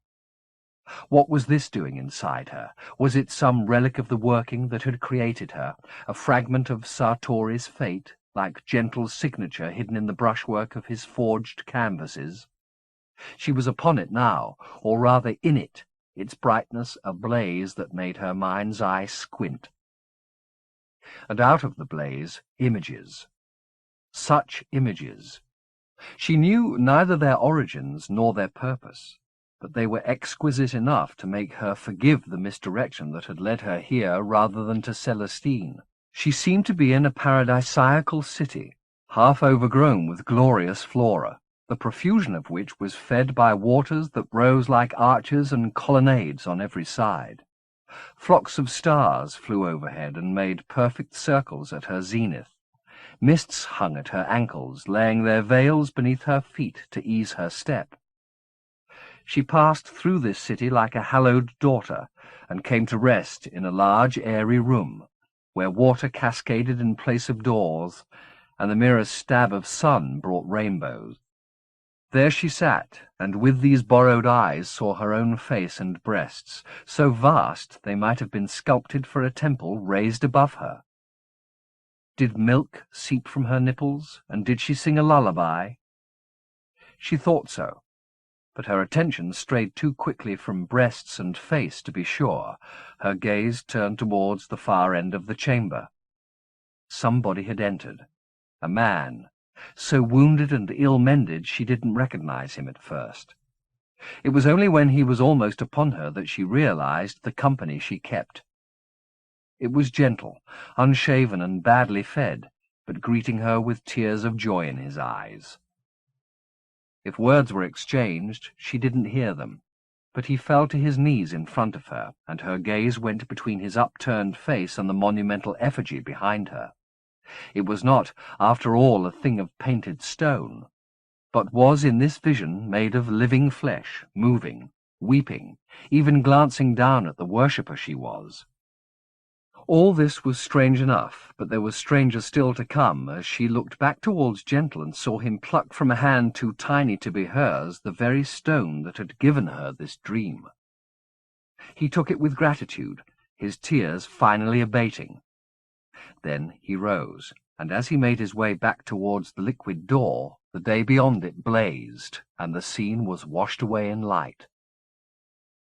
She sensed that the enigma, whatever it signified, was passing away, but she had no power to hold it. The glyph in her core appeared before her, and she rose from it like a diver from some treasure the deep would not relinquish, up through the dark and out into the place she'd left. Nothing had changed in the room, but a sudden squall was on the world outside. Its torrent, heavy enough to drop a sheet of water between the raised window and the sill. She stood up, clutching the stone. The journey had left her light-headed, however, and she knew if she tried to go to the kitchen and put some food in her belly, her legs would fold up beneath her. So she lay down and let the pillow have her head a while. 3. She didn't think she slept, but it was as difficult to distinguish between sleep and wakefulness as it had been in Quesoir's bed. The visions she'd seen in the darkness of her own belly were as insistent as some prophetic dream and stayed with her, the music of the rain a perfect accompaniment to the memory. It was only when the clouds moved on, taking their deluge south, and the sun appeared between the sodden curtains that sleep overcame her. When she awoke, it was to the sound of Gentle's key in the lock. It was night, or close to it, and he switched on the light in the adjacent room. She sat up and was about to call to him when she thought better of it, and, instead, watched through the partially open door. She saw his face for only an instant, but the glimpse was enough to make her want him to come into her with kisses. He didn't. Instead, he paced back and forth next door, massaging his hands as though they ached, working first at the fingers, then at the palms. Finally, she couldn't be patient any longer and got up, sleepily murmuring his name. He didn't hear her at first, and she had to speak again before he realized it was being called. Only then did he turn and put on a smile for her. "Still awake?" he said fondly. "You shouldn't have stayed up." "Are you all right?" "Yes. Yes, of course." He put his hands to his face. "This is a hard business, you know. I didn't expect it to be so difficult." "Do you want to tell me about it?" "Some other time," he said, approaching the door. She took his hands in hers. "What's this?" he said. She was still holding the egg, but not for long. He had it from her palm with the ease of a pickpocket. She wanted to snatch it back, but she fought the instinct and let him study his prize.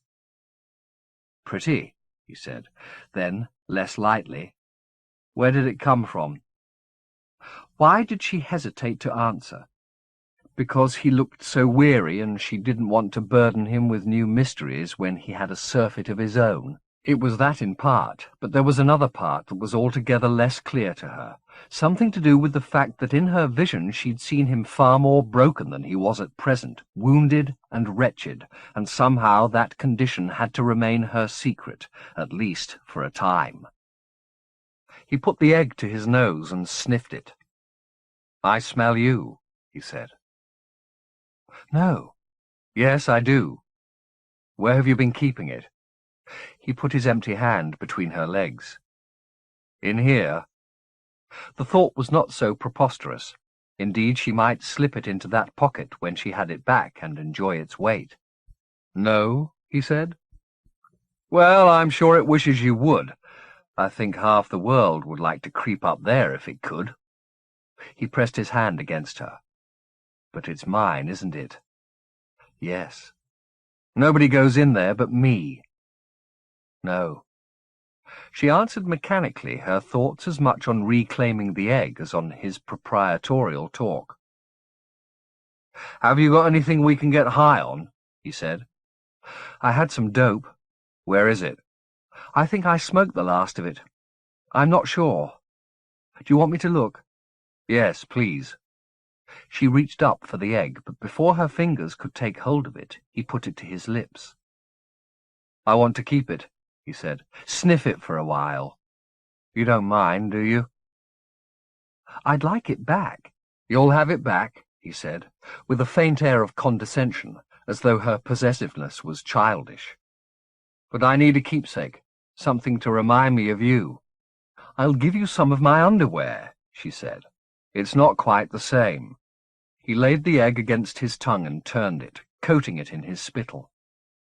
She watched him, and he watched her back. He knew damn well she wanted her toy, but she wasn't going to stoop to begging him for it. "You mentioned dope," he said. She went back into the bedroom, put on the lamp beside the bed, and searched through the top drawer of her dresser where she'd last stashed her marijuana. "Where did you go today?" he asked her. "I went to Oscar's house." "Oscar?" "Godolphin." "And how's Oscar? Alive and kicking?" "I can't find the dope. I must have smoked it all." "You were telling me about Oscar." "He's locked himself up in his house." "Where does he live? Maybe I should call on him, reassure him." "He won't see you. He won't see anybody. He thinks the world's coming to an end." "And what do you think?" She shrugged. She was quietly raging at him, but she wasn't exactly sure why. He'd taken the egg for a while, but that wasn't a capital crime. If the stone afforded him a little protection, why should she be covetous of it? She was being petty, and she wished she could be other, but without the heat of sex shimmering between them, he seemed crass. It was not a flaw she expected to find in him. Lord knows she'd accused him of countless deficiencies in her time, but a lack of finesse had never been one of them. If anything, he'd been too much the polished operator, discreet and suave. "You were telling me about the end of the world," he said. "Was I? Did Oscar frighten you?" "No, but I saw something that did." She told him briefly about the bowl and its prophecies.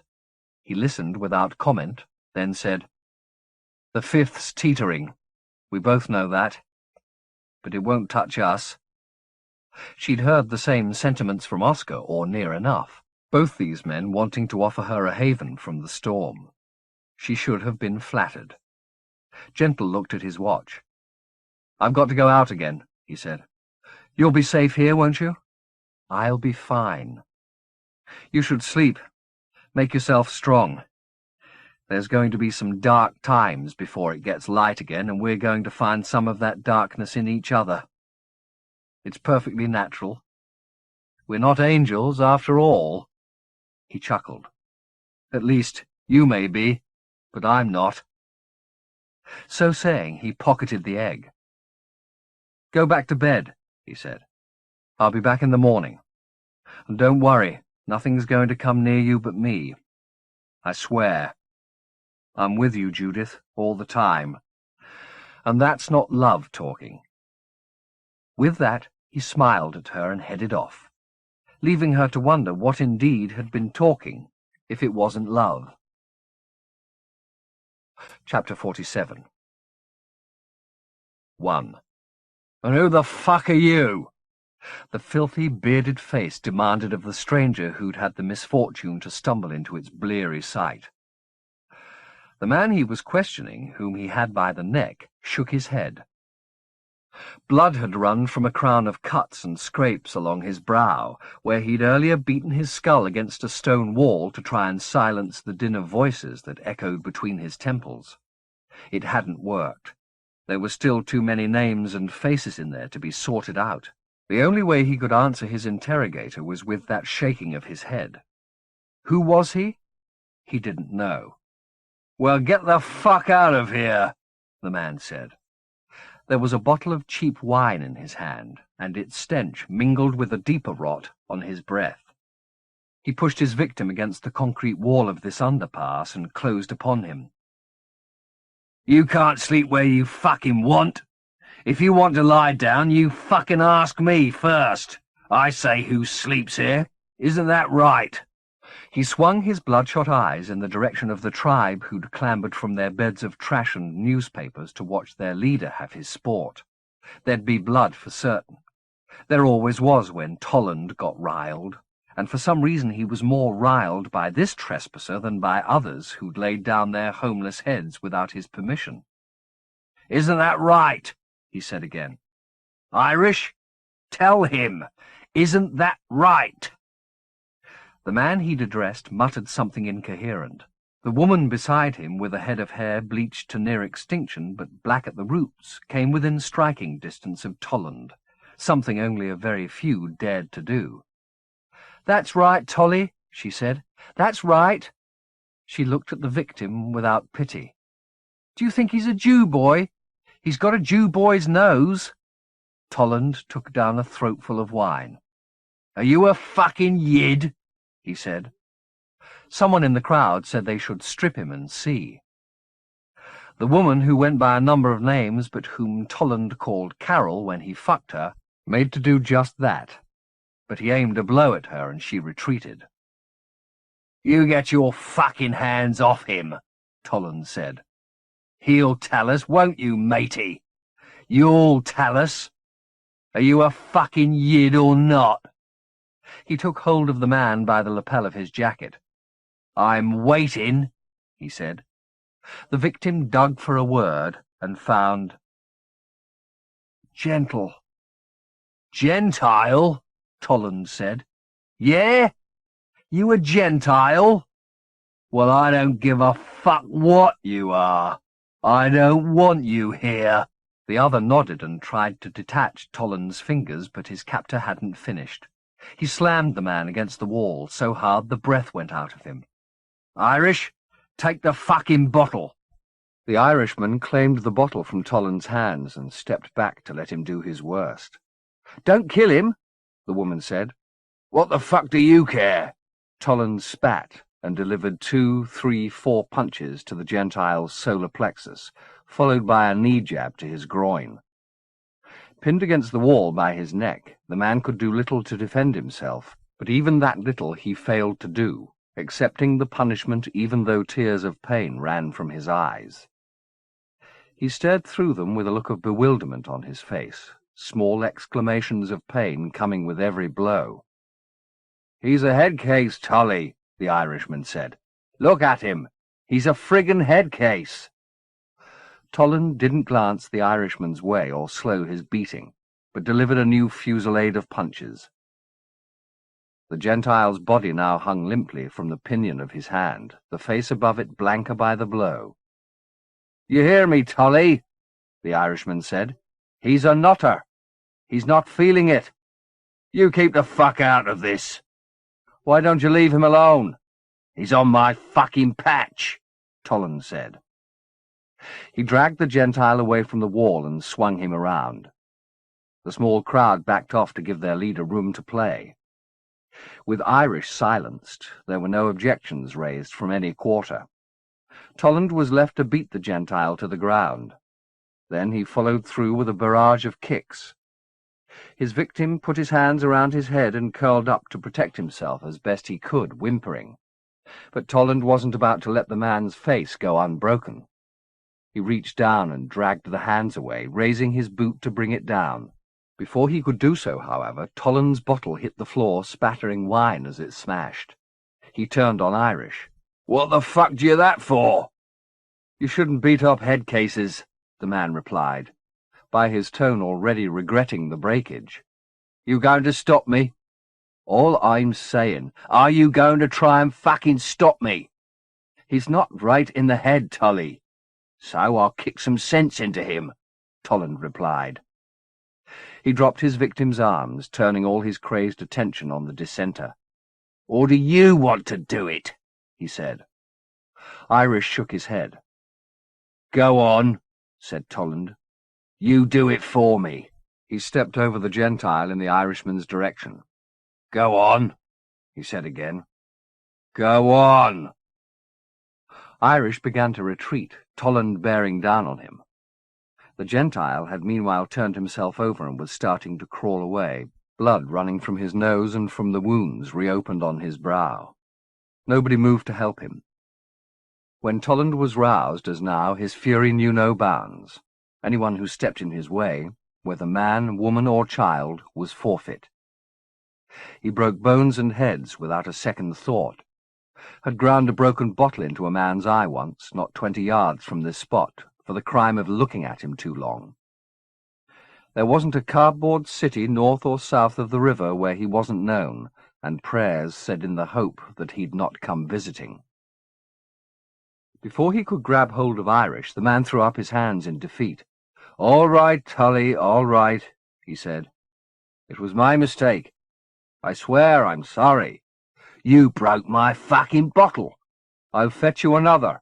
I will. I'll do it now. Irish had known Tolland longer than anyone else in this circle and was familiar with the rules of placation. Copious apology, witnessed by as many of Tolland's tribe as possible. It wasn't foolproof, but today it worked. Will I be fetching you a bottle now? Irish said. Get me two, you fucking scab. That's what I am, Tolly. I'm a scab. And one for Carol, Tolland said. I'll do that. Tolland levelled a grimy finger at Irish. And don't you ever try crossing me again or I'll have your fucking balls. With this promise made, Tolland turned back to his victim. Seeing that the Gentile had already crawled some distance from him, he let out an incoherent roar of fury, and those of the crowd who were standing within a yard or two of the path between him and his target retreated. Toland didn't hurry, but watched as the wounded Gentile laboriously got to his feet and began to make a staggering escape through the chaos of boxes and strewn bedding. Up ahead, a youth of 16 or so was kneeling on the ground, covering the concrete slabs underfoot with designs in coloured chalk, blowing the pastel dust off his handiwork as he went. Engrossed in his art, he'd ignored the beating that had claimed the attention of the others, but now he heard Toland's voice echoing through the underpass, calling his name. "Monday! You fuckhead! Get hold of him!"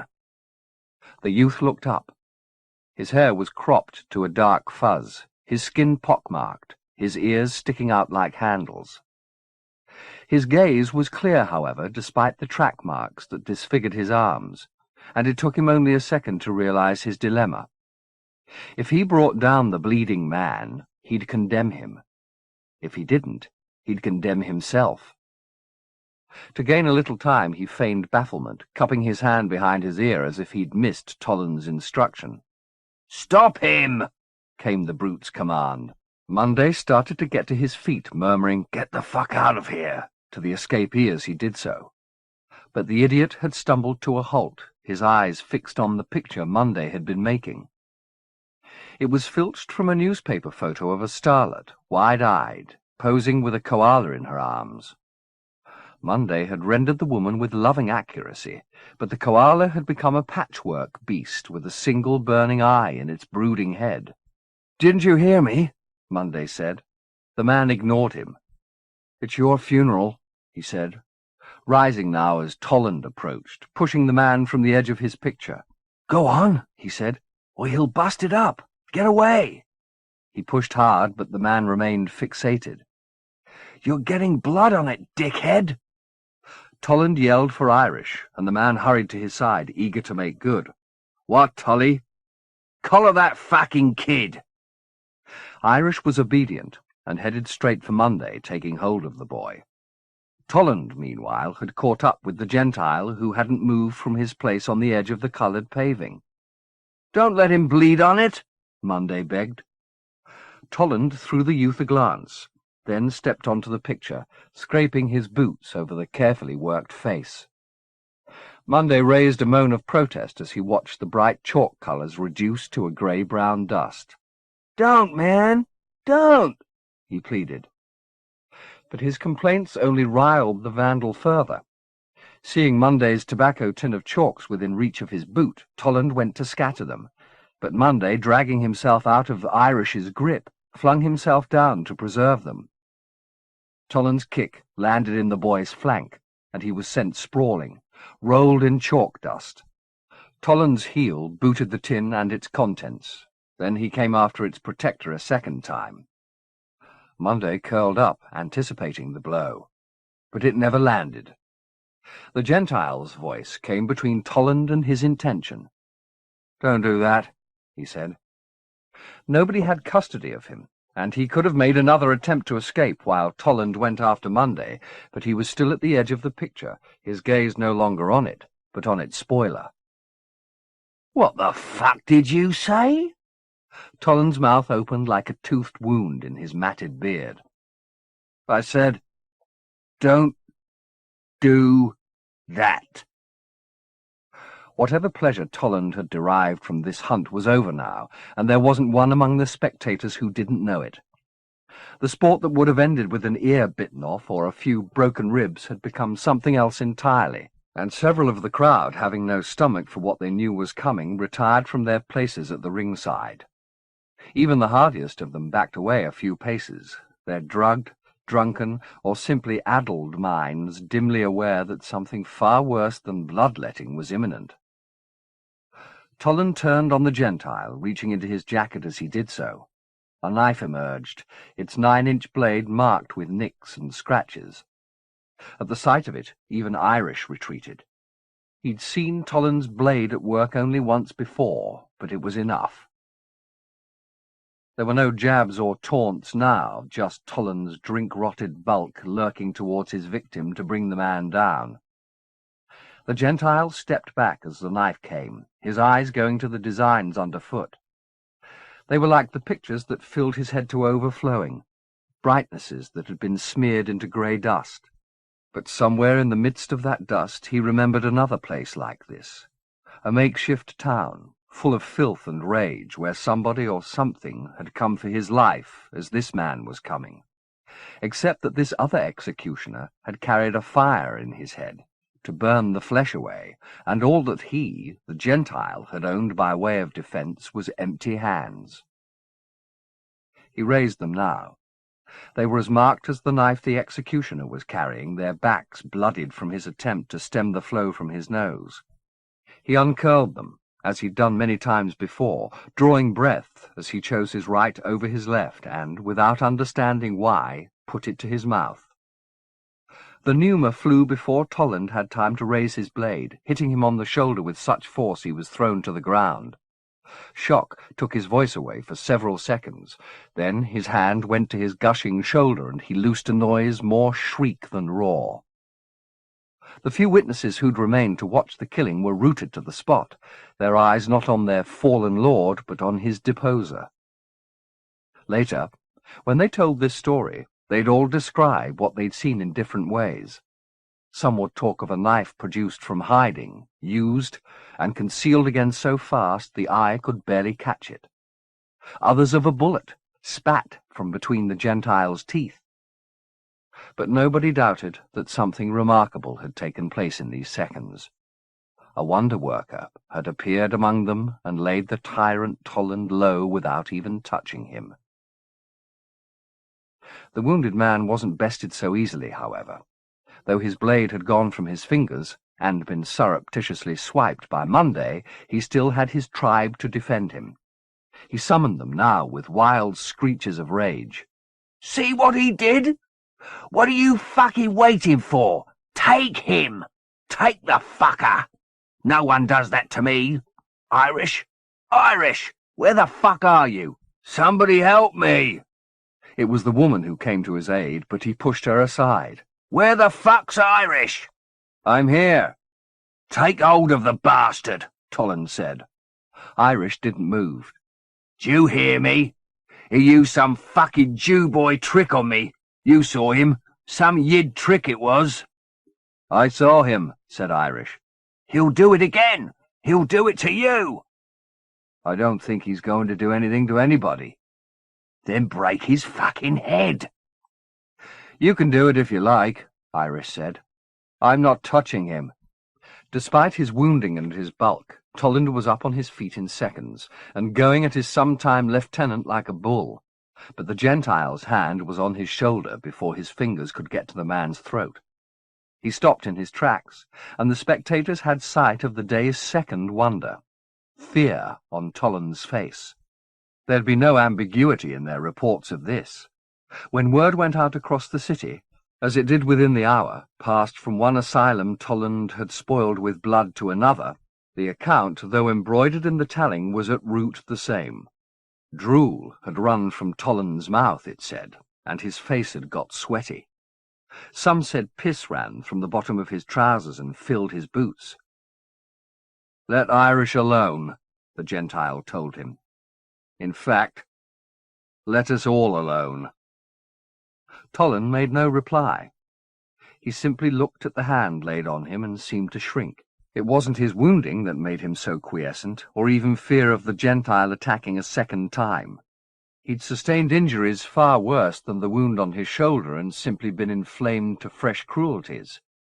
It was the touch he shrank from. The Gentile's hand laid lightly on his shoulder. He turned and backed away from his wounder, glancing from side to side as he did so in the hope that there would be somebody to support him. But everyone, including Irish and Carroll, gave him a wide berth. "You can't do this," he said, when he'd put 5 yards between himself and the Gentile. "I've got friends all over. I'll see you dead, fucker. I will. I'll see you dead." The Gentile simply turned his back on this and stooped to claim from the ground the scattered shards of Monday's chalks. This casual gesture was in its way more eloquent than any counter-threat or show of power, announcing as it did his complete indifference to the other man's presence. Tolland stared at the Gentile's bent back for several seconds, as if calculating the risk of mounting another attack. Then, calculations made, he turned and fled. "He's gone," said Monday, who was crouching beside Gentile and watching over his shoulder. "Do you have any more of these?" the stranger said, rocking the colours in the cradle of his palm. "No, but I can get some. Do you draw?" The Gentile stood up.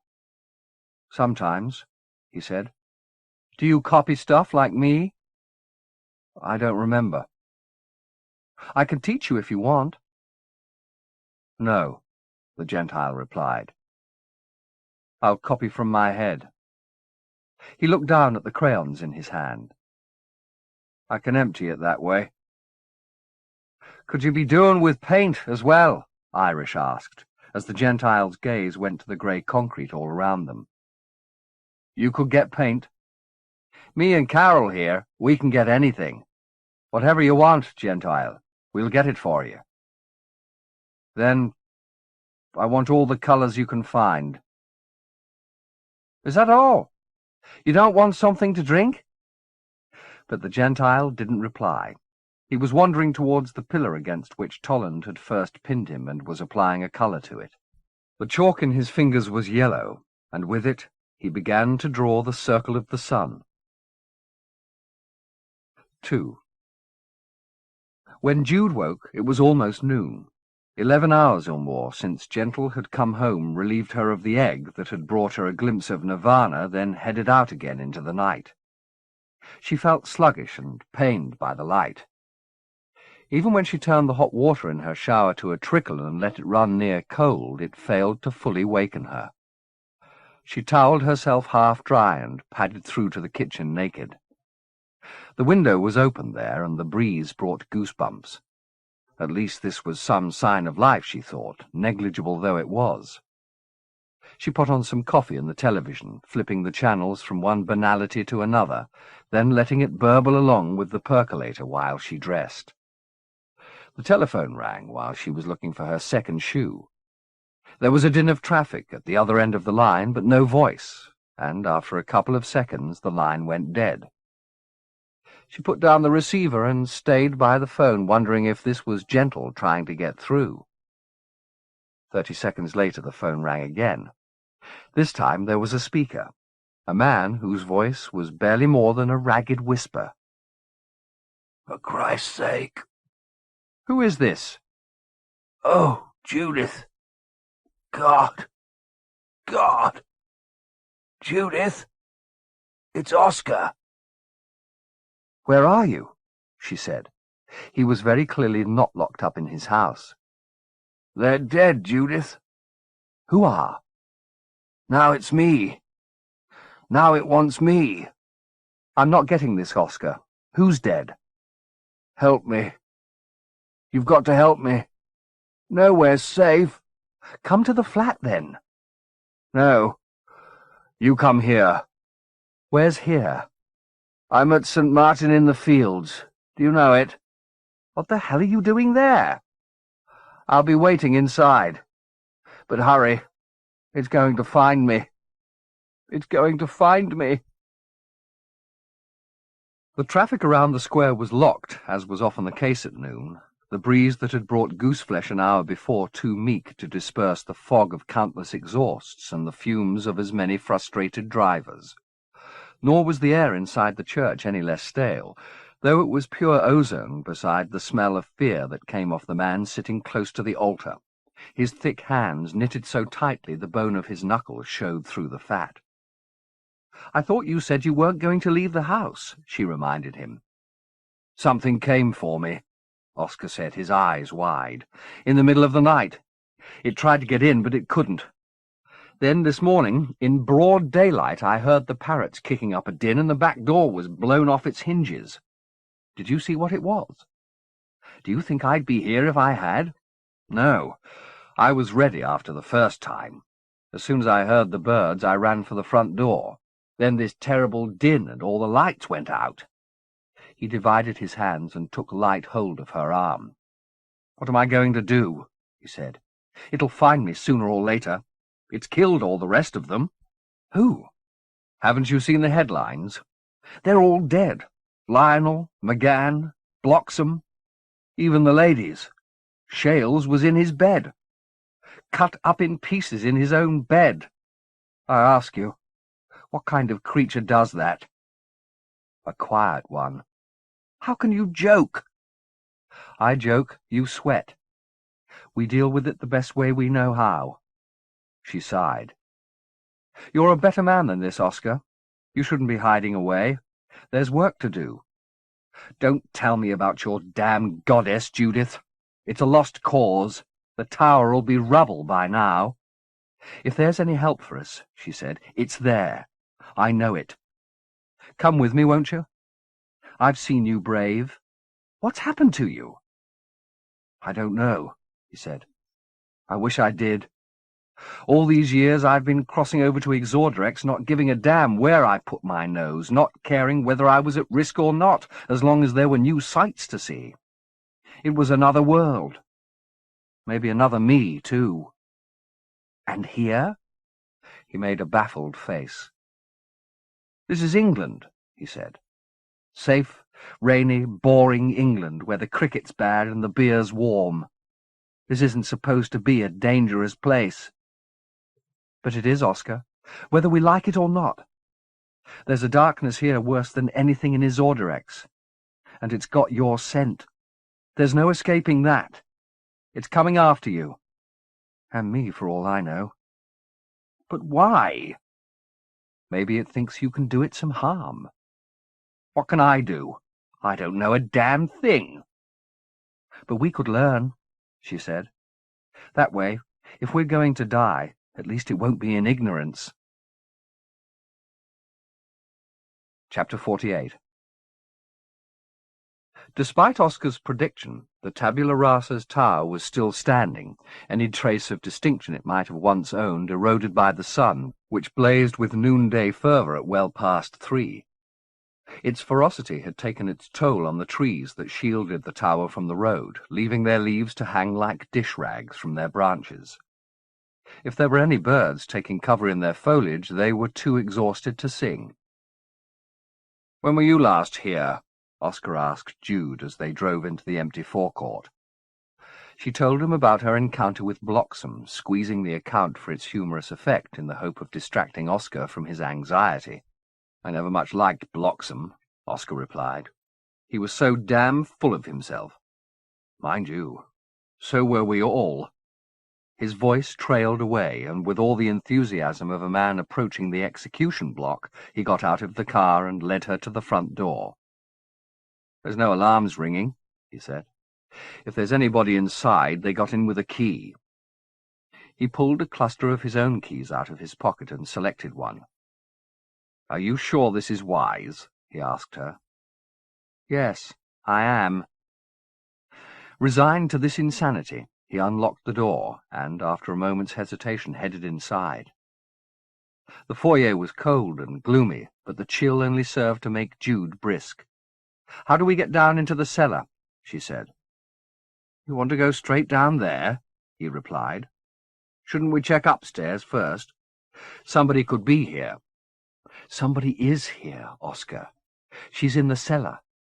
You can check upstairs if you want to, but I'm going down. The less time we waste, the sooner we're out of here." It was a persuasive argument, and he conceded to it with a little nod. He dutifully fished through the bunch of keys a second time, and having chosen one, went over to the farthest and smallest of the 3 closed doors ahead. Having taken his time selecting the right key, he now took even longer to get it into the lock and coax it into turning. "How often have you been down there?" she asked him while he worked. "Only twice," he replied. "It's a pretty grim place." "I know," she reminded him. "On the other hand, my father seemed to make quite a habit of exploring down there. There's rules and regulations, you know, about nobody looking through the library on their own in case they're tempted by something they read. I'm sure he flouted all that. Ah, the key turned. That's one of them. He selected a second key and started on the other lock. "Did your father talk to you about the cellar?" she asked him. "Once or twice. He knew more about the Dominions than he should have done. I think he even knew a few fates. I can't be sure. He was a cagey bugger. But at the end, when he was delirious, he'd mutter these names. Partashokwa, I remember. He repeated that over and over." "Do you think he ever crossed into the Dominions?" "I doubt it." "So you worked out how to do that on your own?" "I found a few books down here and smuggled them out. It wasn't difficult to get the circle working. Magic doesn't decay. It's about the only thing," he paused, grunted, forced the key, "that doesn't." It began to turn, but not all the way. "I think Papa would have liked Partashokwa," he went on. "But it was only a name to him, poor sod." "It'll be different after the reconciliation," Jude said. "I know it's too late for him." "On the contrary," Oscar said, grimacing as he bullied the key. "From what I hear, the dead are just as locked up as the rest of us. There's spirits everywhere, according to Peckable, ranting and raving." "Even in here?" "Especially in here," he said. With that, the lock gave up its resistance and the key turned. "There," he said. "Just like magic." "Wonderful," she patted his back. "You're a genius." He grinned at her. The dour, defeated man she'd found sweating in the pews an hour ago had lightened considerably now there was something to distract him from his death sentence. He withdrew the key from the lock and turned the handle. The door was stout and heavy, but it opened without much resistance. He preceded her into the darkness. "If I remember right," he said, "there's a light here." "No?" He patted the wall to the side of the door. "Ah! Wait." A switch flipped, and a row of bare bulbs strung from a cable illuminated the room. It was large, wood-panelled, and austere. "This is the one part of Roxburgh's house still intact besides the cellar." There was a plain oak table in the middle of the room with several chairs around it. "This is where they met, apparently, the first tabula rasa, and they kept meeting here over the years until the house was demolished." "Which was when?" "In the late 20s. So 150 years of Godolphin bums sat on one of those seats." "That's right. Including Joshua." "Presumably." "I wonder how many of them I knew." "Don't you remember?" "I wish I did. I'm still waiting for the memories to come back. In fact, I'm beginning to wonder if they ever will." "Maybe you're repressing them for a reason." "Why? Because they're so appalling I can't face them? Because I acted like a whore? Let myself be passed around the table with the port left to right? No, I don't think that's it at all. I can't remember because I wasn't really living. I was sleepwalking, and nobody wanted to wake me." She looked up at him, almost defying him to defend his family's ownership of her. He said nothing, of course. Instead, he moved to the vast grate, ducking beneath the mantelpiece, selecting a third key as he went. She heard him slot it in the lock and turn it, heard the motion of cogs and counterweights, its turning initiated, and, finally, heard the groan of the concealed door as it opened. He glanced back at her. "Are you coming?" he said. "Be careful. The steps are steep." The flight was not only steep, but long. What little light spilled from the room above dwindled after half a dozen steps, and she descended twice that number in darkness before Oscar found a switch below, and lights ran off along the labyrinth. A sense of triumph ran through her. She'd put her desire to find a way into this underworld aside many times since the dream of the blue eye had brought her to Celestine's cell, but it had never died. Now, finally, she was going to walk where her dream sight had gone, through this mine of books with its seams to the ceiling, to the place where the goddess lay. This is the single largest collection of sacred texts since the library at Alexandria, Oscar said, his museum guide tone a defence, she suspected, against the sense of moment he shared with her. There are books here even the Vatican doesn't know exist. He lowered his voice as though there might be other browsers here that he'd disturb if he spoke too loudly. The night he died, Papa told me he found a book here written by the fourth king. The what? There were 3 kings at Bethlehem, remember? According to the Gospels. But the Gospels lied. There were 4. They were looking for the reconciler. Christ was a reconciler? So Papa said. And you believe that? Papa had no reason to lie. But the book, Oscar. The book could have lied. So could the Bible. Papa said this Magi wrote his story because he knew he'd been cut out of the Gospels. It was this fellow named the Imajica. Wrote the word down in this book. There it was on the page for the first time in history. Papa said he wept. Jude surveyed the labyrinth that spread from the foot of the stairs with fresh respect. Have you tried to find the book since? I didn't need to. When Papa died, I went in search of the real thing. I travelled back and forth as though Christos had succeeded and the 5th was reconciled. And there they were, the unbeheld's many mansions. And there, too, the most enigmatic player in this interdominional drama, Apexamendios. If Christos was a reconciler, did that make the unbeheld Christus's father? Was the force in hiding behind the fogs of the First Dominion the Lord of Lords? And if so, why had he crushed every goddess across the Imajica as legend said he had? One question begged another, all from a few claims made by a man who'd knelt at the Nativity. No wonder Roxburgh had buried these books alive. Do you know where your mystery woman's lurking? Oscar said. Not really. Then we've got a hell of a search on our hands. I remember there was a couple making love down here near her cell. One of them was Bloxham. Dirty little bugger. So we should be looking for some stains on the floor, is that it? I suggest we split up, or we'll be here all summer. They parted at the stairs and made their separate ways. Jude soon discovered how strangely sound carried in the tunnels. Sometimes she could hear Godolphin's footsteps so clearly she thought he must be following her. Then she'd turn a corner, or else he would, and the noise would not simply fade but vanish altogether, leaving only the pad of her own soles on the cold stone to keep her company. They were buried too deeply for even the remotest murmur from the street above to penetrate, nor was there any suspicion of sound from the earth around them. No hum of cables, no sluicing of drains.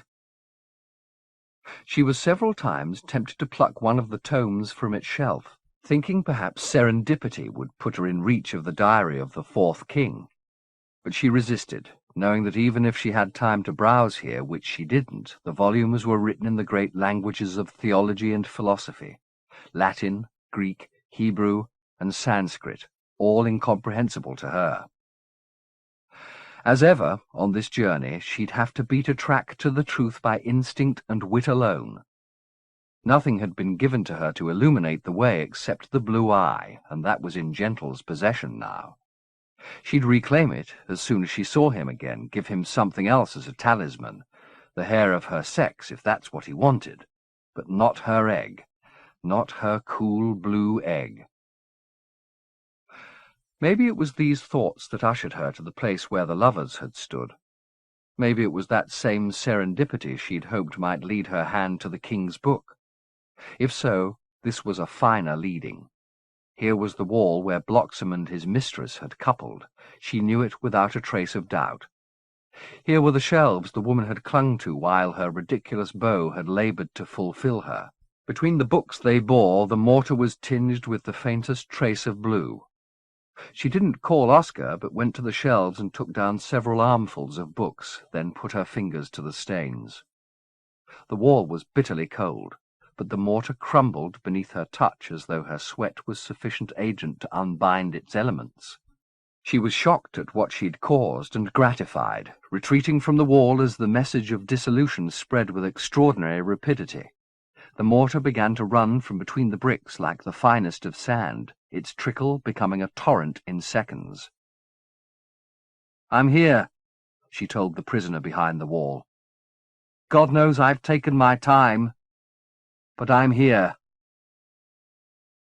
Oscar didn't catch Jude's words, not even the remotest echo. His attention had been claimed 2 or 3 minutes before by a sound from overhead, and he'd climbed the stairs in pursuit of its source. He'd disgraced his manhood enough in the last few days, hiding himself away like a frightened widow, and the thought that he might reclaim some of the respect he'd lost in Jude's eyes by confronting the trespasser above gave purpose to the chase. He'd armed himself with a piece of timber he'd found at the bottom of the stairs, and was almost hoping as he went that his ears weren't playing tricks on him, and that there was indeed something tangible up above. He was sick of being in fear of rumours and of pictures half glimpsed in flying stones. If there was something to see, he wanted to see it, and either be damned in the seeing or cured of fear. At the top of the stairs he hesitated. The light spilling through the door from Roxburgh's room was moving, very slightly. He took his bludgeon in both hands and stepped through the door. The room swung with the lights, the solid table and its solid chairs giddied by the motion. He surveyed the room from corner to corner. Finding every shadow empty, he moved towards the door that led out into the foyer as delicately as his bulk allowed. The rocking of the lights settled as he went, and they were still by the time he reached the door. As he stepped outside, a perfume caught his nostrils, as sweet as the sudden, sharp pain in his side was sour. He tried to turn, but his attacker dug a second time. The timber went from his hand, and a shout came from his lips. "Oscar!"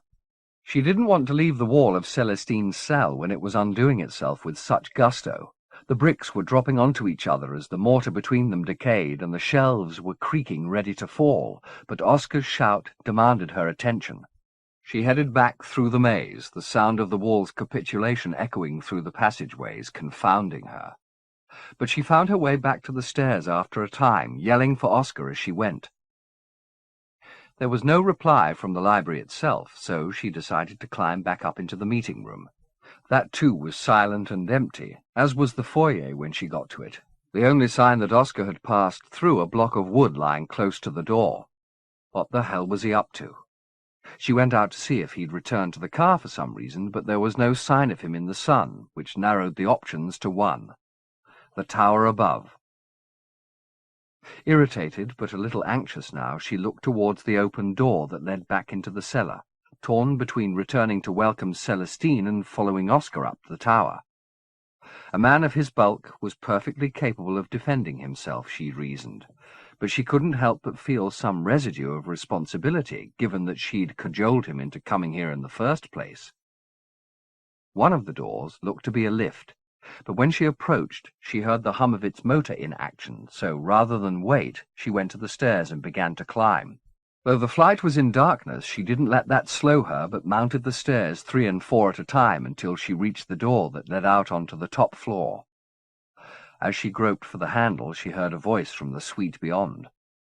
The words were indecipherable, but the voice sounded cultivated, almost clipped. Had one of the tabula rasa survived after all? Bloxam, perhaps, the Casanova of the cellar. She pushed the door open. It was brighter on the other side, though not by that much. All the rooms along the corridor were murky pits, their drapes drawn.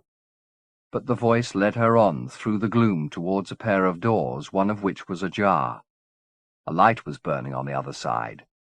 She approached with caution, the carpet underfoot lush enough to silence her tread. Even when the speaker broke off from his monologue for a few moments, she continued to advance, reaching the suite without a sound. There was little purpose in delay, she thought, once she was at the threshold. Without a word, she pushed open the door. There was a table in the room, and on it lay Oscar, in a double pool, one of light, the other of blood. She didn't scream or even sicken, even though he was laid open like a patient in mid-surgery. Her thoughts flew past the horror to the man and his agonies. He was alive. She could see his heart beating like a fish in a red pool, gasping its last. The surgeon's knife had been cast onto the table beside him, and its owner, who was presently concealed by shadow, said, "There you are. Come in, why don't you? Come in." He put his hands, which were clean, on the table. "It's only me, lovey." Dowd? "Ah, to be remembered. It seems such a little thing, doesn't it? But it's not. Really, it's not." The old theatricality was still in his manner, but the mellifluous quality had gone from his voice. He sounded, and indeed looked, like a parody of himself, his face a mask carved by a hack. "Do join us, lovey," he said. "We're in this together after all." Startled as she was to see him, though hadn't Oscar warned her that his type was difficult to kill, she didn't feel intimidated by him. She'd seen his tricks and deceits and performances. She'd seen him hanging over an abyss, begging for life. He was ridiculous. "I wouldn't touch Godolphin, by the way," he said. She ignored the advice and went to the table. "His life's hanging by a thread," Dowd went on. "If he's moved, I swear his innards will just drop out. My advice is, let him lie. Enjoy the moment." "Enjoy?" she said, the revulsion she felt surfacing, though she knew it was exactly what the bastard wanted to hear. "Not so loud, sweetie," Dowd said, as if pained by her volume. "You'll wake the baby." He chuckled. "He is a baby, really, compared to us. Such a little life. Why did you do this?" "Where do I begin? With the petty reasons?" "No, with the big one. I did it to be free." He leaned in towards her, his face a chiaroscuro jigsaw beneath the lamp. "When he breathes his last, lovey, which will be very soon now, that's the end of the Godolphins. When he's gone, we're in thrall to nobody." "You were free in his order, X." "No. On a long leash, maybe, but never free. I felt his desires, I felt his discomforts. A little part of me knew I should be at home with him, making his tea and drying between his toes. In my heart I was still his slave." He looked at the body again. "It seems almost miraculous how he manages to linger." He reached for the knife. "Leave him!" she snapped, and he retreated with surprising alacrity. She leaned towards Oscar, afraid to touch him for fear of shocking his traumatized system further and stopping it. There were tics in his face, and his white lips were full of tiny tremors. "Oscar," she murmured, "can you hear me?" "Oh, look at you, lovey," Dowd cooed, "getting all doe-eyed over him. Remember how he used you, how he oppressed you." She leaned closer to Oscar and said his name again. "He never loved either of us," Dowd went on. "We were his goods and chattels, part of his—" Oscar's eyes flickered open. "Inheritance," Dowd said, but the word was barely audible. As the eyes opened, Dowd retreated a second step, covering himself in shadow. Oscar's white lips shaped the syllables of Judith's name, but there was no sound to accompany the motion. "Oh, God," she murmured. "Can you hear me?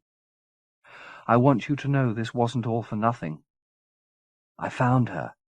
Do you understand? I found her." Oscar made a tiny nod, then with agonizing delicacy ran his tongue over his lips and drew enough breath to say, "It wasn't true." She caught the words, but not their sense. "What wasn't true?" she said. He licked again, his face knotting up with the effort of speech. This time there was only one word. Inheritance. "Not an inheritance," she said. "I know that." He made the very tiniest smile, his gaze going over her face from brow to cheek, from cheek to lips, then back to her eyes, meeting them unabashed. "I loved you," he said. "I know that too," she whispered. Then his gaze lost its clarity. His heart stopped beating in its bloody pool. The knots on his face slipped with its cessation. He was gone. The last of the Godolphins dead on the tabula rasa's table. She stood upright, staring at the cadaver, though it distressed her to do so. If she was ever tempted to toy with darkness, let this sight be a scourge to that temptation. There was nothing poetic or noble in this scene, only waste. "So there it is," Dowd said. "Funny. I don't feel any different. It may take time, of course. I suppose freedom has to be learned like anything else." She could hear desperation beneath this babble, barely concealed. He was in pain. "You should know something," he said. "I don't want to hear. No, listen, lovey. I want you to know. He did exactly this to me on this very table. He gutted me in front of the society. Maybe it's a petty thing, wanting revenge, but then I'm just an actor chappie. What do I know?" "You killed them all for that?" "Who?" "The society." "No, not yet. But I'll get to them, for us both." "You're too late. They're already dead." This hushed him for fully 15 seconds. When he began again, it was more chatter, as empty as the silence he wanted to fill. "It was that damn purge, you know. They made themselves too many enemies. There's going to be a lot of minor maestros crawling out of the woodwork in the next few days. It's quite an anniversary, isn't it? I'm going to get stinking drunk. What about you? How will you celebrate, alone or with friends? This woman you found, for instance, is she the partying type?" Jude silently cursed her indiscretion. "Who is she?" Dowd went on. "Don't tell me. Clara had a sister." He laughed. "I'm sorry, I shouldn't laugh, but she was crazy as a coot. You must see that now. She didn't understand you. Nobody understands you but me, lovey, and I understand you because we're the same." "Exactly. We don't belong to anybody anymore. We're our own inventions. We'll do what we want when we want, and we won't give a fuck for the consequences." "Is that freedom?" she said flatly, finally taking her eyes off Oscar and looking up at Dowd's misshapen form.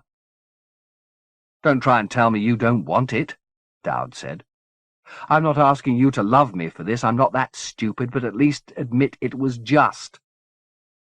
Why didn't you murder him in his bed years ago?" "I wasn't strong enough. Oh, I realize I may not radiate health and efficiency just at the moment, but I've changed a lot since we last met. I've been down among the dead. It was very educational. And while I was down there, it began to rain. Such a hard rain, lovey, let me tell you. I never saw it like before. You want to see what fell on me?"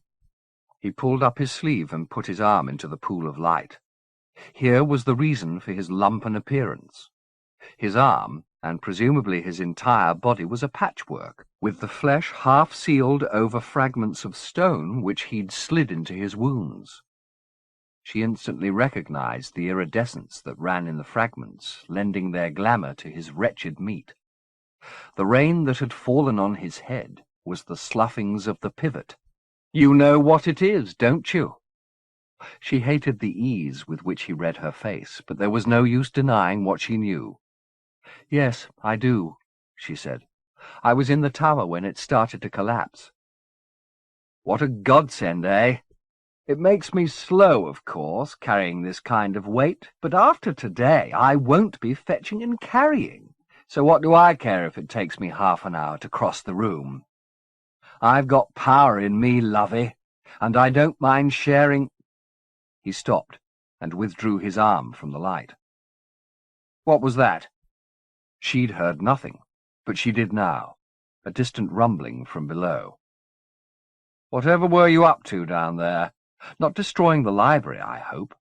I wanted that satisfaction for myself." "Oh, dear. Well, there'll be plenty of other chances to play the barbarian. It's in the air, don't you think?" Jude's thoughts went to Celestine. Dowd was perfectly capable of doing her harm. She had to go back down and warn the goddess, perhaps find some means of defence. In the meantime, she'd play along. "Where will you go after this?" she asked Dowd, lightening her tone as best she could. "Back to Regent's Park Road, I thought. We can sleep in our master's bed. Oh, what am I saying? Please don't think I want your body.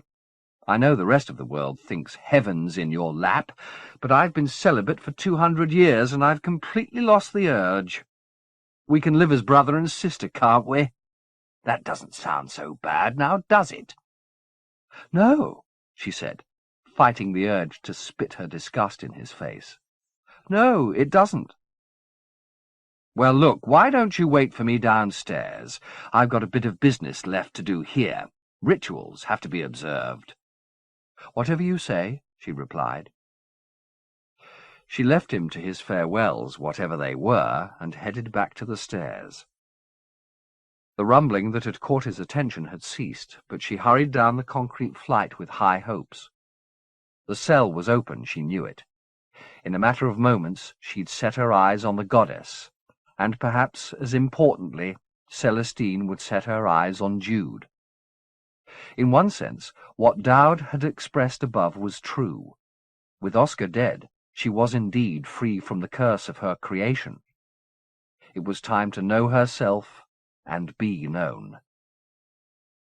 As she walked through the remaining room of Roxburgh's house and started down the stairs into the cellar, she sensed the change that had come over the maze below. She didn't have to search for the cell. The energy in the air moved like an invisible tide, carrying her towards its source. And there it was, in front of her. The cell wall a heap of splinters and rubble, the gap its collapse had made rising to the ceiling. The dissolution she had initiated was still going on. Even as she approached, further bricks fell away, their mortar turned to dust. She braved the fall, clambering up over the wreckage to peer into the cell. It was dark inside, but her eyes soon found the mummified form of the prisoner lying in the dirt. There was no movement in the body whatsoever. She went to it and fell to her knees to tear at the fine threads that Roxburgh or his agents had bound Celestine with. They were too tough for her fingers, so she went at them with her teeth. The threads were bitter, but her teeth were sharp, and once one succumbed to her bites, others quickly followed. A tremor passed through the body as if the captive sensed liberation. As with the bricks, the message of unmaking was contagious, and she'd only snapped half a dozen of the threads when they began to stretch and break of their own volition, aided by the motion of the body they'd bound. Her cheek was stung by the flight of one, and she was obliged to retreat as the unfettering spread, the threads describing sinuous motions as they broke, their severed ends bright. The tremors in Celestine's body were now convulsions, growing as the ambition of the threads increased. They weren't simply flying wildly, Jude realized. They were reaching out in all directions, up towards the ceiling of the cell and to its walls. Stung by them once, the only way she could avoid further contact was by backing away to the hole through which she'd come and then out, stumbling over the rubble. As she emerged, she heard Dowd's voice somewhere in the labyrinth behind her. "What have you been doing, lovey?" She wasn't quite sure was the truth. Though she'd been the initiator of this unbinding, she wasn't its mistress. The cords had an urgency of their own, and whether it was Celestine who moved them, or Roxburgh, who'd platted into them the instruction to destroy anyone who came seeking his prisoner's release, they were not about to be placated or contained. Some were snatching at the edge of the hole, dragging away more of the bricks. Others, demonstrating an elasticity she hadn't expected, were nosing over the rubble, turning over stones and books as they advanced. "Oh, my lord," she heard Dowd say, and turned to see him standing in the passageway 6 yards behind her, with his surgeon's knife in one hand and a bloody handkerchief in the other. This was the first sight she had of him head to foot, and the burden of pivot shards he carried was apparent. He looked utterly maladroit, his shoulders mismatched, and his left leg turned inward, as though a shattered bone had been badly set. "What's in there?" he said, hobbling towards her. "Is this your friend?" "I suggest you keep your distance," she said. He ignored her. "Did Roxburgh wall something up? Look at those things. Is it an oviate?" "No." "What then? Godolphin never told me about this." He didn't know. "But you did," he said, glancing back at her as he advanced to study the cords which were emerging all the time. "I'm impressed. We've both kept our little secrets, haven't we?" One of the cords reared suddenly from the rubble, and he jumped back, the handkerchief dropping from his hand. It unfolded as it fell, and the piece of Oscar's flesh Dowd had wrapped in it landed in the dirt. It was vestigial, but she knew it well enough. He'd cut off the curiosity and carried it away as a keepsake. She let out a moan of disgust. Dowd started to stoop to pick it up, but her rage, which she'd concealed for Celestine's sake, erupted. "You scumbag!" she said, and went at him with both hands raised above her head, locked into a single fist.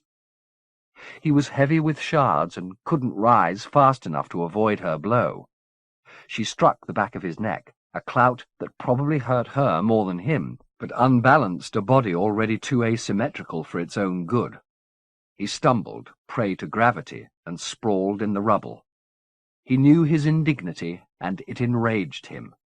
"Stupid cow," he said. "Stupid sentimental cow. Pick it up. Go on, pick it up. Have it if you want to." "I don't want it." "No, I insist. It's a gift, brother to sister." "I'm not your sister. I never was and I never will be." Mites were appearing from his mouth as he lay on the rubble, some of them grown fat as cockroaches on the power he carried in his skin. Whether they were for her benefit or to protect him against the presence in the wall she didn't know, but seeing them, she took a step away from him. "I'm going to forgive you this," he said, all magnanimity. "You're overwrought, I know."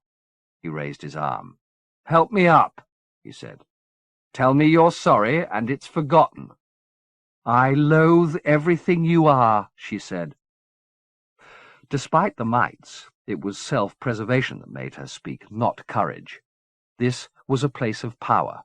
The truth would serve her better here than a lie, however politic.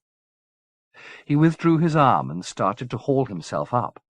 As he did so, she took 2 steps forward and, picking up the bloodied handkerchief, claimed with it the last of Oscar. As he stood up again, almost guilty at what she'd done, she caught sight of a motion in the wall.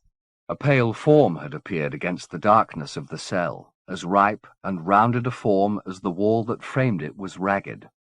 Celestine was floating, or rather was borne up as Quesoir had been borne up, on ribbons of flesh, the filaments that had once smothered her clinging to her limbs like the remnants of a coat, and draped around her head as a living hood. The face beneath was delicately boned but severe, and what beauty it might have possessed was spoiled by the dementia that burned in it. Dowd was still in the process of rising and turned to follow Jude's astonished gaze. When he set eyes on the apparition, his body failed him, and he fell back onto the rubble, belly down. From his mite-spawning mouth came one terrified word. Celestine! The woman had approached the limits of her cell and now raised her hands to touch the bricks that had sealed her in for so long. Though she merely brushed them, they seemed to flee her fingers, tumbling down to join the rest.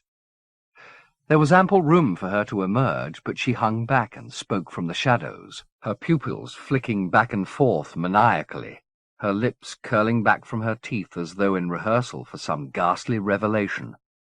She matched Dowd's single utterance with a word of her own. Dowd! Yes, he murmured. It's me. So he'd been honest in some part of his biography at least, Jude thought. She knew him just as he'd claimed to know her. Who did this to you? He said. Why ask me, Celestine said, when you were part of the plot?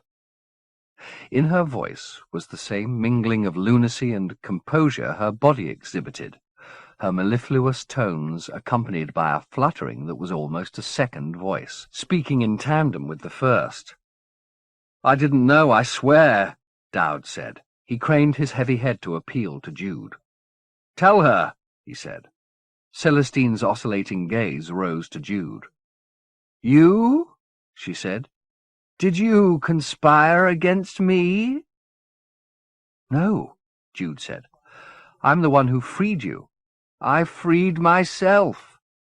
But I began it, Jude said. Come closer. Let me see you better. Jude hesitated to approach, with Dowd's face still a nest of mites. But Celestine made her demand again, and Jude obeyed. The woman raised her head as she approached, turning it this way and that, perhaps to coax her torpid muscles back into life. Are you Roxburgh's woman? She said. No. That's close enough, she told Jude. Whose, then? Which one of them do you belong to? I don't belong to any of them, Jude said. They're all dead. Even Roxburgh? He's been gone 200 years. At last the eyes stopped flickering, and their stillness, now it came, was more distressing than their motion. She had a gaze that could slice steel. 200 years, she said. It wasn't a question, it was an accusation. And it wasn't Jude she was accusing, it was Dowd. Why didn't you come for me? I thought you were dead and gone, he told her. Dead? No. That would have been a kindness. I bore his child. I raised it for a time. You knew this. How could I? It was none of my business. You made me your business, she said. The day you took me from my life and gave me to God. I didn't ask for that, and I didn't want it. I was just a servant. Dog, more like. Who's got your leash now? This woman? I serve nobody. Good.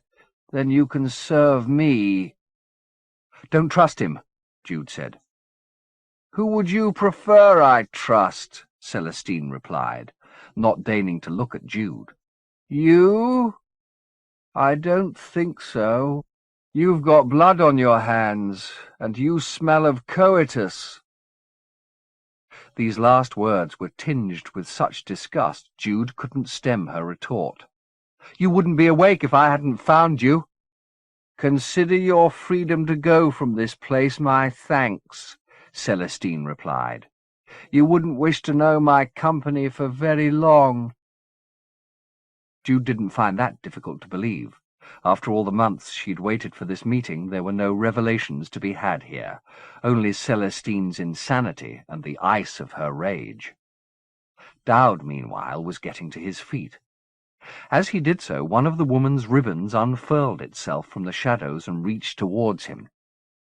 Despite his earlier protests, he made no attempt to avoid it.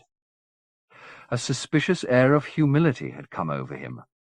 Not only did he put up no resistance, he actually proffered his hands to Celestine for binding, placing them pulse to pulse. She didn't scorn his offer. The ribbon of her flesh wrapped itself around his wrists, then tightened, tugging at him to haul him up the incline of brick. "Be careful," Jude warned her. "He's stronger than he looks." "It's all stolen," Celestine replied. "His tricks, his decorums, his power. None of it belongs to him. He's an actor." "Aren't you?" As if in acquiescence, Dowd bowed his head. But as he did so, he dug his heels into the rubble and refused to be drawn any further. Jude started to voice a second warning, but before it was out of her mouth, his fingers closed around the flesh and pulled hard. Caught unawares, Celestine was dragged against the raw edge of the hole, and before the rest of her filaments could come to her aid, Dowd had raised his wrists above his head and casually snapped the flesh that bound them. Celestine let out a howl of pain and retreated into the sanctuary of her cell, trailing the severed ribbon. Dowd gave her no respite, however, but went in instant pursuit, yelling to her as he shambled up over the heaped rubble. "I'm not your slave, I'm not your dog, and you're no fucking goddess. You're a whore." Then he was gone into the darkness of the cell, roaring. Jude ventured a few steps closer to the hole, but the combatants had retreated into its recesses, and she saw nothing of their struggle. She heard it, however, the hiss of breaths expelled in pain, the sound of bodies pitched against the stone. The walls shook, and books all along the passageway were thrown from their shelves, the tide of power snatching loose sheets and pamphlets up into the air like birds in a hurricane, leaving the heavier tomes to thrash on the ground, broken-backed. And then, suddenly, it was over. The commotion in the cell ceased utterly, and there were several seconds of motionless hush, broken by a moan and the sight of a hand reaching out of the murk to clutch at the broken wall. A moment later Dowd stumbled into view, his other hand clamped to his face. Though the shards he carried were powerful, the flesh they were seated in was weak, and Celestine had exploited that frailty with the efficiency of a warrior. Half his face was missing, stripped to the bone, and his body was more unknitted than the corpse he'd left on the table above, his abdomen gaping, his limbs battered. He fell as he emerged. Rather than attempting to get to his feet, which she doubted he was capable of doing, he crawled over the rubble like a blind man, his hands feeling out the wreckage ahead. Sobs came from him now and then, and whimpers, but the effort of escape was quickly consuming what little strength he had, and before he reached clear ground, his noises gave out. So, a little time after, did he. His arms folded beneath him, and he collapsed, face to the floor, surrounded by twitching books. Jude watched his body for a count of 10, then moved back towards the cell. As she came within 2 yards of his body, she saw emotion and froze in her tracks. There was life in him still, though it wasn't his. The mites were exiting his open mouth like fleas hastening from a cooling host. They came from his nostrils, too, and from his ears. Without his will to direct them, they were probably harmless, but she wasn't going to test that notion. She stepped as wide of them as she could, taking an indirect route up over the rubble to the threshold of Celestine's asylum.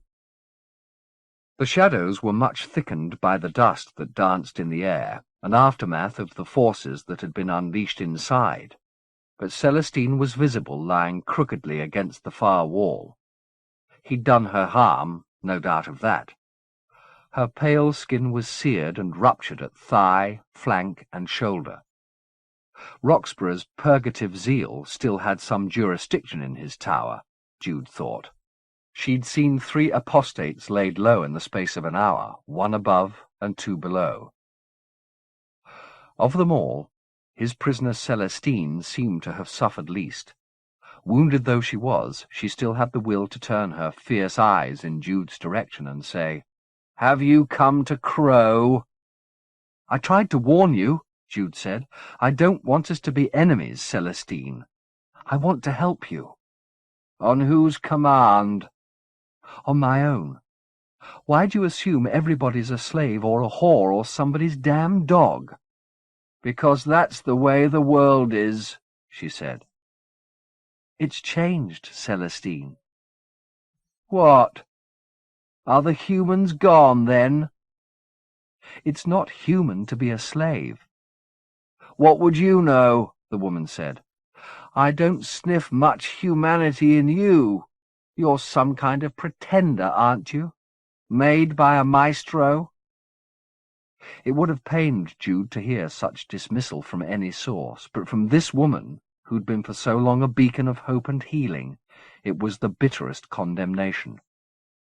She'd fought so hard to be more than a fake, forged in a man-made womb. But with a few words, Celestine had reduced her to a mirage. "You're not even natural," she said. "Nor are you," Jude snapped back. "But I was once," Celestine said, "and I cling to that." "Cling all you like, but it won't change the facts.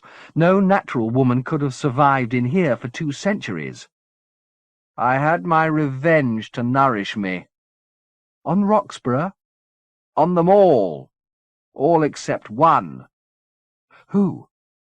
"The maestro. Sartori." "You knew him?" "Too little," Celestine said. There was a weight of sorrow here Jude didn't comprehend, but she had the means to ameliorate it on her tongue, and for all Celestine's cruelties Jude wasn't about to withhold the news. "Sartori isn't dead," she said. Celestine had turned her face to the wall, but now looked back at Jude. "Not dead?" "I'll find him for you if you want," Jude said. "You'd do that?" "Yes." "Are you his mistress?" "Not exactly." "Where is he? Is he near?" "I don't know where he is. Somewhere in the city." "Yes. Fetch him. Please fetch him." She hauled herself up the wall. "He doesn't know my name, but I know him." "So who shall I tell him you are?" Ask him if he remembers Nisi Nirvana." "Who?" "Just tell him." "Nisi Nirvana." "That's right." Jude stood up and returned to the hole in the wall, but as she was about to step out, Celestine recalled her. "What's your name?" she asked. "Judith." "Well, Judith, not only do you stink of coitus, but you have in your hand some piece of flesh which you haven't given up clutching. Whatever it is, let it go." Appalled, Jude looked down at her hand. The curiosity was still in her possession, half hanging from her fist. She pitched it away into the dust. "Do you wonder I took you for a whore?" Celestine remarked. "Then we've both made mistakes," Jude replied, looking back at her. "I thought you were my salvation." "Yours was the greater error," Celestine replied. Jude didn't grace this last piece of spite with a reply, but headed out of the cell. The mites that had exited Dowd's body were still crawling around aimlessly looking for a new bolt hole, but the flesh they'd vacated had upped and gone. She wasn't altogether surprised. Dowd was an actor to his core. He would postpone his farewell scene as long as possible in the hope that he'd be at centre stage when the final curtain fell. A hopeless ambition, given the fame of his fellow players, and one Jude wasn't foolish enough to share. The more she learned about the drama unfolding around her, with its roots in the tale of Christos the Reconciler, the more resigned she was to having little or no role in it. Like the fourth Magi, expunged from the Nativity, she wasn't wanted in the Gospel about to be written. and having seen the pitiful place a king's testament had come to, she was not about to waste time writing her own. Chapter 49. 1. Clem's duties were done for the night. He'd been out since 7 the previous evening, about the same business that took him out every night, the shepherding of those among the city's homeless too frail or too young to survive long on its streets with only concrete and cardboard for a bed. Midsummer night was only 2 days away, and the hours of darkness were short and relatively balmy. But there were other stalkers besides the cold that preyed on the weak, all human, and the work of denying them their quarry took him through the empty hours after midnight and left him, as now, exhausted, but too full of feeling to lay down his head and sleep. He'd seen more human misery in the 3 months he'd been working with the homeless than in the 4 decades preceding that. People living in the extremes of deprivation within spitting distance of the city's most conspicuous symbols of justice, faith, and democracy, without money, without hope, and many, these the saddest, without much left of their sanity. When he returned home after these nightly treks, the hole left in him by Taylor's passing not filled but at least forgotten for a while, it was with expressions of such despair in his head that his own, met in the mirror, seemed almost blithe. Tonight, however, he lingered in the dark city longer than usual. Once the sun was up, he knew he'd have little or no chance of sleeping, but sleep was of little consequence to him at the moment. It was 2 days since he'd had the visitation that had sent him to Judy's doorstep with tales of angels, and since then there'd been no further hint of Taylor's presence. But there were other hints, not in the house, but out here in the streets, that powers were abroad which his dear Taylor was just one sweet part of. He'd had evidence of this only a short time ago. Just after midnight, a man called Tolland, apparently much feared among the fragile communities that gathered to sleep under the bridges and in the stations of Westminster, had gone on a rampage in Soho. He'd wounded 2 alcoholics in a back street, their sole offence to be in his path when his temper flowed. Clem had witnessed none of this, but had arrived after Tolland's arrest to see if he could coax from the gutter some of those whose beds and belongings had been demolished. None would go with him, however, and in the course of his vain persuasions, one of the number, a woman he'd never seen without tears on her face until now, had smiled at him, and said he could stay out in the open with them tonight rather than hiding in his bed, because the Lord was coming, and it would be the people on the streets who saw him first. Had it not been for Taylor's fleeting reappearance in his life, Clem would have dismissed the woman's blissful talk, but there were too many imponderables in the air for him to ignore the vaguest signpost to the miraculous. He'd asked the woman what lord this was that was coming, and she'd replied, quite sensibly, that it didn't matter. Why should she care what lord it was, she said, as long as he came? Now it was an hour before dawn, and he was trudging across Waterloo Bridge because he'd heard the psychopathic Tolland had usually kept to the south bank, and something odd must have happened to drive him across the river. A faint clue, to be sure, but enough to keep Clem walking, though hearth and pillow lay in the opposite direction.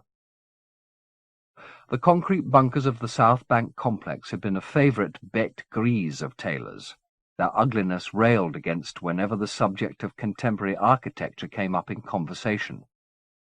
The darkness presently concealed their drab-stained facades, but it also turned the maze of underpasses and walkways around them into terrain no bourgeois would tread for fear of his life or his wallet. Recent experience had taught Clem to ignore such anxieties.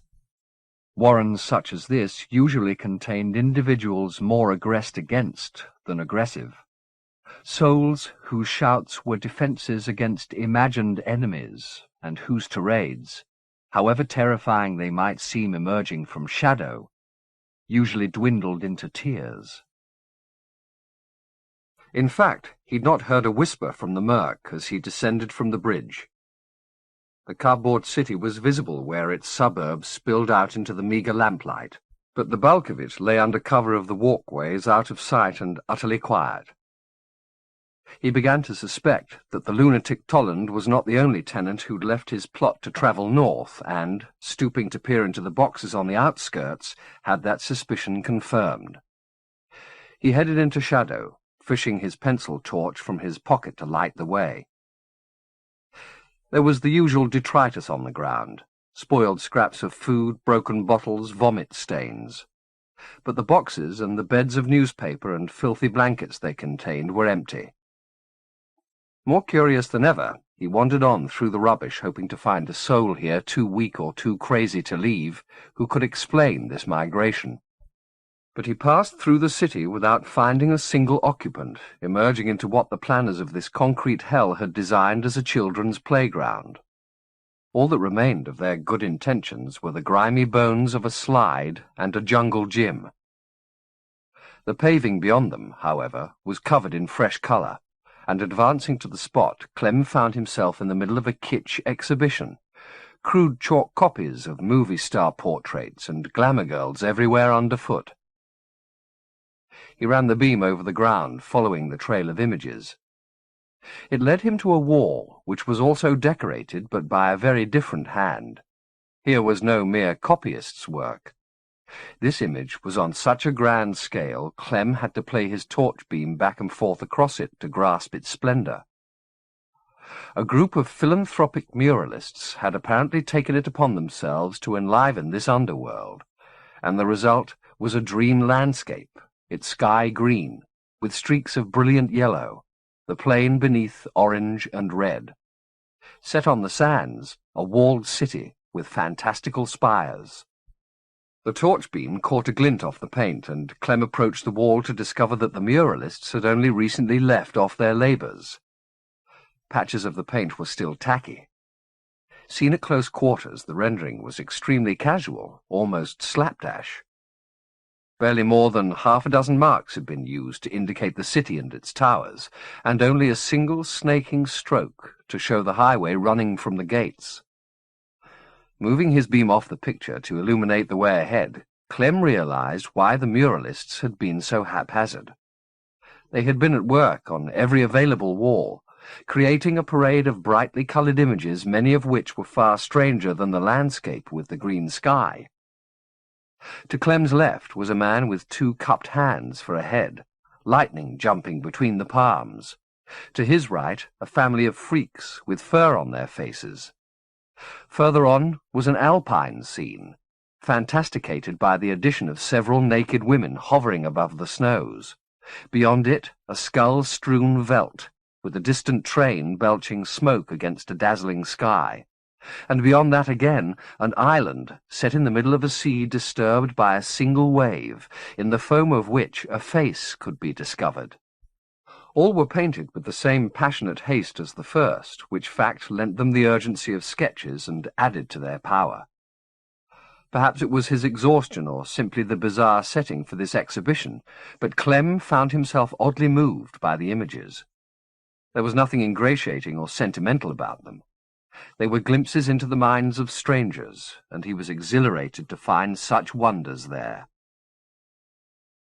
With his gaze following the journey of pictures, he'd lost all sense of his own direction, but when he turned out his torch to look for the lamplight, he saw a small fire burning up ahead, and in lieu of any other beacon, he made his way towards it. The fire-makers had occupied a small garden laid amid the concrete. It had perhaps once boasted a rose-bed or flowering shrubs, benches perhaps, dedicated to some dead city father. But now there was only a pitiful lawn which barely greened the dirt it peered from. Gathered upon it were the tenants of the cardboard city, or some part of their number. Most were asleep, bundled up in their coats and blankets. But 5 or 6 were awake, standing around the fire and passing a cigarette between them as they talked. A dreadlocked black squatted on the low wall beside the garden's gate, and spotting Clem, rose to guard the entrance. Clem didn't retreat. There was no threat visible in the man's posture, nor anything but calm in the garden beyond. The sleepers did so quietly, their dreams seemingly kind, and the debaters around the fire spoke in whispers. When they laughed, which they did now and then, it wasn't the hard, desperate noise he'd heard among these clans, but light. "Who are you, man?" the black asked him. "My name's Clem. I got lost." "You don't look like you've been sleeping rough, man." "I haven't." "So why you here?" "Like I said, I got lost." The man shrugged. "Waterloo Station's over in that direction," he said, pointing roughly back the way Clem had come. "But you got a long wait for the first train." He caught Clem's glance into the garden. "Sorry, man, you can't come in. If you got a bed, go to it." Clem didn't move, however. Something about one of the men at the fire, standing with his back to the gate, rooted him to the spot. "Who is that? Who's talking now?" he asked the guard. The man glanced around. "That's the Gentile," he said. "The Gentile?" he said. "Surely you mean gentle." He hadn't raised his voice in order to name the man, but the syllables must have carried on the tranquil air, because as they went from Clem's lips, the speaker stopped talking and slowly turned towards the gate. With the fire burning at his back, his features were hard to make out, but Clem knew he'd made no error. The man turned back to his fellow debaters and said something to them Clem didn't catch. Then he left their fire and walked down to the gate. "Gentle?" his visitor said. "It's Clem." The black stood aside, opening the gate to let the man he'd called the Gentile step out of the garden. There he stood and studied the stranger. "Do I know you?" he said. There was no enmity in his voice, but there was no warmth either. "I do, don't I?" "Yes, you do, my friend," Clem replied. "Yes, you do." They walked together along the river, leaving the sleepers and the fire behind them. The many changes in Gentle soon became apparent. He was, of course, far from certain of who he was, but there were other changes which were, Clem sensed, profounder still. There was a plainness about his speech, and about the expression on his face which was by turns disturbing and calming. Something of the Gentle he and Taylor had known had gone, perhaps forever. But something was on its way to being gained in its place, and Clem wanted to be there when it was, to be the angel guarding that tender self. "Did you paint the pictures?" he asked. "With my friend Monday," Gentle said. "We made them together." "I never saw you paint anything like that before." "They're places I've been," Gentle told him, "and people I've known. They start coming back to me when I've got the colours. But it's slow. There's so much filling my head." He put his fingers to his brow, which bore a series of ill-healed lacerations. "Confusing me. You call me Gentle, but I've got other names. John Zacharias? That's one. Then there's a man in me called Joseph Bellamy, and another called Michael Morrison, and one called Almoth, and one called Fitzgerald, and one called Sartori. They all seem to be me, Clem. But that's not possible, is it? I asked Monday and Carol and Irish, and they said people have 2 names, sometimes 3, but never 10. Maybe you've lived other lives, Gentle, and you're remembering them. If that's true, I don't want to remember.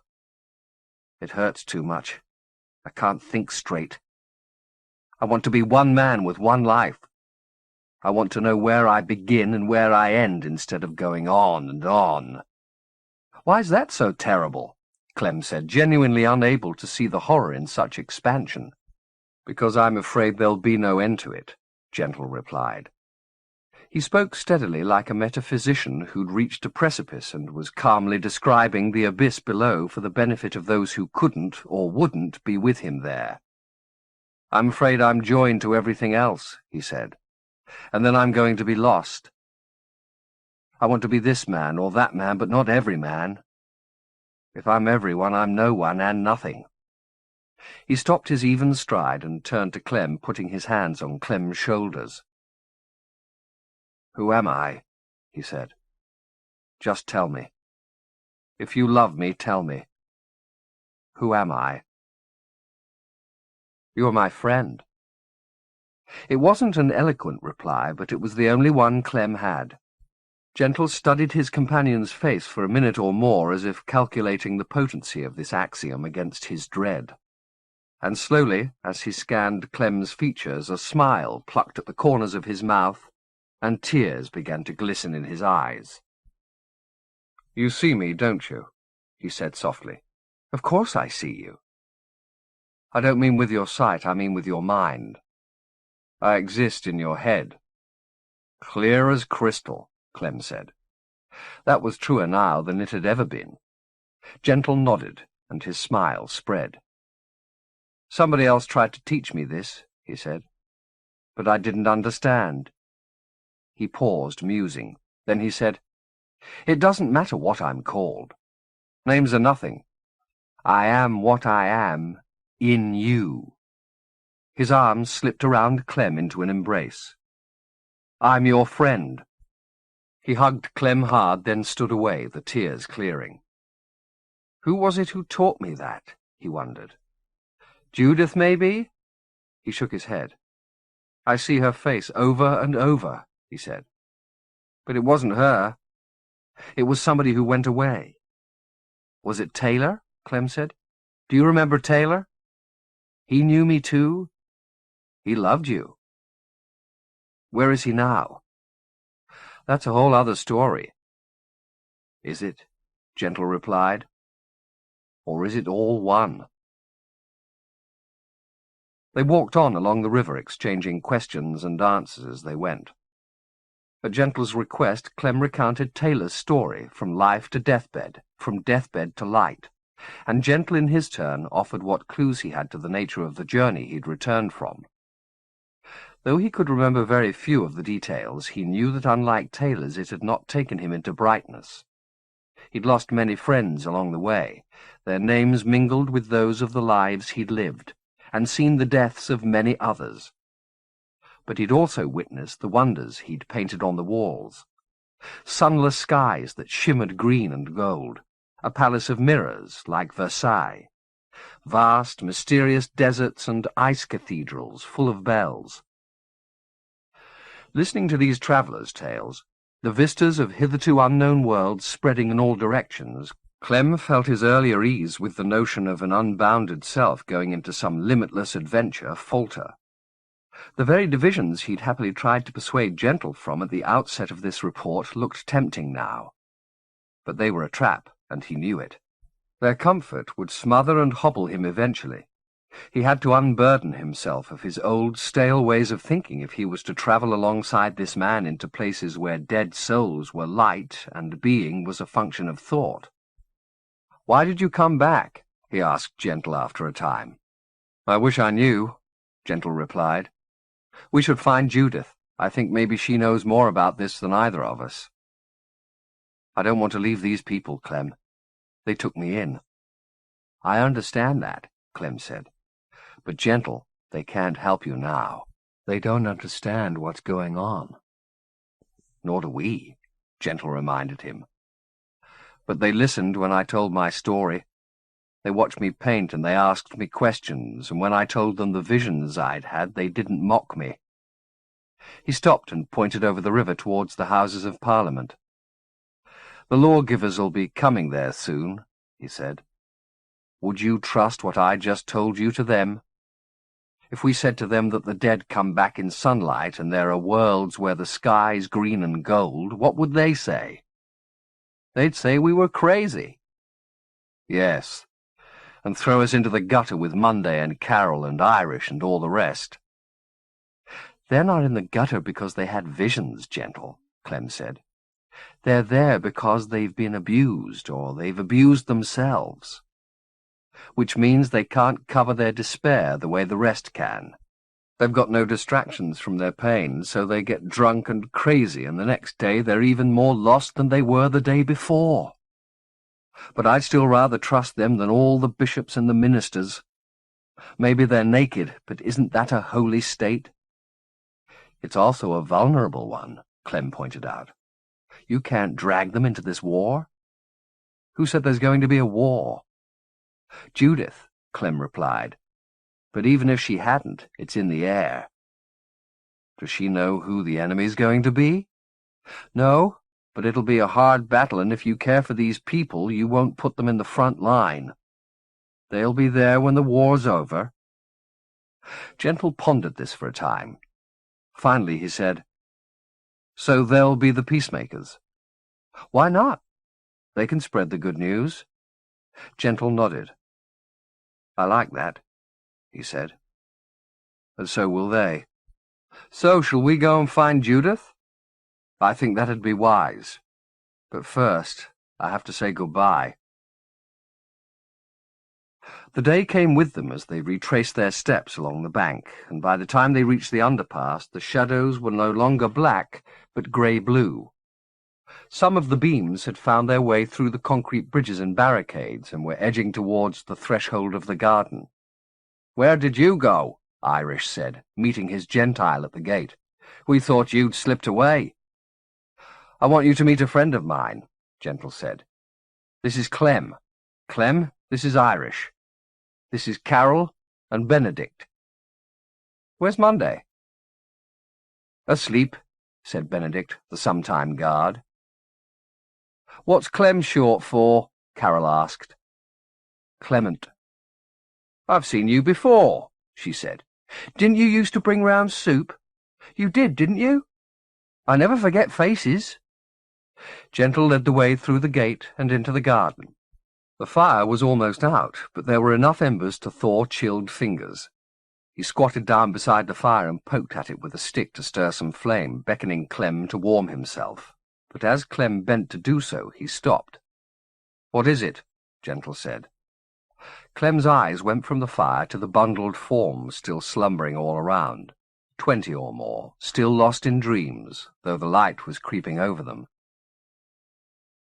"Listen," he said. One of the sleepers was laughing so softly it was barely audible. "Who is that?" Gentle said. The sound was contagious and brought a smile to his face. "It's Taylor," Clem said.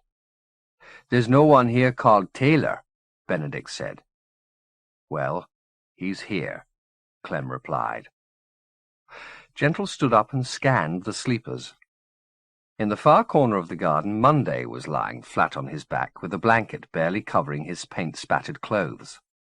A beam of morning light had found its straight, bright way between the concrete pillars and was settled on his chest, catching his chin and his pale lips. As if its gilding tickled, he laughed in his sleep. "That's the boy who made the paintings with me," Gentle said. "Monday," Clem remembered. "That's right." Clem picked his way through the dormitory to the youth's side.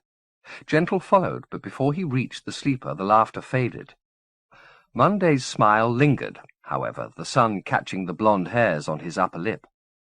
His eyes didn't open, but when he spoke, it was as if he saw. "Look at you, Gentle," he said. "The traveller returned. No? I'm impressed. Really I am." It wasn't quite Taylor's voice. The larynx shaping it was 20 years too young, but the cadences were his. So was the sly warmth. "Clem told you I was hanging around, I presume?" "Of course," Clem said. "Strange times, eh? I used to say I'd been born into the wrong age, but it looks as though I died into the right one. So much to gain. So much to lose." "Where do I begin?" Gentle said. "You're the maestro, Gentle, not me." "Maestro, am I?" "He's still remembering, Tay," Clem explained. "Well, he should be quick about it," Taylor said. "You've had your holiday, Gentle. Now you've got some healing to do. There's a hell of a void waiting to take us all if you fuck up. And if it comes—" The smile went from Monday's face. "If it comes, there won't be any more spirits in the light because there won't be any light." "Where's your familiar, by the way?" "Who?" "The Mistiff." Gentle's breath quickened. You lost it once, and I went looking for it. I found it, too, mourning its children, don't you remember?" "Who was this?" Clem asked. "You never met it," Taylor said. "If you had, you'd remember." "I don't think Gentle does," Clem said, looking at the maestro's troubled face. "Oh, the mischief's in there somewhere," Taylor said. "Once seen, never forgotten. Go on, Gentle. Name it for me. It's on the tip of your tongue." Gentle's expression became pained. "It's the love of your life, Gentle," Taylor said, coaxing Gentle on. "Name it." "I dare you." "Name it." Gentle frowned and mouthed silence, but finally his throat gave up its hostage. "Pie," he murmured. Taylor smiled through Monday's face. "Yes?" "Pie o' Pa. What did I tell you? Once seen, never forgotten." Gentle said the name again and again, breathing it as though the syllables were an incantation. Then he turned to Clem. "That lesson I never learned," he said. "It came from Pie." "Where's the mischief now?" Taylor asked. "Do you have any idea?" Gentle went down on his haunches beside Tay's sleeping host. "Gone," he said, closing his hands around the sunlight. "Don't do that," Taylor said softly. "You only catch the dark that way." Gentle opened his hand again and let the light lie on his palm. "You say the mischief's gone?" Tay went on. "Where, for God's sake? How can you lose it twice?" "It went into the First Dominion," Gentle replied. "It died and went where I couldn't follow." "I'm sorry to hear that." "But I'll see it again when I've done my work," Gentle said. "Finally we get to it," Tay said. "I'm the reconciler," Gentle said. "I've come to open the dominions." "So you have, Maestro," Tay said. "On Midsummer Night." "You're cutting it fine," Clem said. "That's tomorrow." "It can be done," Gentle said, standing up again. "I know who I am now. He can't hurt me any more." "Who can't?" Clem asked. "My enemy," Gentle replied, turning his face into the sunlight. "Myself." 2. After only a few days in this city, that enemy, the sometime autarch Sartori, had begun yearning for the languid dawns and elegiac dusks of the dominion he'd left. The day came altogether too quickly here and was snuffed out with the same alacrity. That would have to change. Among his plans for the new Isorderex would be a palace made of mirrors, and of glass made possessive by fates, that would hold the glory of these inkling dawns and protract them, so that they met the glow of dusk coming in other directions. Then he might be happy here. There would be, he knew, little in the way of resistance to his taking of the Fifth, to judge by the ease with which the members of the tabula rasa had succumbed to him. All but one of them was now dead, cornered in their burrows like rabid vermin. Not one had detained him more than minutes. They had given up their lives quickly, with few sobs and still fewer prayers. He wasn't surprised. Their ancestors had been strong-willed men, but even the most pungent blood thinned over generations, and the children of their children of their children, and so on, were faithless cowards. The only surprise he'd had in this dominion, and it was a sweet one, was the woman whose bed he was returning to, the peerless and eternal Judith. His first taste of her had been in Quesoir's chambers when, mistaking her for the woman he'd married, he'd made love to her on the bed of veils. Only later, as he'd prepared to quit his Orderex, had Rosengarten informed him of Quesoir's maiming and gone on to report the presence of a doppelganger in the corridors of the palace. That report had been Rosengarten's last as a loyal commander. When, a few minutes later, he'd been ordered to join his autarch on the journey to the Fifth, he'd unconditionally refused. The second was his home, he said, and his Orderex his pride, and if he was to die, then he wanted it to be in sight of the comet. Tempted as he was to punish the man for this dereliction of duty, Sartori had no desire to enter his new world with blood on his hands. He'd let the man go, and departed for the 5th, believing the woman he'd made love to on Quesoir's bed was somewhere in the city behind him. But no sooner had he taken up the mask of his brother's life than he'd met her again, in Klein's garden of scentless flowers. He never ignored omens, good or bad. Judith's reappearance in his life was a sign that they belonged together, and it seemed that she, all unknowing, felt the same. Here was the woman for the love of whom this whole sorry catalogue of death and desolation had been started, and in her company he felt himself renewed, as though the sight of her reminded his cells of the self he'd been before his fall. He was being offered a second chance, an opportunity to start again with the creature he'd loved and make an empire that would erase all memory of his previous failure. He'd had proof of their compatibility when they'd made love, a more perfect welding of erotic impulses he could scarcely have imagined. After it, he'd gone out into the city about the business of murder with more vigour than ever. It would take time, of course, to persuade her that this was a marriage decreed by fate. She believed him to be his other, and would be vengeful when he disabused her of this fiction. But he would bring her around in time. He had to. He had intimations, even in this blithe city, of intolerable things. Whispers of oblivion that made the foulest oviate he'd ever dredged up look alluring. She could save him from that, lick off his sweats and rock him to sleep. He had no fear that she'd reject him. He had a claim on her that would make her put aside all moral niceties. His child, planted in her 2 nights before. It was his first. Though he and Quesoir had attempted to found a dynasty many times, she'd repeatedly miscarried, then later corrupted her body with so much creorchi it refused to produce another egg. But this Judith was a wonder. Not only had she made surpassing love with him, there was fruit from that coupling. And when the time came to tell her, once the irksome Oscar Godolphin was dead and the line for whom she'd been made stopped, then she would see the perfection of their union and feel it, kicking in her womb. 3. Jude hadn't slept, waiting for Gentle to return from another night of wanderings. The summons she carried from Celestine was too heavy to sleep with.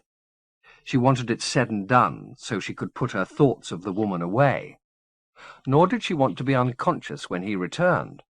The idea of his coming in and watching her sleep, which would have been comforting 2 nights before, unsettled her now. He was the egg-licker and its thief. When she had her possession back and he was gone off to Highgate, she'd rest, but not before. The day was creeping up when he finally returned, but there was insufficient light for her to read much on his face until he was within a few yards of her, by which time he was wreathed in smiles. He chastised her fondly for waiting up. There was no need, he said.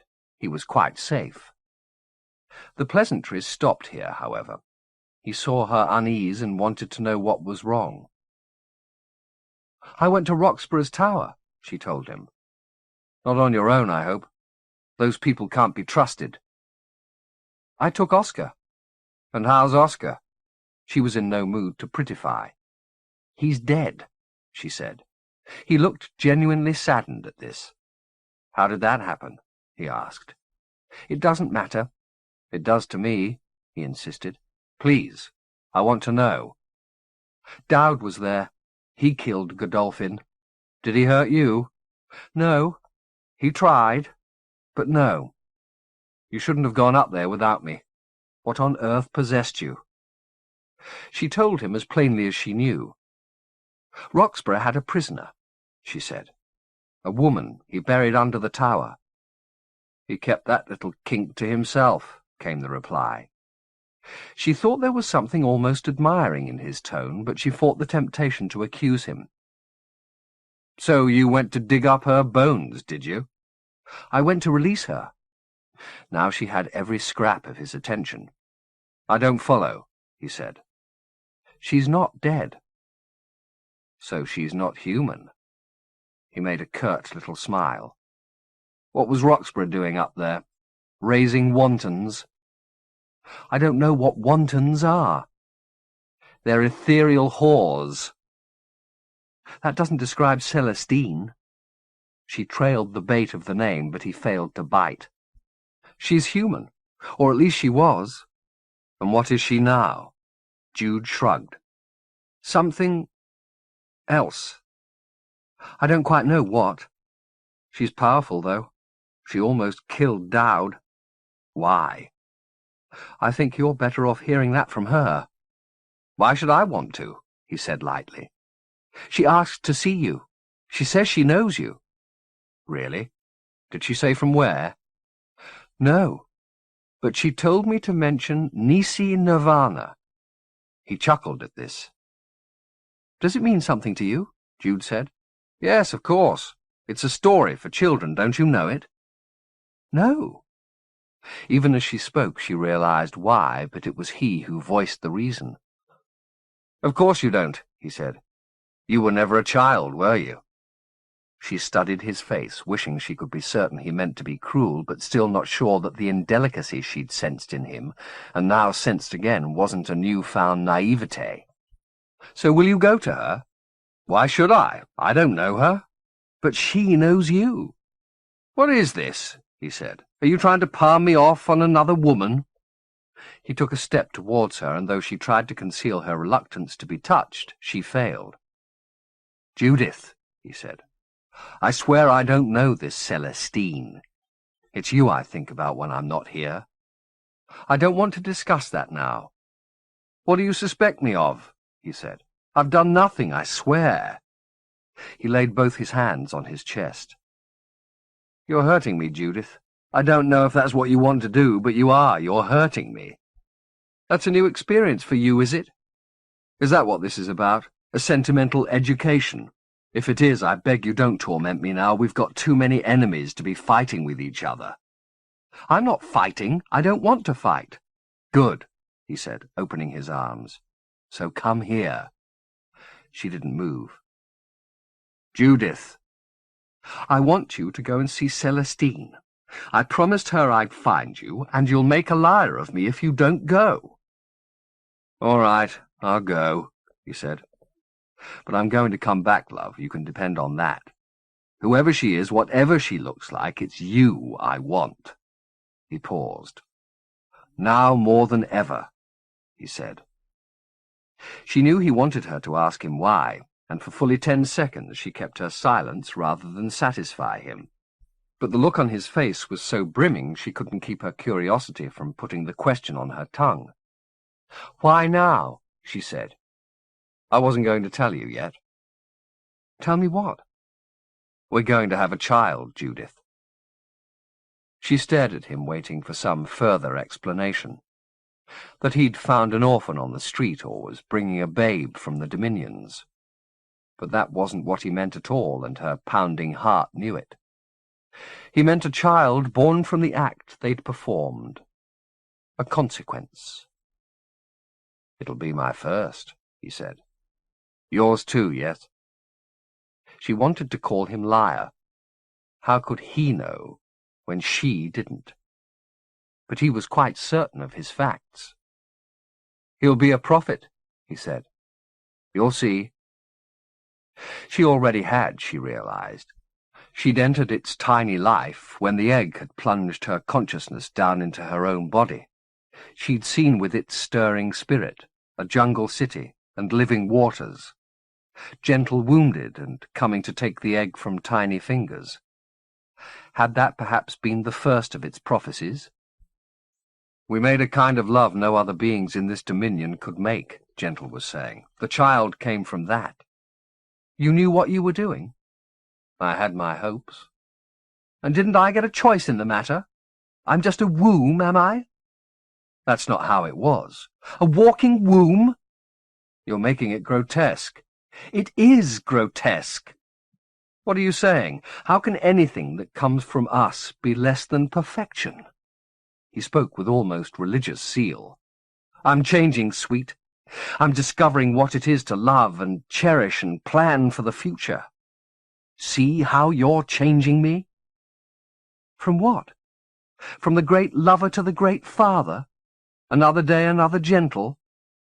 He looked as though he had an answer on his tongue, but bit it back. We know what we mean to each other, he said. There should be proof of that. Judith, please. His arms were still open, but she refused to go into them. When I came here, I said I'd make mistakes, and I asked you to forgive me if I did. I'm asking you again now. She bowed her head and shook it. Go away, she said. I'll see this woman if you want me to, but before I go I want you to swear something to me. I want you to swear you won't try and harm what's in you. Go to hell! It's not for me. It's not even for the child. It's for you. If you were to do any harm to yourself because of something I did, my life wouldn't be worth living. I'm not going to slit my wrists if that's what you think. It's not that. What then? If you try to abort the child, it won't go passively. It's got our purpose in it. It's got our strength. It'll fight for its life, and it may take yours in the process. Do you understand what I'm saying? She shuddered. Speak to me. I've got nothing to say to you that you want to hear. Go talk to Celestine. Why don't you come with me? Just go away. She looked up. The sun had found the wall behind him and was celebrating there. But he remained in shadow. For all his grand purpose, he was still made to be fugitive, a liar and a fraud. I want to come back, he said. She didn't answer. If you're not here, I'll know what you want from me. Without a further word, he went to the door and let himself out. Only as she heard the front door slam did she shake herself from her stupor and realize he'd taken the egg with him as he went. But then, like all mirror lovers, he was fond of symmetry, and it probably pleased him to have that piece of her in his pocket, knowing she had a piece of him in a deeper place still.